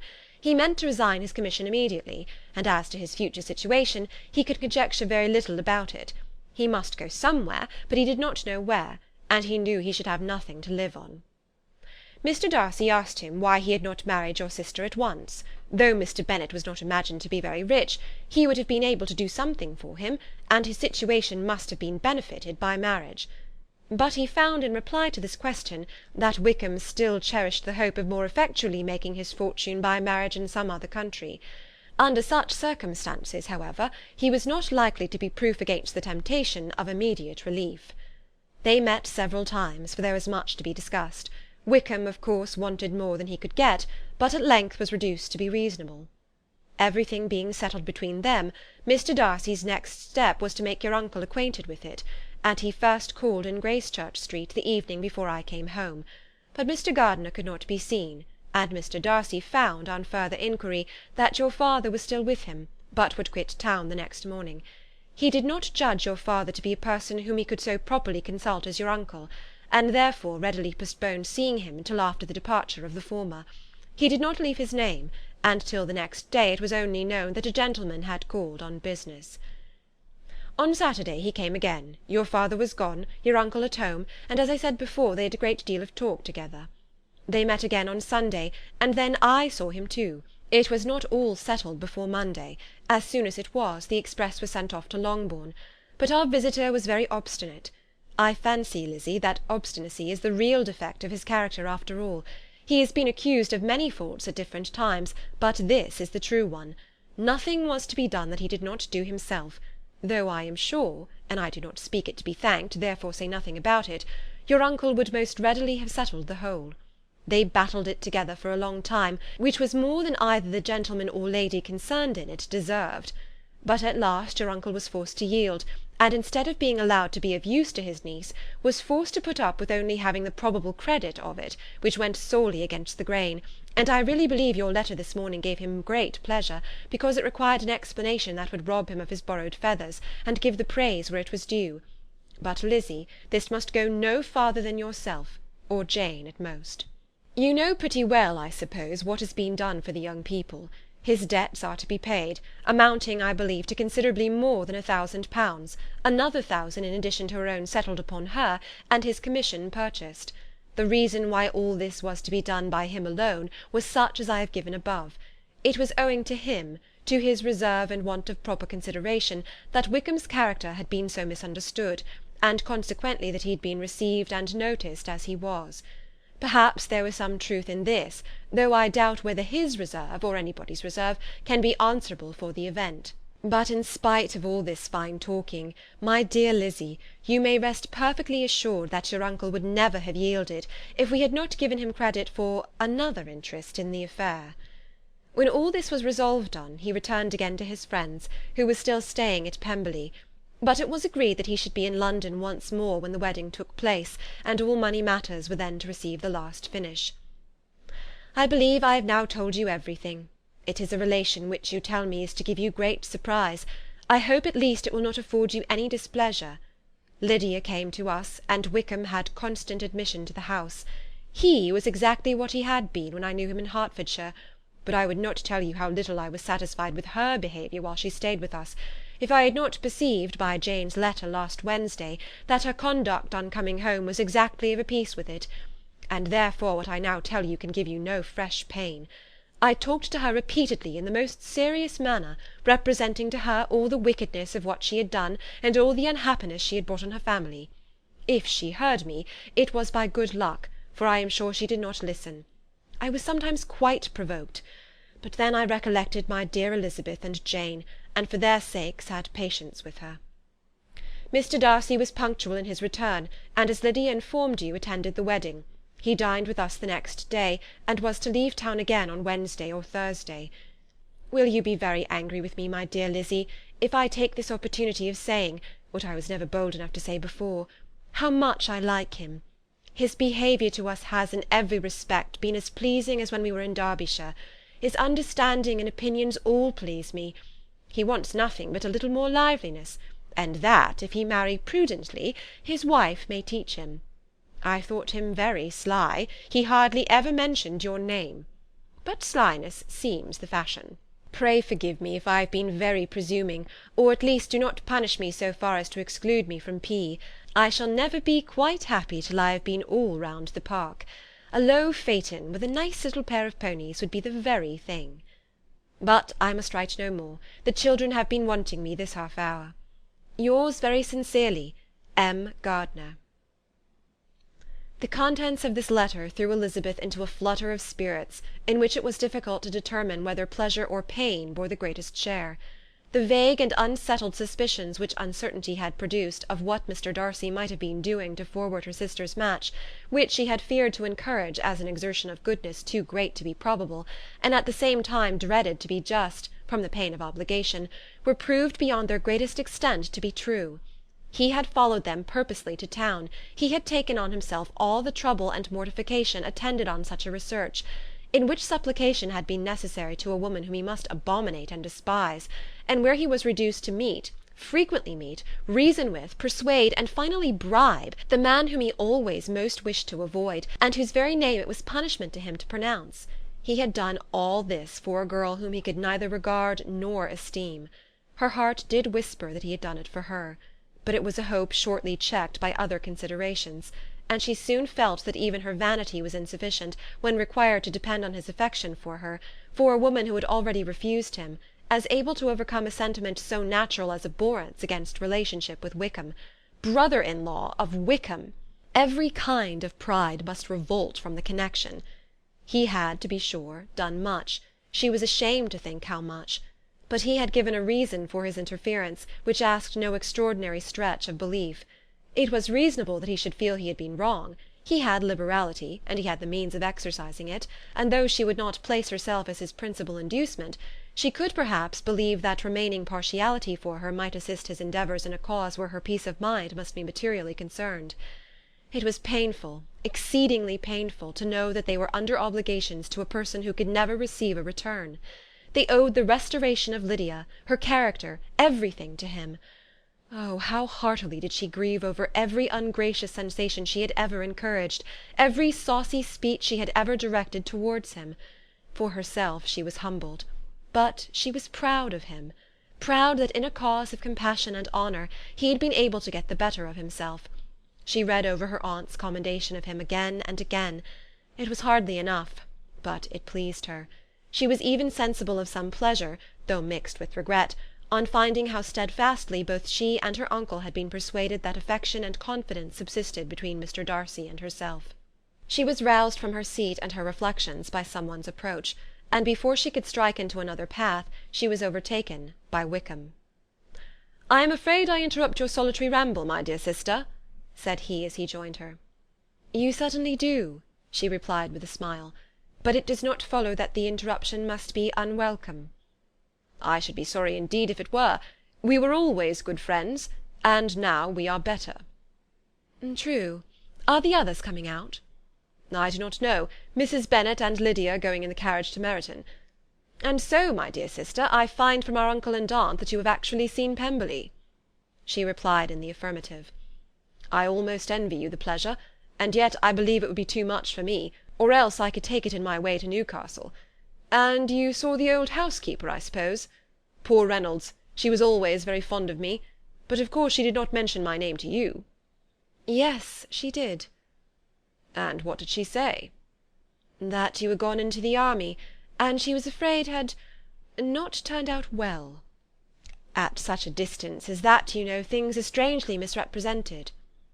"Certainly," he replied, biting his lips.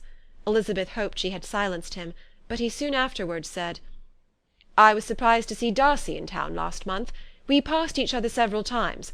I wonder what he can be doing there." "Perhaps preparing for his marriage with Mr. Berg," said Elizabeth. "It must be something particular to take him there at this time of year." "Undoubtedly. Did you see him while you were at Lambton? I thought I understood from the gardeners that you had." "Yes, he introduced us to his sister." "And do you like her?" "Very much." "I have heard, indeed, that she is uncommonly improved within this year or two. When I last saw her she was not very promising.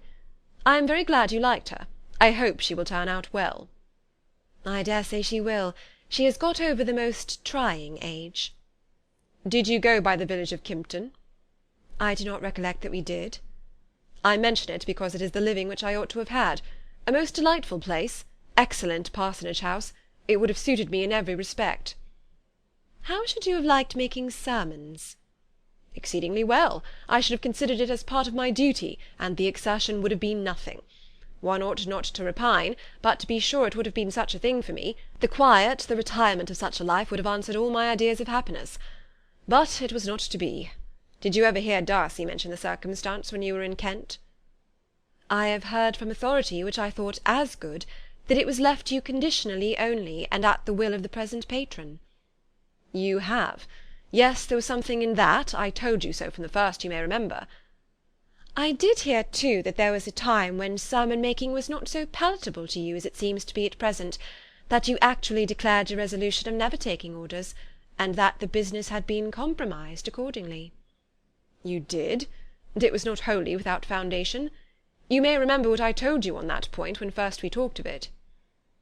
They were now almost at the door of the house, for she had walked fast to get rid of him, and unwilling for her sister's sake to provoke him, she only said in reply with a good-humoured smile, "Come, Mr. Wickham, we are brother and sister, you know. Do not let us quarrel about the past. In future I hope we shall always be of one mind." She held out her hand. He kissed it with affectionate gallantry, though he hardly knew where to look, and they entered the house. Chapter 53.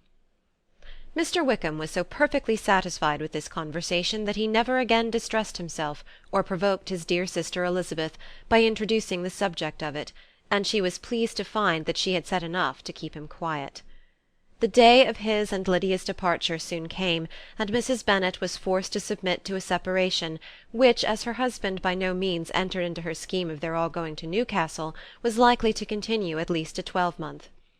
"Oh, my dear Lydia!" she cried, "when shall we meet again?" "Oh, Lord, I don't know. Not these 2 or 3 years, perhaps." "Write to me very often, my dear." as often as I can, but you know married women have never much time for writing. My sisters may write to me. They will have nothing else to do." Mr. Wickham's adieus were much more affectionate than his wife's. He smiled, looked handsome, and said many pretty things. "He is as fine a fellow," said Mr. Bennet as soon as they were out of the house, "as ever I saw. He simpers and smirks and makes love to us all. I am prodigiously proud of him. I defy even Sir William Lucas himself to produce a more valuable son-in-law." The loss of her daughter made Mrs. Bennet very dull for several days.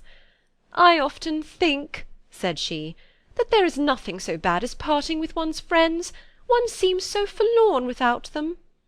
"This is the consequence, you see, madam, of marrying a daughter," said Elizabeth. "It must make you better satisfied that your other four are single." "It is no such thing. Lydia does not leave me because she is married, but only because her husband's regiment happens to be so far off. If that had been nearer, she would not have gone so soon." But the spiritless condition which this event threw her into was shortly relieved, and her mind opened again to the agitation of hope, by an article of news which then began to be in circulation. The housekeeper at Netherfield had received orders to prepare for the arrival of her master, who was coming down in a day or two to shoot there for several weeks. Mrs. Bennet was quite in the fidgets. She looked at Jane, and smiled and shook her head by turns. "Well, well, and so Mr. Bingley is coming down, sister," for Mrs. Phillips first brought her the news. "Well, so much the better. Not that I care about it, though. He is nothing to us, you know, and I am sure I never want to see him again. But, however, he is very welcome to come to Netherfield if he likes it, and who knows what may happen? But that is nothing to us. You know, sister, we agreed long ago never to mention a word about it. And so is it quite certain he is coming?" "You may depend on it," replied the other, "for Mrs. Nicholls was in Meryton last night. I saw her passing by, and went out myself on purpose to know the truth of it, and she told me that it was certain true. He comes down on Thursday at the latest, very likely on Wednesday. She was going to the butcher's, she told me, on purpose to order in some meat on Wednesday, and she has got 3 couple of duck just fit to be killed." Miss Bennet had not been able to hear of his coming without changing colour. It was many months since she had mentioned his name to Elizabeth, but now, as soon as they were alone together, she said, "I saw you look at me to-day, Lizzie, when my aunt told us of the present report, and I know I appeared distressed. But don't imagine it was from any silly cause. I was only confused for the moment, because I felt that I should be looked at. I do assure you that the news does not affect me either with pleasure or pain. I am glad of one thing, that he comes alone, because we shall see the less of him. Not that I am afraid of myself, but I dread other people's remarks." Elizabeth did not know what to make of it. Had she not seen him in Derbyshire, she might have supposed him capable of coming there with no other view than what was acknowledged, but she still thought him partial to Jane, and she wavered as to the greater probability of his coming there with his friend's permission, or being bold enough to come without it. "Yet it is hard," she sometimes thought, "that this poor man cannot come to a house which he has legally hired, without raising all this speculation. I will leave him to himself." In spite of what her sister declared, and really believed to be her feelings in the expectation of his arrival, Elizabeth could easily perceive that her spirits were affected by it. They were more disturbed, more unequal, than she had often seen them. The subject which had been so warmly canvassed between their parents about a 12-month ago was now brought forward again. "As soon as ever Mr. Bingley comes, my dear," said Mrs. Bennet, "you will wait on him, of course." "No, no, you forced me into visiting him last year, and promised if I went to see him he should marry one of my daughters. But it ended in nothing, and I will not be sent on a fool's errand again." His wife represented to him how absolutely necessary such an attention would be from all the neighbouring gentlemen on his returning to Netherfield. "'Tis an etiquette I despise," said he. "If he wants our society, let him seek it. He knows where we live. I will not spend my hours in running after my neighbours every time they go away and come back again." "Well, all I know is that it will be abominably rude if you do not wait on him. But, however, that shan't prevent my asking him to dine here. I am determined. We must have Mrs. Long and the Goldings soon. That will make 13 with ourselves, so there will be just room at table for him." Consoled by this resolution, she was the better able to bear her husband's incivility, though it was very mortifying to know that her neighbours might all see Mr. Bingley, in consequence of it, before they did. As the day of his arrival drew near, "I begin to be sorry that he comes at all," said Jane to her sister. "It would be nothing. I could see him with perfect indifference, but I can hardly bear to hear it thus perpetually talked of. My mother means well, but she does not know, no one can know, how much I suffer from what she says. Happy shall I be when his stay at Netherfield is over." "I wish I could say anything to comfort you," replied Elizabeth, "but it is wholly out of my power. You must feel it, and the usual satisfaction of preaching patience to a sufferer is denied me, because you have always so much." Mr. Bingley arrived. Mrs. Bennet, through the assistance of servants, contrived to have the earliest tidings of it, that the period of anxiety and fretfulness on her side might be as long as it could. She counted the days that must intervene before their invitation could be sent, hopeless of seeing him before. But on the third morning after his arrival in Hertfordshire, she saw him, from her dressing-room window, enter the paddock and ride towards the house. Her daughters were eagerly called to partake of her joy. Jane resolutely kept her place at the table, but Elizabeth, to satisfy her mother, went to the window. She looked, she saw Mr. Darcy with him, and sat down again by her sister. "There is a gentleman with him, mamma," said Kitty. "Who can it be?" "Some acquaintance or other, my dear, I suppose. I am sure I do not know." "La!" replied Kitty, "it looks just like that man that used to be with him before, Mr. What's-his-name, that tall, proud man." "Good gracious! Mr. Darcy! And so it does, I vow. Well, any friend of Mr. Bingley's will always be welcome here, to be sure, but I must say that I hate the very sight of him." Jane looked at Elizabeth with surprise and concern. She knew but little of their meeting in Derbyshire, and therefore felt for the awkwardness which must attend her sister in seeing him almost for the first time after receiving his explanatory letter. Both sisters were uncomfortable enough. Each felt for the other, and of course for themselves, and their mother talked on of her dislike of Mr. Darcy, and her resolution to be civil to him only as Mr. Bingley's friend, without being heard by either of them. But Elizabeth had sources of uneasiness which could not be suspected by Jane, to whom she had never yet had courage to show Mrs. Gardiner's letter, or to relate her own change of sentiment towards him. To Jane he could only be a man whose proposal she had refused, and whose merit she had undervalued, but to her own more extensive information, he was the person to whom the whole family were indebted for the first of benefits, and whom she regarded herself with an interest, if not quite so tender, at least as reasonable and just as what Jane felt for Bingley. Her astonishment at his coming to Netherfield, to Longbourn, and voluntarily seeking her again, was almost equal to what she had known on first witnessing his altered behaviour in Derbyshire. The colour which had been driven from her face returned for half a minute with an additional glow, and a smile of delight added lustre to her eyes, as she thought for that space of time that his affection and wishes must still be unshaken. But she would not be secure. "Let me first see how he behaves," said she. "It will then be early enough for expectation." She sat intently at work, striving to be composed, without daring to lift up her eyes, till anxious curiosity carried them to the face of her sister as the servant was approaching the door. Jane looked a little paler than usual, but more sedate than Elizabeth had expected. On the gentlemen's appearing her colour increased, yet she received them with tolerable ease, and with a propriety of behaviour equally free from any symptom of resentment or any unnecessary complaisance.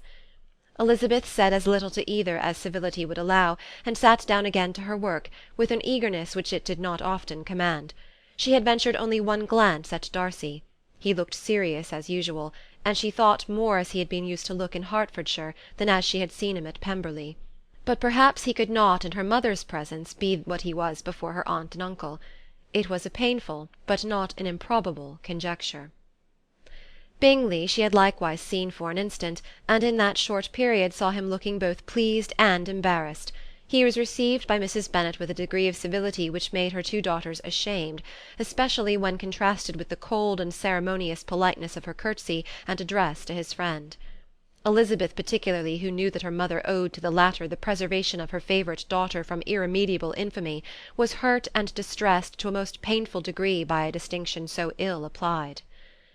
Darcy, after inquiring of her how Mr. and Mrs. Gardiner did, a question which she could not answer without confusion, said scarcely anything.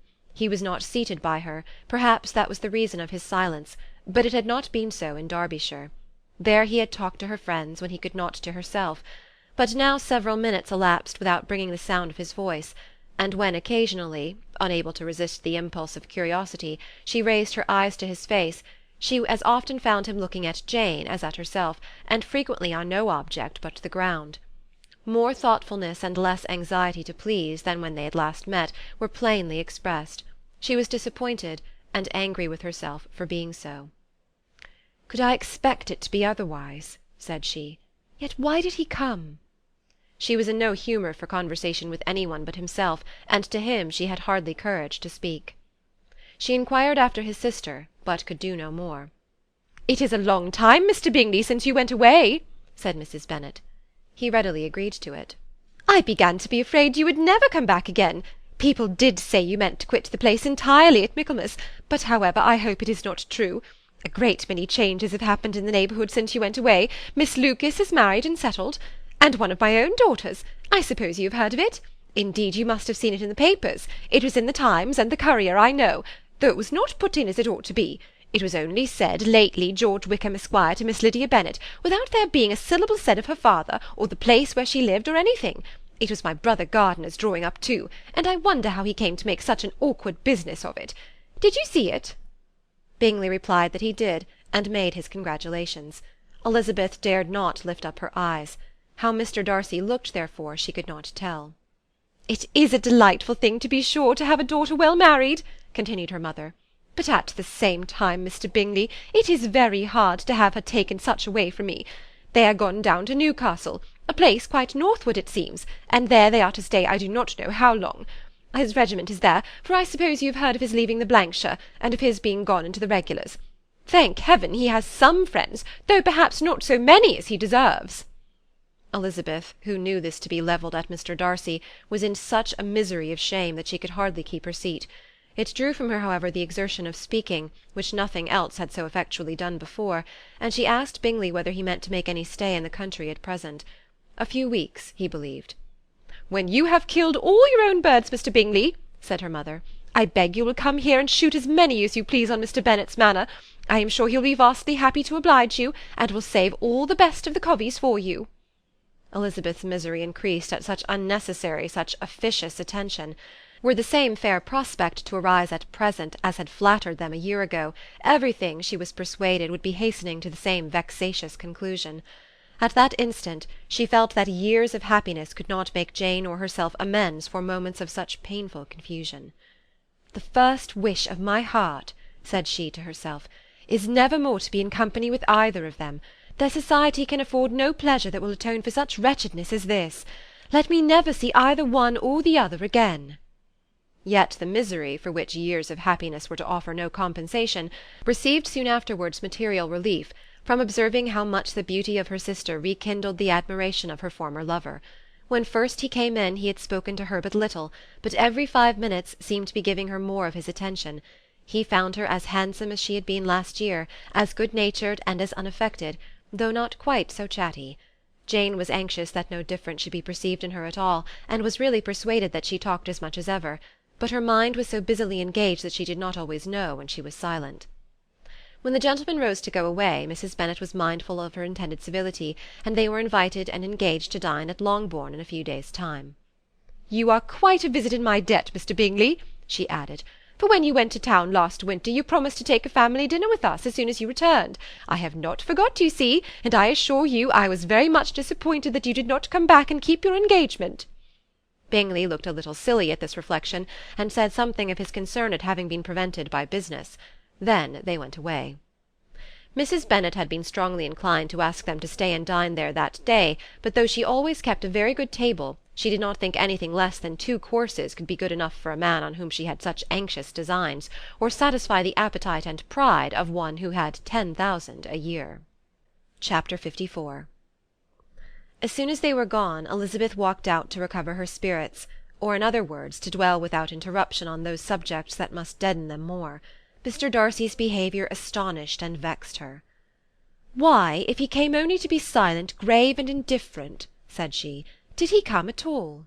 She could settle it in no way that gave her pleasure. "He could be still amiable, still pleasing to my uncle and aunt when he was in town, and why not to me? If he fears me, why come hither?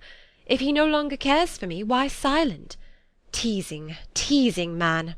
I will think no more about him." Her resolution was for a short time involuntarily kept by the approach of her sister, who joined her with cheerful look, which showed her better satisfied with their visitors than Elizabeth. "Now," said she, "that this first meeting is over, I feel perfectly easy. I know my own strength, and I shall never be embarrassed again by his coming. I am glad he dines here on Tuesday. It will then be publicly seen that on both sides we meet only as common and indifferent acquaintance." "Yes, very indifferent indeed," said Elizabeth laughingly. "Oh, Jane, take care." "My dear Lizzy, you cannot think me so weak as to be in danger now." "I think you are in very great danger of making him as much in love with you as ever." They did not see the gentleman again till Tuesday, and Mrs. Bennet in the meanwhile was giving way to all the happy schemes which the good humour and common politeness of Bingley in half an hour's visit had revived. On Tuesday there was a large party assembled at Longbourn, and the two who were most anxiously expected, to the credit of their punctuality as sportsmen, were in very good time. When they repaired to the dining-room, Elizabeth eagerly watched to see whether Bingley would take the place which, in all their former parties, had belonged to him by her sister. Her prudent mother, occupied by the same ideas, forbore to invite him to sit by herself. On entering the room he seemed to hesitate, but Jane happened to look round, and happened to smile. It was decided. He placed himself by her. Elizabeth, with a triumphant sensation, looked towards his friend. He bore it with noble indifference, and she would have imagined that Bingley had received his sanction to be happy, had she not seen his eyes likewise turned towards Mr. Darcy, with an expression of half-laughing alarm. His behaviour to her sister was such, during dinner-time, as showed an admiration of her, which, though more guarded than formerly, persuaded Elizabeth that if left wholly to himself, Jane's happiness and his own would be speedily secured. Though she dared not depend upon the consequence, she yet received pleasure from observing his behaviour. It gave her all the animation that her spirits could boast, for she was in no cheerful humour. Mr. Darcy was almost as far from her as the table could divide them. He was on one side of her mother. She knew how little such a situation would give pleasure to either, or make either appear to advantage. She was not near enough to hear any of their discourse, but she could see how seldom they spoke to each other, and how formal and cold was their manner whenever they did.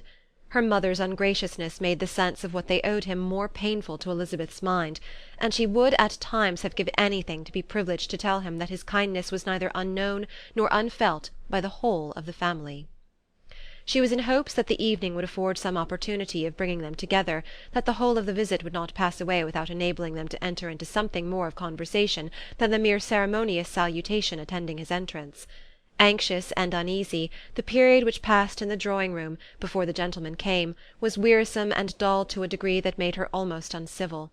She looked forward to their entrance as the point on which all her chance of pleasure for the evening must depend. "If he does not come to me, then," she said, "I shall give him up for ever." The gentleman came, and she thought he looked as if he would have answered her hopes. But alas, the ladies had crowded round the table where Miss Bennet was making tea, and Elizabeth pouring out the coffee, in so close a confederacy that there was not a single vacancy near her which would admit of a chair, and on the gentleman's approaching, one of the girls moved closer to her than ever, and said in a whisper, "The men shan't come and part us, I am determined. We want none of them, do we?" Darcy had walked away to another part of the room. She followed him with her eyes, envied every one to whom he spoke, had scarcely patience enough to help anybody to coffee, and then was enraged against herself for being so silly. "A man who has once been refused! How could I ever be foolish enough to expect a renewal of his love? Is there one among the sex who could not protest against such a weakness as a second proposal to the same woman? There is no indignity so abhorrent to their feelings." She was revived a little, however, by his bringing back his coffee-cup himself, and she seized the opportunity of saying, "Is your sister at Pemberley still?" "Yes, she will remain there till Christmas." "And quite alone? Have all her friends left her?" "Mrs. Annesley is with her. The others have gone on to Scarborough these 3 weeks." She could think of nothing more to say, but if he wished to converse with her, he might have better success. He stood by her, however, for some minutes in silence, and at last, on the young lady's whispering to Elizabeth again, he walked away. When the tea-things were removed, and the card-tables placed, and the ladies all rose, and Elizabeth was then hoping to be joined by him, when all her views were overthrown by seeing him fall a victim to her mother's rapacity for whist-players, and in a few moments after seated with the rest of the party. She now lost every expectation of pleasure. They were confined for the evening at different tables, and she had nothing to hope but that his eyes were so often turned towards her side of the room as to make him play as unsuccessfully as herself. Mrs. Bennet had designed to keep the two Netherfield gentlemen to supper, but their carriage was unluckily ordered before any of the others, and she had no opportunity of detaining them. "Well, girls," said she, as soon as they were left to themselves, "what say you to the day? I think everything is passed off uncommonly well, I assure you. The dinner was as well dressed as any I ever saw, the venison was roasting to a turn, and everybody said they never saw so fat a haunch. The soup was 50 times better than what we had at the Lucases last week, and even Mr. Darcy acknowledged that the partridges were remarkably well done, and I suppose he has 2 or 3 French cooks at least. And, my dear Jane, I never saw you look in greater beauty. Mrs. Long said so too, for I asked her whether you did not. And what do you think she said besides? 'Ah, Mrs. Bennet, we shall have her at Netherfield at last.' She did indeed. I do think Mrs. Long is as good a creature as ever lived, and her nieces are very pretty behaved girls, and not at all handsome. I like them prodigiously." Mrs. Bennet, in short, was in very great spirits. She had seen enough of Bingley's behaviour to Jane to be convinced that she would get him at last, and her expectations of advantage to her family, when in a happy humour, were so far beyond reason that she was quite disappointed at not seeing him there again the next day to make his proposals. "It has been a very agreeable day," said Miss Bennet to Elizabeth. "The party seemed so well selected, so suitable with one another. I hope we may often meet again." Elizabeth smiled. "Lizzy, you must not do so. You must not suspect me. It mortifies me. I assure you that I have now learnt to enjoy his conversation as an agreeable and sensible young man, without having a wish beyond it. I am perfectly satisfied, from what his manners now are, that he had never any design of engaging my affection. It is only that he is blessed with greater sweetness of address, and a stronger desire of generally pleasing than any other man." "You are very cruel," said her sister. "You will not let me smile, and are provoking me to it every moment." "How hard it is in some cases to be believed!" "And how impossible in others!" "But why should you wish to persuade me that I feel more than I acknowledge?" "That is a question which I hardly know how to answer. We all love to instruct, though we can teach only what is not worth knowing. Forgive me, and if you persist in indifference, do not make me your confidant." Chapter 55. A few days after this visit, Mr. Bingley called again, and alone. His friend had left him that morning for London, but was to return home in 10 days' time. He sat with them above an hour, and was in remarkably good spirits. Mrs. Bennet invited him to dine with them, but with many expressions of concern he confessed himself engaged elsewhere. "Next time you call," said she, "I hope we shall be more lucky." He should be particularly happy at any time, etc., etc., and if she would give him leave, would take an early opportunity of waiting on them. "Can you come to-morrow?" Yes, he had no engagement at all for to-morrow, and her invitation was accepted with alacrity. He came, and in such very good time that the ladies were none of them dressed. In ran Mrs. Bennet to her daughter's room in her dressing-gown, and with her hair half finished, crying out, "My dear Jane, make haste and hurry down. He is come. Mr. Bingley is come. He is indeed. Make haste, make haste. Here, Sarah, come to Miss Bennet this moment, and help her on with her gown. Never mind Miss Lizzie's hair." "We will be down as soon as we can," said Jane. "But I dare say Kitty is forwarder than either of us, for she went upstairs half an hour ago." "Oh, hang Kitty! What has she to do with it? Come, be quick, be quick! Where is your sash, my dear?" But when her mother was gone, Jane would not be prevailed on to go down without one of her sisters. The same anxiety to get them by themselves was visible again in the evening. After tea Mr. Bennet retired to the library, as was his custom, and Mary went upstairs to her instrument. 2 obstacles of the 5 being thus removed, Mrs. Bennet sat down, and winking at Elizabeth and Catherine for a considerable time, without making any impression on them. Elizabeth would not observe her, and when at last Kitty did, she very innocently said, "What is the matter, mamma? What do you keep winking at me for? What am I to do?" "Oh, nothing, child, nothing. I did not wink at you." She then sat still 5 minutes longer, but unable to waste such a precious occasion, she suddenly got up, and saying to Kitty, "Come here, my love, I want to speak to you," took her out of the room. Jane instantly gave a look at Elizabeth which spoke her distress at such premeditation, and her entreaty that she would not give in to it. In a few minutes Mrs. Bennet half opened the door and called out, "Lizzie, my dear, I want to speak with you." Elizabeth was forced to go. "We may as well leave them by themselves, you know," said her mother as soon as she was in the hall. "Kitty and I are going upstairs to sit in my dressing-room." Elizabeth made no attempt to reason with her mother, but remained quietly in the hall, till she and Kitty were out of sight, then returned to the drawing-room. Mrs. Bennet's schemes for the day were ineffectual. Bingley was everything that was charming, except the professed lover of her daughter. His ease and cheerfulness rendered him a most agreeable addition to their evening party, and he bore with the ill-judged officiousness of the mother, and heard all her silly remarks with a forbearance and command of countenance particularly grateful to the daughter. He scarcely needed an invitation to stay supper, and before he went away an engagement was formed, chiefly through his own and Mrs. Bennet's means, for his coming next morning to shoot with her husband. After this day Jane said no more of her indifference. Not a word passed between the sisters concerning Bingley, but Elizabeth went to bed in the happy belief that all must speedily be concluded, unless Mr. Darcy returned within the stated time. Seriously, however, she felt tolerably persuaded that all this must have taken place with that gentleman's concurrence. Bingley was punctual to his appointment, and he and Mr. Bennet spent the morning together, as had been agreed on. The latter was much more agreeable than his companion expected. There was nothing of presumption or folly in Bingley that could provoke his ridicule, or disgust him into silence, and he was more communicative and less eccentric than the other had ever seen him. Bingley of course returned with him to dinner, and in the evening Mrs. Bennet's invention was again at work to get everybody away from him and her daughter. Elizabeth, who had a letter to write, went into the breakfast-room for that purpose soon after tea, for as the others were all going to sit down to cards, she could not be wanted to counteract her mother's schemes. But on returning to the drawing-room, when her letter was finished, she saw, to her infinite surprise, there was reason to fear that her mother had been too ingenious for her.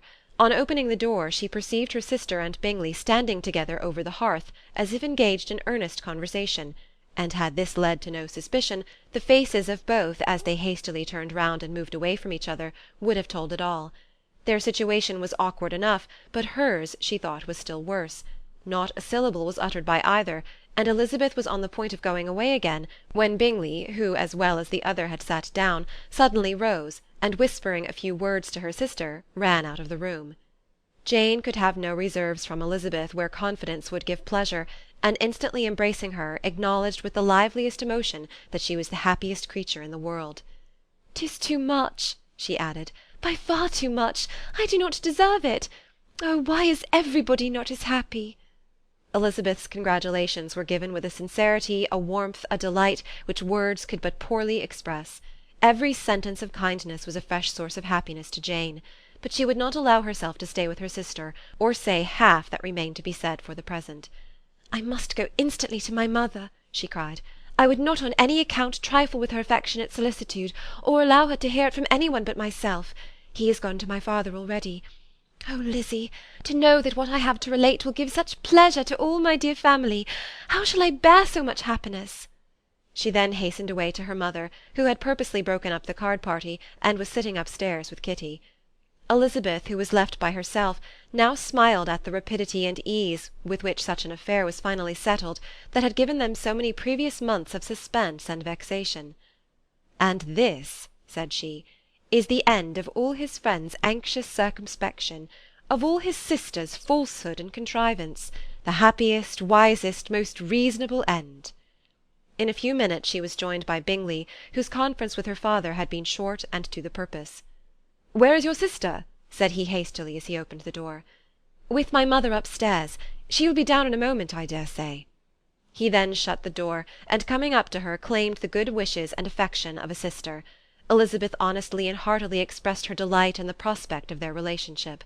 They shook hands with great cordiality, and then, till her sister came down, she had to listen to all he had to say of his own happiness, and of Jane's perfections, and in spite of his being a lover, Elizabeth really believed all his expectations of felicity to be rationally founded, because they had for basis the excellent understanding and super-excellent disposition of Jane, and a general similarity of feeling and taste between her and himself. It was an evening of no common delight to them all. The satisfaction of Miss Bennet's mind gave a glow of such sweet animation to her face as made her look handsomer than ever. Kitty simpered and smiled and hoped her turn was coming soon. Mrs. Bennet could not give her consent or speak her approbation in terms warm enough to satisfy her feelings, though she talked to Bingley of nothing else for half an hour, and when Mr. Bennet joined him at supper, his voice and manner plainly showed how really happy he was. Not a word, however, passed his lips in allusion to it, till their visitor took his leave for the night, but as soon as he was gone he turned to his daughter and said, "Jane, I congratulate you. You will be a very happy woman." Jane went to him instantly, kissed him, and thanked him for his goodness. "You are a good girl," he replied, "and I have great pleasure in thinking you will be so happily settled. I have not a doubt of your doing very well together. Your tempers are by no means unlike. You are each of you so complying that nothing will be ever resolved on, so easy that every servant will cheat you, and so generous that you will always exceed your income." "I hope not so. Imprudence or thoughtlessness in money matters would be unpardonable in me." "Exceed their income! My dear Mr. Bennet," cried his wife, "what are you talking of? Why, he has 4,000 or 5,000 a year, and very likely more." Then, addressing her daughter, "Oh, my dear, dear Jane, I am so happy! I am sure I shan't get a wink of sleep all night. I knew how it would be. I always said it must be so at last. I was sure you could not be so beautiful for nothing. I remember as soon as ever I saw him when he first came into Hertfordshire last year, I thought how likely it was that you should come together. Oh, he is the handsomest young man that ever was seen." Wickham, Lydia, were all forgotten. Jane was beyond competition her favourite child. At that moment she cared for no other. Her younger sisters soon began to make interest with her for objects of happiness which she might in future be able to dispense. Mary petitioned for the use of the library at Netherfield, and Kitty begged very hard for a few balls there every winter. Bingley from this time was of course a daily visitor at Longbourn, coming frequently before breakfast and always remaining till after supper, unless when some barbarous neighbour, who could not be enough detested, had given him an invitation to dinner which he thought himself obliged to accept. Elizabeth had now but little time for conversation with her sister, for while he was present Jane had no attention to bestow on any one else, but she found herself considerably useful to both of them in those hours of separation that must sometimes occur. In the absence of Jane he always attached himself to Elizabeth, for the pleasure of talking with her, and when Bingley was gone Jane constantly sought the same means of relief. "He has made me so happy," said she one evening, "by telling me that he was totally ignorant of my being in town last spring. I had not believed it possible." "I suspected as much," said Elizabeth, "but how did he account for it?" "It must have been his sister's doing. They were certainly no friends to his acquaintance with me, which I cannot wonder at, since he might have chosen so much more advantageously in many respects. But when they see, as I trust they will, that the brother is happy with me, they will learn to be contented, and we shall be on good terms again, though we can never be what we once were to each other." "That is the most unforgiving speech," said Elizabeth, "that I ever heard you utter. Good girl! It would vex me indeed to see you again the dupe of Miss Bingley's pretended regard." "Would you believe it, Lizzie, that when he went to town last November he really loved me, and nothing but a persuasion of my being indifferent would have prevented his coming down again?" "He made a little mistake, to be sure, but it is to the credit of his modesty." This naturally introduced a panegyric from Jane on his diffidence, and the little value he put on his own good qualities. Elizabeth was pleased to find that he had not betrayed the interference of his friend, for though Jane had the most generous and forgiving heart in the world, she knew it was a circumstance which must prejudice her against him. "I am certainly the most fortunate creature that ever existed," cried Jane. "Oh, Lizzie, why am I thus singled from my family and blessed above them all? If I could but see you as happy, if there were but such another man for you! If you were to give me 40 such men, I could never be so happy as you. Till I have your disposition, your goodness, I can never have your happiness. No, no, let me shift for myself, and perhaps, if I have very good luck, I may meet with another Mr. Collins in time." The situation of affairs in the Longbourn family could not be long a secret. Mrs. Bennet was privileged to whisper it to Mrs. Phillips, and she ventured without any permission to do the same by all her neighbours in Meryton. The Bennets were speedily pronounced to be the luckiest family in the world, though only a few weeks before, when Lydia had first run away, they had been generally proved to be marked out for misfortune. Chapter 56. One morning, about a week after Bingley's engagement with Jane had been formed, as he and the females of the family were sitting together in the dining-room, their attention was suddenly drawn to the window by the sound of a carriage, and they perceived a chaise and four driving up the lawn. It was too early in the morning for visitors, and besides, the equipage did not answer to that of any of their neighbours. The horses were post, and neither the carriage nor the livery of the servant who preceded it were familiar to them. As it was certain, however, that somebody was coming, Bingley instantly prevailed on Miss Bennet to avoid the confinement of such an intrusion, and walk away with him into the shrubbery. They both set off, and the conjectures of the remaining three continued, though with little satisfaction, till the door was thrown open and their visitor entered. It was Lady Catherine de Bourgh. They were, of course, all intending to be surprised, but their astonishment was beyond their expectation, and on the part of Mrs. Bennet and Kitty, though she was perfectly unknown to them, even inferior to what Elizabeth felt. She entered the room with an air more than usually ungracious, made no other reply to Elizabeth's salutation than a slight inclination of the head, and sat down without saying a word. Elizabeth had mentioned her name to her mother on her ladyship's entrance, though no request of introduction had been made. Mrs. Bennet, all amazement, though flattered by having a guest of such high importance, received her with the utmost politeness. After sitting for a moment in silence, she said very stiffly to Elizabeth, "I hope you are well, Miss Bennet. That lady, I suppose, is your mother?" Elizabeth replied very concisely that she was. "And that, I suppose, is one of your sisters?" "Yes, madam," said Mrs. Bennet, delighted to speak to Lady Catherine. "She is my youngest girl but one. My youngest of all is lately married, and my eldest is somewhere about the grounds, walking with a young man who, I believe, will soon become a part of the family." "You have a very small park here," returned Lady Catherine after a short silence. "It is nothing in comparison of Rosings, my lady, I dare say, but I assure you it is much larger than Sir William Lucas's." "This must be a most inconvenient sitting-room for the evening in summer. The windows are full west." Mrs. Bennet assured her that they never sat there after dinner, and then added, "May I take the liberty of asking your ladyship whether you left Mr. and Mrs. Collins well?" "Yes, very well. I saw them the night before last." Elizabeth now expected that she would produce a letter for her from Charlotte, as it seemed the only probable motive for her calling. But no letter appeared, and she was completely puzzled.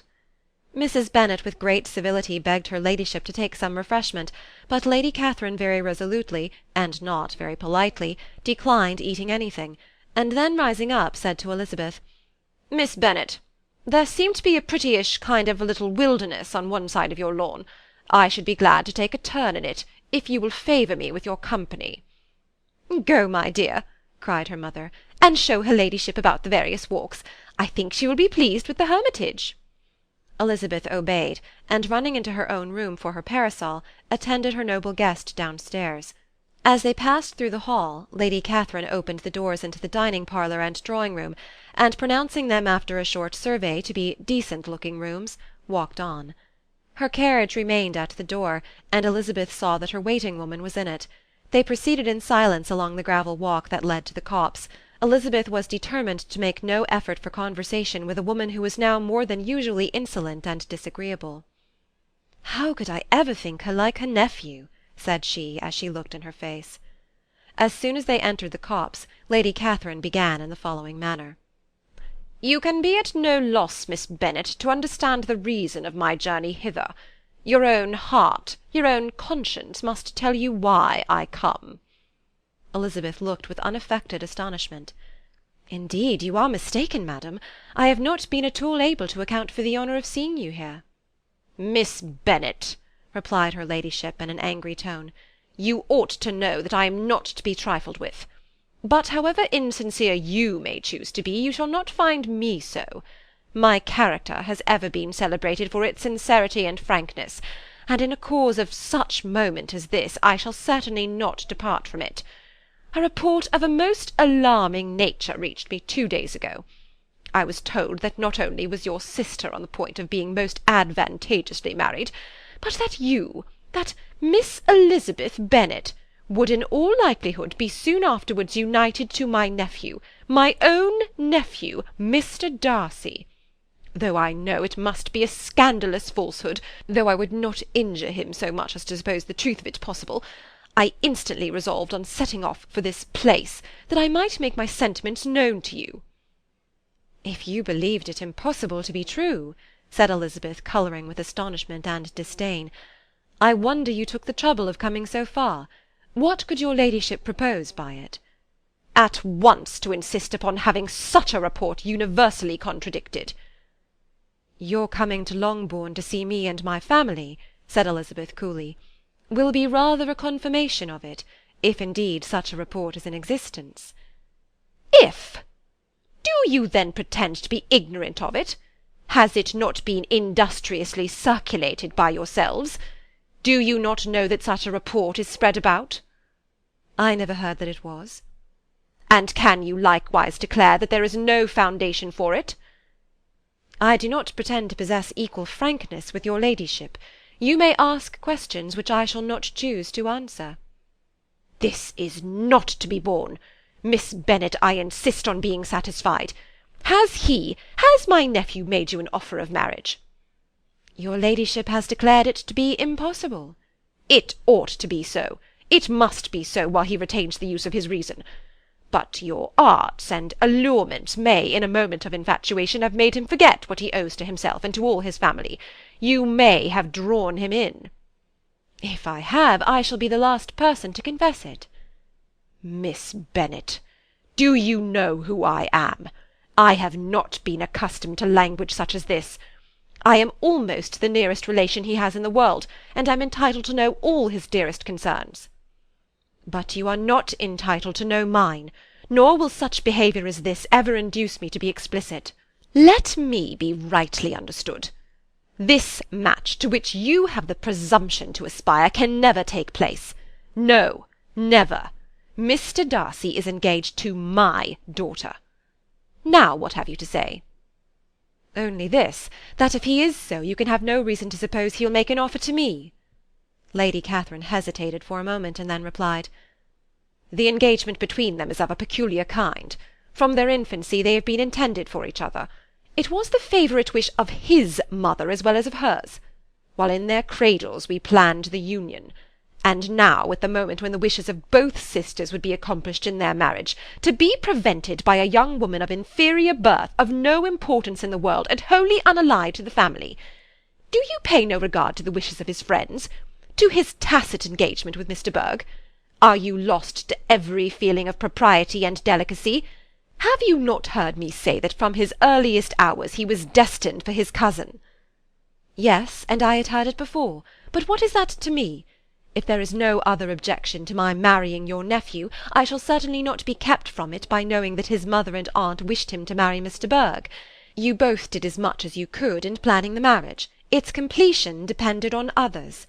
If Mr. Darcy is neither by honour nor inclination confined to his cousin, why is he not to make another choice? And if I am that choice, why may I not accept him?"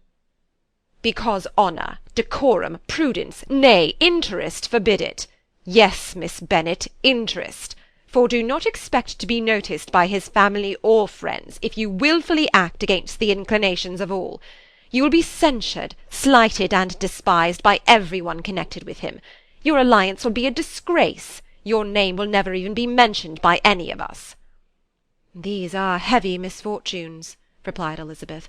"But the wife of Mr. Darcy must have such extraordinary sources of happiness necessarily attached to her situation, that she could, upon the whole, have no cause to repine."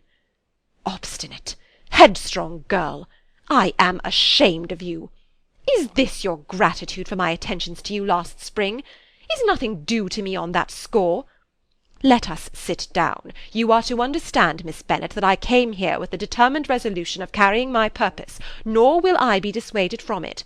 I have not been used to submit to any person's whims. I have not been in the habit of brooking disappointment." "That will make your ladyship's situation at present more pitiable, but it will have no effect on me." "I will not be interrupted. Hear me in silence. My daughter and my nephew are formed for each other. They are descended on the maternal side from the same noble line, and on the father's from respectable, honourable, and ancient, though untitled, families. Their fortune on both sides is splendid. They are destined for each other by the voice of every member of their respective houses. And what is to divide them? The upstart pretensions of a young woman without family connections or fortune. Is this to be endured? But it must not, shall not be. If you were sensible of your own good, you would not wish to quit the sphere in which you have been brought up." "In marrying your nephew, I should not consider myself as quitting that sphere. He is a gentleman, I am a gentleman's daughter. So far we are equal." True, you are a gentleman's daughter, but who was your mother? Who are your uncles and aunts? Do not imagine me ignorant of their condition." "Whatever my connections may be," said Elizabeth, "if your nephew does not object to them, they can be nothing to you." "Tell me once and for all, are you engaged to him?" Though Elizabeth would not, for the mere purpose of obliging Lady Catherine, have answered this question, she could not but say, after a moment's deliberation, "I am not." Lady Catherine seemed pleased. "And will you promise me never to enter into such an engagement?" "I will make no promise of the kind." "Miss Bennet, I am shocked and astonished. I expected to find a more reasonable young woman.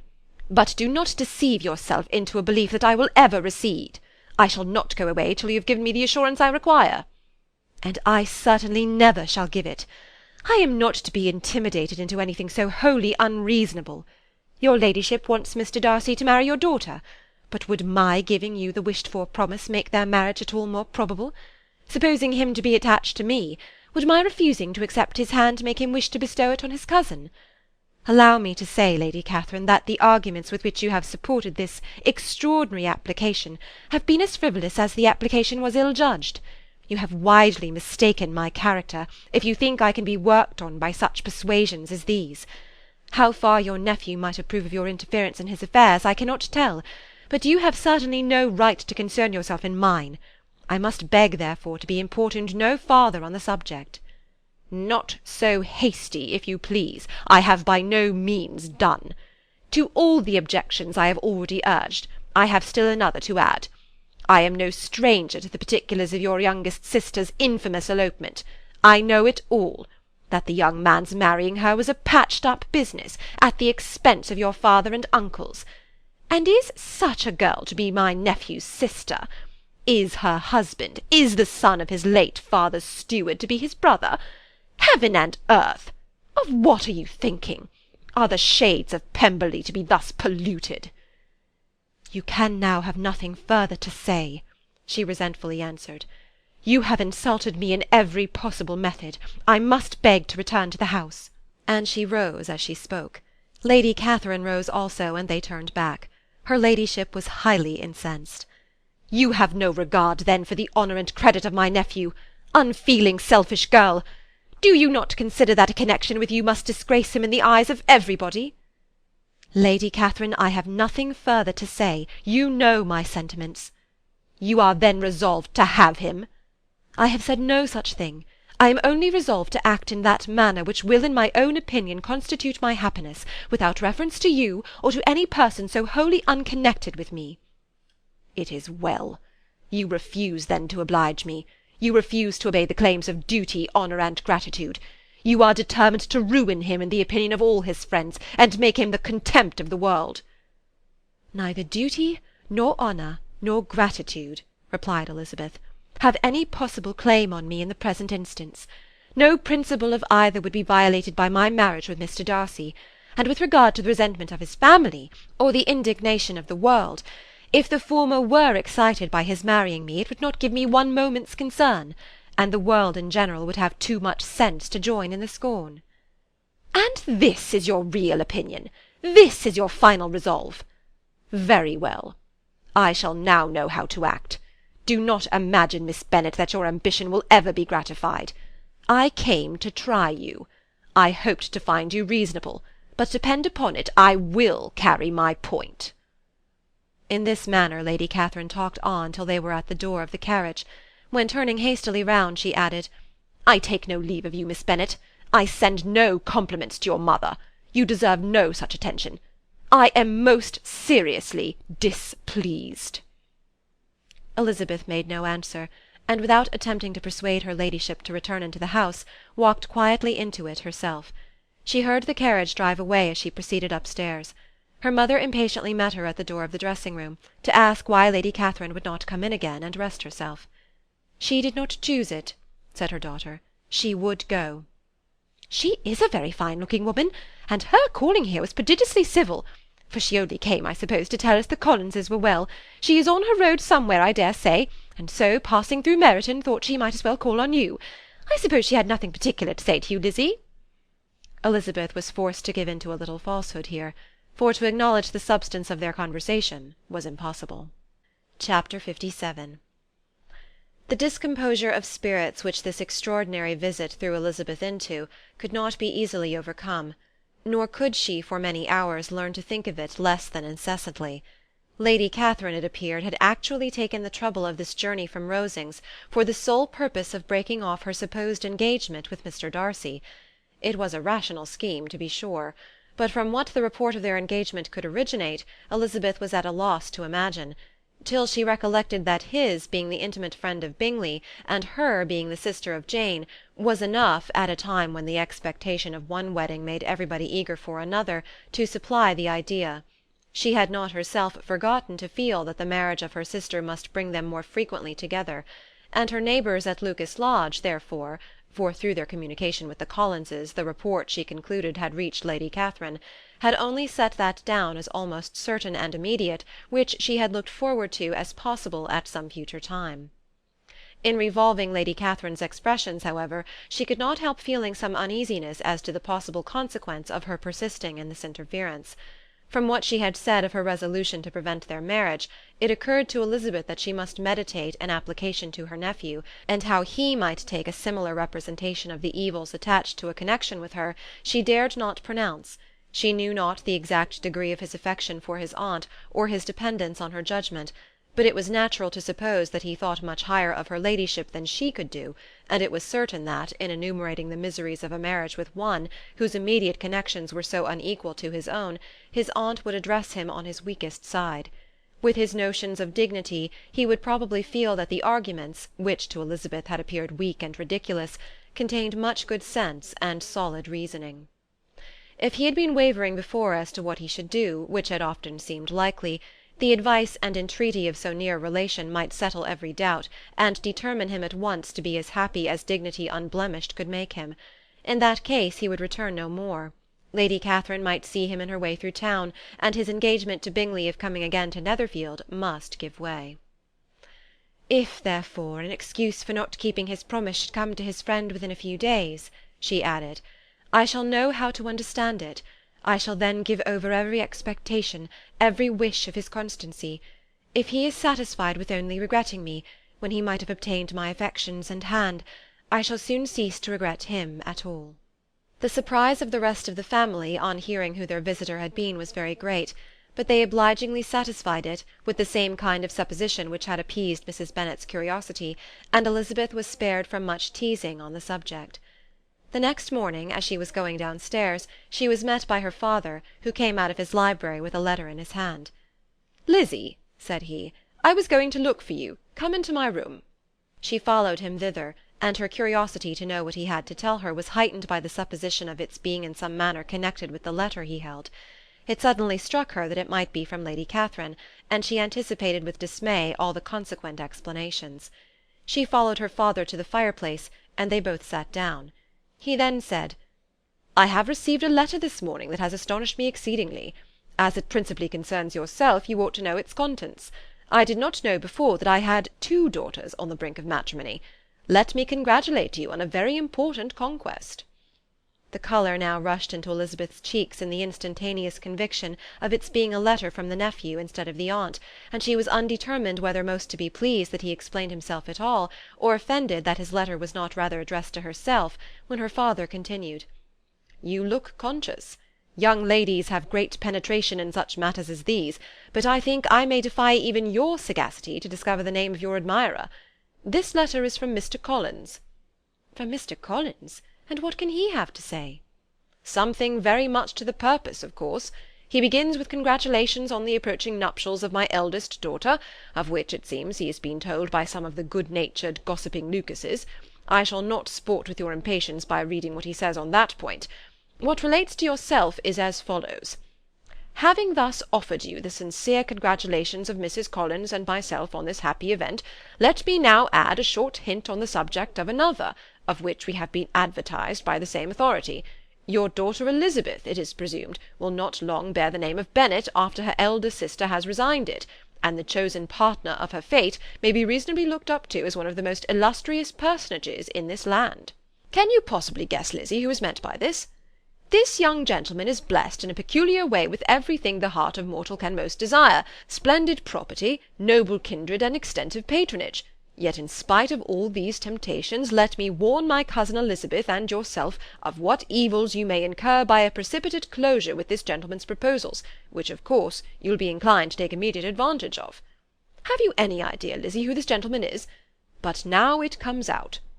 My motive for cautioning you is as follows. We have reason to imagine that his aunt, Lady Catherine de Bourgh, does not look on the match with a friendly eye.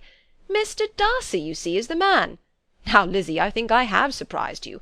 Could he or the Lucases have pitched on any man within the circle of our acquaintance, whose name would have given the lie more effectually to what they related? Mr. Darcy, who never looks at any woman but to see a blemish, and who probably never looked at you in his life. It is admirable. Elizabeth tried to join in her father's pleasantry, but could only force one most reluctant smile. Never had his wit been directed in a manner so little agreeable to her. Are you not diverted? Oh, yes. Pray read on. After mentioning the likelihood of this marriage to her ladyship last night, she immediately, with her usual condescension, expressed what she felt on the occasion, when it became apparent that on the score of some family objections on the part of my cousin, she would never give her consent to what she termed so disgraceful a match. I thought it my duty to give the speediest intelligence of this to my cousin, that she and her noble admirer may be well aware of what they are about, and not run hastily into a marriage which has not been properly sanctioned. Mr. Collins, moreover, adds, I am truly rejoiced that my cousin Lydia's sad business has been so well hushed up, and am only concerned that their living together before the marriage took place should be so generally known.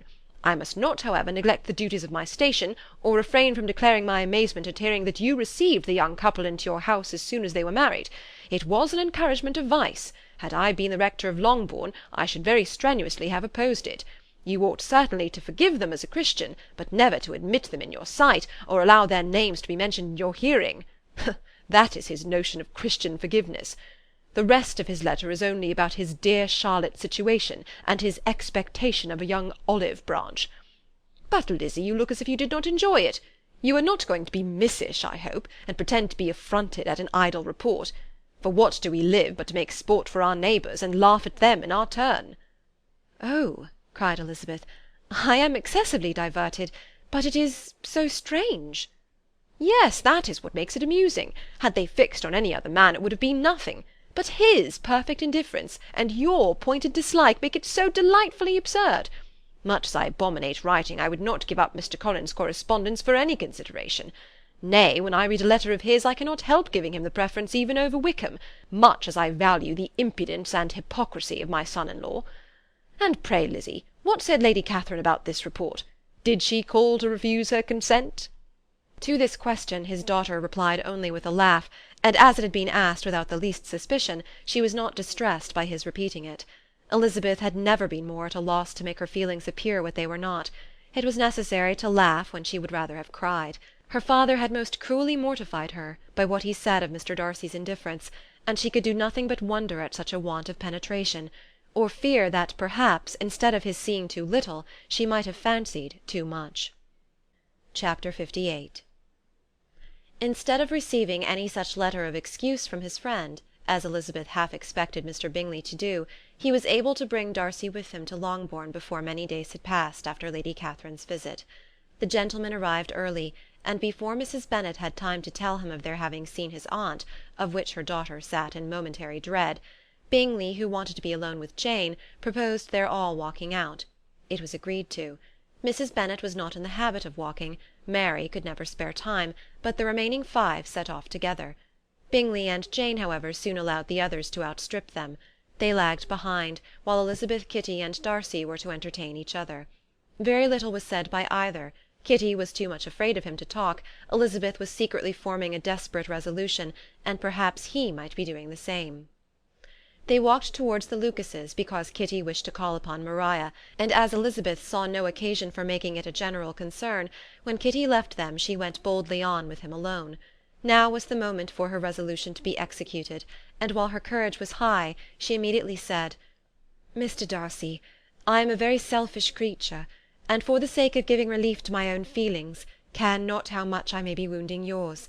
I can no longer help thanking you for your unexampled kindness to my poor sister, Ever since I have known it, I have been most anxious to acknowledge to you how gratefully I feel it.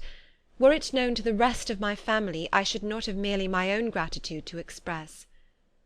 "I am sorry, exceedingly sorry," replied Darcy in a tone of surprise and emotion, "that you have ever been informed of what may, in a mistaken light, have given you uneasiness. I did not think Mrs. Gardiner was so little to be trusted." "You must not blame my aunt. Lydia's thoughtlessness first betrayed to me that you had been concerned in the matter, and of course I could not rest till I knew the particulars. Let me thank you again and again, in the name of all my family, for that generous compassion which induced you to take so much trouble, and bear so many mortifications for the sake of discovering them." "If you will thank me," he replied, "let it be for yourself alone. That the wish of giving happiness to you might add force to the other inducements which led me on, I shall not attempt to deny. But your family owe me nothing. Much as I respect them, I believe I thought only of you." Elizabeth was too much embarrassed to say a word. After a short pause, her companion added, "You are too generous to trifle with me. If your feelings are still what they were last April, tell me so at once. My affections and wishes are unchanged, but one word from you will silence me on this subject for ever." Elizabeth, feeling all the more than common awkwardness and anxiety of his situation, now forced herself to speak, and immediately, though not very fluently, gave him to understand that her sentiments had undergone so material a change, since the period to which he alluded, as to make her receive with gratitude and pleasure his present assurances. The happiness which this reply produced was such as he had probably never felt before, and he expressed himself on the occasion as sensibly and as warmly as a man violently in love can be supposed to do. Had Elizabeth been able to encounter his eye, she might have seen how well the expression of heartfelt delight diffused over his face became him; but though she could not look, she could listen, and he told her of feelings which, in proving of what importance she was to him, made his affection every moment more valuable. They walked on, without knowing in what direction. There was too much to be thought and felt and said for attention to any other objects. She soon learnt that they were indebted for their present good understanding to the efforts of his aunt, who did call on him in her return through London, and there relate her journey to Longbourn, its motive, and the substance of her conversation with Elizabeth, dwelling emphatically on every expression of the latter which, in her ladyship's apprehension, particularly denoted her perverseness and assurance, in the belief that such a relation must assist her endeavours to obtain that promise from her nephew which she had refused to give. But, unluckily for her ladyship, its effect had been exactly contrariwise. "It taught me to hope," said he, "as I had scarcely ever allowed myself to hope before. I knew enough of your disposition to be certain that, had you been absolutely, irrevocably decided against me, you would have acknowledged it to Lady Catherine, frankly and openly." Elizabeth coloured and laughed as she replied, "Yes, you know enough of my frankness to believe me capable of that. After abusing you so abominably to your face, I could have no scruple in abusing you to all your relations." "What did you say of me that I did not deserve? For though your accusations were ill-founded, formed on mistaken premises, my behaviour to you at the time had merited the severest reproof. It was unpardonable. I cannot think of it without abhorrence." "We will not quarrel for the greater shame of blame annexed to that evening," said Elizabeth. "The conduct of neither, if strictly examined, will be irreproachable. But since then we have both, I hope, improved in civility." "I cannot be so easily reconciled to myself.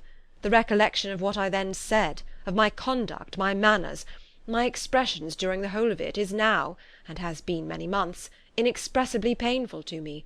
Your reproof, so well applied, I shall never forget. Had you behaved in a more gentlemanlike manner. Those were your words. You know not, you can scarcely conceive how they have tortured me, though it was some time, I confess, before I was reasonable enough to allow their justice."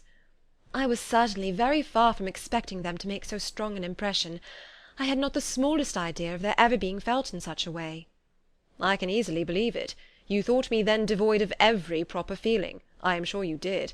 The turn of your countenance I shall never forget, as you said that I could not have addressed you in any possible way that would have induced you to accept me." "Oh, do not repeat what I then said. These recollections will not do at all. I assure you that I have long been most heartily ashamed of it." Darcy mentioned his letter. "Did it," said he, "did it soon make you think better of me? Did you, on reading it, give any credit to its contents?" She explained what its effect on her had been, and how gradually all her former prejudices had been removed. "I knew," said he, "that what I wrote must give you pain, but it was necessary. I hope you have destroyed the letter. There was one part especially, the opening of it, which I should dread your having the power of reading again. I can remember some expressions which might justly make you hate me." "The letter shall certainly be burnt, if you believe it essential to the preservation of my regard. But though we have both reason to think my opinions not entirely unalterable, they are not, I hope, quite so easily changed as that implies." "When I wrote that letter," replied Darcy, "I believed myself perfectly calm and cool, but I am since convinced that it was written in a dreadful bitterness of spirit." "The letter perhaps began in bitterness, but it did not end so. The adieu is charity itself. But think no more of the letter. The feelings of the person who wrote, and the person who received it, are now so widely different from what they then were, that every unpleasant circumstance attending it ought to be forgotten. You must learn some of my philosophy. Think only of the past, as its remembrance gives you pleasure." "I cannot give you credit for any philosophy of the kind. Your retrospections must be so totally void of reproach, that the contentment arising from them is not of philosophy, but, what is much better, of innocence. But with me it is not so. Painful recollections will intrude which cannot, which ought not, to be repelled. I have been a selfish being all my life, in practice though not in principle. As a child I was taught what was right, but I was not taught to correct my temper. I was given good principles, but left to follow them in pride and conceit. Unfortunately an only son, for many years an only child, I was spoilt by my parents, who, though good themselves, my father particularly all that was benevolent and amiable, allowed and encouraged almost taught me to be selfish and overbearing, to care for none beyond my own family circle, to think meanly of all the rest of the world, to wish at least to think meanly of their sense and worth compared with my own. Such I was from 8 to 28, and such I might still have been but for you, dearest, loveliest Elizabeth. What do I not owe you? You taught me a lesson, hard indeed at first, but most advantageous. By you I was properly humbled. I came to you without a doubt of my reception. You showed me how insufficient were all my pretensions to please a woman worthy of being pleased." "Had you then persuaded yourself that I should?" "Indeed I had. What will you think of my vanity? I believed you to be wishing, expecting my addresses." "My manners must have been in fault, but not intentionally, I assure you. I never meant to deceive you, but my spirits might often lead me wrong. How you must have hated me after that evening!" "Hate you? I was angry, perhaps, at first, but my anger soon began to take a proper direction." "I was almost afraid of asking what you thought of me, when we met at Pemberley. You blamed me for coming?" "No, indeed. I felt nothing but surprise." "Your surprise could not be greater than mine in being noticed by you. My conscience told me that I deserved no extraordinary politeness, and I confess that I did not expect to receive more than my due." "My object, then," replied Darcy, "was to show you by every civility in my power that I was not so mean as to resent the past, and I hoped to obtain your forgiveness, to lessen your ill opinion, by letting you see that your reproofs had been attended to. How soon any other wishes introduced themselves I can hardly tell, but I believe in about half an hour after I had seen you." He then told her of Georgiana's delight in her acquaintance, and of her disappointment at its sudden interruption, which naturally leading to the cause of that interruption, she soon learnt that his resolution of following her from Derbyshire in quest of her sister had been formed before he quitted the inn, and that his gravity and thoughtfulness there had arisen from no other struggles than what such a purpose must comprehend. She expressed her gratitude again, but it was too painful a subject to each to be dwelt on further. After walking several miles in a leisurely manner, and too busy to know anything about it, they found at last, on examining their watches, that it was time to be at home. What could become of Mr. Bingley and Jane? Was a wonder which introduced the discussion of their affairs. Darcy was delighted with their engagement. His friend had given him the earliest information of it. "I must ask whether you were surprised," said Elizabeth. "Not at all. When I went away I felt that it would soon happen." "That is to say, you had given your permission. I guessed as much." And though he exclaimed at the term, she found that it had been pretty much the case. "On the evening before my going to London," said he, "I made a confession to him, which I believe I ought to have made long ago. I told him of all that had occurred to make my former interference in his affairs absurd and impertinent. His surprise was great. He had never had the slightest suspicion. I told him, moreover, that I believed myself mistaken in supposing, as I had done, that your sister was indifferent to him, and as I could easily perceive that his attachment to her was unabated, I felt no doubt of their happiness together. Elizabeth could not help smiling at his easy manner of directing his friend. "Did you speak from your own observation," said she, "when you told him that my sister loved him, or merely from my information last spring?" "From the former. I had narrowly observed her during the 2 visits which I had lately made here, and I was convinced of her affection." "And your assurance of it, I suppose, carried immediate conviction to him?" "It did. Bingley is most unaffectedly modest. His diffidence had preventing his depending on his own judgment in so anxious a case, but his reliance on mine made everything easy. I was obliged to confess one thing, which for a time, and not unjustly, offended him. I could not allow myself to conceal that your sister had been in town 3 months last winter, that I had known it, and purposely kept it from him. He was angry. But his anger, I am persuaded, lasted no longer than he remained in any doubt of your sister's sentiments. He has heartily forgiven me now." Elizabeth longed to observe that Mr. Bingley had been a most delightful friend, so easily guided that his worth was invaluable, but she checked herself. She remembered that he had yet to learn to be laughed at, and it was rather too early to begin. In anticipating the happiness of Bingley, which of course was to be inferior only to his own, he continued the conversation till they reached the house. In the hall they parted. Chapter 59. "My dear Lizzie, where can you have been walking to?" was a question which Elizabeth received from Jane as soon as she entered their room, and from all the others when they sat down to table. She had only to say in reply that they had wandered about, till she was beyond her own knowledge. She coloured as she spoke, but neither that nor anything else awakened a suspicion of the truth. The evening passed quietly, unmarked by anything extraordinary. The acknowledged lovers talked and laughed, the unacknowledged were silent. Darcy was not of a disposition in which happiness overflows in mirth, and Elizabeth, agitated and confused, rather knew that she was happy than felt herself to be so, for besides the immediate embarrassment there were other evils before her. She anticipated what would be felt in the family when her situation became known. She was aware that no one liked him but Jane, and even feared that with the others it was a dislike which not all his fortune and consequence might do away.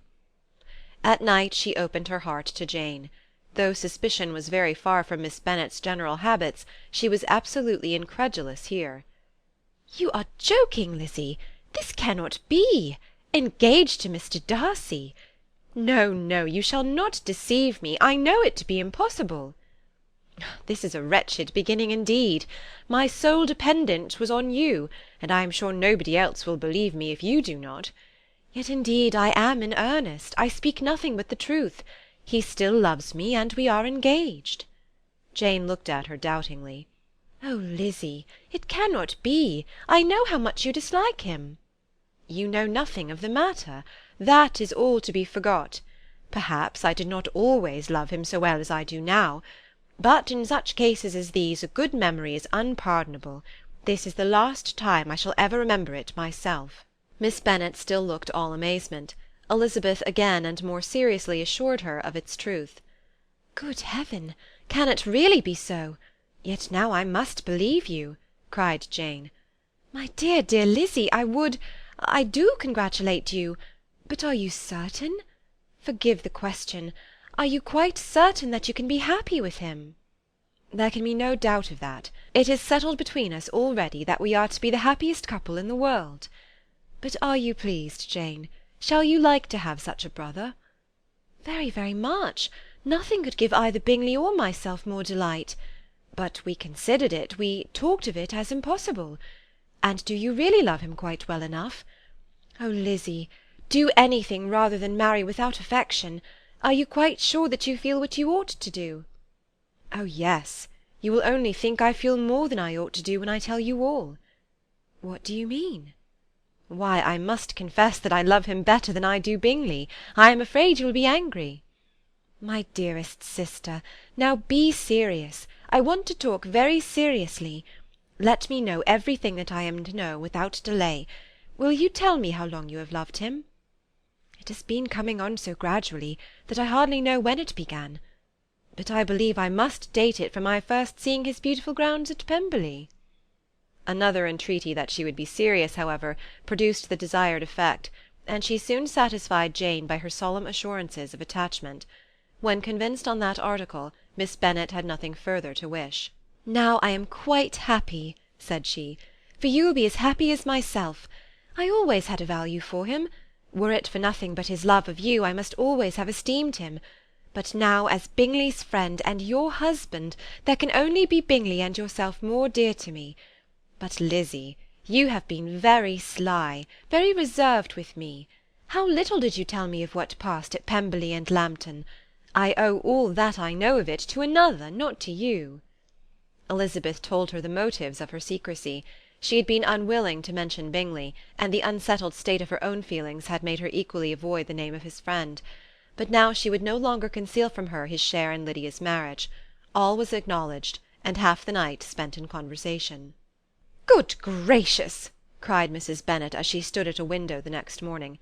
"If that disagreeable Mr. Darcy is not coming here again with our dear Bingley, what can he mean by being so tiresome as to always be coming here? I had no notion but he would go a-shooting or something or other, and not disturb us with his company. What shall we do with him? Lizzy, you must walk out with him again, that he may not be in Bingley's way." Elizabeth could hardly help laughing at so convenient a proposal, yet was really vexed that her mother should be always giving him such an epithet. As soon as they entered, Bingley looked at her so expressively, and shook hands with such warmth, as left no doubt of his good information, and he soon afterwards said aloud, "Mrs. Bennet, have you no more lanes hereabouts in which Lizzy may lose her way again to-day?"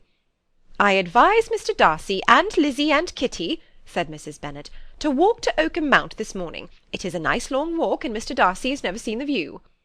"It may do very well for the others," replied Mr. Bingley, "but I am sure it will be too much for Kitty. Won't it, Kitty?" Kitty owned that she had rather stay at home. Darcy professed a great curiosity to see the view from the Mount, and Elizabeth silently consented. As she went upstairs to get ready, Mrs. Bennet followed her, saying, "I am quite sorry, Lizzy, that you should be forced to have that disagreeable man all to yourself.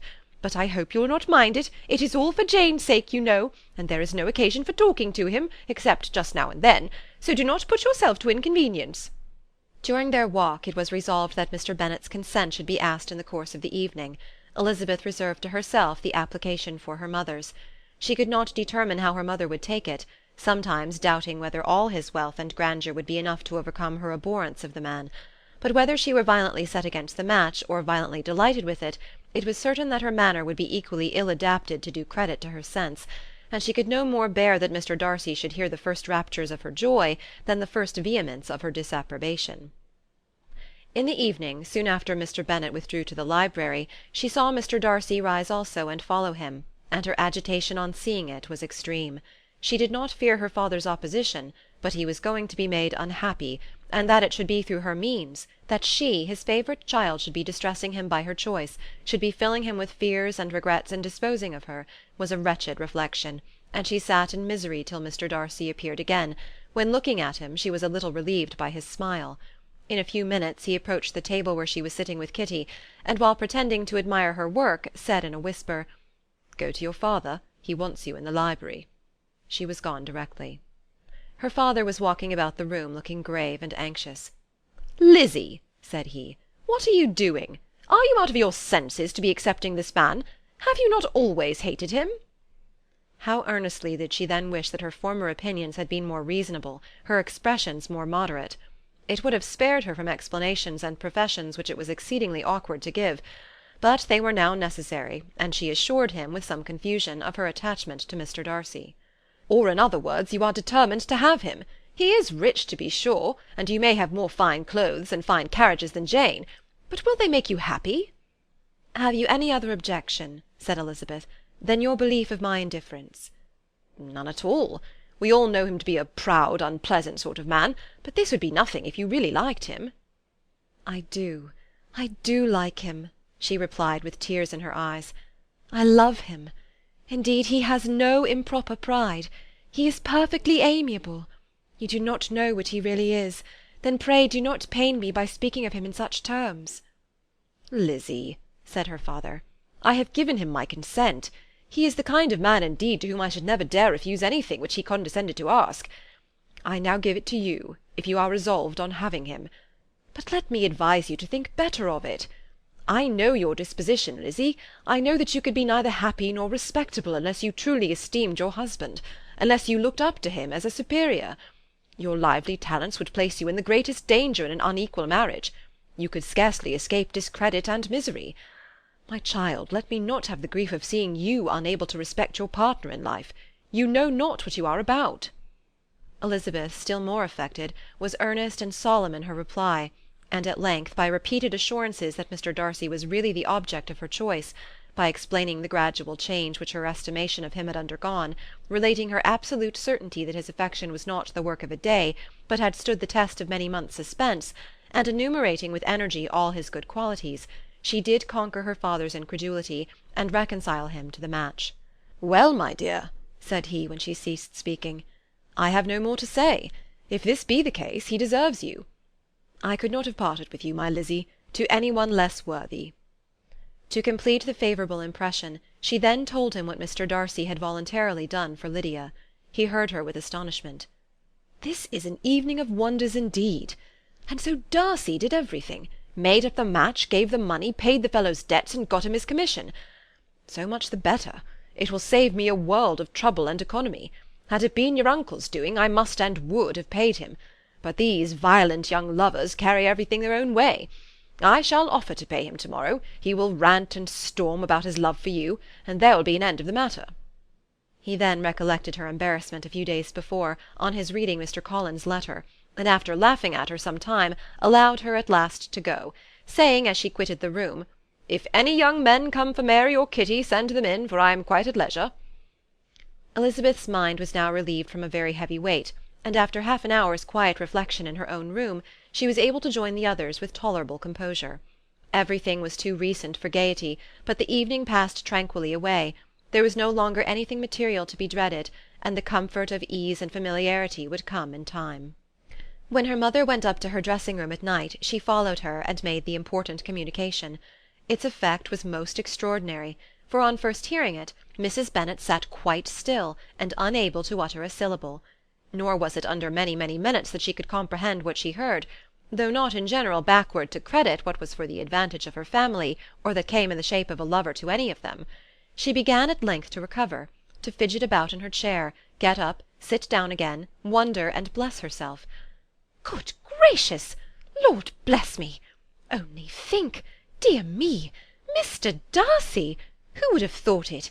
And is it really true? Oh, my sweetest Lizzie, how rich and how great you will be! What pin-money, what jewels, what carriages you will have! James is nothing to it, nothing at all. Ah, I am so pleased, so happy! Such a charming man, so handsome, so tall! Oh, my dear Lizzie, pray apologize for my having disliked him so much before. I hope you will overlook it. Dear, dear Lizzie! A house in town, everything that is charming! 3 daughters married, 10,000 a year! Oh, Lord, what will become of me? I shall go distracted." This was enough to prove that her approbation need not be doubted, and Elizabeth, rejoicing that such an effusion was heard only by herself, soon went away. But before she had been 3 minutes in her own room, her mother followed her. "My dearest child," she cried, "I can think of nothing else. 10,000 a year, and very likely more. 'Tis as good as a lord. And a special licence. You must and shall be married by a special licence. But, my dearest love, tell me what dish Mr. Darcy is particularly fond of, that I may have it to-morrow." This was a sad omen of what her mother's behaviour to the gentleman himself might be, and Elizabeth found that, though in the certain possession of his warmest affection, and secure of her relations' consent, there was still something to be wished for. But the morrow passed off much better than she expected, for Mrs. Bennet luckily stood in such awe of her intended son-in-law that she ventured not to speak to him unless it was in her power to offer him any attention or mark her deference for his opinion. Elizabeth had the satisfaction of seeing her father taking pains to get acquainted with him, and Mr. Bennet soon assured her that he was rising every hour in his esteem. "I admire all my 3 sons-in-law highly," said he. "Wickham, perhaps, is my favourite, but I think I shall like your husband quite as well as Jane's." Chapter 60. Elizabeth's spirits soon rising to playfulness again, she wanted Mr. Darcy to account for his having ever fallen in love with her.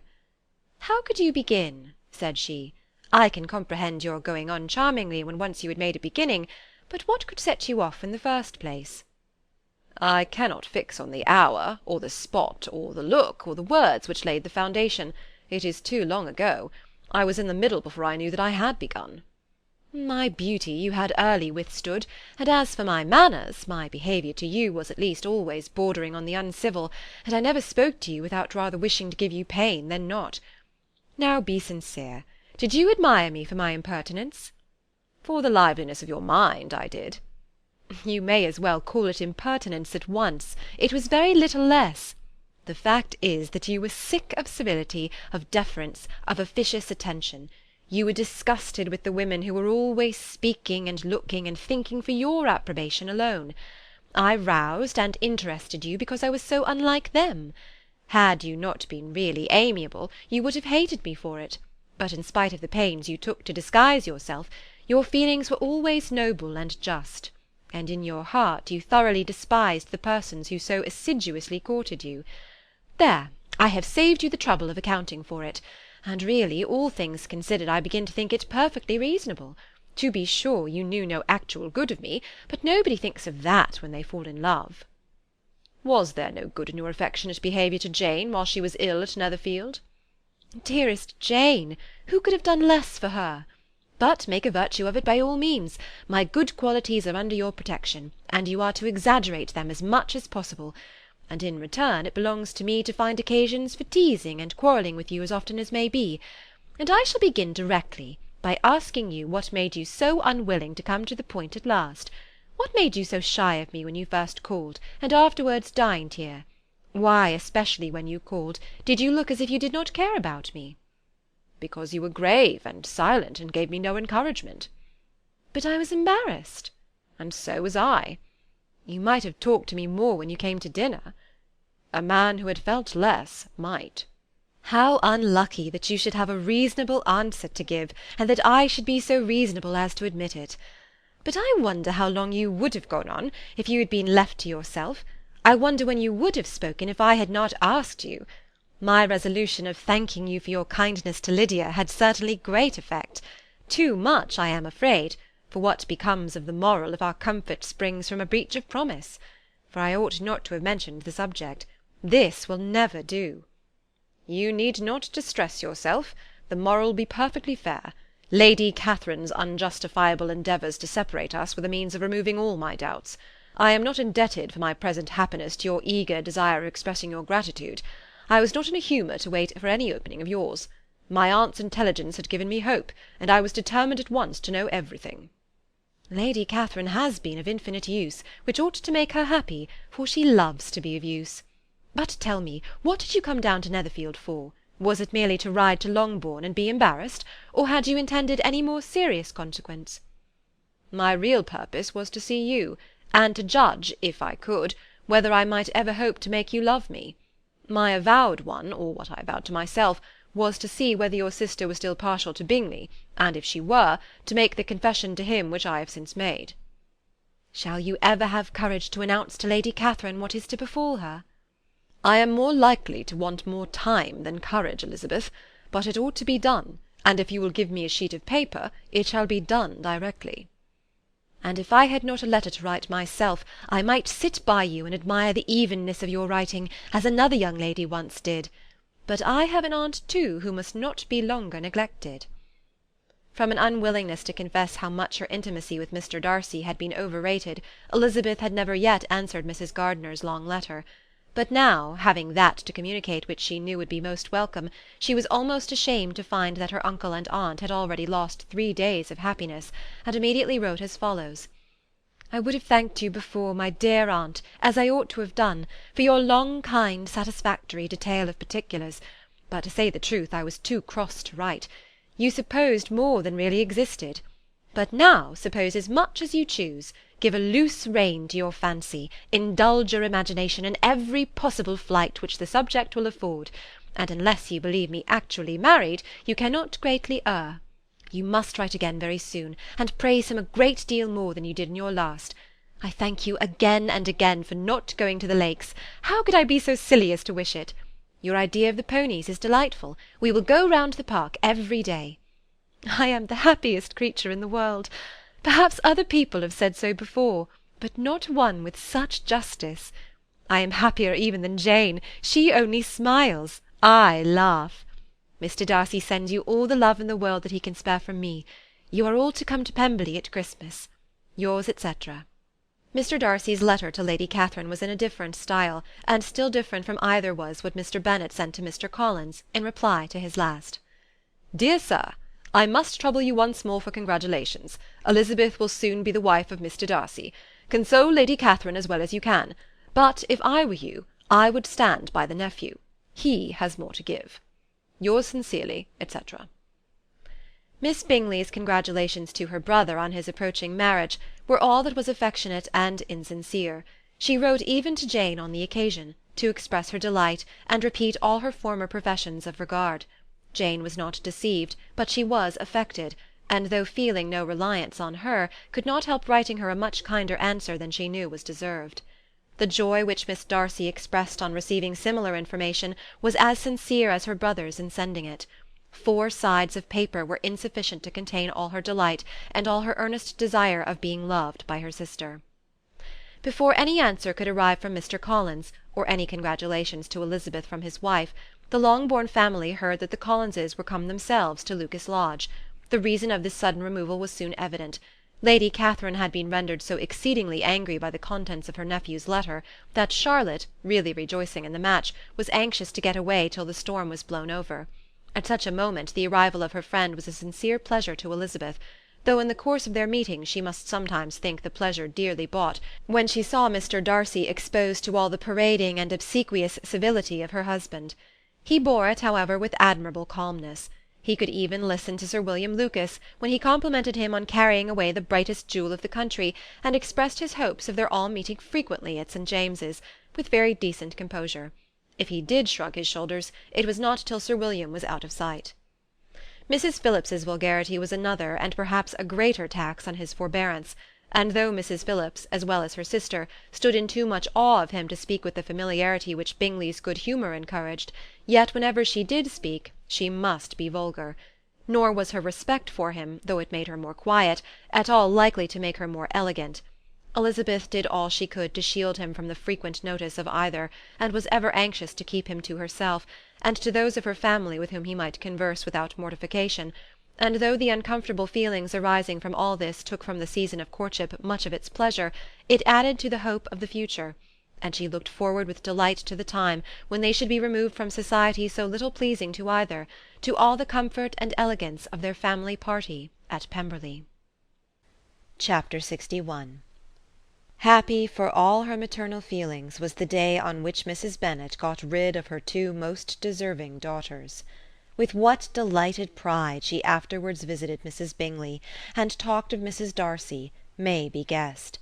I wish I could say, for the sake of her family, that the accomplishment of her earnest desire in the establishment of so many of her children produced so happy an effect as to make her a sensible, amiable, well-informed woman for the rest of her life, though perhaps it was lucky for her husband, who might not have relished domestic felicity in so unusual a form, that she was still occasionally nervous and invariably silly. Mr. Bennet missed his second daughter exceedingly. His affection for her drew him oftener from home than anything else could do. He delighted in going to Pemberley, especially when he was least expected. Mr. Bingley and Jane remained at Netherfield only a 12-month. So near a vicinity to her mother and Meryton relations was not desirable even to his easy temper or her affectionate heart. The darling wish of his sisters was then gratified. He bought an estate in a neighbouring county to Derbyshire, and Jane and Elizabeth, in addition to every other source of happiness, were within 30 miles of each other. Kitty, to her very material advantage, spent the chief of her time with her 2 elder sisters. In society so superior to what she had generally known, her improvement was great. She was not of so ungovernable a temper as Lydia, and removed from the influence of Lydia's example, she became, by proper attention and management, less irritable, less ignorant, and less insipid. From the further disadvantage of Lydia's society she was of course carefully kept, and though Mrs. Wickham frequently invited her to come and stay with her, with the promise of balls and young men, her father would never consent to her going. Mary was the only daughter who remained at home, and she was necessarily drawn from the pursuit of accomplishments by Mrs. Bennet's being quite unable to sit alone. Mary was obliged to mix more with the world, but she could still moralize over every morning visit, and as she was no longer mortified by comparisons between her sister's beauty and her own, it was suspected by her father that she submitted to the change without much reluctance.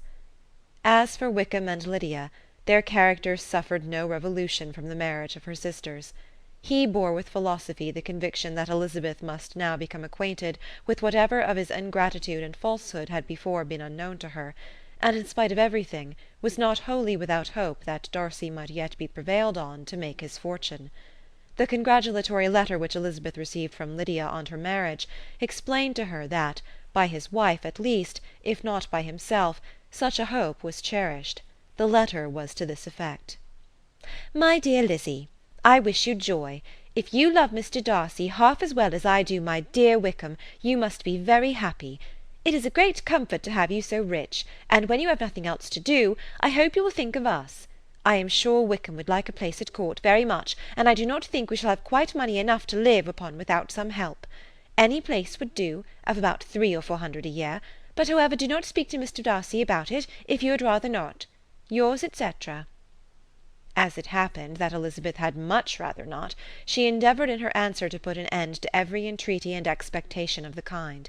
Such relief, however, as it was in her power to afford, by the practice of what might be called economy in her own private expenses, she frequently sent them.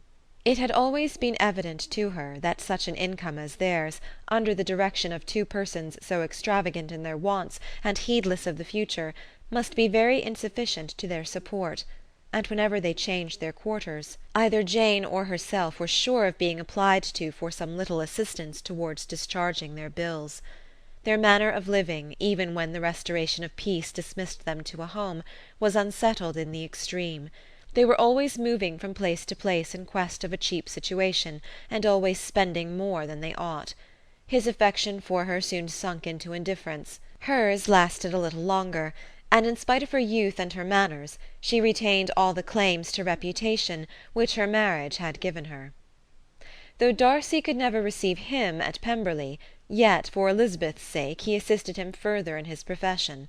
Lydia was occasionally a visitor there, when her husband was gone to enjoy himself in London or Bath, and with the Bingleys they both of them frequently stayed so long that even Bingley's good humour was overcome, and he proceeded so far as to talk of giving them a hint to be gone.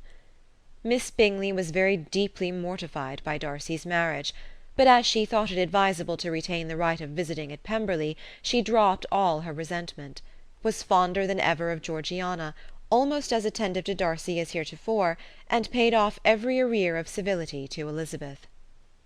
Pemberley was now Georgiana's home, and the attachment of the sisters was exactly what Darcy had hoped to see.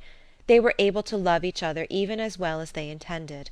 Georgiana had the highest opinion in the world of Elizabeth, though at first she often listened with an astonishment bordering on alarm at her lively, sportive manner of talking to her brother. He, who had always inspired in herself a respect which almost overcame her affection, she now saw the object of open pleasantry. Her mind received knowledge which had never before fallen in her way. By Elizabeth's instructions, she began to comprehend that a woman may take liberties with her husband which a brother will not always allow in a sister more than 10 years younger than himself. Lady Catherine was extremely indignant on the marriage of her nephew, and as she gave way to all the genuine frankness of her character, in her reply to the letter which announced its arrangement, she sent him language so very abusive, especially of Elizabeth, that for some time all intercourse was at an end.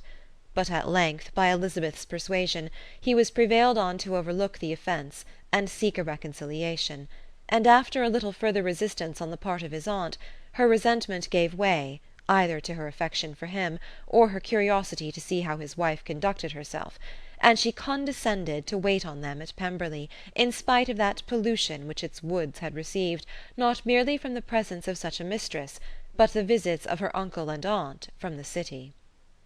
With the Gardiners they were always on the most intimate terms. Darcy, as well as Elizabeth, really loved them, and they were both ever sensible of the warmest gratitude towards the persons who, by bringing her into Derbyshire, had been the means of uniting them.